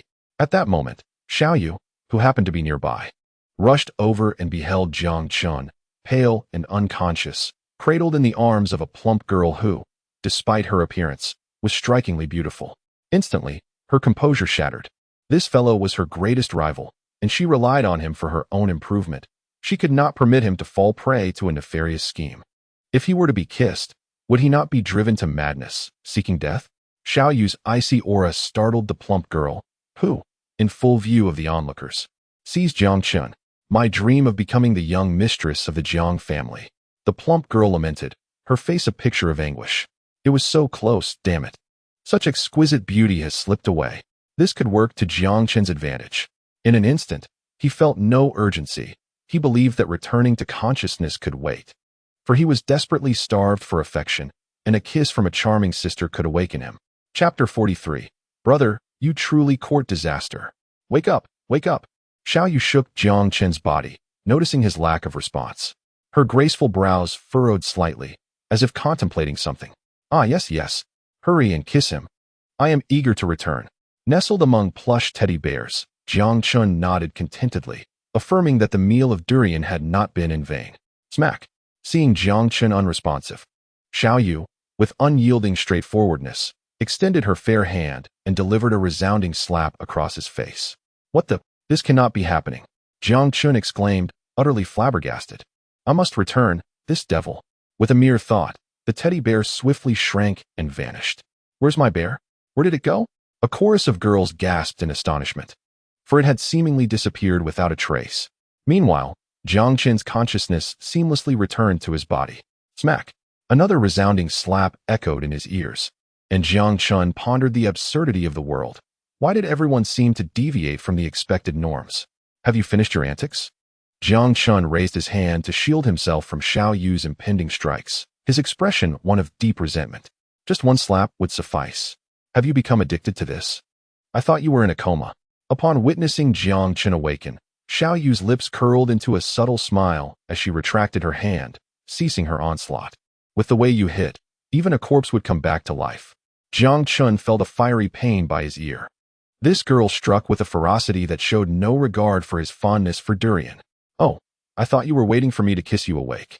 Xiaoyu glanced at Jiang Chun, her tone light and airy. "Stop spouting such absurd truths. Young master, old Master Jiang requests your presence for tea." At that moment, the personal steward of old Master Jiang approached, his expression complex as he addressed Jiang Chun. "What did he say?" Jiang Chun furrowed his brow, wondering if the old master had witnessed everything just now. "How unfortunate," the steward remarked, The old master intends to discipline you severely. He cast a sidelong glance at Jiang Chun, somewhat speechless. Indeed, when the young master had taken flight moments ago, both he and the old master were utterly astonished. The song he sang was horrendously off-key, causing immense psychological distress to everyone present. The Jiang family might once again gain notoriety in Jiang City because of Jiang Chun, which incensed the old master, leading to potentially grave consequences. He planned to make Jiang Chun notorious, publicly chastising him during the closing ceremony of the sports meet to preserve the family's reputation. As for Jiang Chun's own reputation, he had none to speak of. What did he care? Oh, Jiang Chun rolled over, intending to make a swift escape. However, the steward had already seen through his intentions and firmly grasped him. The old master declared that if the young master attempted to flee, he would never be allowed to return to the Jiang family. Goodness, the old master could truly be ruthless. Jiang Chun swallowed hard, resigning himself to follow the steward back to admit his fault. Worst case, he would kneel and call the old man grandfather. What else could he do? I'll go with you. Xiao Yu, intrigued, trailed behind Jiang Chun. Why are you following me? Jiang Chun turned around, recalling the stinging pain on his face, and replied with exasperation, I knew you'd just be a nuisance. Hello, Miss Xiao? Unexpectedly, the steward greeted Xiao Yu with a cheerful smile, as the old master happened to be present. Shall we greet him together? Ah, sword demon. Jiang Chun tilted his head, displaying a similarly perplexed expression. You've done well, bringing honor to the Jiang family. Upon reaching old master Jiang, Jiang Chun was met with a stern reprimand. The old man's profound dissatisfaction manifesting as sharp rebukes that felt like 1,000 cuts. This is just the beginning. Jiang Chun glanced at the old master and instinctively spoke. Hang him up. The old master, his beard bristling in anger, commanded the bodyguards to restrain Jiang Chun. Brother, you're truly asking for trouble. Jiang Lingling nearby, silently worried for her brother. At home, he could joke with the old master without anyone watching, but behaving so carelessly in public was sheer folly. Grandfather Jiang. Xiao Yu peered from behind Jiang Chun, revealing her pristine little fangs, her voice sweet as honey, instantly melting the old master's heart. Isn't this the girl from the Xiao family? Come, sit here with me. Old Master Jiang beamed as if he had discovered a rare treasure, his previous displeasure evaporating into a joyful smile. All right, Grandfather Jiang. Xiao Yu obediently seated herself beside Jiang Lingling, on the old master's right. My dear, I almost forgot that you are also attending this school. How is your grandfather's health? Old Master Jiang squinted his eyes, speaking kindly. Oh, you know my grandfather's health is deteriorating due to poisoning, getting worse day by day. Upon mentioning this, Xiao Yu's expression dimmed, her mood turning sorrowful. Sigh. I should visit him soon. Old Master Jiang nodded, his own expression reflecting a hint of concern. As I bid farewell to my old comrades, one after another, I cannot help but feel an increasing sense of solitude in life. Grandfather, why have I never heard of your connections with the Xiao family? Jiang Chun suddenly inquired, as the original memories offered no insights regarding the Xiao family. Even in the narrative I had previously observed, Jiang Chun's perspective was absent, leaving me in a fog of confusion. You, day after day, remain oblivious. I have spoken to you about the Xiao family before, yet you choose to ignore it, insisting on pursuing that what's her name, Shui, and now you shamelessly ask me about the Xiao family? Hello, Sister Xiao Yu. Jiang Lingling greeted Xiao Yu with a bright smile. Greetings, Jiang Lan responded politely with a wave, then returned to her phone call. It appears that I am the only one left in the dark. Jiang Chun's expression faltered, feeling that this world is indeed filled with malice. Not only was I unaware of the Xiao family, but I had never even met Xiao Yu. By the way, Xiao Yu had an engagement with you when you were young. Jiang Lan glanced at Jiang Chun, revealing a mischievous grin akin to that of a little devil. Me? Her? Impossible, absolutely impossible. Jiang Chun would not believe it, even to the ends of the earth. Indeed, it is impossible. You are unworthy of Xiao Yu. Old Master Jiang shot a disdainful look at Jiang Chun, grumbling, with your careless demeanor. Perhaps a flower would be a more fitting match for you.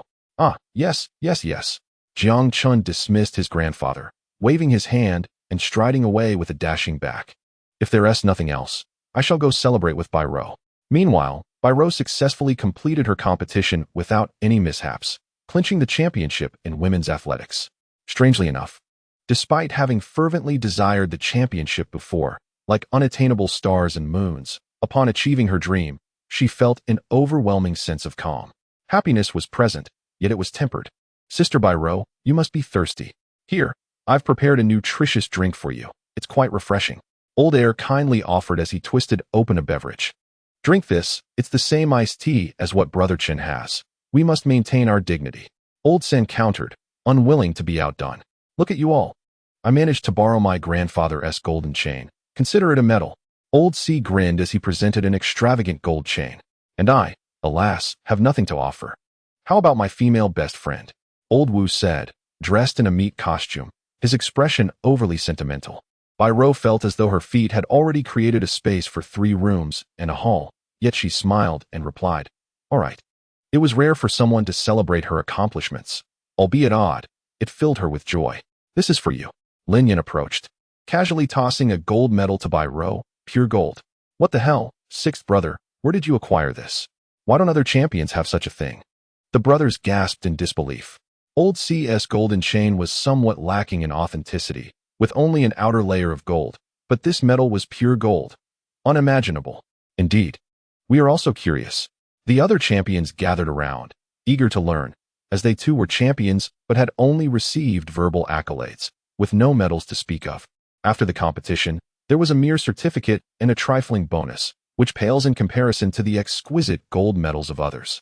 During my previous contests, I received numerous such tokens, and they now accumulate dust at home. Their value is negligible. Lin Yan's expression remained impassive, yet a hint of disdain was perceptible. Have you heard the whispers? If you do not desire it, perhaps you could bestow it upon your brothers. However, considering the customary antics of the 6th member, everyone merely chuckled it off. Oh, you finished? Jiang Chun strolled over with an air of nonchalance, twirling a sparkling crystal necklace on his finger, its brilliance enchanting.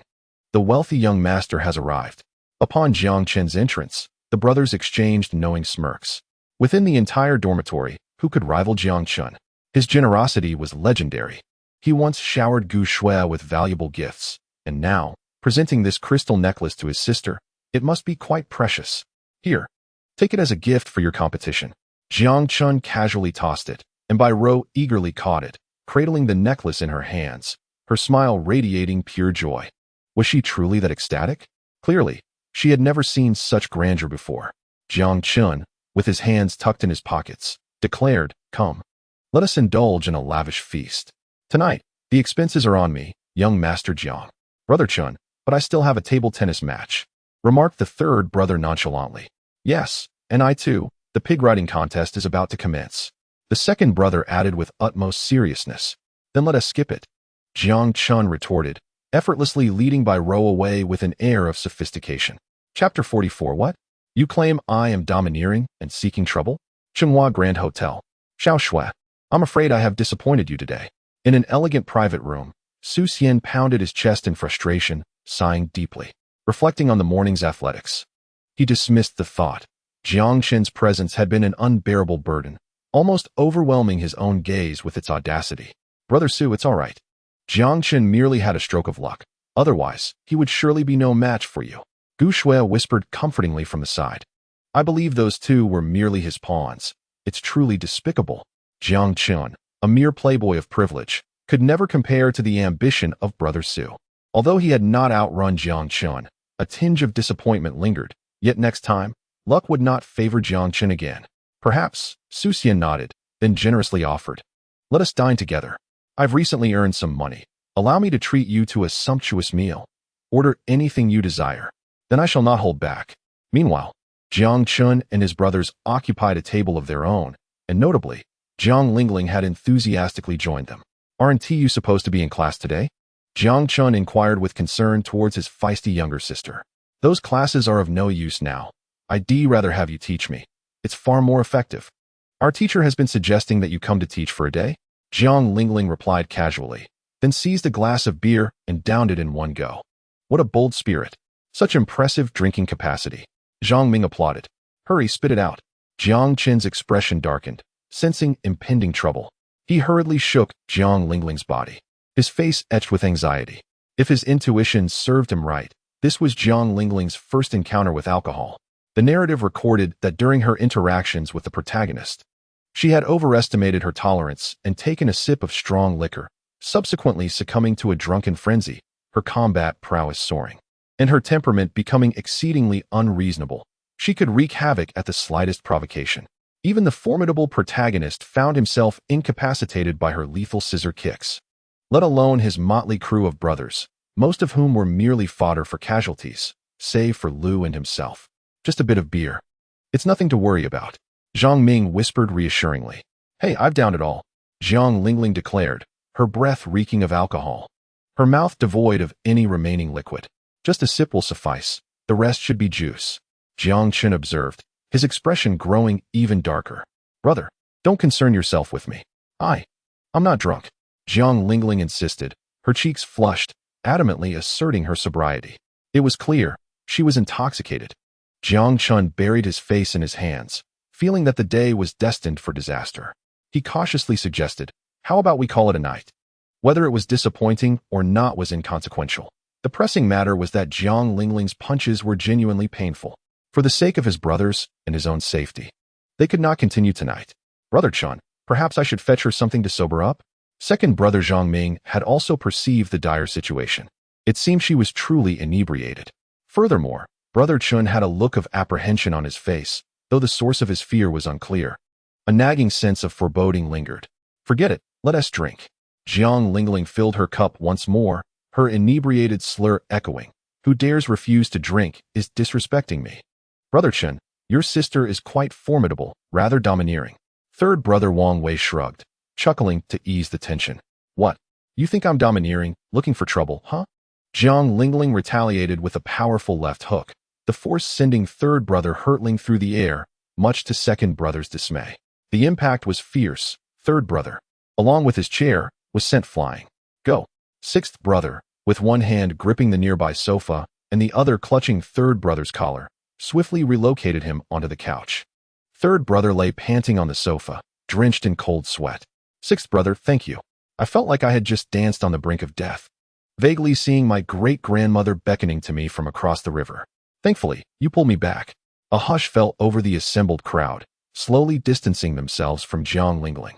They finally comprehended Brother Chun's reluctance to let his sister near alcohol. She was ferocious.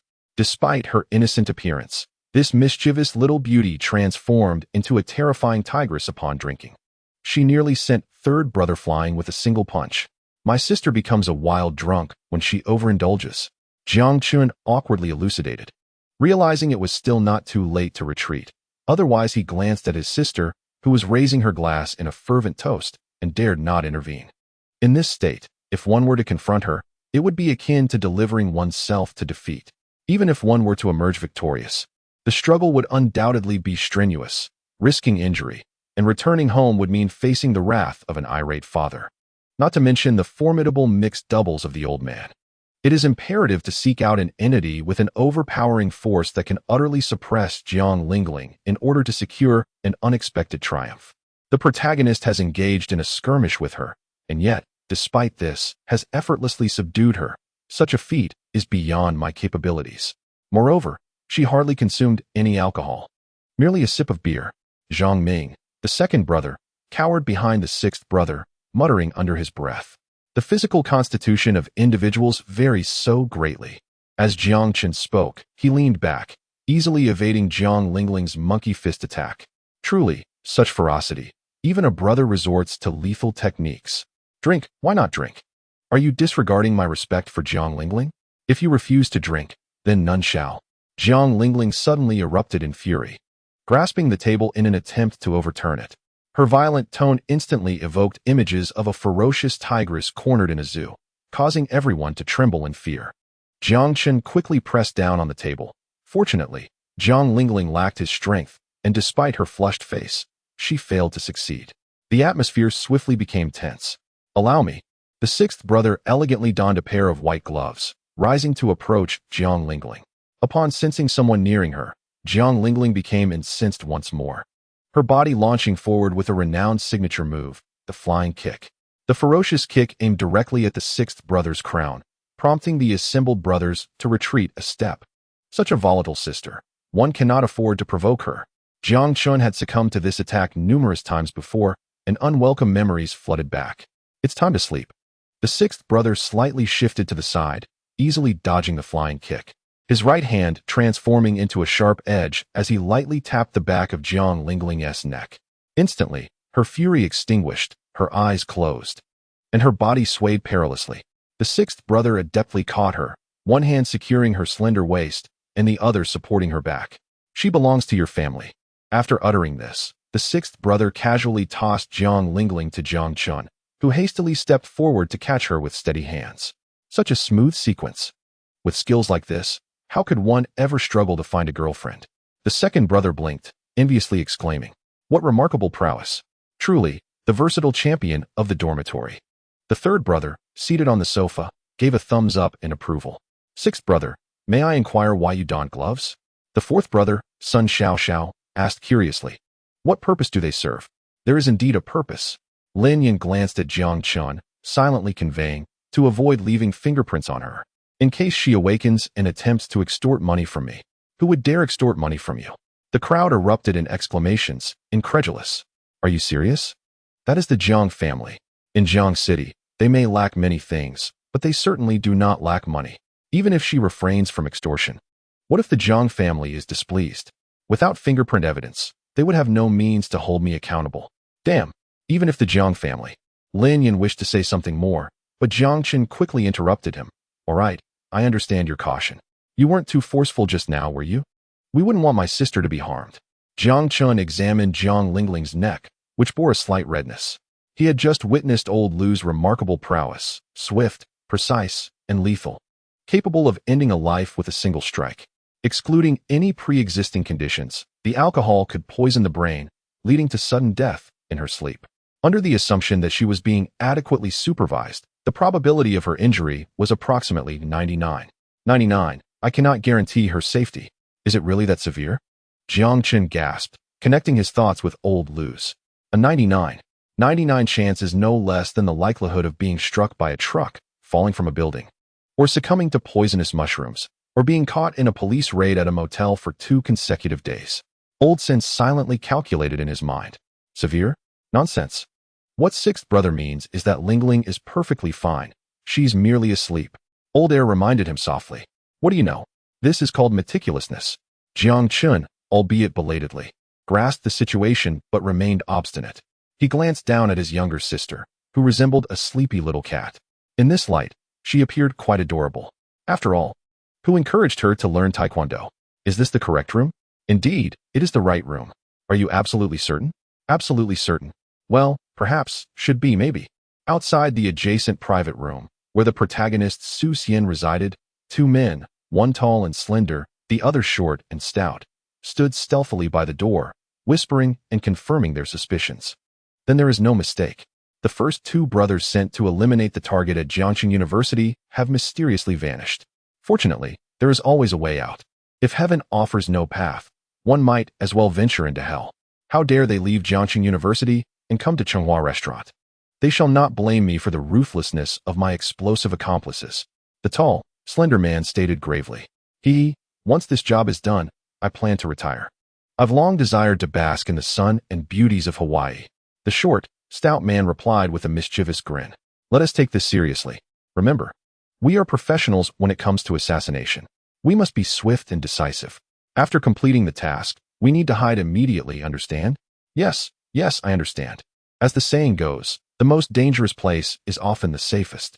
Once we eliminate the target, we can disguise ourselves in the adjacent room and make our escape. Have you checked the information on the adjacent room? The tall man asked, seeking confirmation for safety's sake. Yes, I've checked. There is a man and a woman. The girl is quite attractive. We can take advantage of the situation and make a hasty getaway. The stout man's face lit up with delight. He was indeed a specialist in such matters. By the way, brother, should we go in and confirm once more? Confirm what? With our dashing looks, how could we possibly arouse suspicion? We've already verified it. There's no issue. The slender man replied. Brother, you are truly the professional. So cultured. The stout man praised, giving a thumbs up. Let us get started. The tall, slender figure extended his hand, pulling a grenade from your bag, ready to obliterate them. In such a confined space, an unassuming grenade could easily send everyone in the room to the heavens. Come on. the hefty man muttered, rummaging through his backpack. 2 minutes elapsed, and he was still searching. Please don't tell me you didn't bring it. A flicker of menace crossed the tall man's eyes as he spoke, his breath heavy with frustration. He detested incompetent allies, having dispatched more than a dozen such individuals in the past. Thanks to his superior skills, he hadn't encountered a foolish comrade in quite some time. I did bring it. I remember now. I must have left it on the table during breakfast. The hefty man realized, his face lighting up with sudden comprehension. As he raised his head, he met the fierce gaze of his companion, prompting him to tread carefully. Brother, I know you're anxious, but please, don't rush. You can trust me. There's nothing in my bag, but I do have something on me. The hefty man opened his jacket, revealing an array of explosives densely packed within, 3 different types of grenades. The sight made the slender man shudder, instinctively taking a step back. From now on, please don't call me brother. I'm scared. Chapter 45. My fate is mine to command. The slender man furrowed his brow, reflecting on the fact that this hefty companion had been with him for a year, consistently carrying such dangerous items. He couldn't help but feel a wave of apprehension. Surviving until now must have been a stroke of good fortune from a past life. It truly wasn't easy. Here, brother, take these 2. The hefty man grinned. Let me tell you, these are fakes. Only these 2 grenades are real. In a critical moment, I can strip off my clothes to intimidate the enemy and make my escape. Brilliant. So it can be done this way. It seemed he wasn't entirely a fool after all. The slender man respected this clever strategy. After all, when venturing into the unknown, encountering danger was commonplace. Such a deterrent indeed increased their chances of survival, provided, of course, that these 2 grenades wouldn't be detonated. All right then. The slender man accepted the 2 grenades, swiftly twisting open the door, pulling a pin from one, and tossing it inside with haste. We must hide, he urged, and the 2 assassins swiftly retreated into the adjacent room. The power of a grenade can vary greatly. This fragmentation grenade was perfectly lethal, capable of inflicting tremendous damage to those within the room while having minimal impact on the structure itself. Taking refuge in the neighboring room was ideal. What is that? At that moment, Gu Shui and Su Xian had just finished their meal, engaged in soft whispers and flirtation, when they noticed a round object suddenly rolled in from outside, landing precisely on their dining table. Curiosity piqued, she leaned in to get a closer look, her bravery evident. Xiao Shui. Su Xian immediately recognized it as a genuine grenade, swiftly kicking the table away. The table, along with the grenade, soared upwards, crashing violently against the ceiling. Simultaneously, he seized Gu Shui, pulling her down to the ground. Boom. With a resounding explosion, the grenade detonated in midair, shattering the table into countless fragments. A dozen shrapnel pieces struck Su Xian's back, causing him to grit his teeth in pain. Fortunately, the explosion occurred at a sufficient height, resulting in only a few fragments embedding themselves in his body. Otherwise, even with the protagonist's aura, Su Xian would have found himself bedridden in a hospital for a month. Brother Su Xian, Gu Shui exclaimed in horror, never expecting to witness such a violent scene. She looked up at Su Xian. I'm fine, it's nothing. Su Xian reassured her, though his eyes burned with fierce determination, igniting the miraculous resilience characteristic of the protagonist. Stay here for a moment. I'll go take a look. I'll be right back. Meanwhile, a cackling sound echoed. And even if the target were made of iron, it would be reduced to a mass of chaos and blood. The explosion enthusiast, upon hearing the violent detonation from the neighboring room, couldn't suppress the grin that spread across his face, his tail raised high in excitement. Initially, he had worried about the possibility of a dud grenade, but it seemed his concerns were unfounded. Of course, Brother Thin, once we finish this job, he began, only to be interrupted by the unexpected sight of the target character appearing before them. The rotund one wore an expression of glee, eager to share his delight. But upon glancing up, he found the target, Bai Mubua, curiously munching on a chicken leg while observing him. What the hell? How did the target end up here? Didn't you say you confirmed they were in the next room? What is going on? Finn rushed forward, exasperated, and scolded his companion for not being diligent. Having navigated the underworld for years, his explosive endeavors had always been successful, until now, when he faltered due to an incompetent ally. I just told you to check inside, and you insisted it was fine.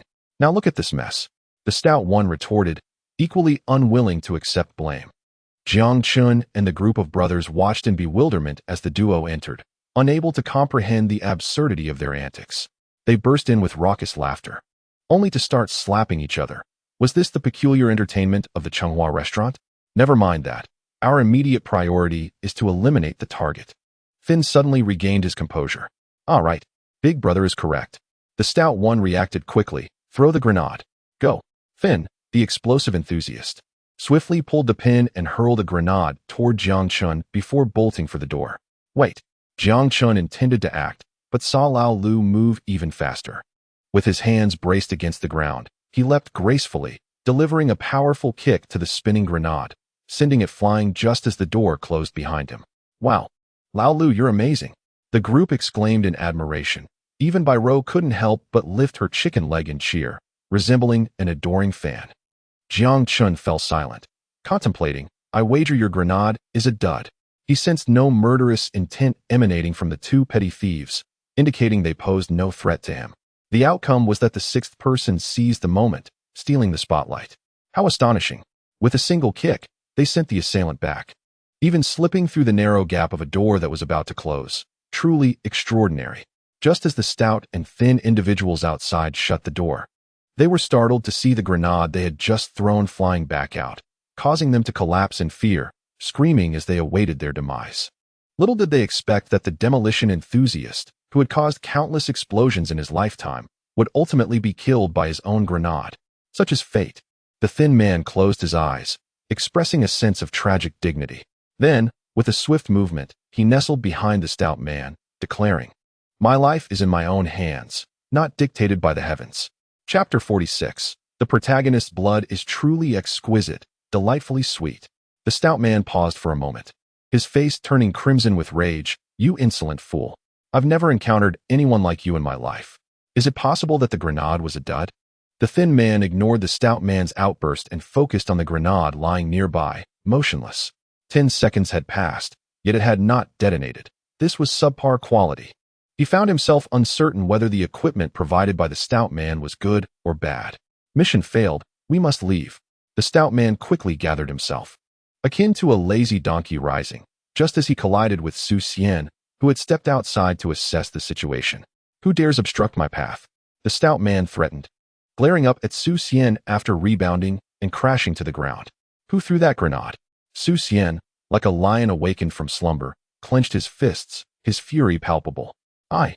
The thin man began to respond, dismissing the other as merely a pretty face. They could not afford to lose their momentum today. Just then, Su Xian's fist struck the wall, shattering the thick barrier with ease. I just saw them hiding inside. They threw that grenade. The thin man, quick-witted, gestured frantically to the stout man. His eyes conveyed a clear message. Stout man, we cannot afford to provoke him. We must escape swiftly. Ah, yes. I saw them as well. They were inside and tossed us out, nearly killing me. The stout man feigned innocence, playing the victim. You too, wait here. Su Xian's gaze turned icy as he swiftly struck the stout and thin men in the abdomen with 2 punches. They groaned in pain, collapsing to the ground and clutching their stomachs. Su Xian was no pushover, though he could not ascertain whether these two were criminals. He lacked solid evidence to deem them innocent. Thus, following standard protocol, he rendered them incapacitated. Now, he intended to discover whether this room was as they had described. Suppressing the pain coursing through him, Su Xian grasped the door handle. I will strike. Jiang Chun finally found an opportune moment to assert himself. Although it was a dud grenade, these two were undoubtedly nefarious individuals. They even had the audacity to stand behind the door, clearly intending to throw another grenade. This was intolerable. Jiang Chun swiftly empowered himself with 2 enhancements, strength and speed, before launching a flying kick toward the door. With a resounding crash, the glass shattered into countless fragments. Suspended in midair, Jiang Chun felt a powerful grip on his ankle. The assailant's gaze was fierce, radiating an anger akin to the loss of a loved one. It's you. Both Jiang Chun and Su Xian exclaimed in shock, their eyes brimming with disbelief. Jiang Chun was astonished that Su Xian had turned to a life of crime. Why abandon the role of a protagonist for such perilous pursuits? Conversely, Su Xian was taken aback by Jiang Chun's audacity. He had presumed Jiang Chun to be merely an ineffectual scion, yet here he was, daringly plotting against both him and Xiao Shui. While ordinary individuals lacked access to grenades, the Jiang family certainly did. Thus, the suspicions that had lingered in Su Xian's mind solidified into certainty. validating the claims made by the portly and slender duo. As the saying goes, when enemies meet, their eyes blaze with animosity. The grudge from earlier was ripe for retribution. You tread the path of heaven, but refuse to take it. And now you find yourself in hell. Su Xian sneered. Since Jiang Chun had initiated this covert attack, there was no room for dialogue. It was time to dispatch Jiang Chun and then focus on dismantling the Jiang family, using explosives in public to ensure they faced dire consequences. Hey, don't laugh like that. There are others behind me. Jiang Chun, unnerved by the protagonist's cold smirk, reluctantly shifted his body.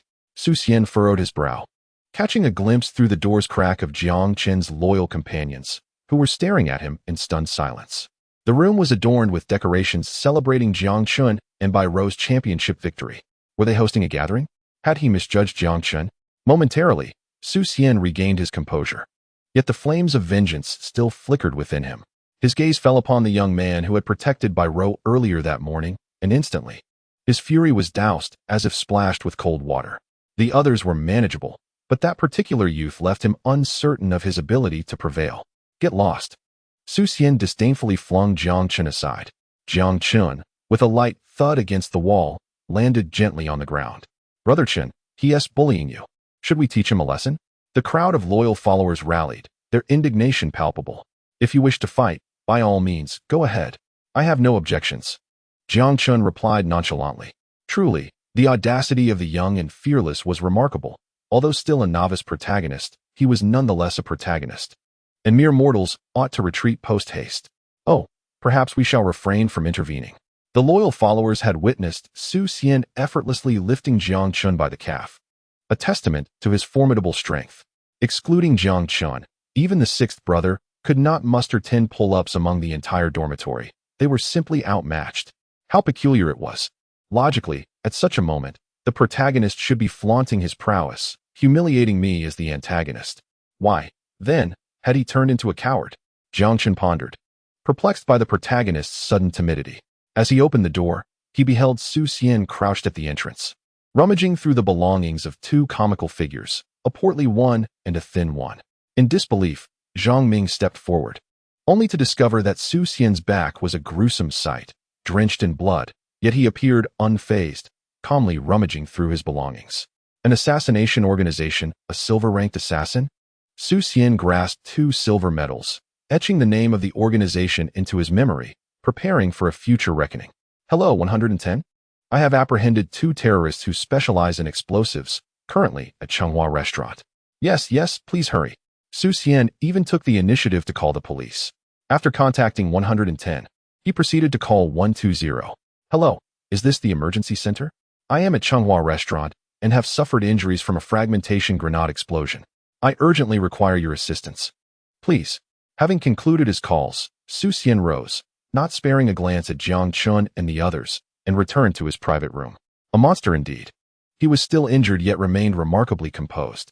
Zhang Ming gasped in astonishment, struggling to distinguish reality from a dream. Just last week, he had heard of a college classmate who had sneezed and suffered a broken neck. The difference in human resilience was truly incomparable. Some shatter at the slightest touch, while others, like cockroaches, seem impossible to eliminate.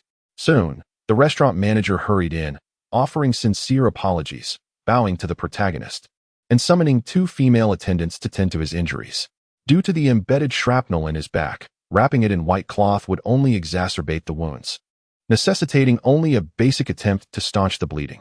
Glancing at Gu Shui, who was gasping beside him and unable to assist, a flicker of disappointment crossed Su Xian's eyes. However, it was but a fleeting thought, quickly replaced by reassurance. Xiao Shui, don't be afraid. I am fine. Meanwhile, Jiang Chun and his companions did not leave. As Jiang Chun put it, they had played a part in the capture of the 2 criminals.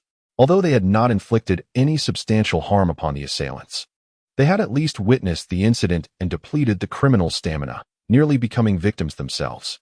Thus, following a heated exchange between Jiang Chun and the restaurant manager, Jiang Chun walked away with a complimentary meal and a compensation of 100,000, feeling immensely pleased.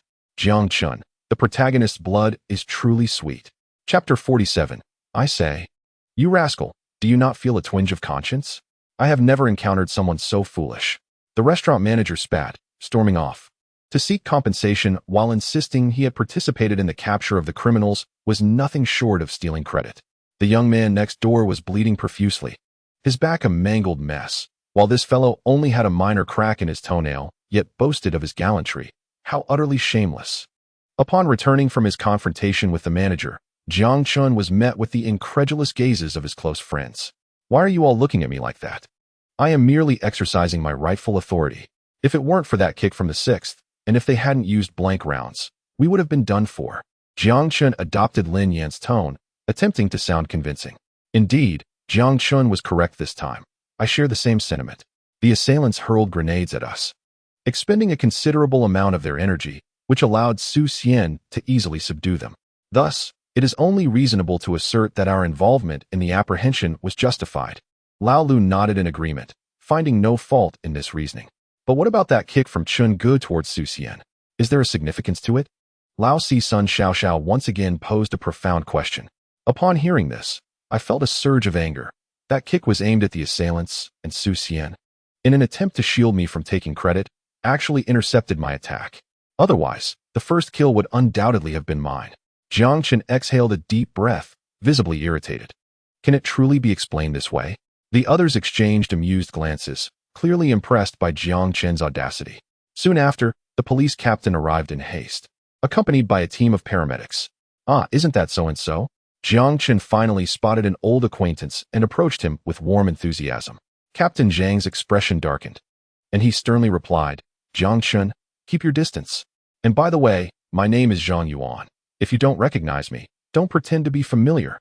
I may not know you, but it suffices that you know me. Good day, Captain Zhang. The criminals have been apprehended, and I don't need much. Just a few accolades for bravery delivered to their homes would suffice. Jiang Chun clasped his hands, a sincere expression adorning his face. Did you call the police? Are you injured? Captain Zhang scrutinized Jiang Chun, examining him closely.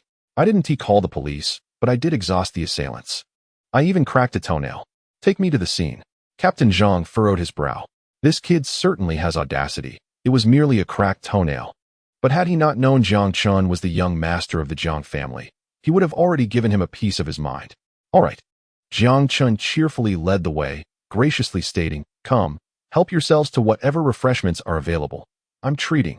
At this moment, Jiang Chun's brothers showcased their significance, offering fine cigarettes and liquor to the officers, all of which were firmly declined. Captain Zhang, please don't stand on ceremony. These gifts are from me to all of you officers, not a bribe. Just think about it. Who openly bribes anyone? These fine goods are worth it and can be distributed as welfare, costing nothing. Jiang Chun chuckled. Let us discuss this later. Captain Zhang nodded, signaling to his fellow officers behind him, no longer refusing Jiang Chun's offerings. Gifts to a group and gifts to an individual are not the same thing. This is called a donation, showcasing high moral consciousness and strong personal ethics, thus supporting everyone's work. It would be inappropriate to refuse such generosity. Oh my goodness. The general manager of Changhua Restaurant arrived on the scene just in time to see Jiang Chun nonchalantly distributing items from his establishment, seemingly without a care in the world, moving box after box as if it were a zero-cost giveaway.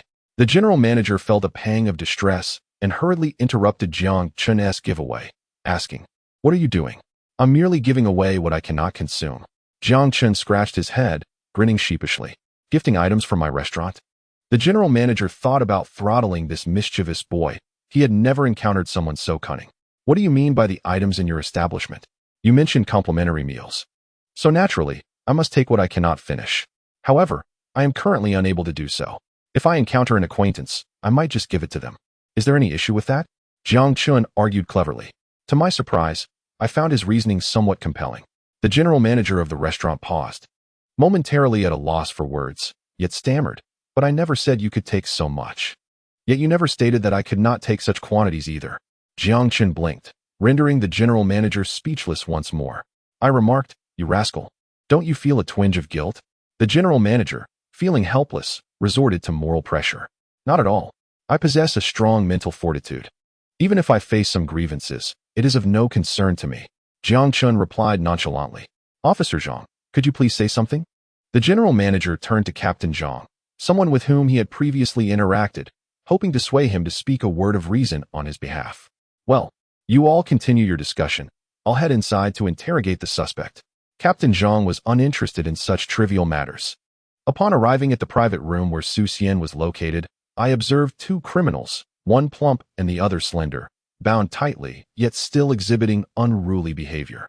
It appeared they harbored a grudge, as their camaraderie had swiftly dissolved, leading them to engage in a fierce altercation. Search them for weapons, Captain Zhang commanded. Two adept officers approached, patting down the slender individual, yet finding nothing of interest. There's a bomb, exclaimed another officer inspecting the plump man, suddenly alarmed as he shouted to his colleagues, "Stay back, everyone. He is covered in explosives." "That's a false alarm," Jiang Chen interjected, following Captain Zhang with his arms crossed. "How do you know?" The officer retreated a few steps, casting a puzzled glance at Jiang Chen. "I am the one who tied him up, whether it's real or not. I can discern with a mere touch." Jiang Chen replied with an air of ease. "Damn it, when I first bound this rotund fellow, I nearly lost my composure upon seeing him. He was covered with high explosive weapons that sent shivers down my spine.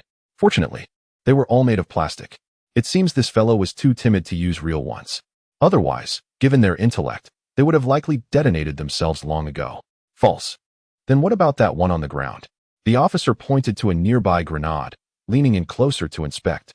"Surprisingly, it does appear rather authentic. Be cautious. I didn't dare to touch that one. It's real, but it's a dummy. Whether it will explode, I cannot say." Jiang Chen's words heightened the officer's tension again. "Explosive team, prepare." Captain Zhang gestured backward, and two heavily armed officers rushed forward, extracting a black box and carefully placing the dummy grenade inside before slowly retreating. "Now that is what I call professionalism." Jiang Chen nodded in approval. Chapter 48. The sister with martial arts skills, quite impressive. Make way, there are injured individuals requiring assistance.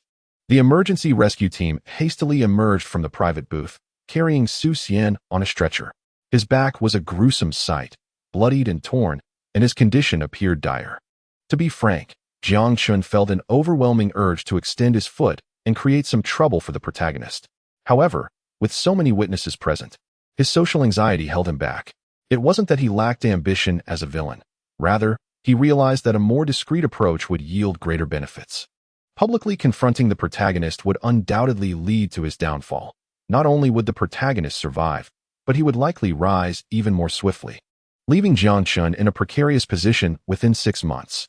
Brother Su Xian, Gu Shui emerged from the booth, her eyes glistening with tears. Upon spotting Jiang Chen, her expression shifted to one of rage. "It's all your fault. If it weren't for you, my brother wouldn't be in this state." With that, she raised her hand, intending to confront Jiang Chen. Reluctantly, Jiang Chen had to admit that Gu Shui's thought process was quite irrational. Her words were devoid of any forethought. It became evident that his previous infatuation with her was merely a narrative necessity. "What do you think you're doing?" A voice, laced with inebriation, rang out, startling Jiang Chen, who had contemplated retaliating against Gu Shui. Oh no, the little sister has awakened. A delicate hand seized Gu Shui's wrist, yanking her forcefully. The younger sister, light as a feather, charged forward, her shoulder colliding with Gu Shui's chest, executing a flawless shoulder throw that sent Gu Shui crashing to the ground, utterly bewildered. Delight surged through Jiang Chen. He relished the sight of Gu Shui, now visibly agitated, her composure on the brink of collapse. "If I ever catch you bullying my brother again, I'll confront you every single time," Jiang Lingling declared, hands on her hips, her cheeks flushed with a fierce determination. Perfect. She was unraveling. Gu Shui's expression mirrored that of a defeated puppy, a blend of anger, despair, and indignation flooding her features. Tears streaming down her face as she wiped them away, retreating with the rescue team in defeat. "Delightful. Little sister. I'll treat you to extra chicken legs when we get home. Who says girls can't cultivate martial prowess? Isn't it magnificent? A sister who can fight is undeniably cool. Miss, public displays of violence are prohibited. You know," Captain Zhang remarked, his brow furrowed. Although he preferred not to involve himself in trivial matters, he felt compelled to speak up upon witnessing the commotion. "Understood, uncle." Jiang Lingling responded obediently, exuding an aura of innocence. Captain Zhang's lips twitched in bemusement. "Well, I'll take these two offenders with me. I've considered your comments and will award you an outstanding citizen certificate." "Sounds good.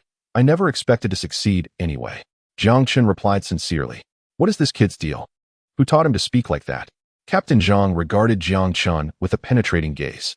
Please leave your contact information before departing. I need to secure the scene and conduct further investigations. Any updates will be communicated via phone. Don't forget my Outstanding Citizen Award. Jiang Chun gestured emphatically. This fellow is truly bothersome. Once this period passes, I shall undoubtedly add him to my blacklist. I detest individuals who lack boundaries. In the hospital, Su Xian was swiftly admitted and underwent a shrapnel removal surgery, which proceeded remarkably well. In less than 2.5 hours, he was wheeled out of the operating room. Brother Su Xian, Gu Shui, upon seeing him emerge, felt her overwhelming emotions finally find solace, and a smile graced her face. The patient's physical constitution proved resilient. Although he had endured an explosive attack, fortunately, his internal organs remained unscathed. However, he may have suffered a severe blow to the head and was to be monitored in the intensive care unit for a few days before being transferred to a regular ward. The doctor advised Gu Shui meticulously. All right, I understand. Gu Shui nodded as she was guided by the nurse to the new ward. In one of the hospital beds lay an elderly man with silvery hair, his skin parched and complexion darkened, resembling a person on the brink of death. Yet, despite his poor condition, his gaze remained sharp and spirited. A delicate nameplate hung over the bed, Shaoshan. Beside him stood 2 robust young men and 2 young women clad in white attire, attending to his needs. The old man's condition did not escape Su Xian's keen observation. He immediately discerned that this elder was no ordinary individual and was afflicted by a rare toxin.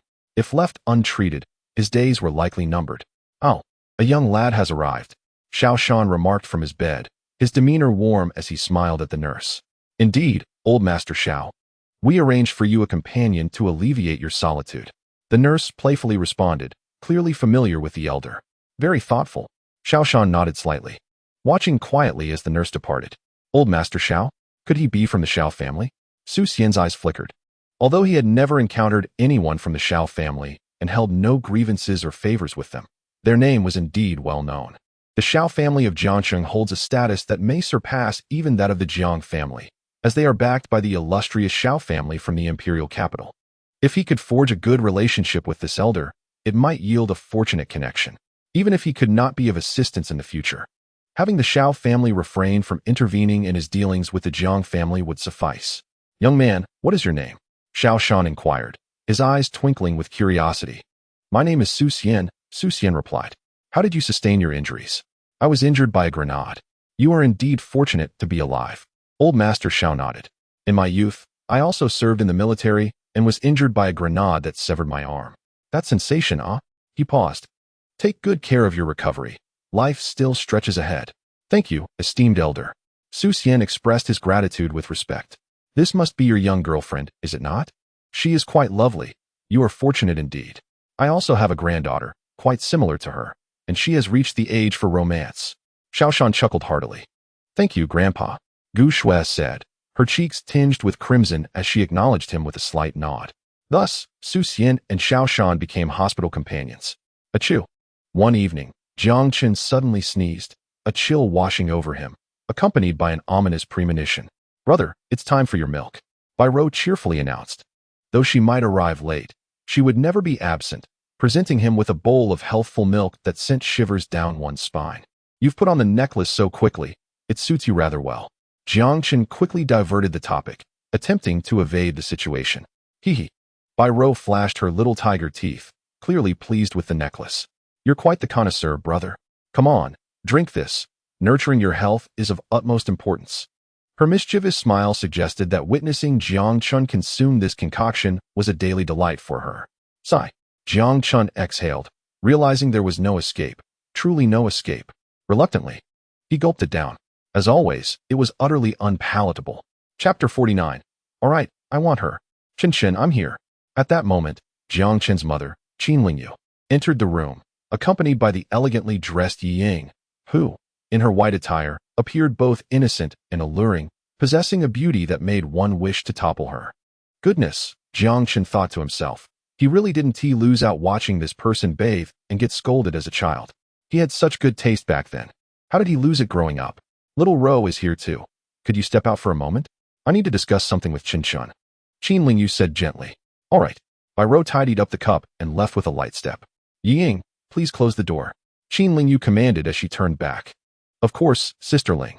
Ying complied, locking the door behind her. Chen, I heard about your competition today. First of all, congratulations on securing first place in the athletics event. Qin Lingyu's smile faded slightly as she spoke in a neutral tone. Mom, is this your idea of congratulations? Just a verbal acknowledgement? How about something more tangible? Jiang Chun, bewildered by his mother's lackluster tone, wondered if he truly was a child picked from a garbage heap. That's of little consequence. I heard from Ying that you subdued a knife-wielding assailant today. When did you take up martial arts? Qin Lingyu shifted to the main topic. She could assure herself that her son had never dabbled in taekwondo. He had always preferred play over serious practice, lacking any martial arts talent, which ultimately led to him being rather neglected and evolving into a sycophant.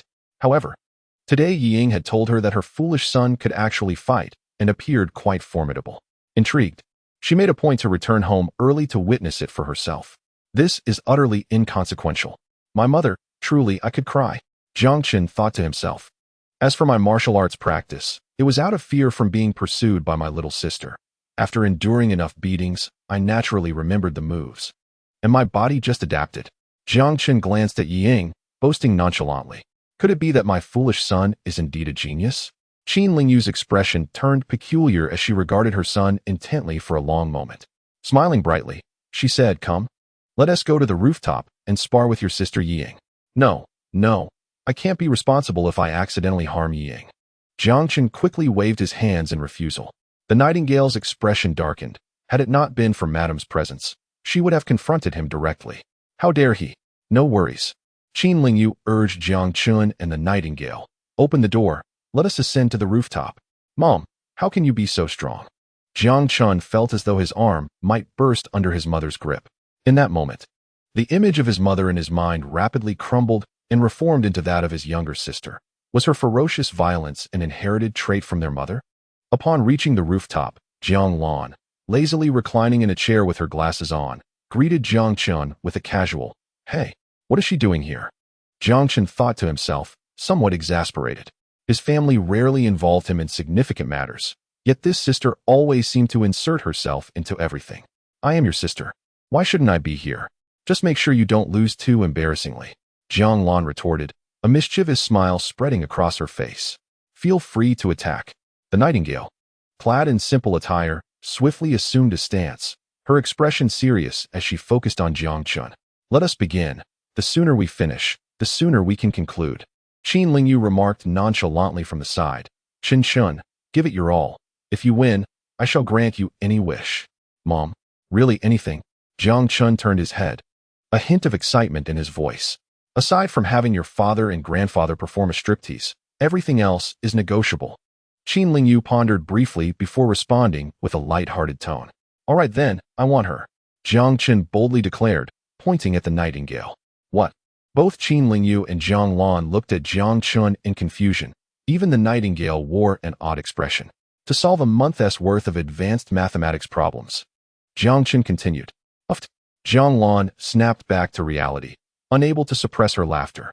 Given the chance, you are quite ineffectual, little brother. Is that your only aspiration? Very well. Qin Lingyu nodded, considering the request reasonable, provided her son could indeed defeat the nightingale. Yet, that seemed highly improbable. I shall commence. The nightingale aimed for a swift victory, her gaze sharpening as she clenched her fists. With a powerful push off the ground, she launched herself into the air, her speed so rapid that Jiang Qin could barely register her movements. A wave of confusion washed over Jiang Qin's small mind, as he was overwhelmed by the nightingale's explosive speed, leaving him drenched in cold sweat. Nevertheless, he sought to strike back, to quell her momentum.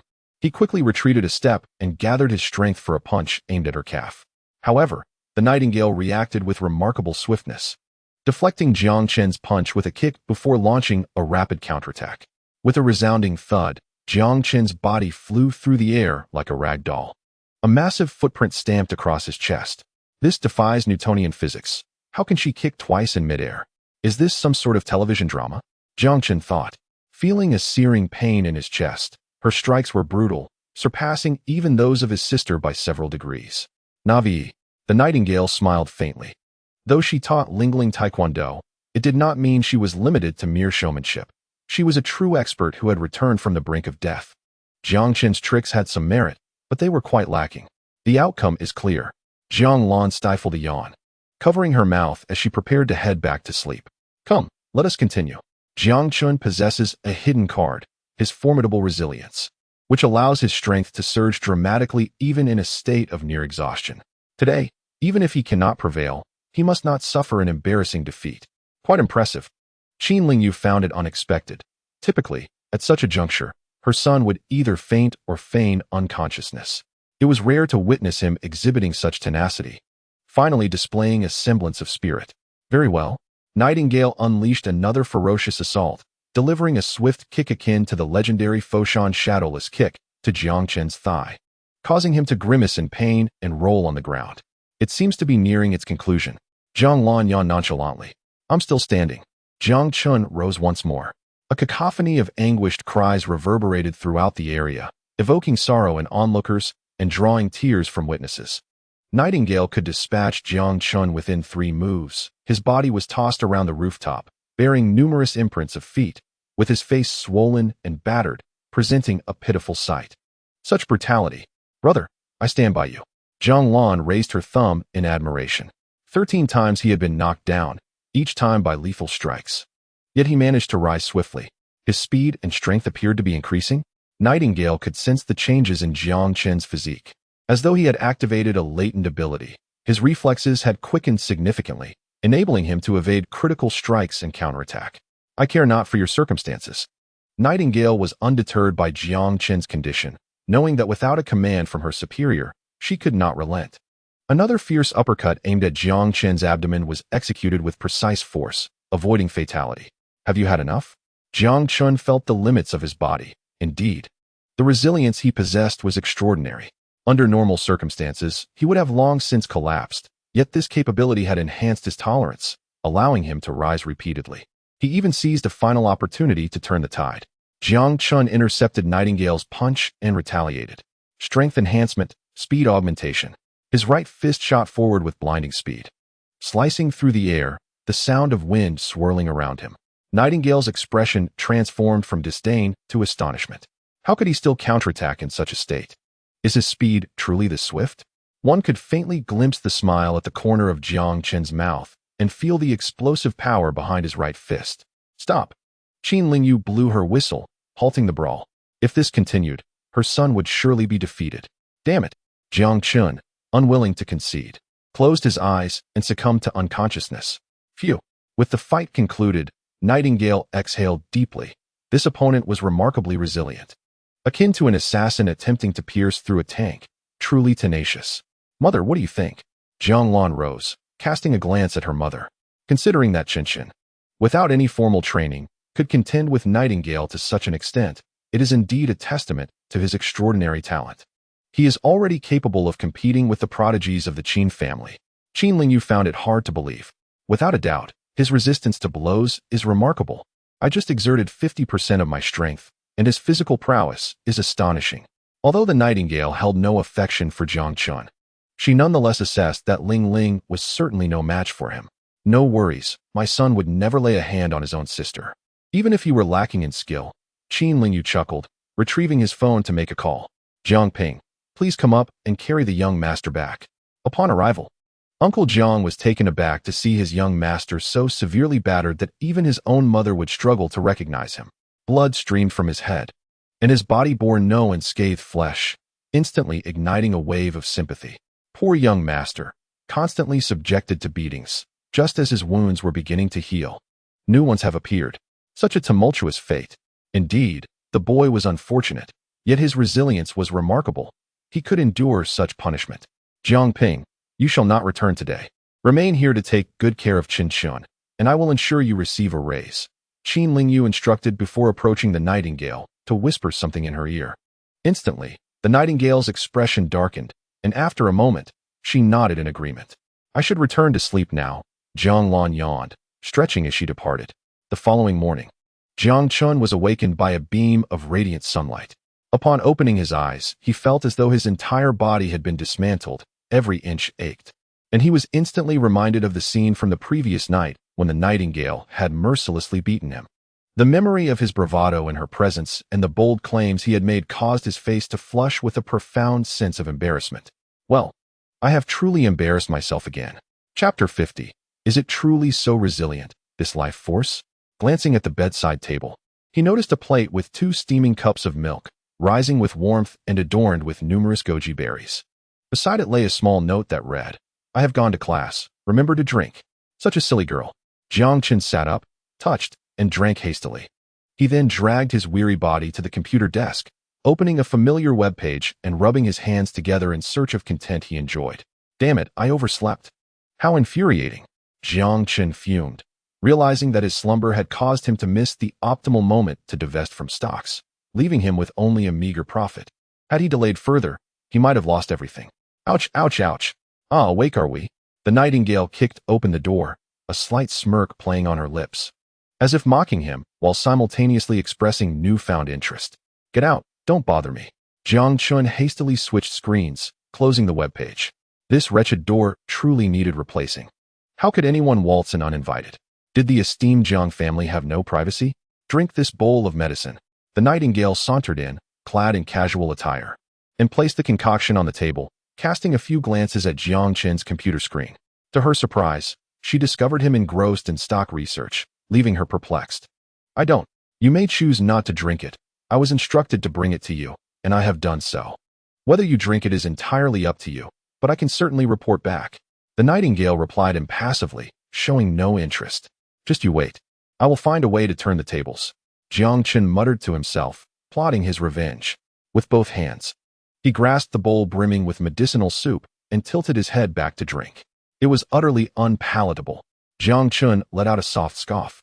But thanks to Bai Ro's relentless morning and evening torment, he had developed a certain immunity to the vile concoction, just as he contemplated indulging in a brief slumber. The old man burst in, brandishing his alloy cane. You little rascal made the Jiang family famous yesterday. Just wait until I get my hands on you. The elder's face was fierce, radiating an imposing authority. Grandfather, do you not possess a shred of compassion? Look at me. How can I endure your relentless torment? Jiang Chen lamented, his face contorted in mock despair, fully aware that fleeing would only exacerbate the inevitable scolding. Well, considering your current state, a few more bruises wouldn't matter. The old man huffed, yet he ultimately refrained from raising his cane. Speak plainly, grandfather. If you have something to say, then say it without scaring me. Jiang Chen sighed, discerning a hint of underlying intent in the elder's demeanor. You're quite astute, though there are moments when your mind seems to falter. The elder's mood visibly lifted as he settled onto Jiang Chen's grand bed. Well, since you've caught on, I shall be forthright. I wish to organize an antique exhibition. And what does that have to do with me? Jiang Chen shrugged, somewhat bewildered. You pursue your endeavors. It bears no relevance to me. However, I currently lack any antiques. The elder's eyes sparkled with intrigue as he spoke with eloquence. It seems you possess a keen eye. I've heard from my associates that you recently visited an auction house and returned with 4 invaluable treasures. I merely wish for you to keep an eye out for more. Grandfather, do you think antiques grow on trees? They cannot simply be picked up at will. I have no time. I must attend school. Jiang Chen retorted, hands in pockets, resolutely declining the request. Then I won't burden you unduly. A good thrashing would suffice to relieve my frustrations. The elder spat into his palm and then grasped his alloy cane. Grandfather, you truly are my dear grandfather. Jiang Chen sighed in resignation. All right, I shall assist you, but do not harbor overly grand expectations. I am no expert in appraising treasures. At least you show some sense. I plan to visit an old comrade in the hospital shortly. Would you care to join? The elder cast a sidelong glance at Jiang Chen, casually inquiring. Grandfather, given my current condition, do you truly believe I can go? Jiang Chen gestured toward his bandaged form, feeling utterly constrained. The old man was indeed a master of torment. Yet, this was quintessentially in line with his character, whimsical and fond of stirring up trouble, thriving on psychological games. Why not? Even if your wounds were to burst, it would matter little. It's a hospital, after all, where attentive young nurses will cater to you. The elder chuckled, his demeanor irreverent. Which old comrade are you visiting? Jiang Chen inquired, his ears perking up. Didn't that girl Xiao you mention her grandfather was hospitalized due to poisoning? It seems quite grave. I must bid him farewell. The elder replied nonchalantly. Farewell? Such eloquence. Jiang Chen rolled his eyes at the elder, ultimately nodding. Very well, I shall accompany you. The Xiao family, backed by the prestigious Xiao clan of the imperial capital, was a formidable martial arts lineage, making it essential to cultivate a favorable relationship. Old Master Xiao had been poisoned. Yet recently, he had received 100 bottles of universal antidote through his signing-in rewards, each brimming with the elixir. It is indeed a testament to the generosity of the wealthy system, which truly provides exceptional treasures. It was a perfect opportunity to extend a personal favor by delivering the antidote to Old Master Xiao, and perhaps, in return, he might bestow upon me a martial arts manual. Once I master it, I would at least be able to exchange a few moves with the protagonist. Moreover, on a secondary note, I was in dire need of enhancing my strength to decisively teach that little girl, Nightingale, a lesson, perhaps even have her call me father. Just look at that expression of hers. It's as if she feels wronged. Old Master Jiang perceived the unsettling look in Jiang Chen's eyes and remarked sarcastically, "Grandfather, what kind of hospital gown do you think would suit me? Should I stay in the hospital for a few days to chat with Old Master Xiao?" Jiang Chen said, blinking his sincere eyes. "I must warn you, do not harbor any intentions toward Xiao Yu. Even if you shower Old Master Xiao with compliments about her, or present him with his favorite tea, it will not do." Old Master Jiang hinted vehemently. "I understand."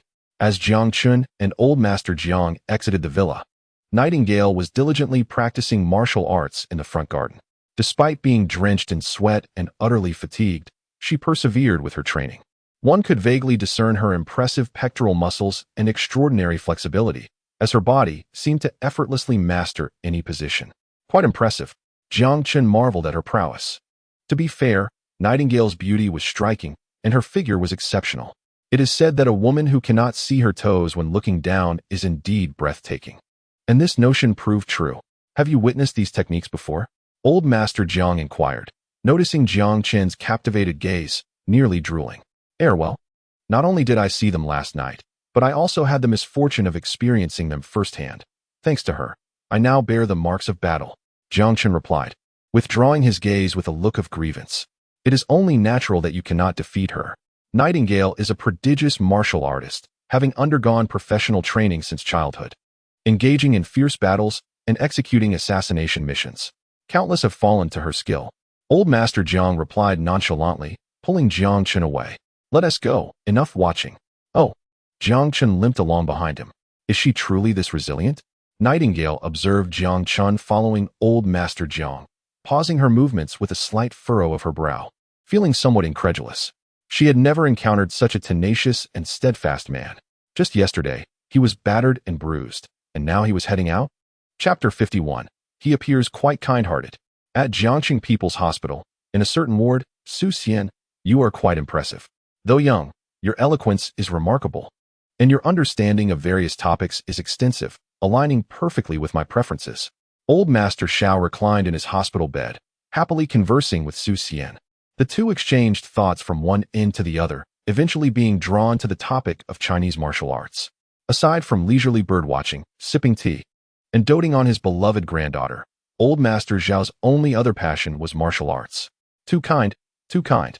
As Su Xian discerned that the rapport had been well established, he gradually steered the conversation towards the main topic. "Senior Xiao, how did you come to be poisoned?" Su Xian suddenly adopted a serious demeanor, speaking with earnestness. Upon hearing this, the male bodyguard and female nurse beside him exchanged anxious glances. "Fear not," Xiao Shan replied slowly, signaling for everyone to remain calm. "How did you ascertain that I was poisoned?" he inquired, a smile dancing on his lips, his curiosity piqued. "I am but an unworthy disciple who studied pharmacology under my master for several years. I have developed a keen sensitivity to the patient's complexion. To be candid, senior, I recognized your affliction the moment we first met yesterday," Su Xian responded, bowing respectfully. "Well done, young man. Your insight is indeed sharp. It is true that I am poisoned, and the toxins have spread throughout my vital organs. My time grows short." The elderly Xiao continued with an optimistic chuckle. "Earlier this year, my family faced an assault from a martial arts expert. In our confrontation, I suffered a blow to my chest, unaware that it harbored poison. I have yet to find an antidote, and thus, I find myself in this predicament. Will you trust me, senior?" Su Xian's eyes glimmered with sincerity as he declared. "I can assist you, old fool. I can help you with your poison." Just as Su Xian was about to utter the words detoxification, Elder Jiang burst through the door with the exuberance of a mischievous child. "It's you, you old rascal!" Elder Xiao exclaimed with a hearty laugh upon recognizing his old friend. "Step aside, you lack of perception." Elder Jiang playfully nudged the young man seated on the sofa, who, in a dazed manner, vacated his seat. Elder Jiang then merrily took a seat himself. "Step aside, you lack of perception," Jiang Chen mimicked, tapping the shoulder of another middle-aged man. "Are you an idiot?" The middle-aged man regarded Jiang Chen with indifference, suppressing a sigh. After all, he was the second in command of the Xiao family, the second son of Xiao Shan. Even if he were less favored, he was not someone this young man could dismiss so casually. "Who are you?" Jiang Chen felt a twinge of disrespect and questioned. "Do you not see me standing here? I am Xiao Hao of the Xiao family. You, Junior, should step aside." Xiao Hao retorted coldly, offering no courtesy. "Haha, old Jiang, your grandson is quite amusing." Elder Xiao pointed at Jiang Chen, lightening the mood. "Come, sit with me." Successfully providing Jiang Chen an escape, the atmosphere brightened considerably. "Brother Chen, I am quite pleased with your attitude. Today, I shall surely save you. Not even death can stand in my way." Elder Xiao remarked with a glance at Jiang Chen, offering a simple assessment. Jiang Chen's pupils constricted. "I will truly thank you, but flattering me will lead to your demise. Your speech is rather peculiar." Jiang Chen involuntarily exclaimed. "Hey, you've inherited your grandfather's sharp tongue." Elder Jiang quipped. "You claim you can cure the poison afflicting me?" Xiao Shan redirected his attention from Jiang Chen to his dear friend.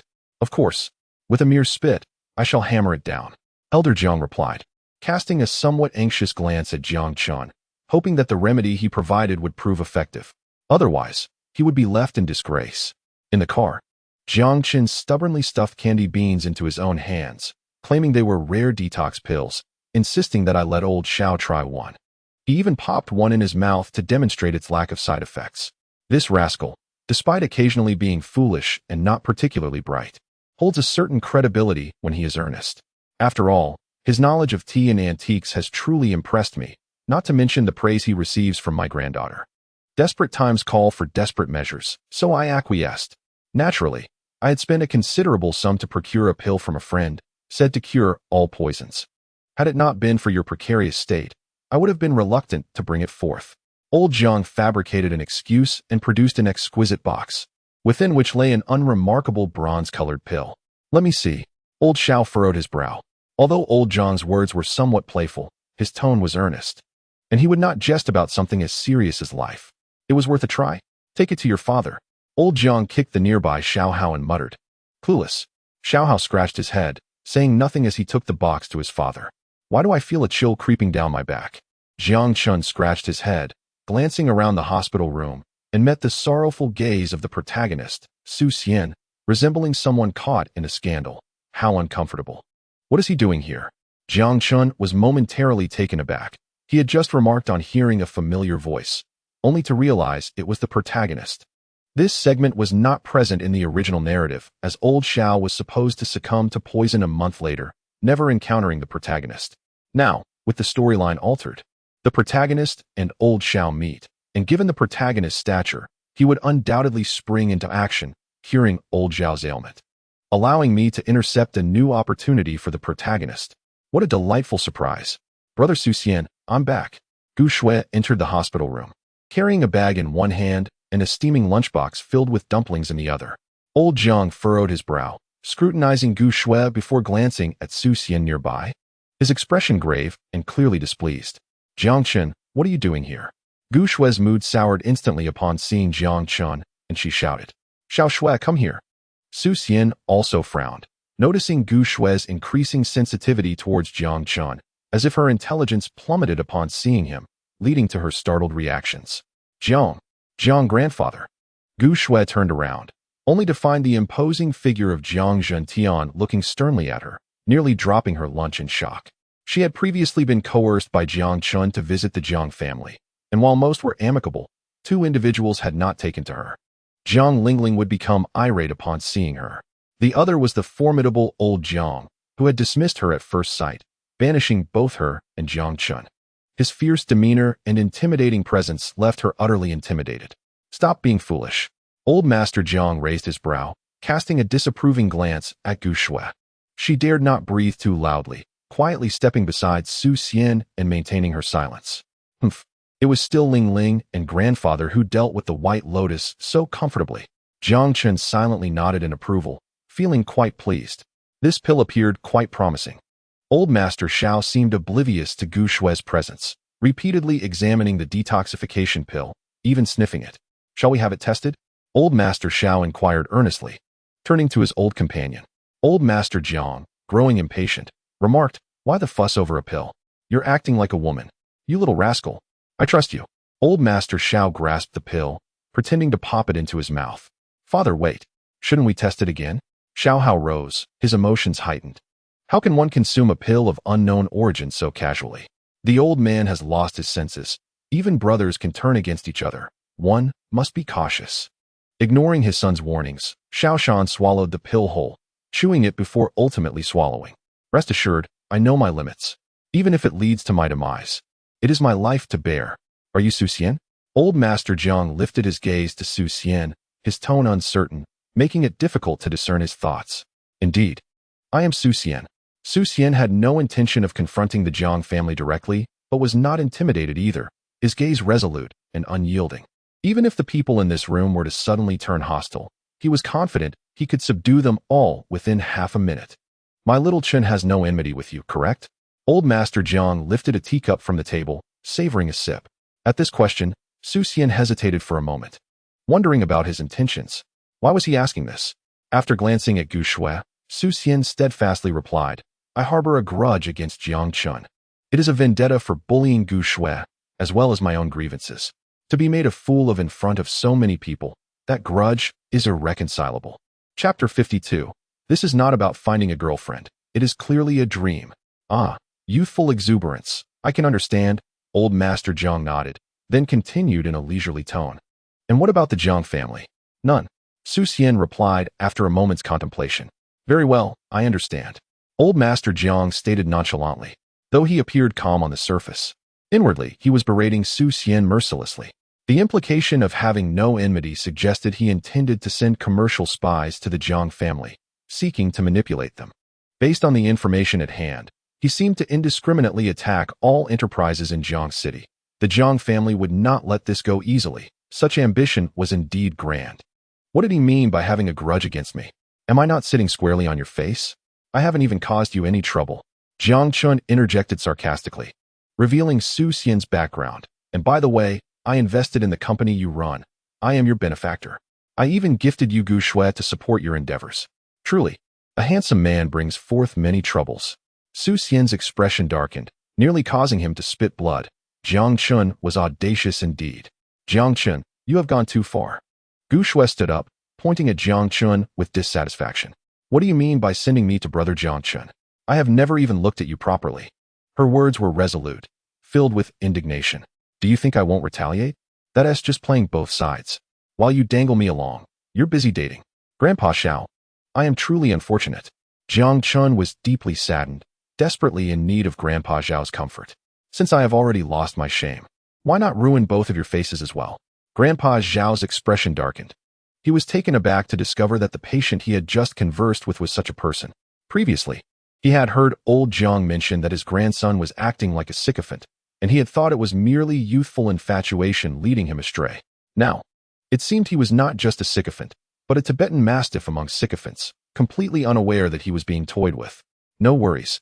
I will introduce you to several excellent girlfriends later. Grandpa Xiao consoled him. All right, my demands are not high. Fair-skinned, beautiful, long legs, wavy long hair. 36 is the standard. A lovely appearance and a sweet voice are the baseline, and being considerate and gentle would be a bonus. It would be best if she could change outfits. I enjoy variety. Would that be possible? Jiang Chen blinked his sincere big eyes and spoke all at once, leaving Grandpa Xiao utterly speechless. This was not looking for a girlfriend. It was clearly a dream. His sadness was completely unnoticeable. Get lost. Grandpa Xiao tapped Jiang Chen's head, laughing in exasperation. How about this? I have a brother in the capital who has a granddaughter around your age. I want to see a photo. Jiang Chen exclaimed. You won't believe it. But I actually do. Grandpa Xiao's withered hand grabbed his phone, swiftly searching until he found a photo of a young girl. Not bad. She's quite attractive.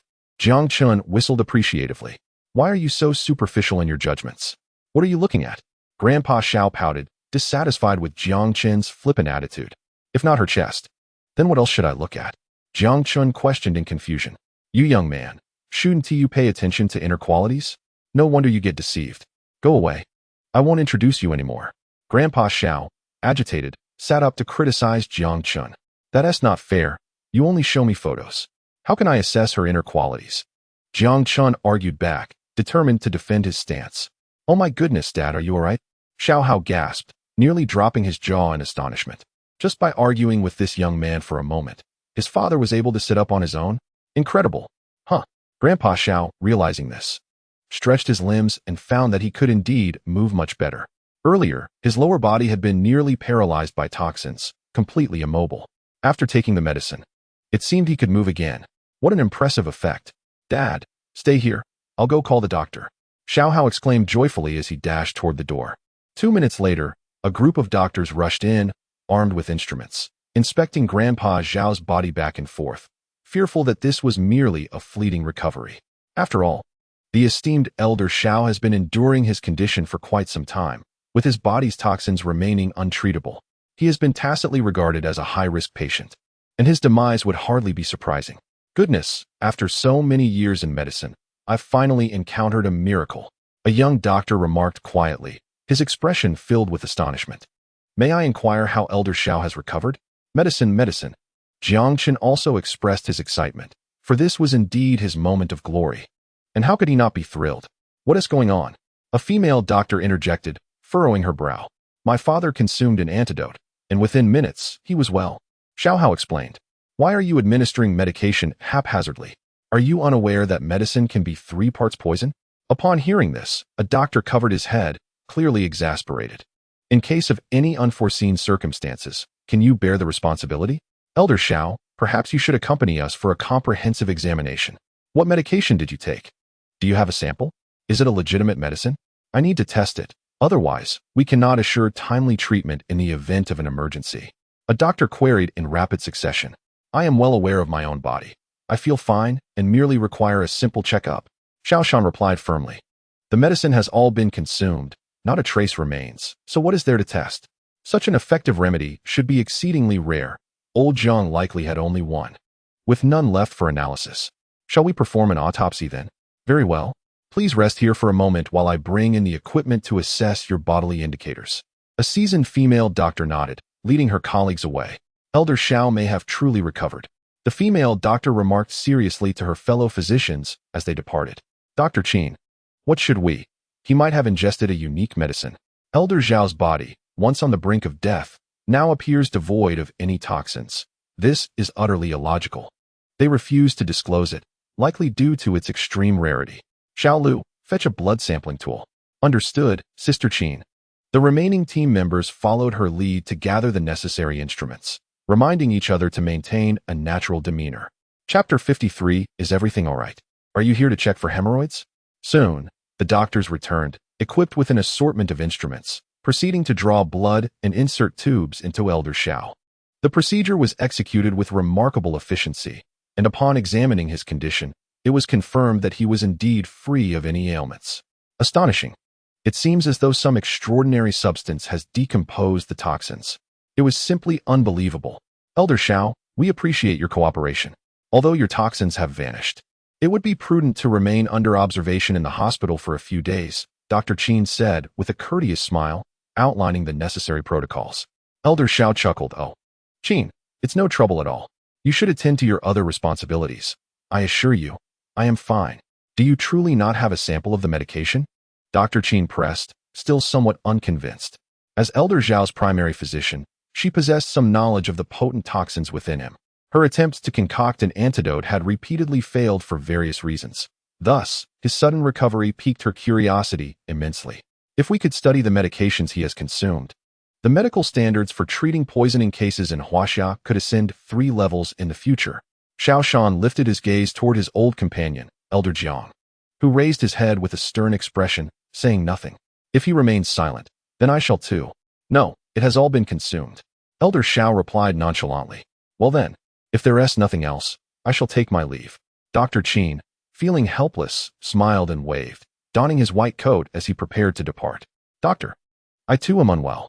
Jiang Chun, quick on the uptake, tugged at Dr. Qin's clothing. Is there something wrong? Dr. Qin finally noticed a young man seated nearby. Upon looking down, he saw the youth gripping his attire with an unwavering hold. My wound has reopened. Could you take a look? Jiang Chun lifted his hospital gown, revealing his proud physique and a dazzling array of scars, some of which were still bleeding. Hiss. Dr. Qin inhaled sharply, yet maintained a stoic demeanor, stating, You should consult a surgeon. I only handle internal medicine and cannot assist you. No worries. Do you treat hemorrhoids? Might as well have that checked too. Jiang Chun whispered. Hemorrhoids? Elder Zhang's lips twitched. That mischievous boy was at it again.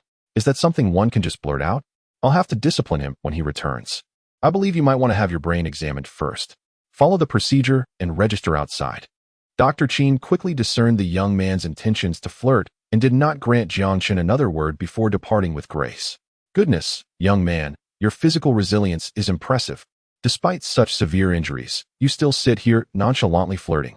After Dr. Qin left, Elder Xiao stared at Jiang Chun in surprise. Having practiced martial arts himself, he could easily distinguish between minor and severe injuries. This lad was covered in bruises and wounds, yet appeared completely unfazed, clearly a person born to endure punishment. Indeed, a beautiful girl can expedite my recovery. Jiang Chun crossed his legs and began to boast. Accidentally glancing at Gu Shui, he found her staring back, and he immediately adopted a sarcastic tone. What are you looking at? Your gaze will only exacerbate my hemorrhoids. Jiang Chun, are you seeking trouble? Seeing Jiang Chun bully Gu Shui again, Su Xian, despite his usual calm demeanor, could no longer stand idly by and angrily shielded Gu Shui behind him. He had originally intended to form a connection with the esteemed figure from the Xiao family, but Jiang Chun, the fool, had rudely interrupted, souring his mood further. Now, seeing him torment Gu Shui, Su Xian, in line with his previous temperament, would have already dismembered Jiang Chun. Neither he nor the Jiang family would escape unscathed for bullying Gu Shui. What is the matter? Did I call your name? Always causing a ruckus, seeking trouble. Do you possess any decorum? Your loudness nearly startled my hemorrhoids into bursting. Jiang Chun scoffed lightly and turned his head, ignoring Su Xian. This remark instantly altered Su Xian's expression, revealing a look of utter disbelief. He truly felt an unprecedented surge of animosity toward Jiang Chun, his frustration boiling over with nowhere to direct his energy. Taking a deep breath, Su Xian regained his composure. He could not resort to force, otherwise, all his efforts would be in vain. He needed to systematically dismantle Jiang Chun's audacious power, compelling him to kneel and repent before Xiao Xue to alleviate the bitterness in his heart. How amusing it was, Jiang Chun felt elated. Even though he hadn't inflicted any tangible harm on the protagonist, shattering his mentality was still a victory, not to mention seizing his opportunities. Today's sign-in location, Jiangxing People's Hospital. Internal Medicine Department. Has the sign-in location changed? Jiang Chun scratched his head, pondering whether the system was malfunctioning or perhaps experiencing a delay. Why did it not refresh at midnight, but at this hour? Nevertheless, the new location was quite convenient, being relatively close to him. I just need to use the restroom, Jiang Chun declared, limping toward the ward's exit. The internal medicine department was on the upper floor. Jiang Chun took the elevator to the 4th floor, arriving at his destination without a hitch. The door was closed, and the interior was obscured by white cloth. A cursory glance revealed the sign, Internal Medicine. There seemed to be 3 more characters behind it, but they were indistinct. Was this truly the internal medicine department? Signing in shouldn't be daunting. Worst case scenario, he could just inquire about hemorrhoids. With that thought, Jiang Chun boldly pushed the door open and strode inside. Upon entry, he was greeted by several attractive nurses clad in minimal attire, playfully frolicking while changing their clothes, revealing their fair, long legs and radiant skin. What a sight! The moment the nurses spotted him, they gasped in surprise. Excuse me, is this the internal medicine department? My eyesight isn't very good. Jiang Chun squinted, feigning blindness as he fumbled at the doorway, only to lose his balance and tumble to the floor in an attempt to deceive them. Oh, so it's a blind person. One of the nurses exclaimed, startled. How unfortunate to be so young and already blind. Poor thing. The internal medicine department is across the hall. Let me help you once I change. A nurse crouched down, revealing a generous display of skin, her demeanor warm-hearted. No need to trouble yourself. I can manage on my own. There are still kind souls in this world. Jiang Chen stammered, squinting as he stood up, reaching out to grasp anything in front of him. With a soft touch, his hand seemed to grasp something yielding and bouncy. Perhaps it was gelatin? As he slightly lifted his gaze, he found the beautiful Dr. Qin glaring at him with indignation. I assure you, it was unintentional. Do you believe me? Jiang Chen silently withdrew his hand, his expression one of dismay. He never anticipated his romantic fortunes to flourish so vividly. Was this the privilege of a mid-tier antagonist? How delightful. It is widely acknowledged that villains are never lacking in female companionship, yet he had been blind to it all. Even if Jiang Chen faced challenges in the narrative, admirers surrounded him. He simply lacked the awareness to seize those moments. Unlike himself, whose expectations were exceedingly modest. Chapter 54. The gentle embrace of love truly has brought me to ruin. It is you. Dr. Qin gritted her teeth, casting a glance at the startled nurse in the changing room, and then at the shifty-eyed Jiang Chen, instinctively aware that this fellow was up to no good. Grasping Jiang Chen's arm firmly, she dragged him into the internal medicine department, regardless of his willingness. Easy there, sister. My hemorrhoids are about to burst. My frail body cannot withstand your brute strength. Jiang Chen protested, struggling in vain against her superior force, his condition rendering him unable to resist as he limped along. Arrived at the internal medicine department, do you wish to check in? Check in, Jiang Chen replied, tears welling in his eyes as he faced the intimidating female doctor. Ding. Congratulations, host. You have acquired a healing constitution. Healing constitution, an extraordinary physique unlike any other, capable of rapid recovery from any injury. Hey, are you truly a divine system? System father, at least grant me some wealth. Jiang Chen lamented, somewhat speechless. His so-called divine system was a far cry from those he had encountered in novels from his previous life, where lavish wealth and gifts were bestowed upon the protagonists. His system, however, seemed to take a haphazard approach, providing him with a healing constitution, perhaps out of concern that he might be beaten to death. Nevertheless, it was better than nothing. Remove your clothing, Dr. Qin commanded sternly, her expression taut as she sat before Jiang Chen. What for? Jiang Chen was bewildered by her abrupt demand, finding it rather provocative. Sister, my mother always said that boys should maintain a sense of modesty. He retorted, feeling aggrieved. I assure you, I am being coerced. Your back is soaked in blood, Dr. Qin stated flatly as she retrieved bandages from the cabinet. Thank you. It is heartening to know there are still good people in this world. Jiang Chen responded cheerfully as he hastily shed his garments. 3 minutes later, he was tightly bound.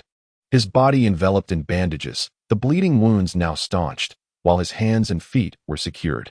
Dr. Qin, I believe you have made an error. My hands and feet are not bleeding, Jiang Chen said, perplexed, as this was not what he had envisioned. Hello, 110? I have a peeping Tom and a lecherous naked man here, and he is now securely bound. Please send someone quickly. Dr. Qin swiftly dialed the emergency number.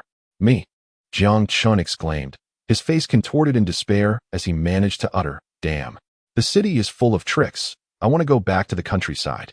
He lamented his own naivety for being so easily ensnared, realizing that the allure of gentle comforts had led him astray. Sister, please have mercy on me. Jiang Chen never anticipated that this sister would be so straightforward, offering him no opportunity for explanation. Struggling desperately to avoid becoming a cellmate of the Dragon King, he pleaded, have mercy? Perhaps, if you tell me what medicine old Master Xiao has been taking?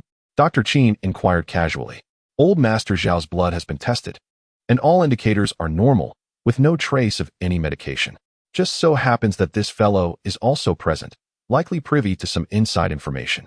If I tell you, will you let me go? Jiang Chen looked up, his face adorned with sincerity. I am not deceiving you. Dr. Qin's eyes were ablaze, and she replied nonchalantly, of course. If you utter nonsense, I may have to slap you.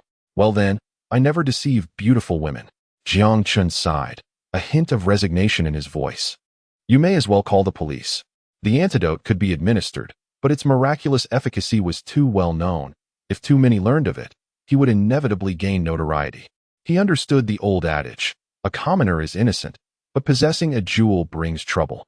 Do as you wish. Dr. Qin responded, her eyelids unflinching. Thus, Jiang Chen awaited the arrival of the police, as well as that of the esteemed elder Jiang. It's him. He spied on women changing clothes and even assaulted my chest. Dr. Qin immediately exposed Jiang Chen's misdeeds, her tone grave. Officer, you must take action against him. Do you admit to this? The officer scratched his head, glancing at Jiang Chun, his expression filled with conflict. He had come in high spirits, only to stumble upon a troublesome case involving the notorious scion of the Jiang family, well known at the precinct. Previously, he had faced legal troubles that landed a group of female students in jail, and later, he had meddled in the case against explosive criminals. The captain was pondering whether to bestow a commendation upon this enthusiastic citizen. However, he was not entirely without merit. He had generously donated a plethora of items to the police station, cigarettes, liquor, and even offered several luxurious sofas for the lounge, exhibiting remarkable generosity.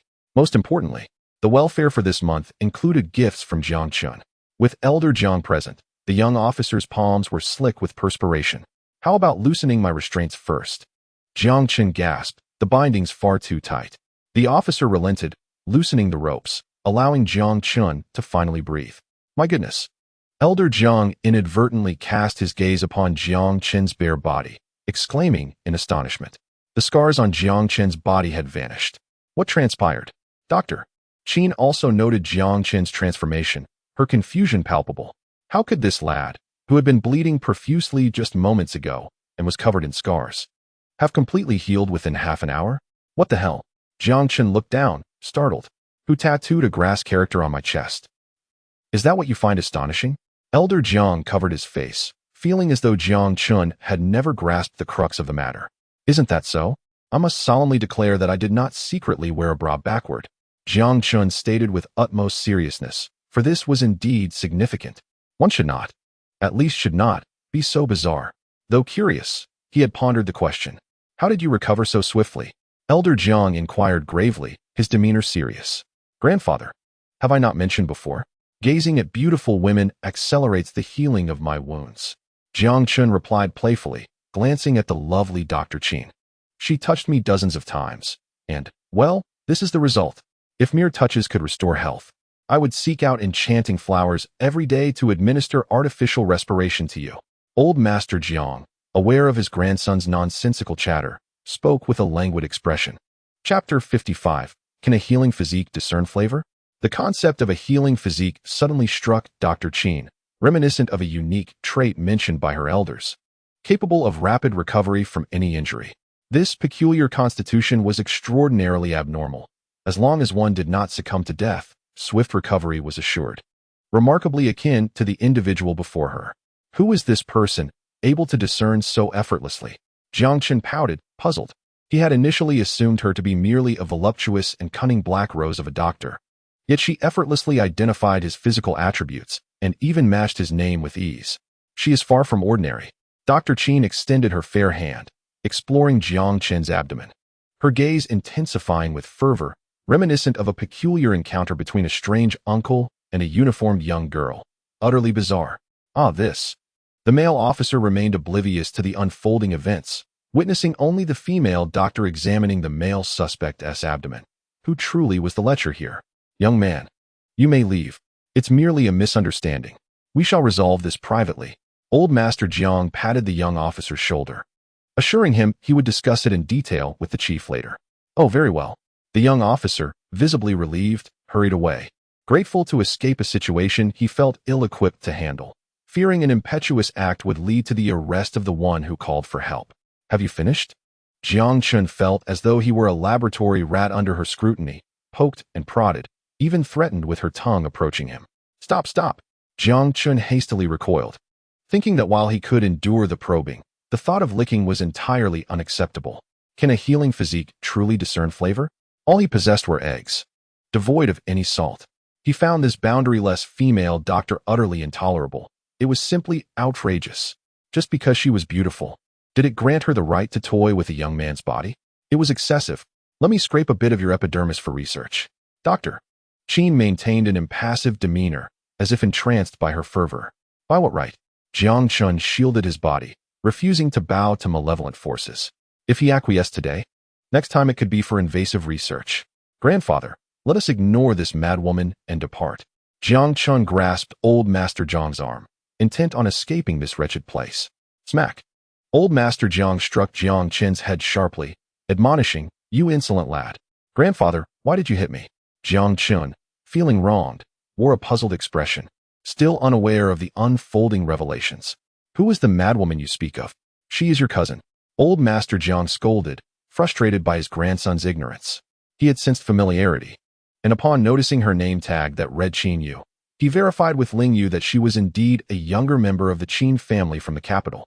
Her? My cousin. At such an age? Jiang Chun felt his mind blank, astonished at the frequency of encountering relatives lately. The last was the almost fiancée Yi from the Shao family. Now, this woman, intent on conducting invasive experiments, turned out to be his cousin. Is there anything more melodramatic? Grandfather Jiang? Qin Yu was momentarily taken aback. She truly did not recognize the elderly gentleman. When her aunt married, she was still abroad in elementary school and had never encountered the patriarch of the Jiang family in person. After 2 months in Jiang City, she had been preoccupied and had no opportunity to visit the Jiang residence, only managing to meet her aunt occasionally. The other members of the Jiang family remained strangers to her. Come, Qin Yu, feel free to touch. I'll treat. Old Master Jiang chuckled. Jiang Chun was in a state of distress. He loathed his grandfather's lack of boundaries. Oh, so you're cousin Jiang Chun? Qin Yu rested her chin on her left hand, reassessing Jiang Chun with a somewhat peculiar expression, which made him feel akin to an object on display. This sensation was rather uncomfortable. After a cursory examination, she remarked, You seem a bit drained. You might be experiencing kidney deficiency. You should supplement your nourishment. As for your hemorrhoids, I could personally perform the surgery to remove them, free of charge. Qin Yu's demeanor underwent a complete transformation, her tone half joking yet half serious, starkly contrasting her earlier expressionless and solemn countenance. Her attitude oscillated between extremes, akin to fire and ice. That won't do. Wouldn't that just be a waste of your efforts? Why don't you operate on my grandfather instead? His are worse than mine. Jiang Chun chuckled heartily, displaying utmost filial piety.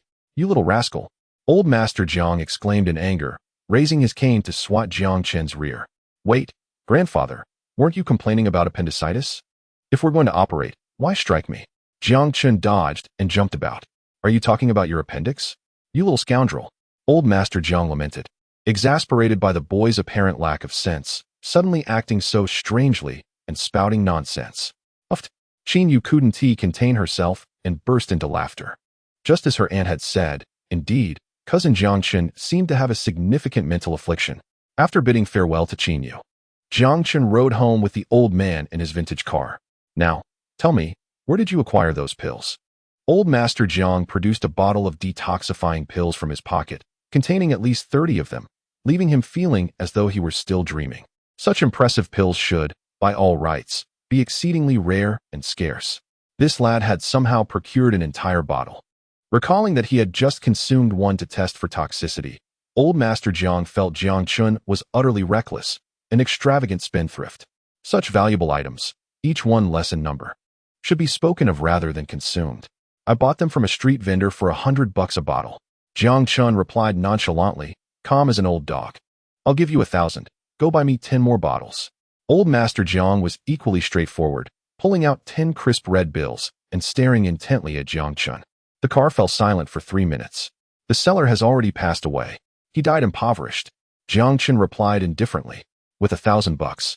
You could batter down the bulletproof door at home. By the time they returned home, it was already 11 in the morning.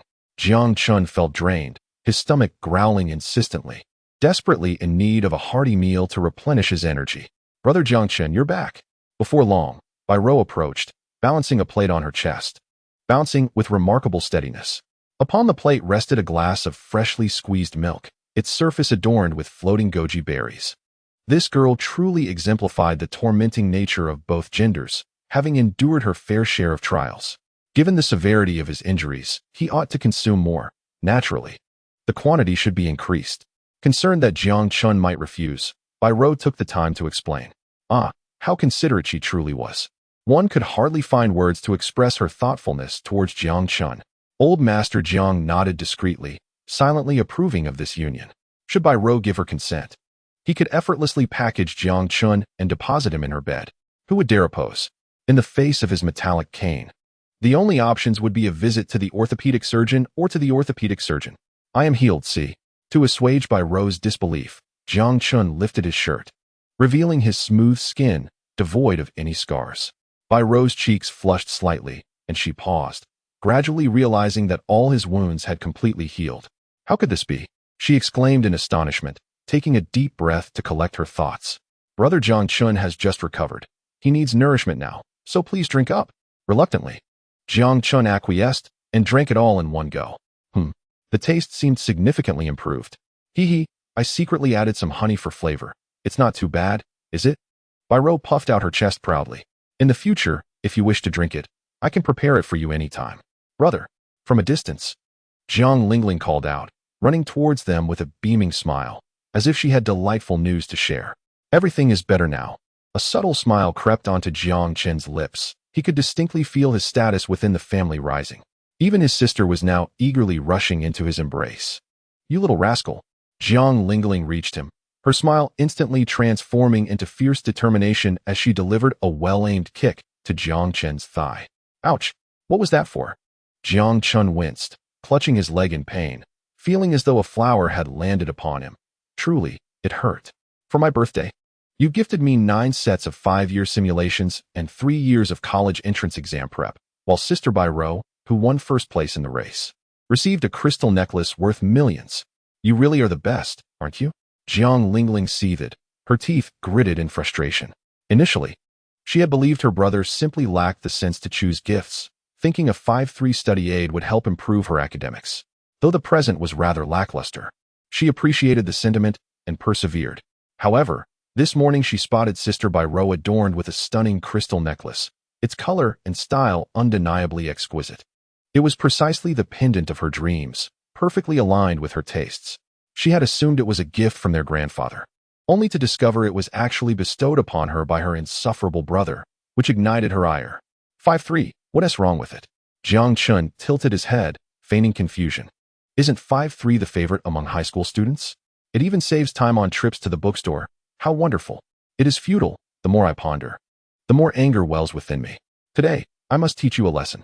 Jiang Lingling, as if possessed by the spirit of a vengeful deity, was determined to seek justice for herself. Alas, it is my fault. Go ahead and strike me. I am but a pitiful creature within this household.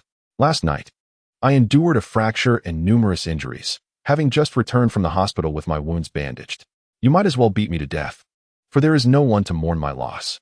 My heart feels colder than ice. Jiang Chun, in resignation, could only express his grievances in a sulky tone. I have given up. Do as you please. Chapter 56. Is this the explosive situation I was anticipating? Upon hearing that Jiang Chun had sustained further injuries, Jiang Lingling's fury was immediately doused, as if splashed with cold water, and melted away like snow. Oh, then I shall not strike you. Please rest well. Jiang Lingling's eyes glistened with unshed tears, overwhelmed by guilt, and she departed in solitude. Truly, I am not a good person. My brother is in such a state. And yet I just kicked him. Upon reflection, he has it tough, enduring daily beatings, and sometimes it is entirely reasonable to make a mistake in choosing a gift. Indeed, the forces of mischief are no match for those of kindness. It is clear that my younger sister cannot be approached with harshness, but rather with gentleness. I have grown increasingly adept at dealing with her. A few words suffice. Jiang Chun, having narrowly escaped a severe beating, was filled with joy. Jiang Chun, why not take this back for Lingling? Bai Ro, having overheard the conversation between Jiang Chun and Jiang Lingling, interjected with great understanding. As a member of the Jiang family, indebted to Jiang Chen's immense kindness, she feared that her actions might jeopardize their sibling bond. How could she repay kindness with enmity? Do not worry, wear this necklace with care. As for Lingling, I will bestow upon her other gifts. Jiang Chun politely declined, asserting that he never retracted gifts he had given. In the future, do not utter such words. All right, thank you, brother. Bai Ro reached up, grasping Jiang Chen's head, rising on her toes to bestow a grand reward. Ugh, Jiang Chun gasped for breath, utterly unable to inhale. Cough, cough. I have matters to attend to. I must take my leave. Old Master Jiang felt akin to a mere light bulb, nodding in satisfaction as he entered his luxurious vehicle. You claim she is merely a younger sister? Quite a fitting description. With a verb and an adjective, most refined. Grandfather During lunch, the entire Jiang family gathered for a rare reunion meal. Meanwhile, Jiang Chun and Jiang Lingling engaged in a spirited chase in the courtyard, a thrilling contest of pursuit. Sister, cease your chase. I was wrong, truly wrong. Jiang Chun called out as he sprinted ahead, glancing back in explanation. You deceived me. Did you not say you were battered and bruised? How come your body is as smooth as a slide on your abdominal muscles? Jiang Lingling gritted her teeth, instinctively quickening her pace. And the fact that he had acted inappropriately with Sister Bai Rou was utterly unforgivable. Alas, what a calamity! Jiang Chun sighed, pondering who had betrayed him. Was this not leading him into a pit of fire? Nightingale, has Chun Chin truly recovered? Qin Lingyu quietly inquired of Nightingale, who was seated beside her at the table. The Nightingale, adorned in loungewear, sat gracefully, exuding an air of tranquility as she skillfully wielded her knife and fork to cut the steak into neat pieces, embodying elegance. It was an undeniable sight, one I witnessed firsthand. When the Nightingale spoke, she too felt as though she were trapped in a dream. She was acutely aware of the severity of her actions from the previous night. Typically, one would require at least a week of rest before walking could resume comfortably. Yet, Jiang Chun, this peculiar individual, limped out but returned with all his injuries healed, even daring to unveil his toned abdomen to entice Miss Bai Rou, an act utterly reprehensible. In a fit of indignation, I reported this to the young lady. Could it be that he has awakened a special physique? Qin Lingyu's expression was peculiar, tinged with disbelief. You should go, like this, or that, understand. She whispered into the Nightingale's ear, instructing her to go after dinner. All right, Sister Ling. The Nightingale replied solemnly, nodding in acquiescence. Finally, the old man had departed, much to my relief. Jiang Qingshan, savoring a piece of meat, exclaimed, at last. No one is vying for my little cotton-padded jacket. Dad, Grandpa mentioned he would return tomorrow. He simply had too many matters today to join us for dinner. Jiang Lan remarked, casting a glance at her father with a hint of indifference. Meanwhile, Su Xian was in the hospital room, engrossed in his computer, deftly navigating the stock market with rapid clicks of the mouse. Brother Su Xian, perhaps you should take a break. Your injuries are quite severe, and staring at the screen isn't beneficial for your recovery. Gu Shui voiced her concern as she stirred the chicken soup nearby. I'm fine. My body has always been different from others, resilient and capable of rapid recovery. The wounds on my back have already begun to scab. They are unlikely to burst. He replied. Well then, please take care of yourself. Gu Shui nodded, continuing her stirring. Shui, if you're tired, you can rest for a bit. I'll finish up soon. Su Xian assured her, affectionately ruffling her hair, his eyes filled with tenderness before resolutely returning to his work. Ever since he was thwarted by the Jiang family earlier that day, he could not afford to remain idle. His singular goal was to bring down the Jiang family and trample those who looked down upon him and Gu Shui. With a swift click, he sold the stocks he had purchased in Yun City, netting over 300 million. Now this was true profit. A triumphant smile returned to Su Xian's lips. For his investments outside Jiang City had yielded substantial returns, doubling his capital and providing immense satisfaction. In a moment of reflection, he recalled the misfortunes he had faced in Jiang City's stock market, where two ruffians persistently trailed him, siphoning off his profits and depriving him of substantial earnings. Initially, he had planned to orchestrate the downfall of the Sun, Zhang, Wang, and Li families, subsequently acquiring their companies at a low price to swiftly elevate his own company's market value to the 200 billion milestone. These families were anything but virtuous. He held evidence of their sordid dealings, murder, organized crime, truly despicable acts, deserving of no sympathy, earning their wealth while enjoying a sense of security. However, the current situation is far from satisfactory. Delays have persisted, preventing the realization of expectations. In a moment of desperation, Su Xian devised a strategy to ease the assault on enterprises in Jiang City and instead target the stock market of neighboring Yun City. Rather than acquiring companies, he would manipulate the stock market to profit from trading shares. Those two rascals cannot possibly be akin to parasites, trailing him incessantly. Ding dong. A notification chimed. Is it Bai Yun? Bai Yun. The Bai family's project has been approved. Personnel, goods, and funds are all prepared. Your role will simply involve management and oversight. This is a lucrative opportunity, a reward for your efforts in locating Bai Rou, and a personal investment from me. Such generosity. Su Xian's fingers trembled slightly. He had not anticipated the Bai family to be so magnanimous, truly gifting him a 200 billion project. He had previously worried about insufficient funds to engage with the project, yet it seems they had already made arrangements. Su Xian, brother Bai Yun, rest assured. I will cherish this opportunity. This favor shall be repaid in due time. Bai Yun. Is that the explosion I think it is? Su Xian, apologies. My input method is acting up. I meant revenge. Bai Yun. Something feels amiss, but never mind. I shall watch your performance. I have faith in you. After a brief conversation with Bai Yun, Su Xian gleefully closed his laptop, unable to suppress the upward curve of his lips. After traversing through the dense mountains and winding waters, a glimmer of hope had emerged. Jiang family, just wait and see. Chapter 57. Signing in for martial arts talent. 1 in 10,000. 2 days later, Jiang Chen sat in his dormitory, lost in thought, his expression forlorn. He was utterly discontent. Having not discovered any unusual stocks for 2 consecutive days, the protagonist had ceased his endeavors. Had he truly turned over a new leaf? How could he overlook such a lucrative opportunity? It was baffling. While he walked away so nonchalantly, Jiang Chen was left in dire straits. Having not received any substantial income for 2 days, he could only rely on other scattered stocks for minor earnings. But in comparison to the days of reaping significant rewards alongside the protagonist, it paled considerably. His older sister had begun to press him for returns. Where could he find affordable opportunities to profit for her? Brother Chen, what is troubling you? Speak up and let us share some laughter. His second brother, Zhang Ming, approached with a mischievous grin. My father only gave me 40,000 in pocket money today. It's dwindling. Jiang Chen shot a glare at Zhang Ming, dripping with sarcasm. Father, I kneel before you. Zhang Ming was taken aback by Jiang Chen's extravagant lament, and he discreetly excused himself. Brother Chen, have you heard? The Bai family plans to build 2 super shopping malls in our Jiang City, right near Jiang City University. His third brother, Wang Wei, exclaimed, pointing at the headline on his phone, eyes sparkling with excitement. The Bai family? Which Bai family? Jiang Chen blinked, inquiring earnestly. The Bai family from the capital. Truly the epitome of a prestigious family, they are immensely wealthy. A 15-story super mall, located in the heart of Jiang City. Just the land alone must be exorbitant. Their expenditure is indeed lavish. The Bai family from the capital? Jiang Chen felt as if a sensitive nerve had been triggered within him. An ominous premonition gnawing at his thoughts. This project had arrived neither too early nor too late, but precisely after the protagonist had encountered that mysterious white cloud. Was it not a gift bestowed upon the protagonist?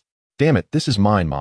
Such irrationality ignited a fierce anger within Jiang Chen, making him want to lash out.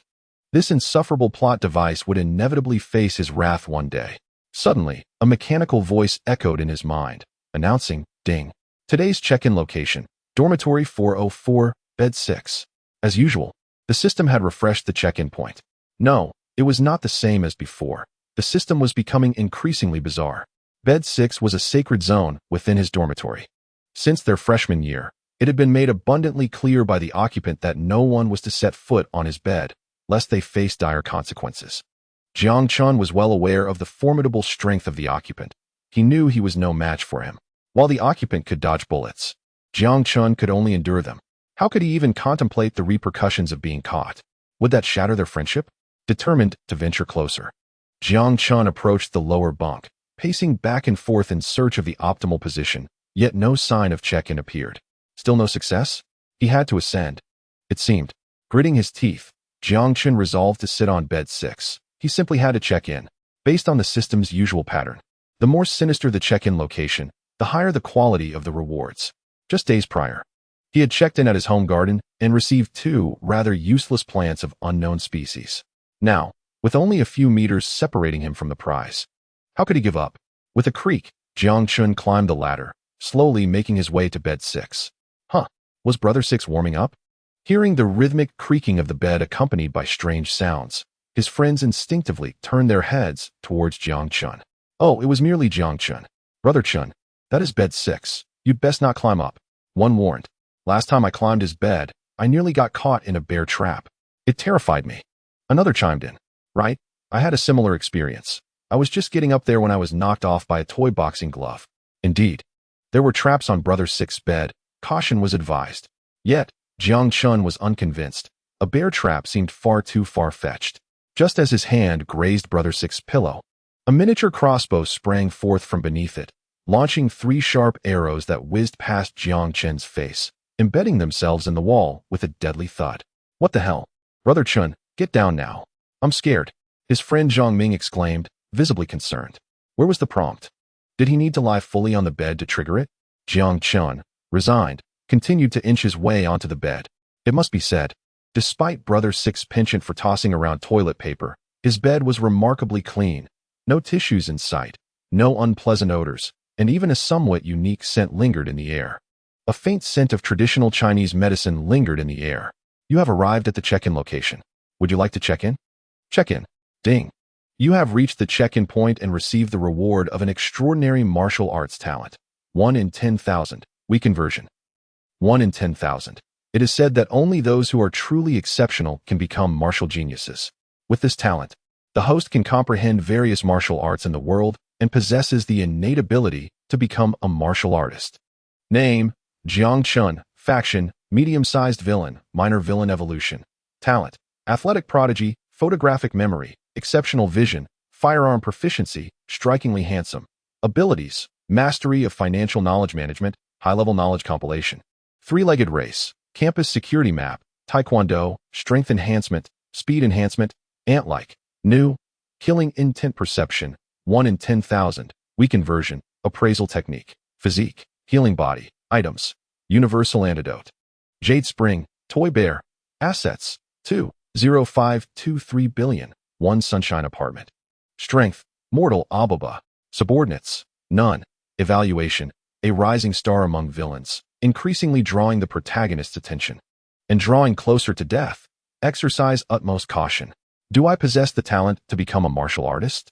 A smile involuntarily crept across Jiang Chen's lips.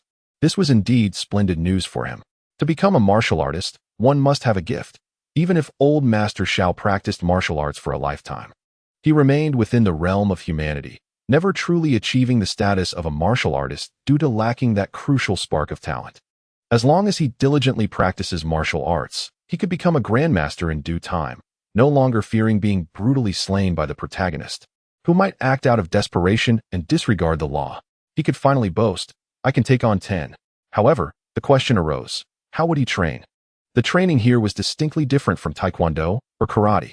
For martial artists, training encompassed both internal energy and martial skills, both of which required simultaneous cultivation.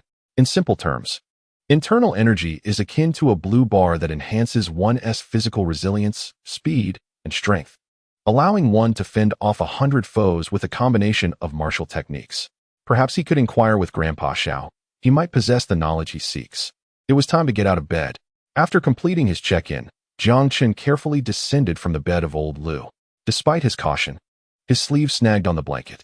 As the blanket was lifted, a colorful drawing pad came into view.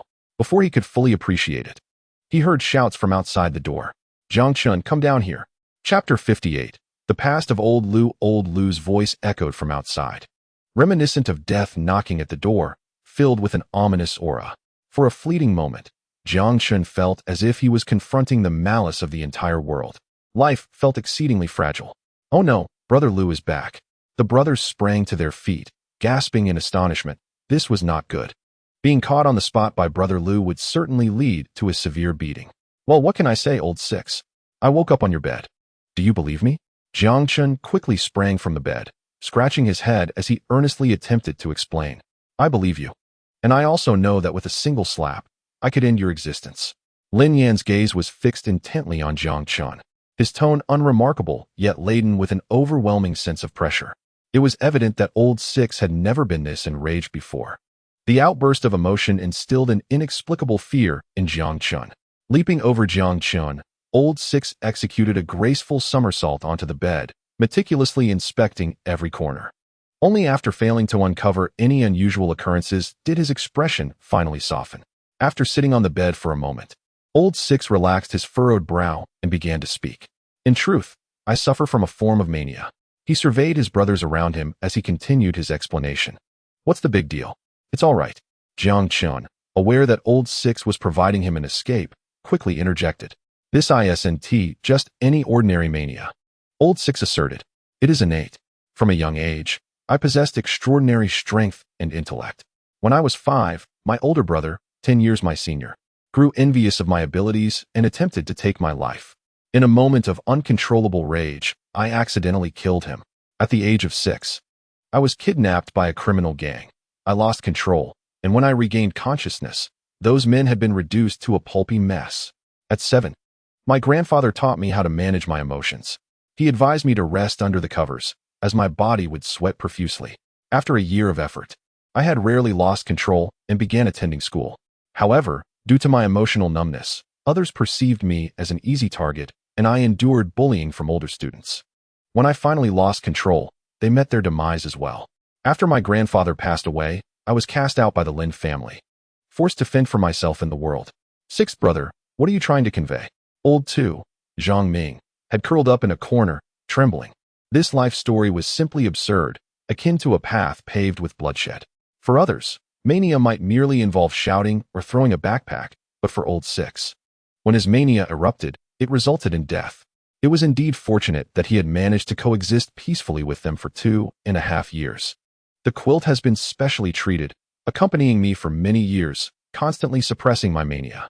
It cannot be touched by anyone, nor should it bear the scent of others. Otherwise, I fear I might lose control and harm you all.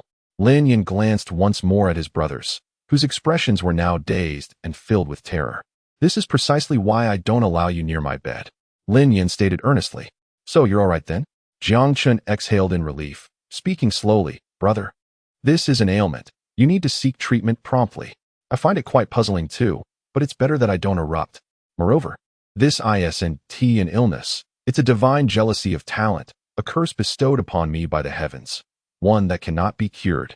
Lin Yin nodded, then leaped from the bed, raising his left hand toward the sky, proclaiming with pride, one day, I shall pierce a hole through the heavens. Sixth brother, we understand. And we are genuinely pleased that you shared this with us, but we hope you can tell us sooner next time. I'm terrified. Old 3, Wang Wei, was already trembling, not from cowardice, but due to the sheer magnitude of Old 6's formidable exploits. Come, my dear friend. It brings me immense joy to witness your openness. May I inquire what grants you such remarkable prowess? Have you perhaps practiced some extraordinary martial arts, akin to the Kamehameha or the sunflower scripture? Enlighten me, my brother, Jiang Chun proclaimed with a charming smile, drawing Lin Yin to sit upon the bed of the second brother, his inquiry imbued with warmth. The strength of the sixth brother undoubtedly surpassed that of ordinary individuals. Just moments ago, Lin Yin had sensed an overwhelming pressure, even greater than that of the protagonist. There must be some hidden depths to this young man, otherwise, such prowess would be inexplicable. Surely you jest. Are you under the impression that this is a film or an anime? Spare yourself from indulging in those fictional tales and animated series. They offer little nourishment. Lin Yin admonished, furrowing his brow, resolutely attempting to shatter Jiang Chen's convictions. Then, if you are indeed so formidable, Jiang Chen scoffed, torn between concern for his brother's struggles and the desire to share his wealth. You must possess some treasures that you are reluctant to disclose. I have devoted myself to physical training since childhood, running 20 kilometers daily, executing 1,000 push-ups, performing 500 pull-ups, washing clothes, cooking, and tending to my grandfather's cattle and sheep. The sixth brother spoke with a seriousness that belied any notion of falsehood. Preposterous. I cannot accept that. Jiang Chun remained skeptical, leaning towards the idea of investing in Emperor Qin instead, convinced that the sixth brother was still unable to fully unveil his secrets to his comrades. 20 kilometers of running, 1,000 push-ups, 500 pull-ups? Completing such feats would consume at least half a day. Where would one find the time for such endeavors? At the very least, one might occasionally engage in boxing, seize a championship, or undertake minor tasks online. The sixth brother contemplated before continuing. Oh, boxing. Now that seems quite reasonable. The fourth brother, Sun Xiaoxiao, remarked with a tinge of regret. Taking on small tasks also appears quite normal. The fifth brother, Ma Fan, expressed mild disappointment. The assembled brothers listened intently. Yet none had gleaned the secrets they sought, particularly regarding the sixth brother's remarkable strength. There are no tricks. It is all about the numbers. Boxing for a living. Undertaking small tasks for a few coins. Not letting a single penny slip away. Are you truly in dire need of money? That sounds rather arduous. Jiang Chen suddenly became alert, pondering whether the sixth brother genuinely faced hardship, perpetually engaged in the pursuit of wealth. Indeed, I am in need. Lin Yin nodded, recalling the hundreds of restless subordinates beneath him, along with 2 large cats and a sizable dog, which made his heart ache with responsibility. They are ravenous for sustenance. Shall I share some of my bounty with you? We are brothers, and rest assured, I would not let you take without recompense. After all, whose business isn't built on mutual support? Seek me out. I have plenty of tasks available. Jiang Chun expressed admiration for the sixth brother, feeling a surge of sympathy for his tragic past, yet his primary desire lay in securing the formidable assistance of a good brother. The ability to dodge bullets indicated a martial artist, and judging by the earlier pressure, he might even rival the protagonist. That won't be necessary. Lin Yin frowned slightly, offering a firm refusal. It was not that he was unwilling to assist Jiang Chun, but the compensation offered was far too meager. His own engagements were worth millions, sometimes tens of millions. Jiang Chen's stinginess could jeopardize their brotherly bond. What a pity, Jiang Chen lamented. Bai Rou mentioned she wished for you to serve as her bodyguard. If that young lady truly requires a bodyguard, I happen to have a candidate in mind. Lin Yin suddenly interjected, and the price would be relatively reasonable. How much? Jiang Chun inquired with keen curiosity. Brotherly price, 3 million a year, right? Lin Yin spoke in a tone that was neither enthusiastic nor indifferent, slowly articulating his words. Is this truly a brotherly price? The expressions of the remaining brothers in the dormitory shifted dramatically, as if their worldview had been shattered. Last time, when Brother Chun distributed the funds, each received over 3 million, causing their families to erupt in joyous chaos. Now, Yin Gu casually mentioned such an amount, as if money held no value at all. Quite a bargain, but I must meet her first. At the very least, she should be a woman. Jiang Chen nodded, still inclined to trust the judgment of Lao Lu. She is indeed a woman. I will reach out to her later. Meanwhile, in a crystal villa in the capital city, the pretentious Bai Rou, clad in an exquisite white Lolita princess dress, glared coldly at the man kneeling before her, berating him mercilessly. Slap. You useless fool. You can't even handle such a trivial task? Is it so difficult to eliminate a mere helpless girl? Miss, she is under the protection of the Jiang family, and her luck seems to be extraordinarily favorable. The man covered his face, desperately attempting to explain. He was utterly speechless. He had paid a group of elite assassins, 3 of whom had gotten dangerously close to the target, yet by a twist of fate, they all failed. As for the others, who had initially planned to carry out the assassination at the Jiang family, they were intercepted by an underground organization in Jiangcheng, Linglan, and were all wiped out in one fell swoop. The adversaries were formidable, ruthless in their methods, and valiant in battle. Within half an hour, all his men had gone dark. Useless. I do not care. You have 1 month to kill that girl, or else the Bai family will start to grow suspicious with the passing time.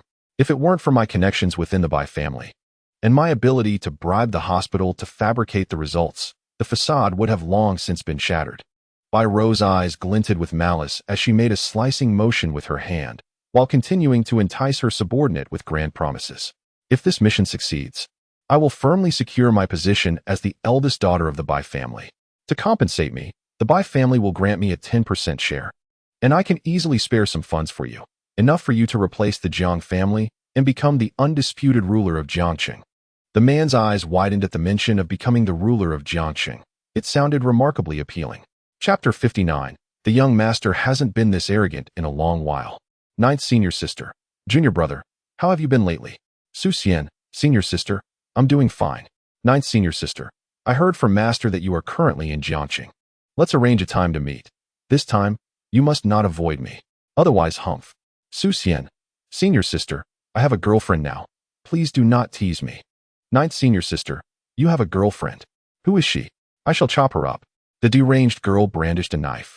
Su Xian, senior sister, truly. The old man was merely jesting about the engagement. Please do not frighten me. Ninth senior sister, very well. I just received a task, and will be busy for the next 7 days. Meet me at the Sunshine Restaurant in Jiangcheng, if you dare bring your girlfriend. You are finished. Su Xian, understood. Su Xian rubbed his temples, casting a guilty glance at Gu Shui, who was sleeping peacefully beside his bed. What should he do? That old man really had no reason to gather so many senior sisters. Reflecting on his 3 years spent with his master, he had learned the craft well enough, but he had certainly faced considerable teasing from those unruly senior sisters. The old man, recognizing the terrifying nature of his own talent, took matters into his own hands, allowing 9 senior sisters to compete for his favor, with the reward of marrying him for the one who succeeds. He disregarded any means necessary.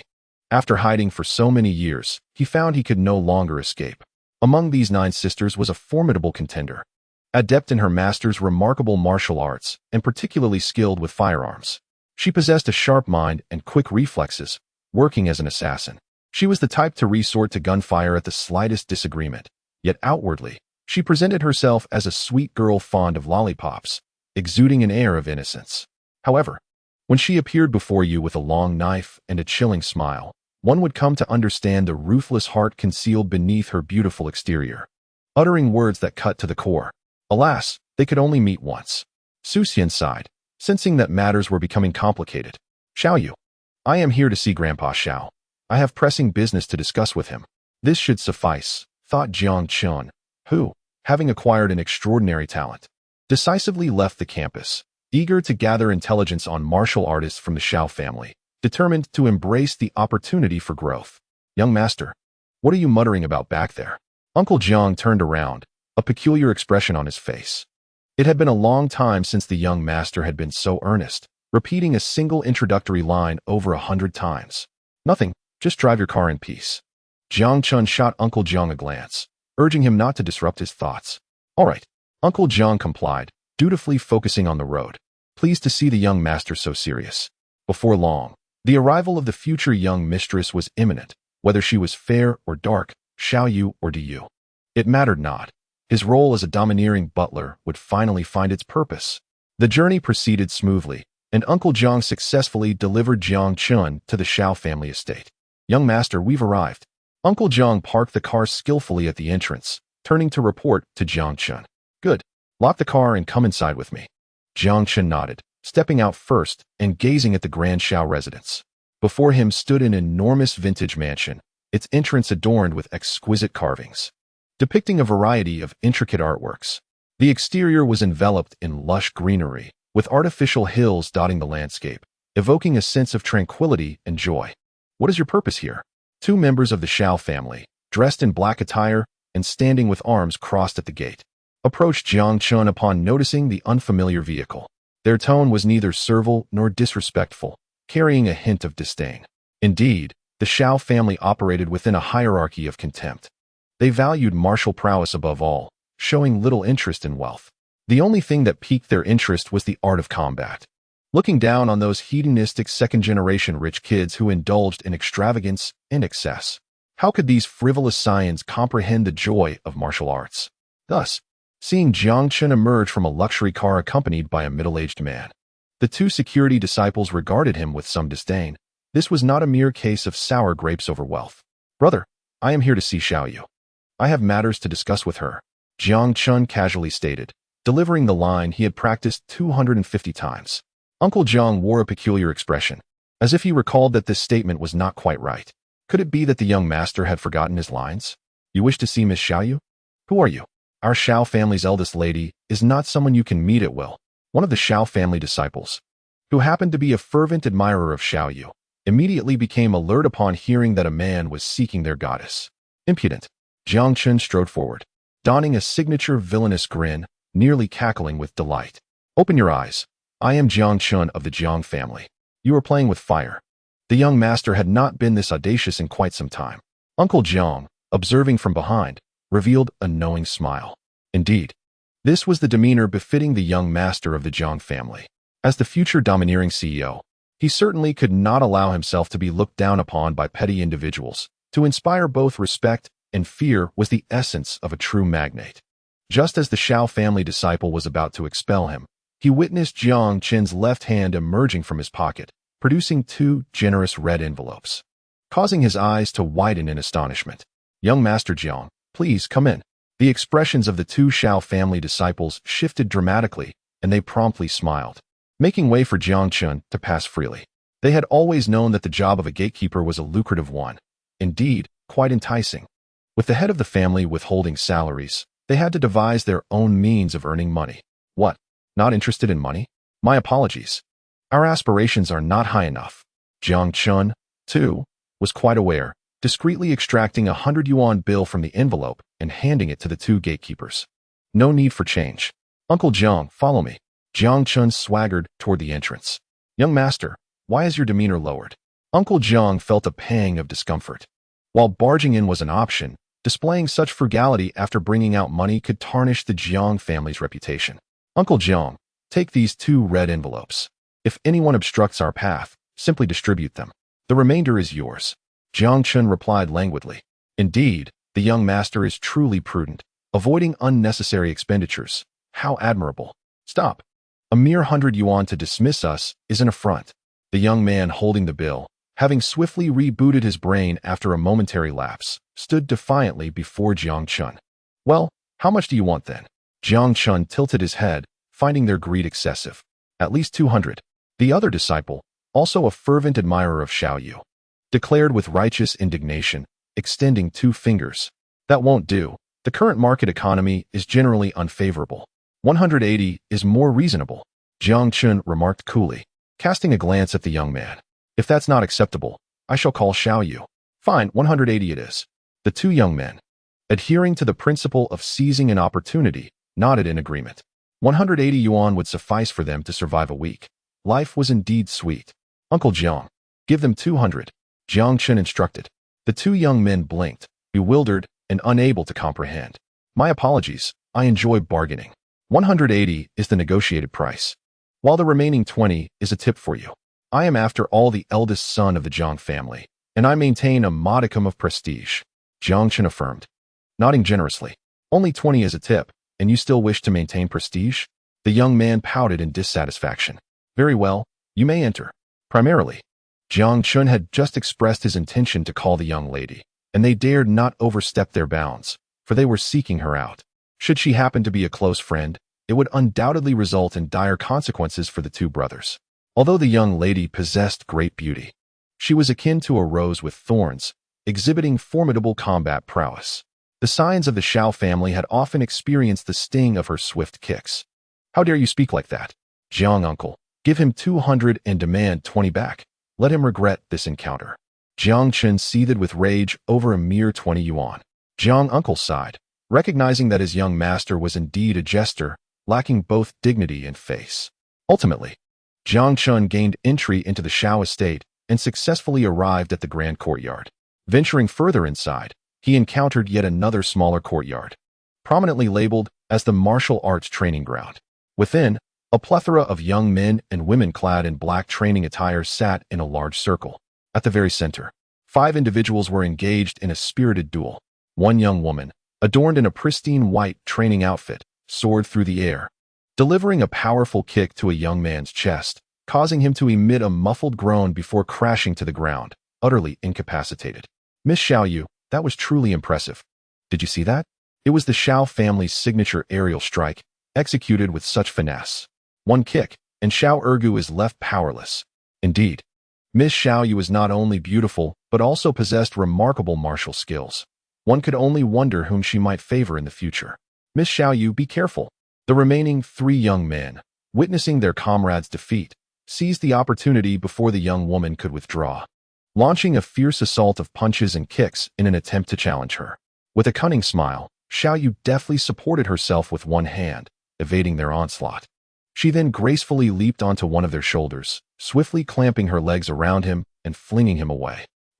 With another muffled grunt, yet another contender succumbed to defeat. With only 2 adversaries remaining, their struggle was futile, and they too were swiftly vanquished by Xiaoyu. We need more practice. Our Xiao family is a lineage of martial arts. With such limited skills, how could we defend ourselves if an adversary were to come knocking? Xiaoyu accepted a pink towel handed to her by a young lady, wiping the sweat from her brow while imparting her wisdom. While her expression remained stern, her thoughts wandered, finding these challengers exceedingly dull. They were utterly inept as sparring partners. How could they best her brother, yet find excuses to sneak away? It was quite tiresome. Suddenly, Xiaoyu's gaze caught sight of Jiang Chun in the distance, smiling and waving at her. What brings him here? She felt a twinge of surprise, yet her lips curved into a smile. Now, she had someone to spar with. Hey, come over and fight with me. Xiaoyu beckoned, her voice ringing out. Who is Miss Xiaoyu conversing with? It appears to be a young man who seems rather unimpressive, lacking both physique and presence. Yet, she has requested a sparring match with him. Regardless, let me tell you, Miss Xiaoyu is so formidable that none among her peers could possibly defeat her. Even someone as strong as I am could not prevail. You certainly stand no chance. Even Ergo has been vanquished, and you are not even as competent as him. Ah, you little rascal refuse to concede, do you? Step forward and practice. If it's practice you desire, then let us engage. Who fears whom? Young master. It appears she is warmly inviting us to dine with her. Just look at how joyfully she smiles. Uncle Jiang, observing Xiao Yu's exuberant gestures as she beckons, could not help but grin, harboring suspicions. Dining. Jiang Chun's lips twitched. What the hell? This girl is clearly intent on compelling me to continue our unfinished duel. Yet that is unthinkable, for her tenacity surpasses even that of my own sister. Although there were rewards in battle, the potential for clothing to be torn in her territory left me utterly perplexed.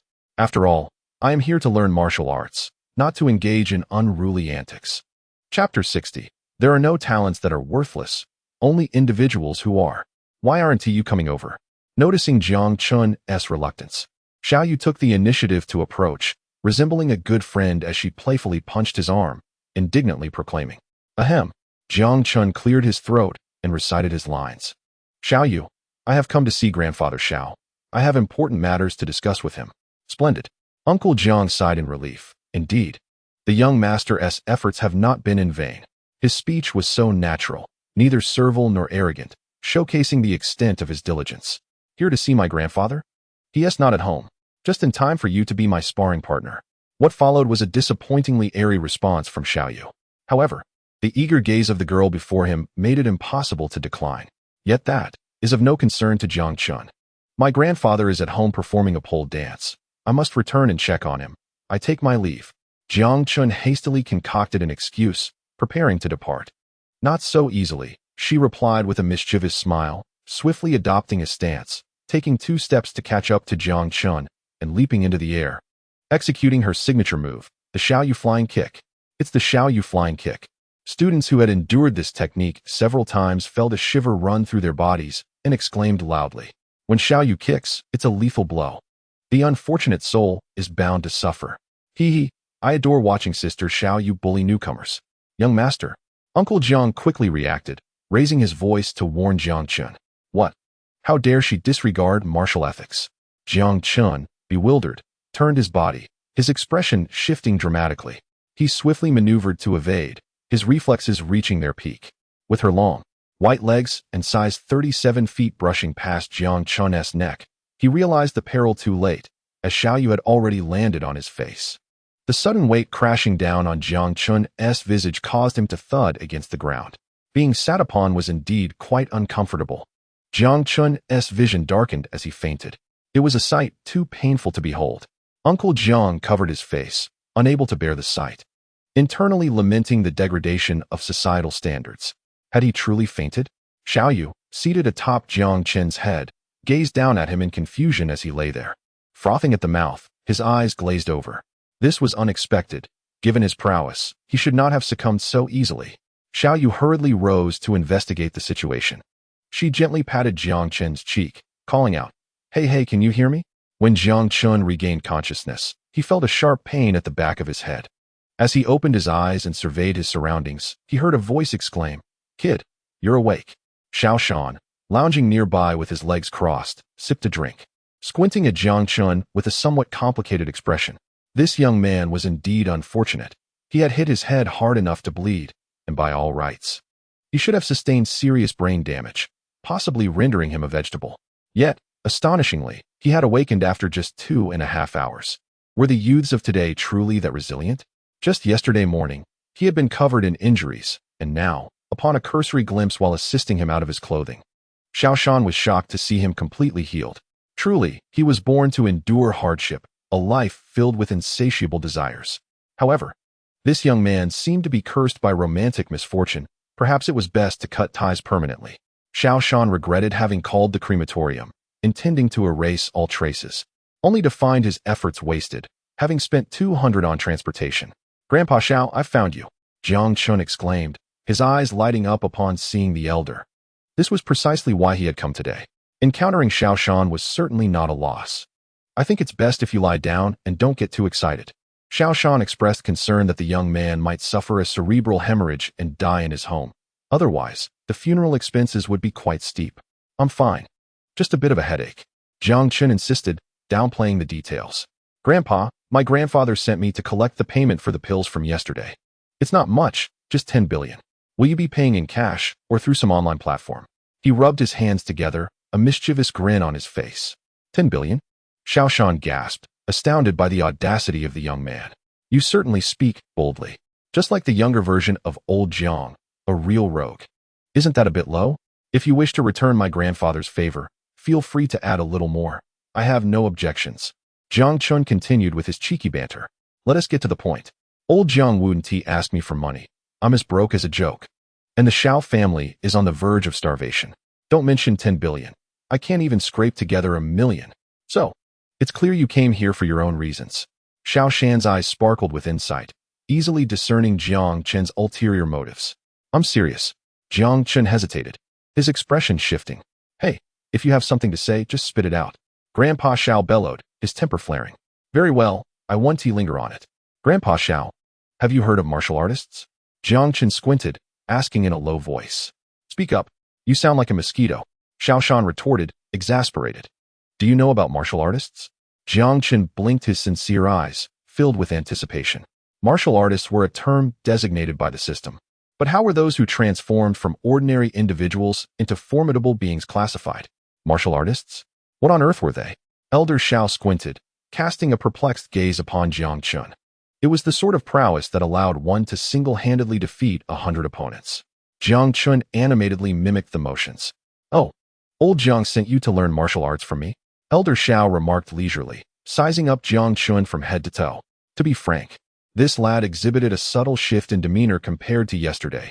He had appeared rather frail, devoid of any martial aptitude. Even his 3-year-old granddaughter surpassed him in talent, let alone Xiao Yu. However, today he bore an air of vitality, as if he had undergone a significant transformation. When he had fainted earlier, curiosity compelled Elder Xiao to examine his physique. Astonishingly robust and with exceptional potential, Jiang Chen seemed to be a rare prodigy in the realm of martial arts. Thus, it was likely that Jiang Chen sought him out at old Jiang's behest for tutelage. Admittedly, there was a tinge of envy. His own offspring had devoted a lifetime to martial training, yet they achieved only mediocre results, capable of defeating perhaps 20 opponents at most. In contrast, someone like Jiang Chen, with extraordinary talent, might one day grasp the pinnacle of human potential, achieving the extraordinary and perhaps even transcending to the divine. The Xiao family was renowned for martial prowess. In his youth, Elder Xiao had witnessed the family's genius shatter boulders with a single punch, a sight that had left him profoundly awestruck, fueling his own relentless pursuit of martial excellence, though he had never reached that echelon.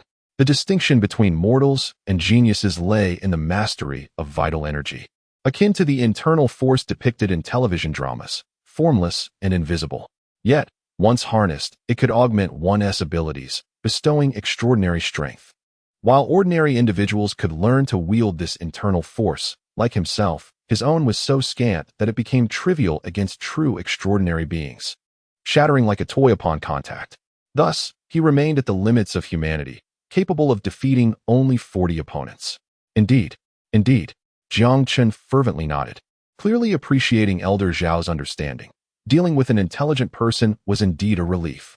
Elder Xiao was poised to admonish Jiang Chen, raising his head to assert his authority. However, Jiang Chen's eyes gleamed with determination as he swiftly articulated his stance. There is no such thing as worthless talent, only worthless individuals. Chapter 61. Well, you are quite obedient. There is no such thing as worthless talent, only worthless individuals. Jiang Chen suddenly rose, his eyes radiating fervor. No such thing as worthless talent? Elder Xiao was taken aback, momentarily stunned by Jiang Chen's proclamation. What a spirited young man. With such resolve, why not accept him as my disciple? Though I am not extraordinary myself. Should I manage to cultivate an exceptional being, or even a divine one, it would be worth a lifetime of effort. Very well, I accept you as my disciple. Elder Xiao exclaimed with great excitement, supporting Jiang Chen. Please rise. Jiang Chen looked up, utterly bewildered. Wasn't he merely here to borrow a martial arts manual? Grandfather Xiao, do you possess any manuals that facilitate the cultivation of internal force? My grandfather sent me to borrow one, Jiang Chen stated, his tone indifferent, gazing at the delusional old man. I am a mid-tier antagonist. Do you wish to take me as your apprentice, unafraid of being betrayed by the protagonist? Indeed. But this is the unique secret art of the Xiao family, one that is beyond the comprehension of ordinary individuals. Elder Xiao retrieved a crumpled blue book from his pocket, upon which bold characters proclaimed, "Fundamental Luck Technique." Jiang Qin's eager anticipation instantly deflated, transforming into a palpable disdain. The term fundamental luck, how could one not look down upon it? He suddenly contemplated leaving, for he felt that following this Elder Xiao might not lead to a promising future. What sort of expression is that? Elder Xiao was quite displeased with Jiang Qin's attitude. This was a treasured legacy passed down through generations of the Xiao family. Mastering this technique would enable one to flaunt their prowess and ascend to the pinnacle of life. Even he had only grasped a fragment of it. Yet it had earned him great renown in Jiang City and established the Xiao family. Fundamental? Who do you think you're looking down on? Jiang Qin muttered with dissatisfaction. Fundamental? Elder Xiao was nearly amused to the point of exasperation. Cautiously, he handed it over, saying, "This basic luck technique took me a lifetime to barely comprehend. Do not boast too much. Take a look for yourself." "Fine. I shall see for myself what is so remarkable," Jiang Qin replied, taking the book and leisurely flipping through its pages. "Be careful not to soil my treasure," Elder Xiao admonished. "This book? Crumpled like this, and I see no protective cover or even a copied version." Jiang Qin scoffed, engrossed in the text. "Have you even read it? Why do you flip through the pages so rapidly?" Elder Xiao observed Jiang Qin's actions, feeling as though he was merely going through the motions, lacking the enthusiasm of someone secretly watching videos under the covers at night. He felt a deep sense of dissatisfaction. This child is incorrigible. Such arrogance and lofty aspirations will prevent even the most talented from progressing far. Perhaps I should focus on nurturing my dear granddaughter, Xiao Yubao. She is the most promising heir of my lineage, possessing talent and a fervent desire to improve herself, constantly seeking to spar with the strong and aiming to become extraordinary. How could Jiang Qin even compare to my precious granddaughter? Here you go." Jiang Qin finished reading the book in 5 minutes and casually returned it to Elder Xiao. "Are you daft? This is the fate of those with lofty aspirations." Elder Xiao began to lecture earnestly. However, the atmosphere was abruptly shattered by Jiang Qin's nonchalant remark. "It's quite simple," Jiang Qin said, crinkling his nose with a smile reminiscent of a dragon king. Were it not for his role as a villain, he would have surely laughed maniacally. "Keep boasting," Elder Xiao scoffed, shaking his head in exasperation. "You should just leave." He simply could not fathom how a genius who could proclaim that there are no useless talents, only useless individuals, could be so restive within. I'm not." Jiang Qin attempted to explain, eager to showcase his results. "Someone, see him out. Young Master Jiang, please. Young Master, you have emerged." Uncle Jiang stood outside the Xiao family's residence, anxiously pacing like an ant on a hot pan. Upon raising his head, he finally spotted his young master striding out, and his excitement propelled him forward. "Uncle Jiang, what brings you here?" Jiang Qin inquired, puzzled. Madam said, Miss Xiao, you said you fainted. She found my incessant chatter bothersome and asked me to wait outside." Uncle Jiang replied nonchalantly, "You truly are obedient." Jiang Qin gritted his teeth, pondering whether this fellow had become enraptured by some domineering CEO novel, neglecting to take him to the hospital after he fainted and instead leaving him in someone else's care. This is the first time the young master has been so intimately close to a lady. The old servant is quite thrilled. Uncle Jiang chuckled foolishly. "That girl practically threw herself at you. Truly, the young master is fortunate in love. Whether it's Madame Xiao, Madame Bai, or numerous concubines, it matters not to me. However, it is always wise to cultivate good relations." "To the auction house," Jiang Qin commanded softly, rubbing his forehead. "At once." Uncle Jiang readily nodded and opened the car door. "After you, young master." Indeed, Jiang Qin found no fault in this and promptly entered the vehicle. Reclining against the car seat, he closed his eyes and began to recall the contents of the book he had just read. Xiao Shan was correct. The material was intricate. After skimming through it once, he had been utterly bewildered, yet he persevered, finishing it as if deciphering an arcane text, devoid of interest. Just as despair threatened to engulf him, a turning point emerged. The moment he completed the book, the content imprinted itself in his mind with flawless clarity. Akin to a film projector displaying scenes in rapid succession, followed by a seamless translation of each line. Such an experience was nothing short of sublime. It was as though, after a lifetime of mediocrity, he suddenly became enlightened, endowed with Einstein's extraordinary intellect, capable of grasping everything at a mere glance. It felt immensely gratifying. Was this the extraordinary nature of a rare talent? It is said that only one in a myriad can become a martial arts genius. With this innate ability, the host could comprehend various martial arts of the world, already possessing the potential to become a martial artist. Through the lens of a martial arts prodigy, the learning capacity became unparalleled. A mere glance at martial arts would yield immediate understanding, and suddenly, the challenges of the world seemed to diminish. Jiang Chun reflected deeply. Yet he knew humility was essential. Knowing something did not equate to mastering it. The Shao family's ancestral foundational technique was indeed rudimentary. The essence lay in vigorous exercise each morning. And at the peak of physical exhaustion, the Dantian's acupoint would unconsciously commence its vigorous operation, from which qi would emanate. Everyone experiences this. But the true challenge lies in how to control and gather the qi produced by the body. This tests both comprehension and innate ability. This delineates the divide between mortals and geniuses. Even the protagonist, despite his extraordinary gifts, required 3 years to amass sufficient qi to reach this point. Time was still needed for him. He must develop cautiously and not squander his potential. Chapter 62. The Deceptive One. Wang Tung. The journey proceeded in silence, and they arrived smoothly at the auction house. Uncle Jiang, please secure the car. We shall explore here for a while. Understood, young master. Uncle Jiang, filled with excitement, rubbed his hands together. Upon returning from the auction house with 4 treasures, he had completely captivated the elder Jiang, who had lavishly spent 500 million to cunningly acquire them from the young master. At that moment, Uncle Jiang had also been rewarded with an increase in his monthly salary by 10,000, which made him quite content. Now, with renewed hopes of fortune, he thought, would he not strike gold again? With a carefree demeanor, Jiang Chun strode forward, choosing to circumvent the auction house for a while, hoping to stumble upon some unexpected finds. Come one, come all. Freshly unearthed treasures, not for 998, but merely 98. You cannot lose. Ancient artifacts are yours to cherish. A shifty-looking vendor shouted through a loudspeaker. Why was he deemed shifty? Jiang Chun glanced over, and his appraisal technique indicated that not a single item was of value. They were all inferior replicas, worth no more than 10 yuan at best. How deceitful! He wondered if that elderly gentleman from before was still around. Jiang Chun instinctively recalled the old man who had held a piece of bronzeware, pondering whether he might possess more treasures at home. After a thorough search, he found no trace of the old man, which dampened his spirits slightly. Such was the fate of a villain. When the protagonist arrived, they had everything at their disposal. While he seemed bereft of such fortune, after his roundabout exploration, not even a single worthwhile item had materialized. It felt so targeted. How could he support the elder in hosting the antique exhibition? Just as he pondered this, his thoughts drifted to stir-fried bamboo shoots with pork, and he felt a twinge of discomfort. Young master, look at this.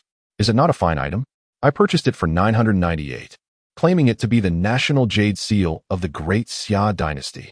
Look, it even has the seal. Uncle Jiang gleefully approached, showcasing the seal to Jiang Chun. 30 yuan, and not a penny more. Jiang Chun scoffed, dismissing it without a glance as he entered the auction house. 30? Uncle Jiang's lips twitched as he cursed under his breath, retreating to return the item and demand a refund.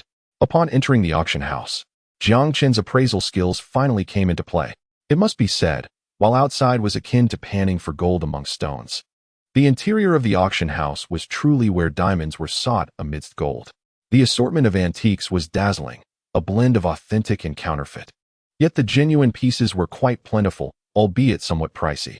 Jiang Chen's goal was to identify undervalued antiques that could be acquired at reasonable prices, thus restoring their rightful prestige. This painting is a priceless treasure by the illustrious Tang Bohu from the Tang dynasty, valued at 1 billion. A staff member at the auction house proclaimed to a wealthy patron.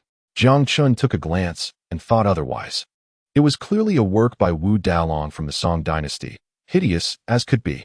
1 billion? Whoever buys it will regret it. Brother, may I sell something here? Just 10,000 would suffice. A middle-aged man, dressed in nondescript work attire and bearing an honest demeanor, inquired of the staff. Get lost. This is a high-end auction house. Take your filthy wares outside, clean them up, and have them evaluated by experts. Only items accompanied by certificates are allowed to be displayed here. The staff glanced at the man, promptly issuing an eviction order.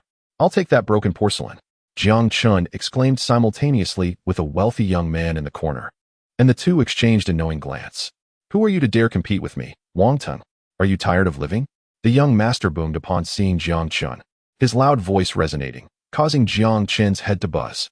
As these words escaped his lips, curious glances from those around turned towards him. Wang Teng. The mere mention of the name heightened Jiang Chen's alertness. Wang Teng, colloquially known as a troublemaker, was the very catalyst for the downfall of the Wang family in the narrative. In the story, due to years of indulgence from the Wang family, he had acquired a plethora of vices: drinking, gambling, and bullying others. Moreover, having dabbled in martial arts, he mingled with a dubious crowd at Jiangxing University of Science and Technology, engaging in numerous nefarious deeds. By unfortunate coincidence, he had bullied one of the protagonist's close friends, leading to an elaborate confrontation where the protagonist nearly ended his life. Subsequently, Wang Teng, leveraging the family's influence, sought every means to eliminate Su Xian, even resorting to hiring assassins, unaware that one of them was Su Xian's ninth senior sister. Su Xian cleverly turned the tables, resulting in the Wang family being implicated in a murder-for-hire scheme, leading to a swift unraveling of their empire as law enforcement unearthed extensive evidence of their criminal activities overnight. Truth be told, it is implausible for a prominent family in Jiangxing to be devoid of dark secrets. Even Su Xian harbored his share of sins, having taken countless lives among the wicked. There existed some virtuous souls. It was futile to reason with them. Jiang Chen sighed. Su Xian's rise was inevitable. Wang Teng, akin to Bai Rou, was a pivotal character in the narrative, and confronting him directly would yield no fruitful outcome, as he was bound to continue his reckless behavior. It was better to adapt to the unfolding plot and manipulate it slightly. Perhaps by aggravating the protagonist, he could orchestrate the incarceration of Su Xian's ninth senior sister. "Who do you think you are, calling yourself an assassin?" Jiang Chen pondered. He wondered whether Wang Teng had already crossed paths with Su Xian. "What? No longer recognize your elder brother Chen?" Standing tall, Jiang Chun exuded the commanding presence of the Jiang family's heir. In Jiangxing, regardless of Wang family's might, they were still overshadowed by the Jiang family. Who among the debauched could rival Jiang Chun? "Brother Chun," Wang Teng exclaimed in surprise, hurriedly approaching to apologize.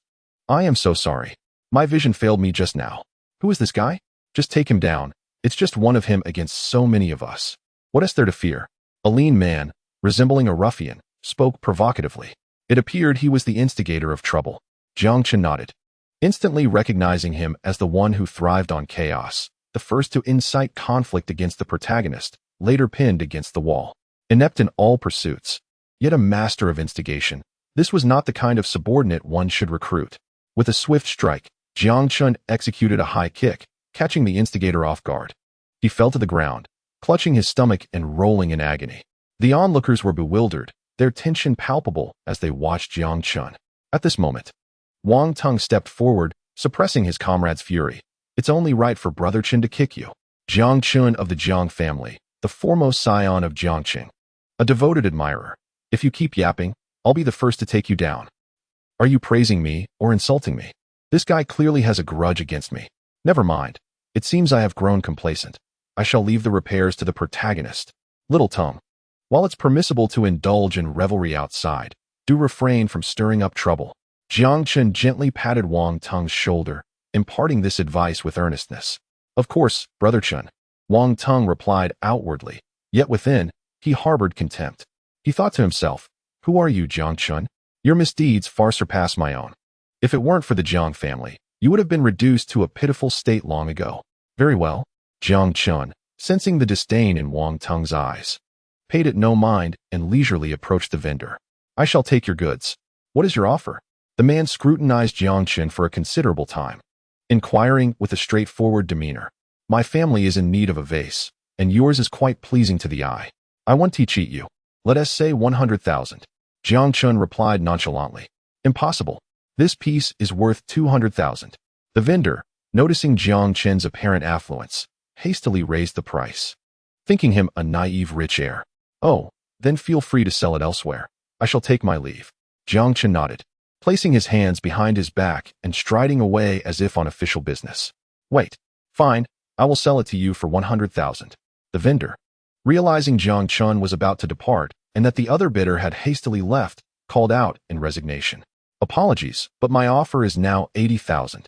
Jiang Chun continued walking, indifferent to the vendor's pleas. Do not bother me. Did you hear that? Do not disturb my young master. Uncle Jiang scolded, still preoccupied with the previous transaction. A mere imitation, attempting to sell a vase for 200,000. Does he take us for fools? Fine, I will sell it to you. The vendor gritted his teeth. If it weren't for his urgent need to sell, he would never part with a family heirloom. Ultimately, with no other options, Uncle Jiang instructed. After purchasing, place it in the back of the vehicle. This might just qualify as an antique. Fortune seems to be on our side this time. Brother, are you still interested?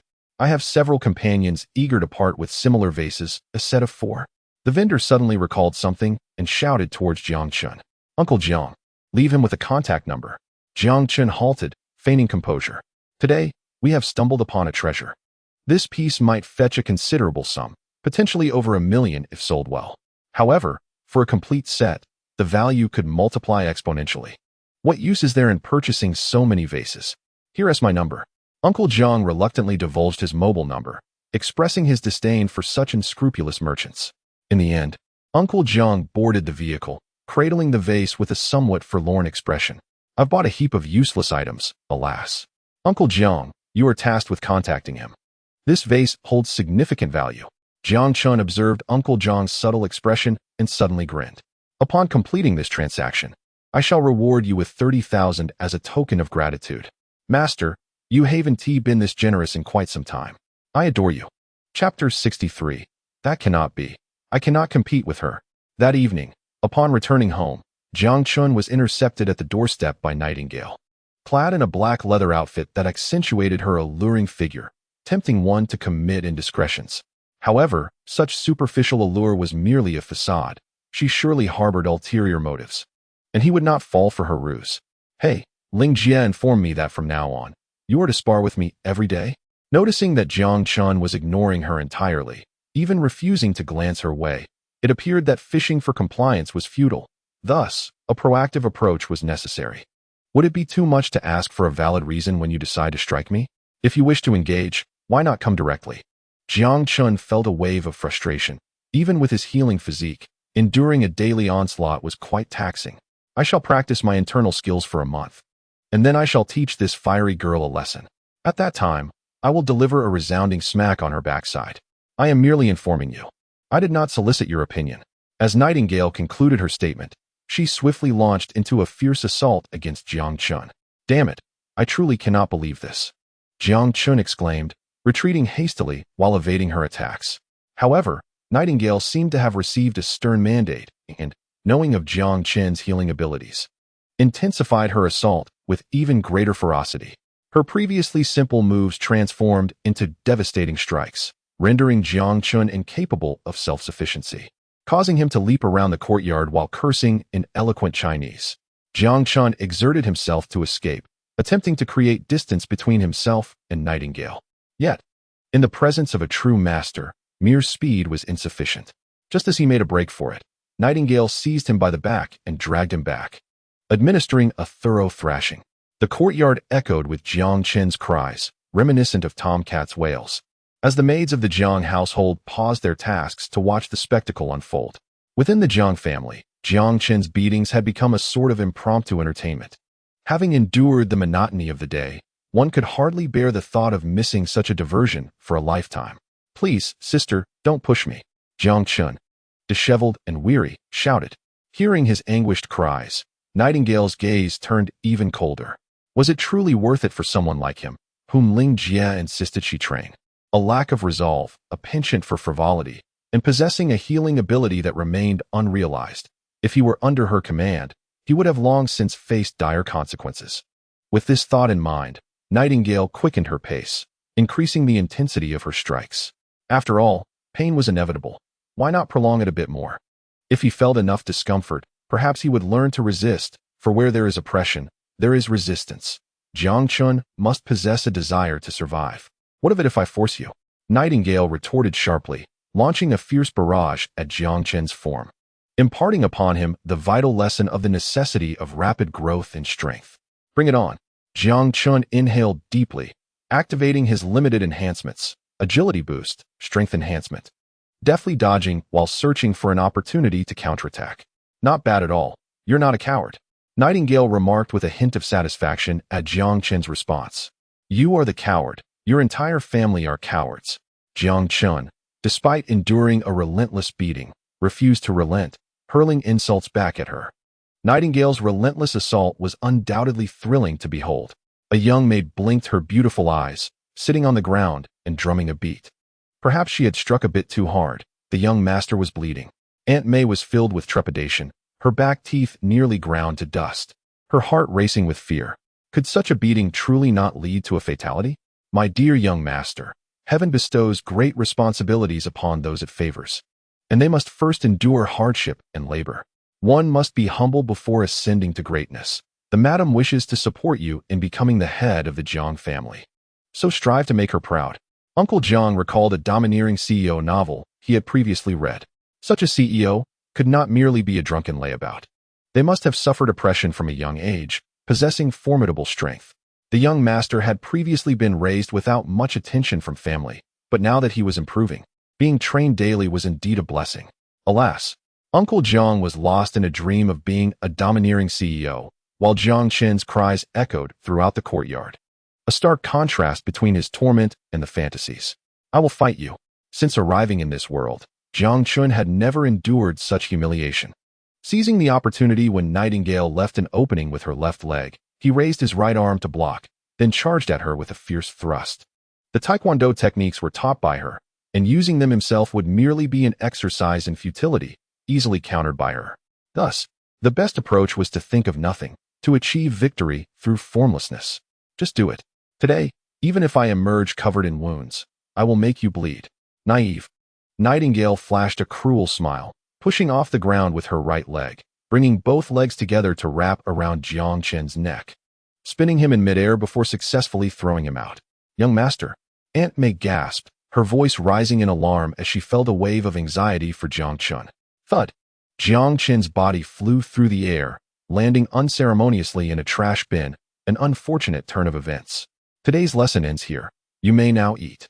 Nightingale dusted off her clothes, her tone softening slightly. Damn it.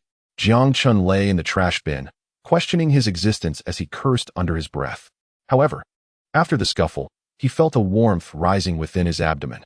Suddenly, he sensed a surge of energy coursing through him, realizing what it was. He quickly closed his eyes and began to apply the luck techniques he had recently learned from the Shao family. Taking a gentle breath, his hands instinctively moved, navigating through his body's acupoints, guiding the energy from his dantian throughout his being. After several repetitions, Jiang Chen felt as if he were soaring, a delightful sensation enveloping him. This must be internal energy. It truly exists. His eyes brightened as he quickened his movements, striving to channel more of this energy throughout his body. Unfortunately, this wondrous state lasted only 3 minutes before his dantian returned to its tranquil state. Jiang Chen rose, lost in thought. Young master. At that moment, Uncle Jiang hurried over, his expression serious, as he reached to remove the watermelon rind from Jiang Chen's head. This rind is quite mischievous. How dare it mock the young master? Watch me crush it to bits. Jiang Chen regained his composure and glanced down at Uncle Jiang. Uncle Jiang, he called out. What can I do for you, young master? Uncle Jiang replied. Why didn't you come to my aid when that wretched woman struck me? Jiang Chen inhaled deeply and faced Uncle Jiang. That is not an option. I couldn't possibly match her strength. She is so fierce, and I am frightened. Uncle Jiang scratched his head, feeling somewhat ashamed. Then why were you laughing just now? Jiang Chen retorted, exasperated. He had never realized before that Uncle Jiang was such a jokester. Was it so amusing to be beaten? That is not the point, young master. Miss Nightingale striking you is merely a form of training. Uncle Jiang blinked innocently, his expression sincere. The year-end bonus is gone. Jiang Chen exclaimed, hands raised in exasperation. It serves to hone your loyalty towards me. I trust you can protect me well, without compensation. Of course, young master. Uncle Jiang chuckled, brushing off the matter. After all, it was Miss Nightingale who provided his salary. It had nothing to do with young master. Chapter 64. Alas, this old man is envious of me. At noon, Jiang Chen, bruised and battered, sat at the dining table, devouring his meal rapidly, the plates piling high as if he were a glutton. Jiang Chun, must you eat so noisily? You sound like a pig. Grandfather Jiang exclaimed, slamming down his chopsticks, unable to hide his displeasure towards his grandson.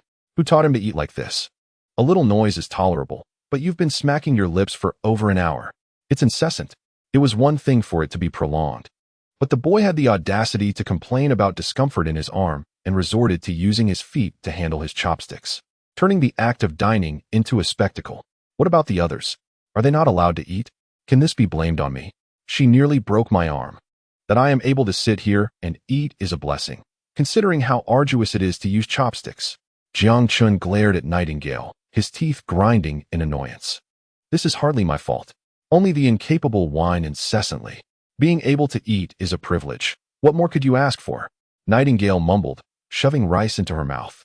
Grandfather, why don't I feed Brother Jiang Chun? Bai Rou bravely stepped forward, attempting to take on the task. Absolutely not. What is his status compared to yours? It is already a great favor for you to serve him milk.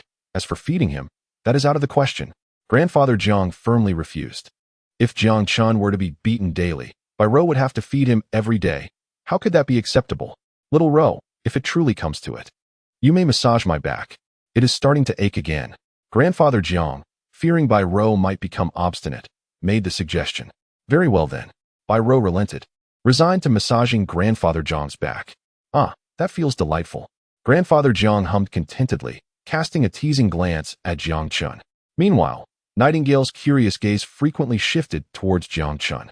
Sister Ling had instructed her to observe Jiang Chun's condition, and she had indeed noted something peculiar. He seemed to have developed an insatiable appetite. Estimating. His consumption today was tenfold that of usual. Was this what it meant to possess a healing constitution? Truly remarkable. With a resolute fist, she struck Jiang Chun squarely on the face. The blow was far from gentle.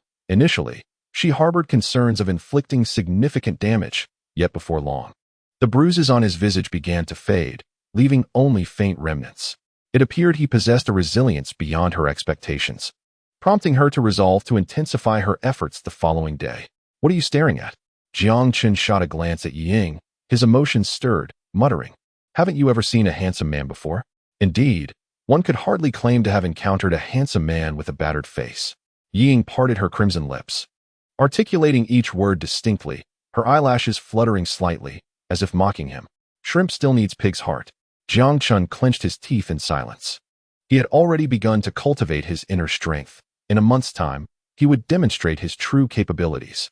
This period of enduring relentless beatings would be repaid in kind. However, the foundational manual from the Shao family suggested that training was most effective in the morning, but that seemed trivial now.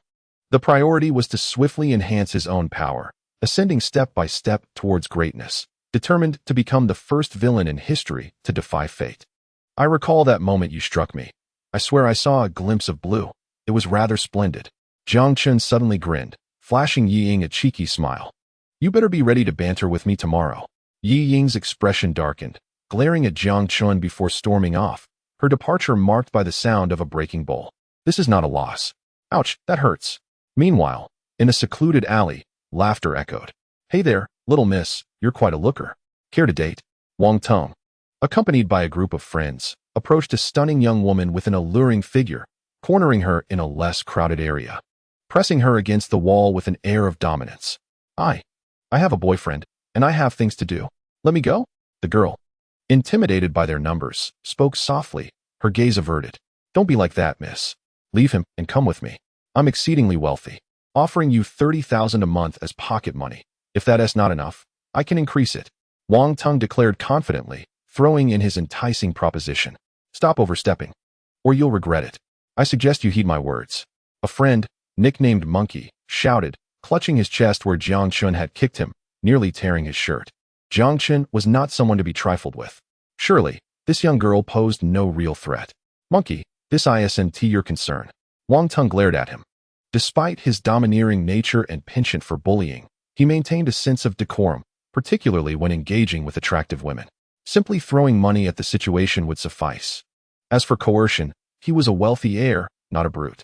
Moreover, with the recent strict oversight from the Wang family patriarch, any serious transgressions could lead to expulsion from the family. Although the lady before him possessed some charm, the risk of repercussions made it unwise to pursue her. Release that girl. What are you doing? At that moment, a striking young man rushed over, his face contorted with anger as he glared at Wang Teng, then cast a glance at his girlfriend, who was bowing her head in apparent distress. His fury surged to its peak. What do you want? Our brother Teng is dating. What business is it of yours? Monkey stepped forward, his voice resonating with enthusiasm. That is my girlfriend. The robust young man, named Zhang Jie, was an elite member of the Su Xian hacker team and a central figure in the Jiangxing New Hope Company, as well as a close comrade of Su Xian. Having associated with Su Xian for a considerable time, his confidence had naturally grown, leading him to speak with a certain boisterousness. Who do you think you are? Monkey, incensed by the young man's use of his rhetoric, was in the throes of youthful zeal and immediately lashed out, reaching for Zhang Jie's collar in an attempt to intimidate him. Subsequently, as the confrontation escalated, Zhang Jie found himself on the ground, thoroughly bested by Monkey. Brother Teng, I've subdued him. You carry on with your business. Monkey, finally having found a soft target, was delighted to showcase his prowess. Wang Teng paused momentarily. He truly wished to assert that it was unnecessary, indeed, completely unwarranted. He had no intention of resorting to violence, yet Monkey, acting on his own accord, had already toppled the young man. To intervene now would only leave his brothers disheartened. Release my brother. At that instant, another young man entered the alley. Strikingly handsome and tall, his physique muscled yet not overly so, with piercing, fierce eyes fixed intently on the slender monkey seated atop Zhang Jie. Who the hell are you? You're not the one being hit. Monkey, undeterred by the escalating tension, prepared for a double kill, sprinting towards the newcomer and launching into a slide tackle. Get lost. Su Xian casually waved his hand, striking Monkey with a forceful blow. With a resounding thud, Monkey crashed against the wall, unable to recover, his neck tilted awkwardly, and he was rendered unconscious on the spot.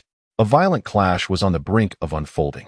The following morning, Jiang Chun arose early, engaging in rigorous exercise. He was not on a weight loss regimen, so there was no need for a leisurely jog. To exhaust his physical limits, Jiang Chun ran at a high speed, even singing as he went. In less than 20 minutes, he collapsed onto the ground, utterly spent. Finally, he quieted down. Damn, how did such a torturous singer come into existence? Jiang Chun's father, Jiang Qingshan, grumbled, having descended the stairs 3 times already to urge Jiang Chun to lower his volume. The sun had barely risen, and at 5:50 in the morning, he was up running, belting out a brainwashing tune, completely off-key. Does it matter to me what you say? Go ahead and insult me. What of it? You certainly can't sing it yourself, which is why you don't want others to. Ah, that old man is just jealous of me. Jiang Chun felt his father was envious of him, dismissing the matter entirely. Tomorrow, I'll sing again. It's of no concern. What's with this kid waking up so early? On the rooftop, Nightingale sat cross-legged, quietly observing Jiang Chun's peculiar behavior. It was rare for him to rise before 7, yet now he was up early for his exercises. This song is so grating that it makes one want to bang their head against the wall. Its unpleasantness is compounded by the volume of the singing, devoid of any sense of shame. Suddenly, Nightingale furrowed her brow as she observed Jiang Chun taking a deep breath, closing his eyes, and remaining still, his hands gliding back and forth over his abdomen. What on earth is he doing? Young master, how annoying. A young maid, preparing to clean the courtyard, caught sight of Jiang Chun standing there, and she shyly retreated. What is brother Jiang Chun up to? Bai Rou, awake early around 6, was ready to work up a sweat, and was taken aback to see Jiang Chun practicing self-discipline at the door, which was quite shocking. Could it be that the nourishment I prepared these past few days was too potent? Is there such high demand? Bai Rou's cheeks flushed, feeling responsible for the situation. Seizing the opportunity while Jiang Chun was oblivious to her presence, she hurried back to dispose of the prepared supplements and make a fresh batch. Oh dear, how embarrassing. From that day forth, a chilling rumor began to circulate within the Jiang family. Every morning at 6 o'clock, a certain supportive sister would appear at the doorstep, eliciting shyness from countless young maidens. Chapter 65. Could he truly be a genius? Huff. Refreshing. Jiang Chun exhaled a breath of stale air, feeling invigorated, his body brimming with explosive power, a sensation utterly intoxicating. No wonder it is said that the protagonist can shatter floor tiles with a single step and never encounters a rival in battle. The chasm between a grandmaster and a mere mortal is as vast as that between a firefly and the full moon, utterly incomparable, even in his own case. Despite just recently consolidating his internal energy, He could already feel a marked transformation within himself. Confidence, an unwavering belief in his invincibility against all adversaries. Internal energy can instantaneously amplify one's strength, speed, and physical resilience, bestowing superhuman abilities. Presently, he has coalesced internal energy, yet it can only sustain him for a fleeting minute, a brief duration indeed. Fortunately, this energy can be replenished once expended. In simpler terms, the primary function of the luck technique is to create a reservoir within the body that can hold internal energy. Daily training merely enlarges this reservoir, allowing for greater capacity. As for how to ascend to the rank of a martial artist, Jiang Chun remains uncertain, as the texts provide no guidance. In novels, protagonists seem to emerge at their peak, with no discourse on such matters. It is indeed a fundamental luck technique. No wonder old Master Shao remains merely a mortal. Jiang Chun sighed, feeling somewhat disheartened. It seems he must make plans for a more advanced cultivation method, though he is unsure who might possess such knowledge. What are you murmuring about to yourself? Spotting Jiang Chun talking and laughing alone, Nightingale leapt down from the upper floor, gracefully landing with a single hand grasping the eaves to control her descent. Do you know why turtles can live for over 100 or even 1,000 years? Jiang Chun smirked, speaking enigmatically. Why? Nightingale, caught in his riddle, countered. Because they never meddle in others' affairs. Jiang Chun yawned and declared his intention to take a nap. As he brushed past Nightingale, she slyly lowered her gaze and stealthily extended her foot. Oh no! Jiang Chun did not react in time and fell to the ground. Do you know why you often get beaten? Nightingale's lips curled into a mischievous smile as she remarked. Jiang Chun supported himself on the ground, executing a graceful flip in midair before landing flawlessly. He may have fallen, but his dignity remained intact. Why? Jiang Chun shook his head and cast a disdainful glance at Nightingale, his expression far from amiable. Because I find you utterly disagreeable. Nightingale straightened her posture, and though she stood a head shorter than Jiang Chun, she spoke with a haughty audacity that rivaled his. If you can muster the courage to insult me, I would be quite pleased, but the tone you adopt is most unsatisfactory. Jiang Chun's gaze was unwavering as he looked down. Friends, there's a rift indeed. Nightingale, taken aback by Jiang Chun's audacity, chose not to engage in further banter and swiftly initiated a well-prepared sequence of lessons to teach him a lesson. I'm not worried about you at all. Indeed, I, Jiang Nugonglu Chun, have become rather arrogant. From this day forth, you shall kneel and address me properly. The previous day's beating had not been in vain. Though Jiang Chun had been forced to flee, he had meticulously observed Nightingale's techniques. Gifted with an extraordinary memory and unparalleled talent, he naturally retained her moves. First, he would play the submissive role before reclaiming his authority. He remained the formidable Jiang Chun. He had already gauged Nightingale's abilities with clarity. What could she possibly use to challenge him? Calmly, Jiang Chun positioned his hands perfectly to intercept Nightingale's strikes just before they reached him, even seizing the opportunity to take a cheeky swipe at her. In the heat of combat, Nightingale quickly discerned Jiang Chun's unusual prowess. The previous day, he had been reduced to a mere coward, yet now he could withstand her attacks. Could it be that he truly was a prodigy? Observing Jiang Chun before her, a mischievous grin danced on her lips as she utilized both hands and feet, leisurely parrying her various assaults. If she had a tail, it would surely be waving in delight. Yet, this was precisely what made it interesting. Her objective was to challenge Jiang Chun and assess his martial aptitude. With a resounding thud, Jiang Chun caught Nightingale's attack and playfully patted her pert backside, which was rather bouncy. Oh, weren't you just so impressive? Who's getting their bottom spanked now? I won T-tell. Feeling emboldened by his apparent upper hand, Jiang Chun floated in self-satisfaction, not hesitating to taunt her further. Let the storm rage on. If you lack the strength to fight back, how can you expect to survive under my mother's watch? Upon hearing this, Nightingale's expression darkened as her movements quickened, unleashing a new set of techniques against Jiang Chun. Ah, sister, cease your assault. I truly repent, I do. Alas, the young master found himself once again sprawled on the ground, a pitiful sight indeed. Aunt May, busy with her chores, glanced over just in time to see Jiang Chun kicked aside by Nightingale's long legs, his cries echoing through the air. Without hesitation, Nightingale switched to a frenzied mode, forcibly dragging Jiang Chun back into the fray. Ah, no. The courtyard reverberated with Jiang Chun's wailing, reminiscent of a cartoon character, which was quite the spectacle. Aren't you so impressive? Dare to mock me once more and see what happens. The nightingale despised the disparagement of Ling Jia, feeling that to declare oneself unworthy of serving under her was an affront to the past decade of one's efforts. Thus, she unleashed her fury, radiating an aura as fierce as a mother tiger in a zoo.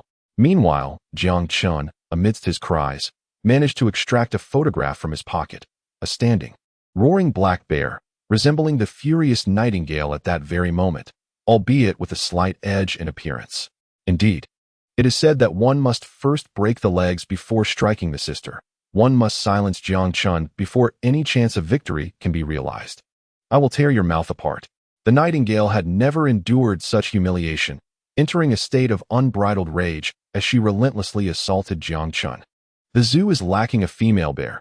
Your brother Chun believes you would fit perfectly.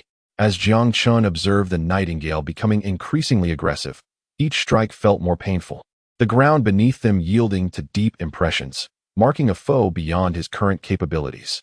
Fleeing would be a display of cowardice, leaving him with no option but to continue his verbal onslaught. I believe you could serve as a corpse in the morgue. The nightingale, incensed, resolved that Jiang Chun must kneel and plead for forgiveness. After all, Ling Jia had issued a stern command: incapacitate him, but do not kill him. Everything else was inconsequential. I shan't continue this charade. Fearing for his life, Jiang Chun resorted to his escape tactics. 3 leaps. The first leap propelled him from the ground, the second from the wall. And with 3 successive pushes against the air, he clung to the eaves like a monkey, effortlessly ascending to the 3rd floor.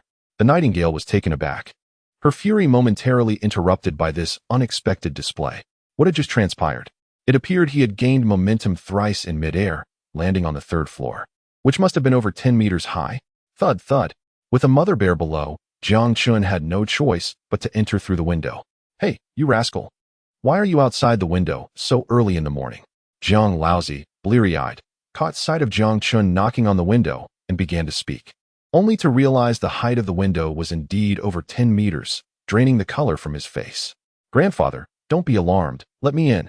Jiang Chun, feeling helpless, recognized that after their scuffle, he was utterly spent and on the verge of falling. He must still be dreaming. Jiang Laozi merely pulled up the covers and settled back down. Grandfather, grandfather, dear grandfather.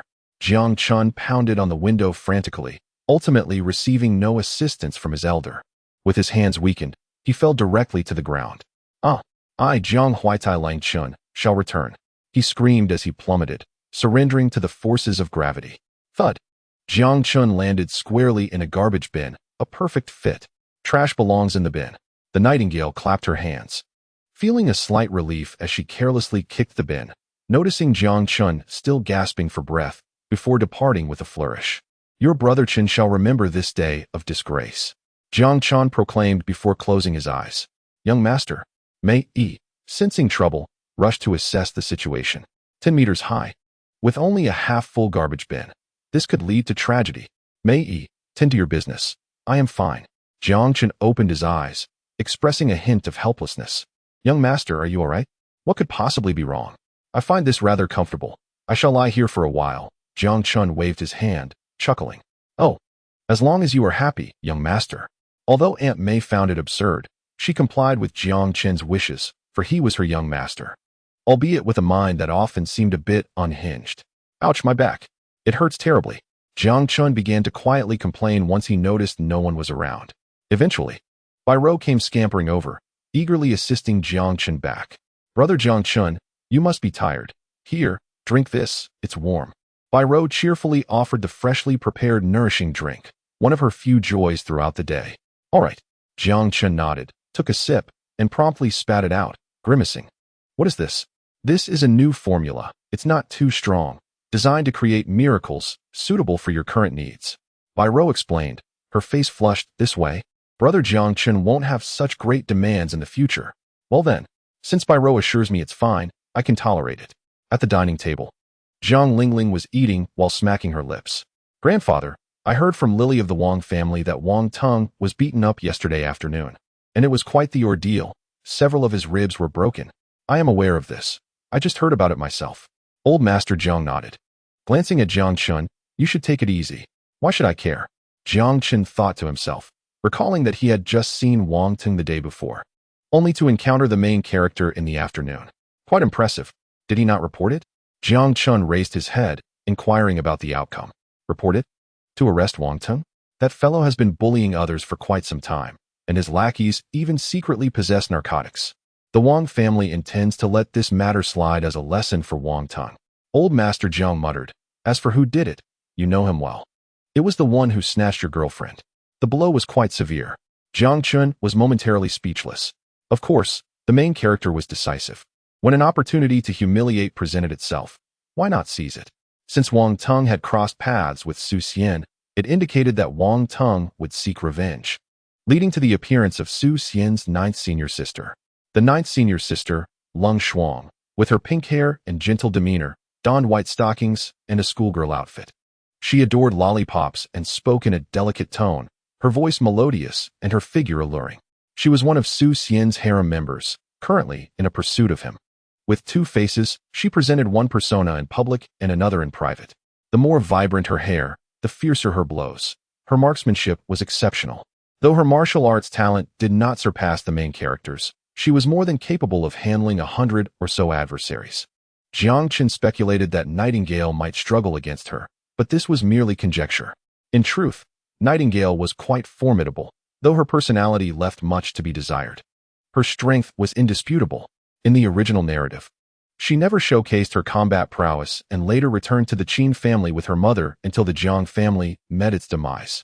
However, regardless of Nightingale's strength, the disparity between mortals and martial artists or masters was significant, unless she also possessed internal strength techniques.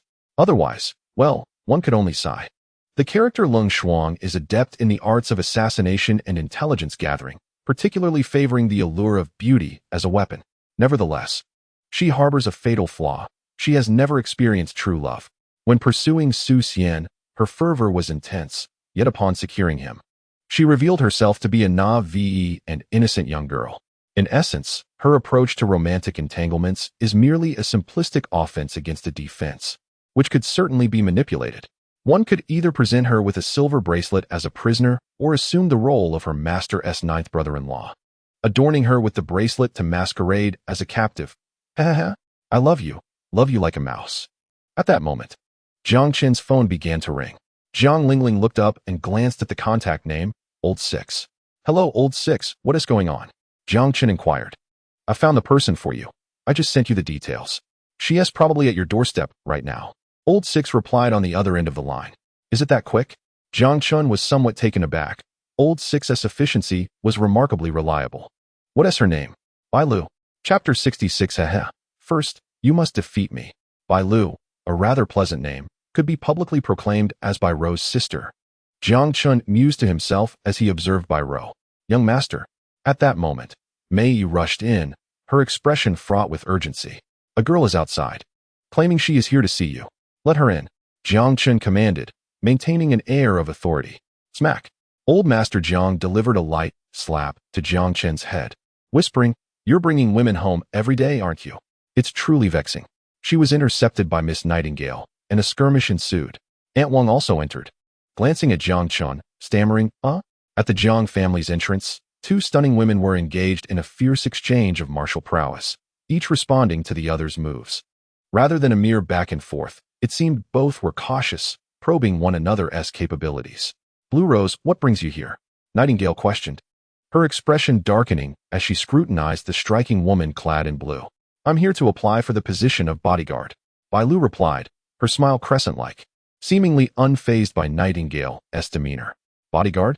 Who could afford you? Nightingale's tone turned frigid, sensing ulterior motives as she drew her firearm, aiming it at Bai Lu. Don't point that gun at me. Bai Lu's reflexes were lightning fast. She lunged forward like a blue serpent, kicking Nightingale's weapon away. Unless you are prepared to face death. Nightingale's expression darkened further as she commanded softly, Come out. 7 or 8 members of the Linglan squad emerged from the shadows, brandishing real weapons, ready to turn Bai Lu into a sieve should she make another move. Oh, do you dare to shoot me? Don't say I didn't give you a chance. Bai Lu stood her ground, hands tucked into her pockets, evidently confident in her stance. Isn't that someone coming? Bai Lu pointed towards Jiang Chun, her demeanor shifting to one of cheerful amusement. Jiang Chun, Nightingale's mind was awash with questions. Did he actually know the Blue Rose? Ah, he is here. Jiang Qin's cheerful voice resonated as he finally arrived at the entrance of the Jiang family estate. There, he observed a stunning young lady standing alongside Nightingale. Although the atmosphere was somewhat tense, his gaze remained fixated on the alluring sight before him, leading him to disregard Nightingale entirely and greet Bai Lu instead. The enchanting beauty drew his attention first, and he mused, "Ah, what a vision." However, he quickly reminded himself that today was not about indulging his eyes, but rather about selecting a bodyguard. With a serious demeanor, Jiang Qin declared, "Lu has already informed you of our household rules. Since you are here, you must adhere to them." Bai Lu flicked her hair, finding the young man before her quite amusing. "Firstly, your attire must not be overly peculiar. Your current outfit is quite chilling. I shall procure you a designer piece. Secondly, your meals must not be of inferior quality. Thirdly, your daily expenditures must not fall below 10,000 yuan, which I shall cover, adjusting as necessary." He paused, emphasizing moreover, "Your primary responsibility is to ensure Bai Ro's safety." Bai Lu chuckled at Jiang Qin's stipulations. What he deemed rules were clearly generous perks. Yet, to be Bai Ro's bodyguard, one must possess formidable strength. Jiang Qin, now serious, underscored this point. "And how do you intend to assess that?" Bai Lu playfully covered her mouth, glancing at Jiang Qin with a twinkle of amusement. "Hee, first, you must defeat me." Jiang Qin's lips curled into a sly smile, reminiscent of a dragon king. It was a rare opportunity to encounter such a beauty. He was eager to gauge her capabilities. As a future formidable antagonist, a host of exceptional companions would surely follow him. Suddenly, Bai Lu moved with lightning speed, her body shooting forward like an arrow. Jiang Qin, bewildered, barely registered her approach before she delivered a powerful kick to his abdomen, causing the meal he had just consumed to erupt from his mouth as he was sent sprawling backward. Sitting on the ground, Jiang Qin found himself deep in contemplation. Is that sufficient? Bai Lu stood before him, resembling a caring older sister, her smile radiantly sweet. "Wow," Jiang Qin exclaimed, choking on his words as he coughed up more food. "You must be Miss Bai Ro, right? A pleasure to meet you." Bai Lu's charming smile was warm and inviting as she extended her right hand. "I am Bai Lu. I look forward to your guidance in the future." "Hello, Sister Bai Lu," Bai Ro responded, politely shaking Bai Lu's hand. "I will be relying on you." "Not a problem. I'm here for the paycheck." Bai Lu glanced at Jiang Qin, pouting as she emphasized, 300,000. It's no trifling sum. "Indeed, rest assured, my dear sister, your brother is quite affluent." Jiang Qin grimaced, clutching his aching abdomen, enduring the discomfort. This woman was exceptionally powerful, far surpassing Nightingale. With just one move, he was incapacitated. Where had Lu found her? He pondered whether there were more like her, as he too desired a formidable female bodyguard by his side. "Affluent, you say?" Upon hearing this, Jiang Lingling's small fists clenched, her resolve hardening at the notion that wealth should not be shared with his own sister. "May I reside here?" Bai Lu inquired politely, surveying the decor with approval. "Very well, I shall prepare a small room for you," Jiang Qin declared with a sense of self-assertion. "Jiang Qin, if you continue to act on your own accord, I shall expel you," Elder Jiang retorted, shaking his cane and glaring with indignation. This impudent boy truly believes this place is his home, thinking he can simply invite anyone to stay without a care for the rules. "Do you truly agree?" he scoffed. "As my granddaughter's bodyguard, it is only fitting that I arrange for a spacious room. Nothing less will suffice." Elder Jiang cast a sidelong glance at Bai Ro, his tone softened with affection. He discerned at a glance that this newcomer was extraordinary. Her every gesture exuded nobility, suggesting a significant background. "Well, it seems you're all cut from the same cloth," Jiang Qin muttered in exasperation, feeling the weight of this family's preference for daughters over sons. "Grandfather, how about this? Let Sister Bai Lu share a room with me. My room is quite large. Adding a bed will suffice." Bai Ro, sensing the elder's acquiescence, felt relieved and added, "It's rather spacious for one person." "Whatever you say goes. I appreciate a granddaughter with conviction," Elder Jiang replied affectionately. Jiang Qin grumbled as he exited the live stream. "Hello, Lingjia. The Blood Shadow members have arrived at the Jiang residence. It's that blue demon from the list, apparently here to interview as Miss Bai Ro's bodyguard." Nightingale informed Qin Lingyu over the phone. Elder Jiang didn't say anything, did he? Qin Lingyu inquired. "Not at all." Nightingale glanced inside, observing the harmonious atmosphere within. then there's no need for concern. With Elder Jiang at home, you can rest assured that Bai Lu also bears the surname Bai. Once belonging to the Bai family of the imperial capital, she is likely here for Bai Rou. Qin Ling Yu instructed. How is Chun Chen faring? Does he possess any talent? As for Jiang Chun, his aptitude in martial arts may exceed our expectations. He has managed to memorize all the techniques I've employed in a short span. Even mimicking them, Nightingale pondered before adding, though he does have a rather sharp tongue. If he deserves a beating, then let him have it. That boy's tongue is indeed venomous. You have my full authority. If there is nothing else, I shall hang up. Farewell, Lingjie. In the grand hall, Bai Lu's hands glided over Elder Jiang's back, examining his old injuries.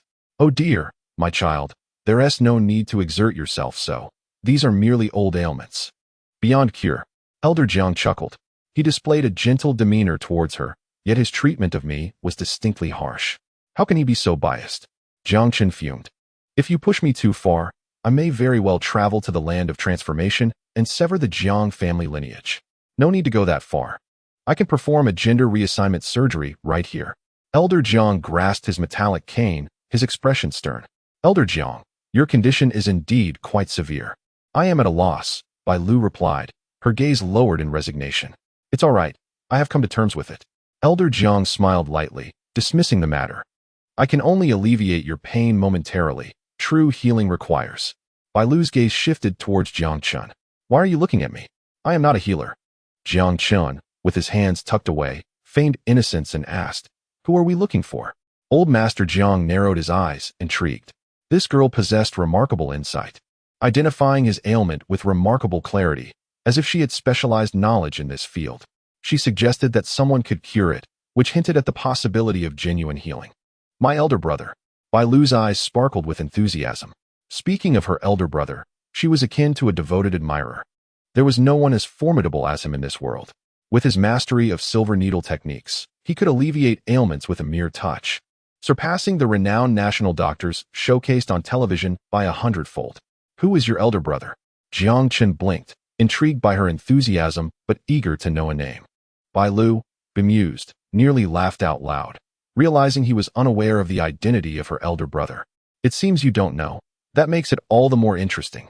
My elder brother is so powerful that he has chosen to retreat from the world. Perhaps when the opportunity arises, we can coax him out of seclusion. Bai Lu chuckled. All right, you apply those needles. It's surprisingly effective. The pain has diminished significantly. Old Master Jiang had never felt this comfortable before. His complexion had visibly improved. By the way, Miss Bai Rou, you came from the imperial capital, didn't you? Bai Lu abruptly shifted the conversation, glancing at Bai Rou with an air of casual inquiry. Yes, I'm from the Radish village in the imperial capital.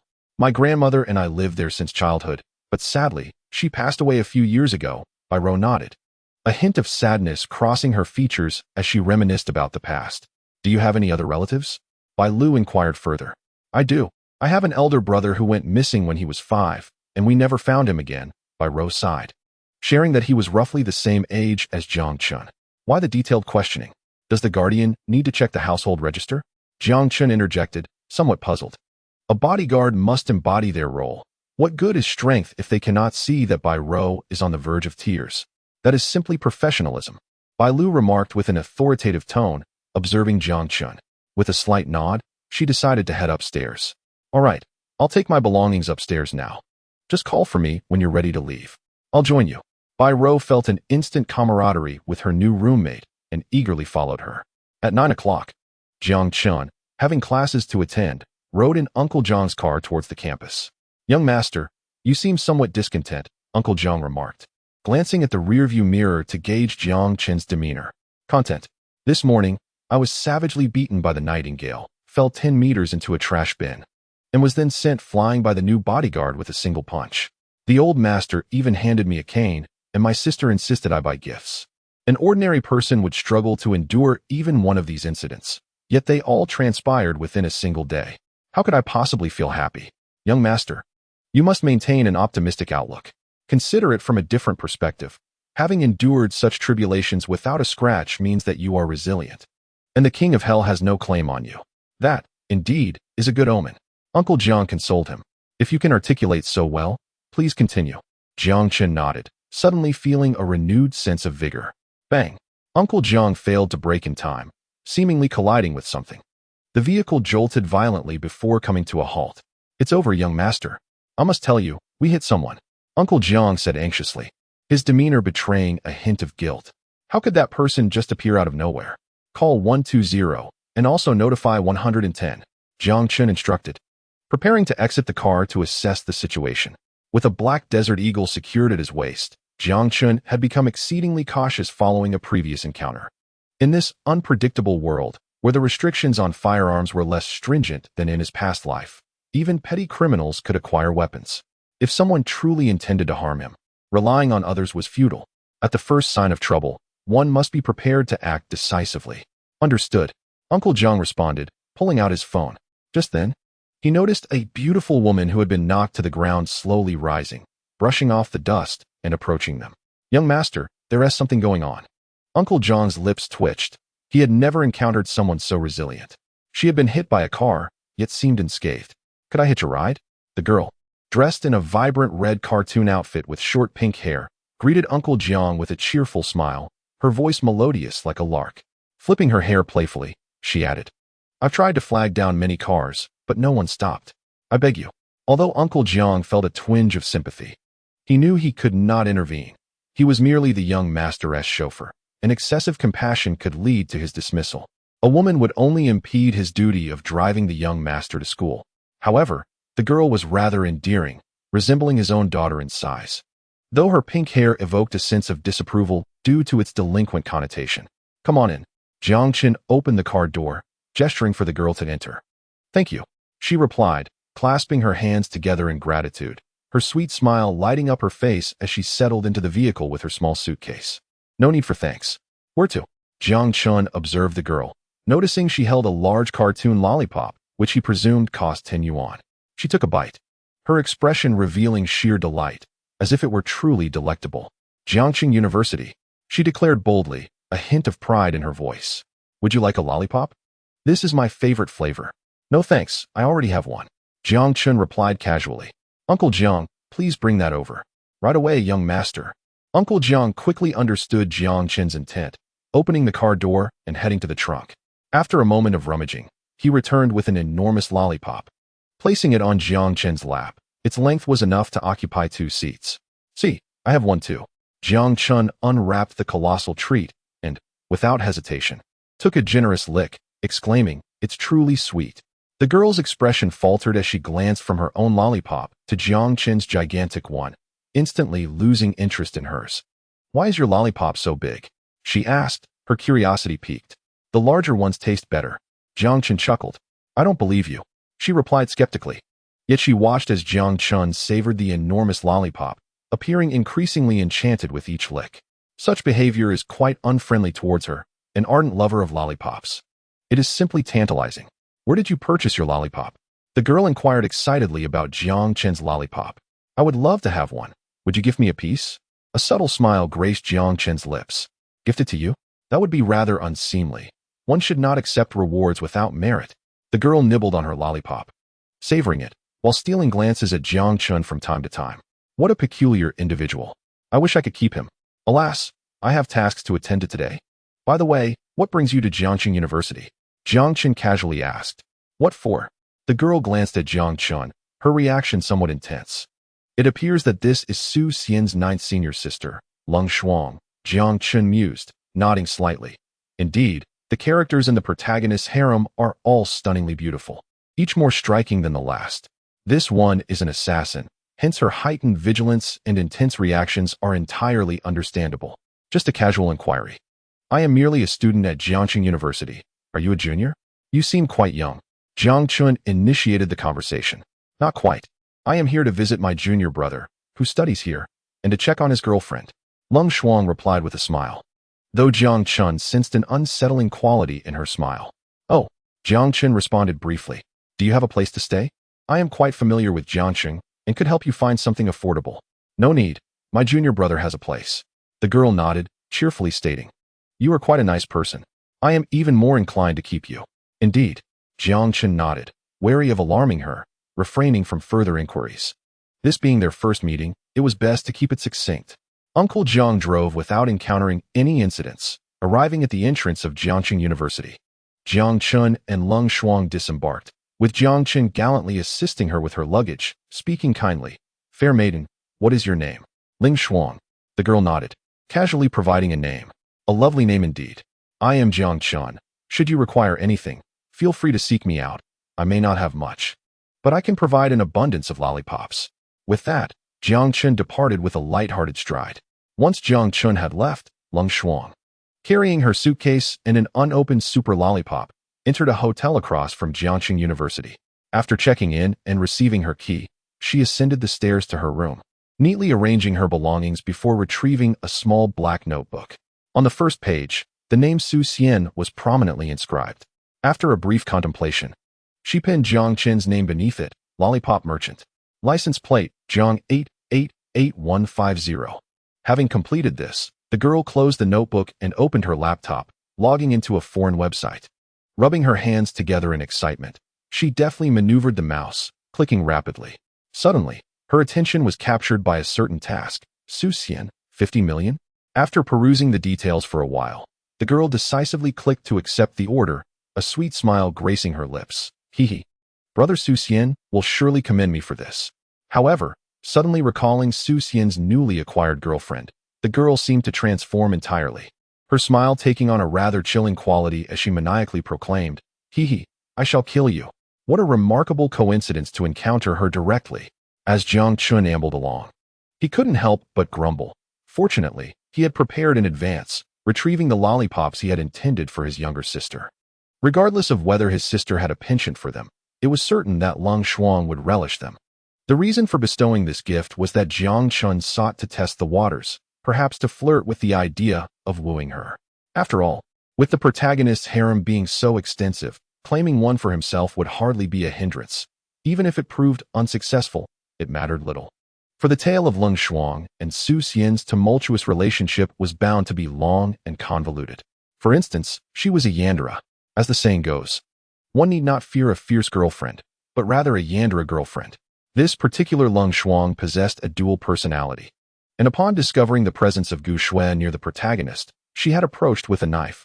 Had the protagonist not intervened in time, Su Xian would likely have found himself facing a most gruesome fate the following day.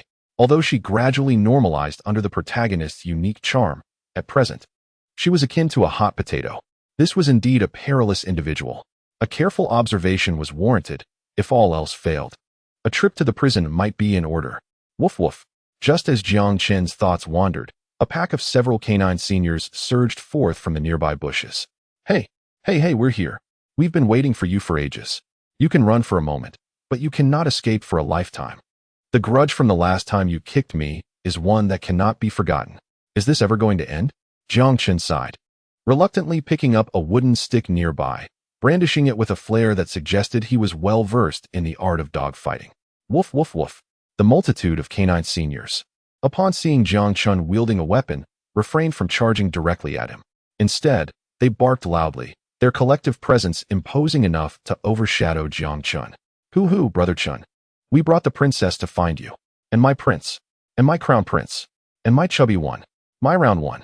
And little black from old 6. Just as Jiang Chun found himself engaged in a battle of wits with the snarling pack of canine seniors, his brothers charged in on 4 pigs, with Zhang Ming, the second brother, holding a piglet in each hand. Charge forward. Zhang Ming commanded his porcine companions to launch a fierce assault on the unrestrained canine seniors, resulting in a scene of utter chaos. Woof woof. The foremost little flower appeared to momentarily falter, barking directly at Jiang Chun, only to be sent flying by the princess pig he had raised. Woof woof. The little flower grumbled and retreated back into the bushes. Brother Chun, here's your princess. It's been so long since you last saw her. I was worried she might fall ill from the separation, so we brought her along with our dormitory spoils. And we truly waited for you. Humph. A robust pink sow raised her head, nudging Jiang Chen's leg with her snout, as if to cuddle, presenting an adorably endearing sight. Eager for a treat. Is this the pig I raised? Jiang Chen looked down to behold a remarkably large pink sow, her stature decidedly dwarfing that of his brother's piglets. As a student engaged in the postpartum care of sows at Jiangqing University, each pupil is entrusted with the responsibility of pig rearing.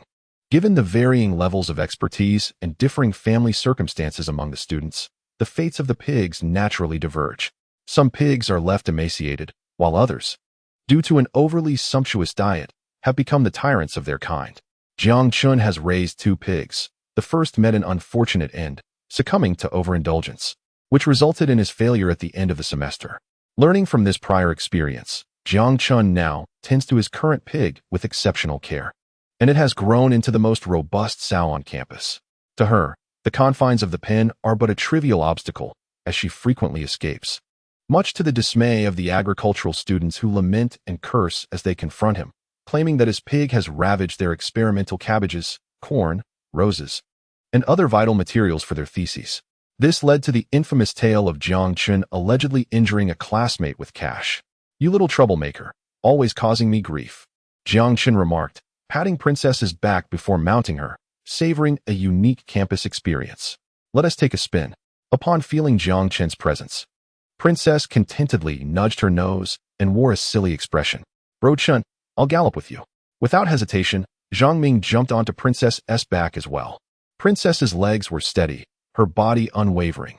Seeing no one else join them, she shook off the excess flesh and proudly trotted around the campus. "We're joining too." The remaining friends, filled with enthusiasm, quickly mounted their pigs. After all, riding pigs on campus is undeniably cool, attracting a plethora of curious glances. "Look, there are people riding pigs at school. They look so silly and adorable." Some younger students strolling by were captivated by Jiang Chun's pig parade, pulling out their phones to capture the moment for social media. "So cute. I wish I could pet one." Some female students paused, seemingly intrigued. Jiang Chun's pigs enjoy a dedicated bathing area, and their clean, smooth, and plump appearance immediately drew the attention of several younger girls. As for the older students, they were preoccupied with internships and thesis defenses, leaving no time for leisurely strolls. After 1,000 days of raising pigs, one must use them wisely. Jiang Chun, a top princess, sought out areas with more attractive company. Whenever he spotted a pretty face, a gentle tap on Princess's rear was all it took for her to understand, as she would leisurely approach, assisting her master in crafting romantic escapades. "Apologies, dear classmate, my pig is a bit unruly." After taking advantage of the situation, Jiang Chun donned a cheeky grin and offered an apology. "I truly did not mean to. It's my first time riding a pig, and I'm a bit inexperienced. I promise it won't happen again. Senior, may I have a turn riding?" A bold younger student inquired with a bright smile, bending slightly. "Old 2, dismount the pig." With a commanding voice, Jiang Chun ordered his second-in-command to step down, reluctantly handing over 200 yuan.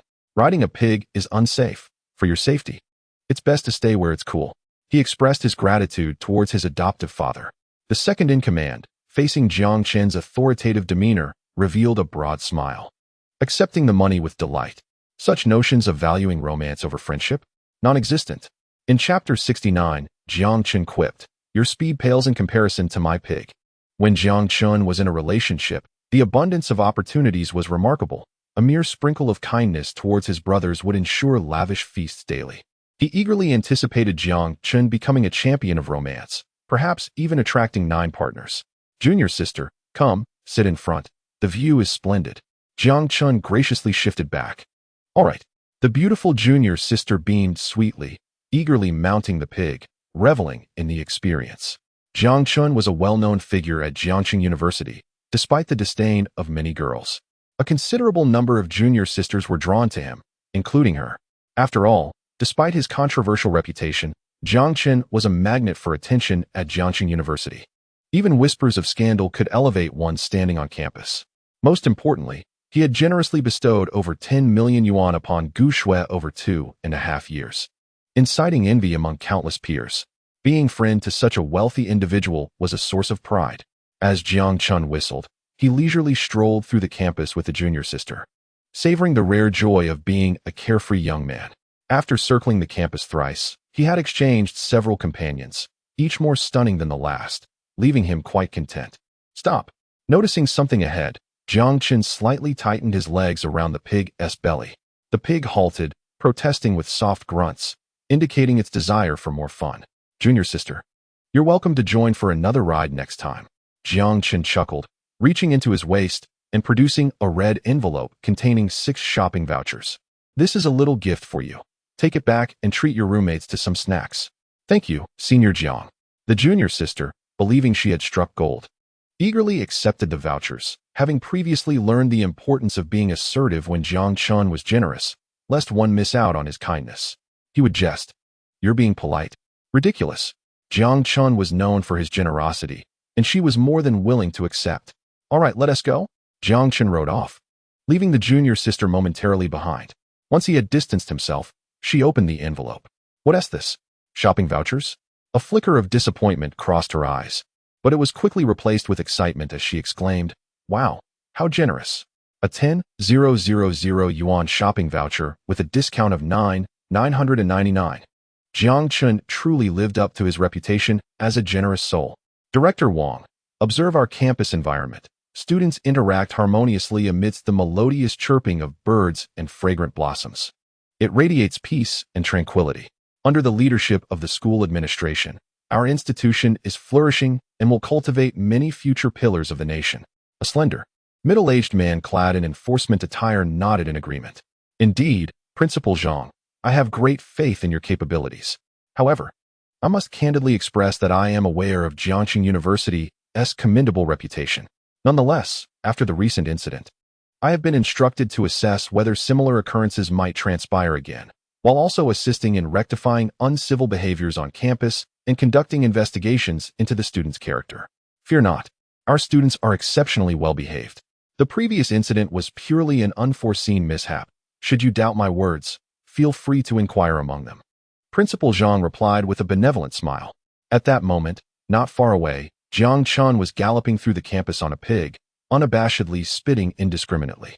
Hey, he shouted, with members of the campus agricultural society trailing behind, panting heavily as they hurled insults. Jiang Chun, halt. Return your wretched pig to its pen. Your pig devoured my graduation thesis. One senior cried out in exasperation. And spitting everywhere. Where is your decorum? Seniorly, you haven't even graduated yet. You can't run faster than my pig. Jiang Chun retorted with a grin over his shoulder. Ah, you? Seniorly's face flushed crimson with indignation. Unable to endure Jiang Chun's mockery, quickened his pace.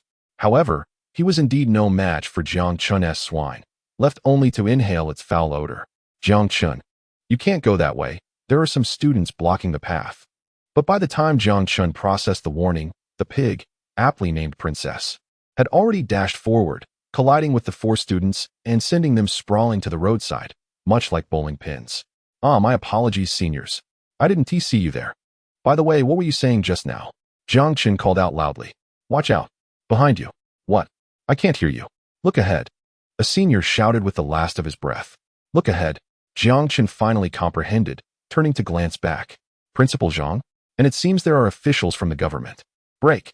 Jiang Chun urged as he squeezed Princess's belly in an attempt to halt her. However, Princess, lost in the thrill of high-speed escapades, had taken on the persona of a miniature locomotive, blissfully oblivious to Jiang Chun's commands, mistaking them for encouragement to accelerate further. Jiang Chun, you scoundrel. Principal Zhang, from a distance, spotted Jiang Chun racing on his pig, exceeding the speed limit. Points must surely be deducted.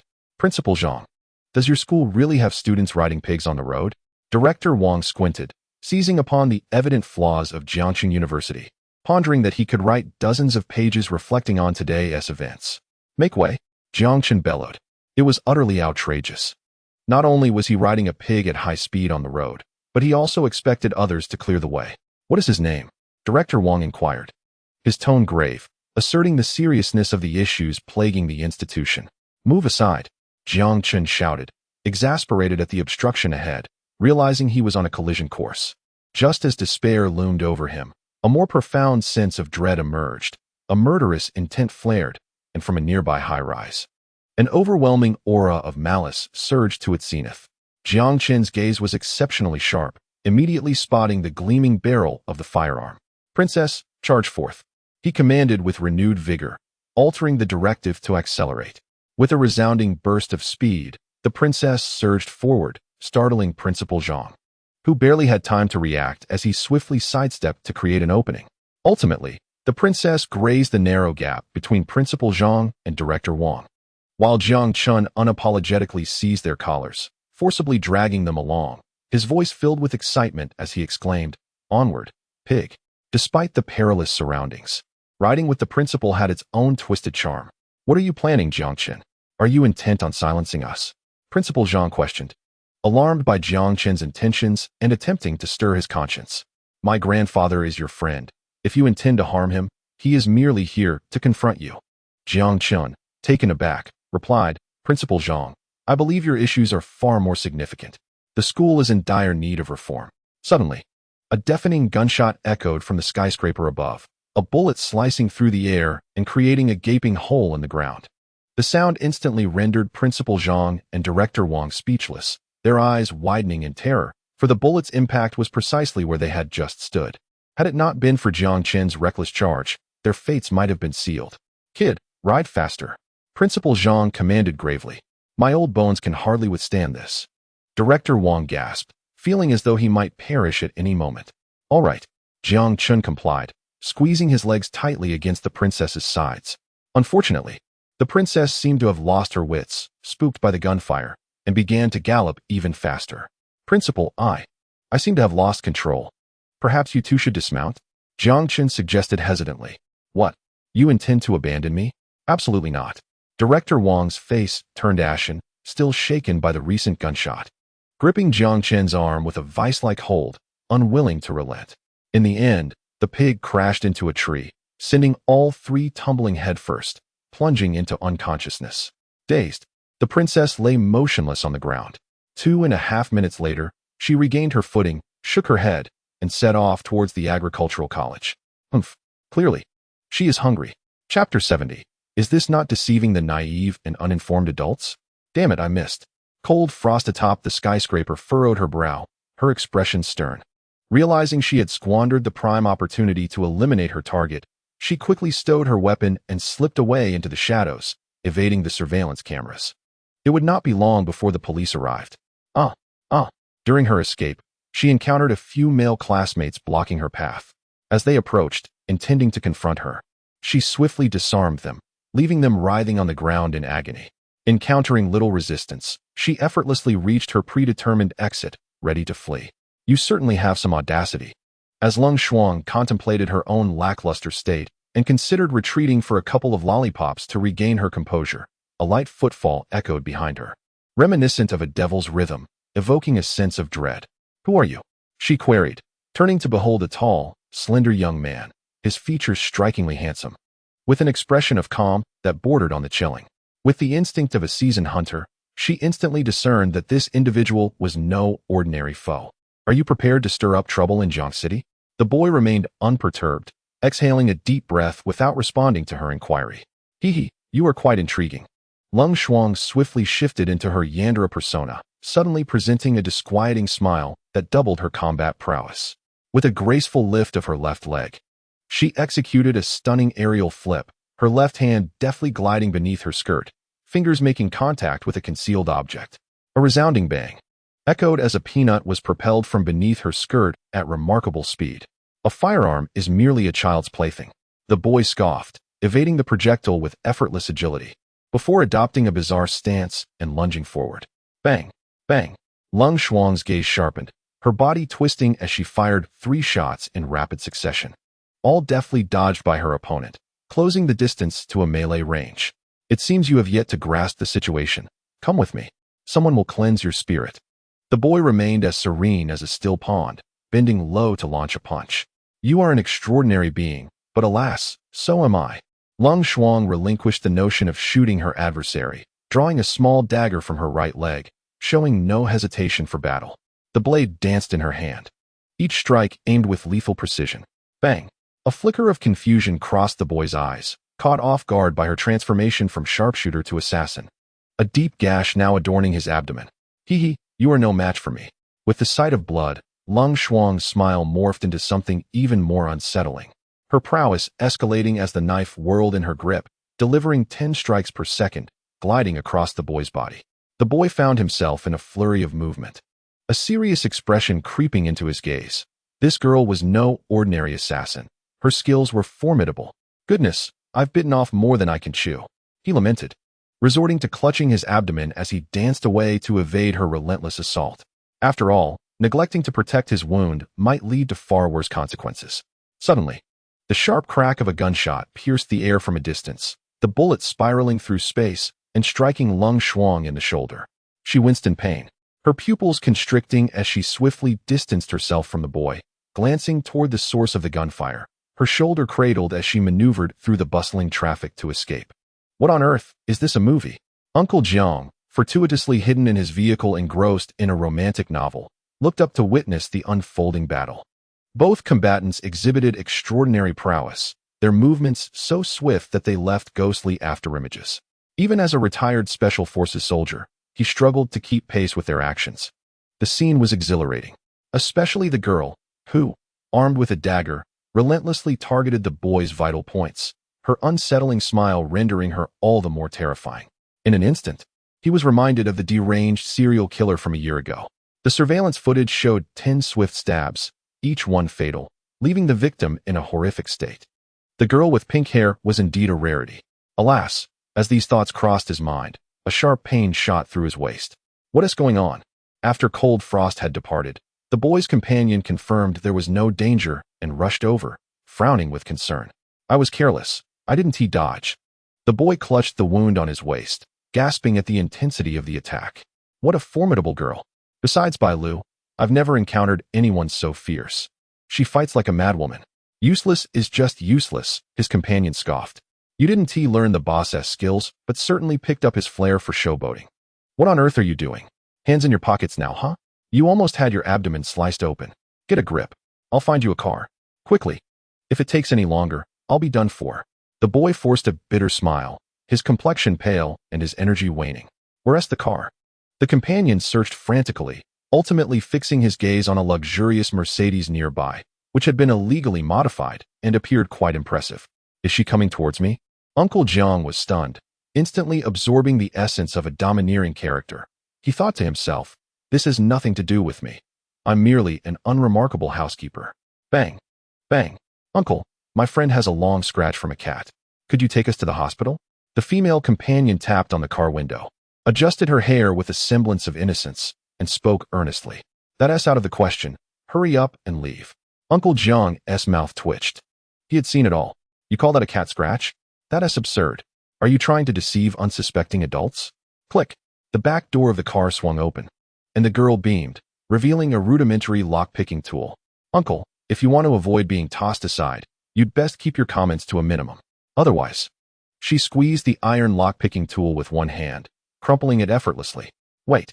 Uncle Jiang, stunned, pulled out a lighter, ignited a cigar, and took a deep drag, finally grasping the gravity of the situation.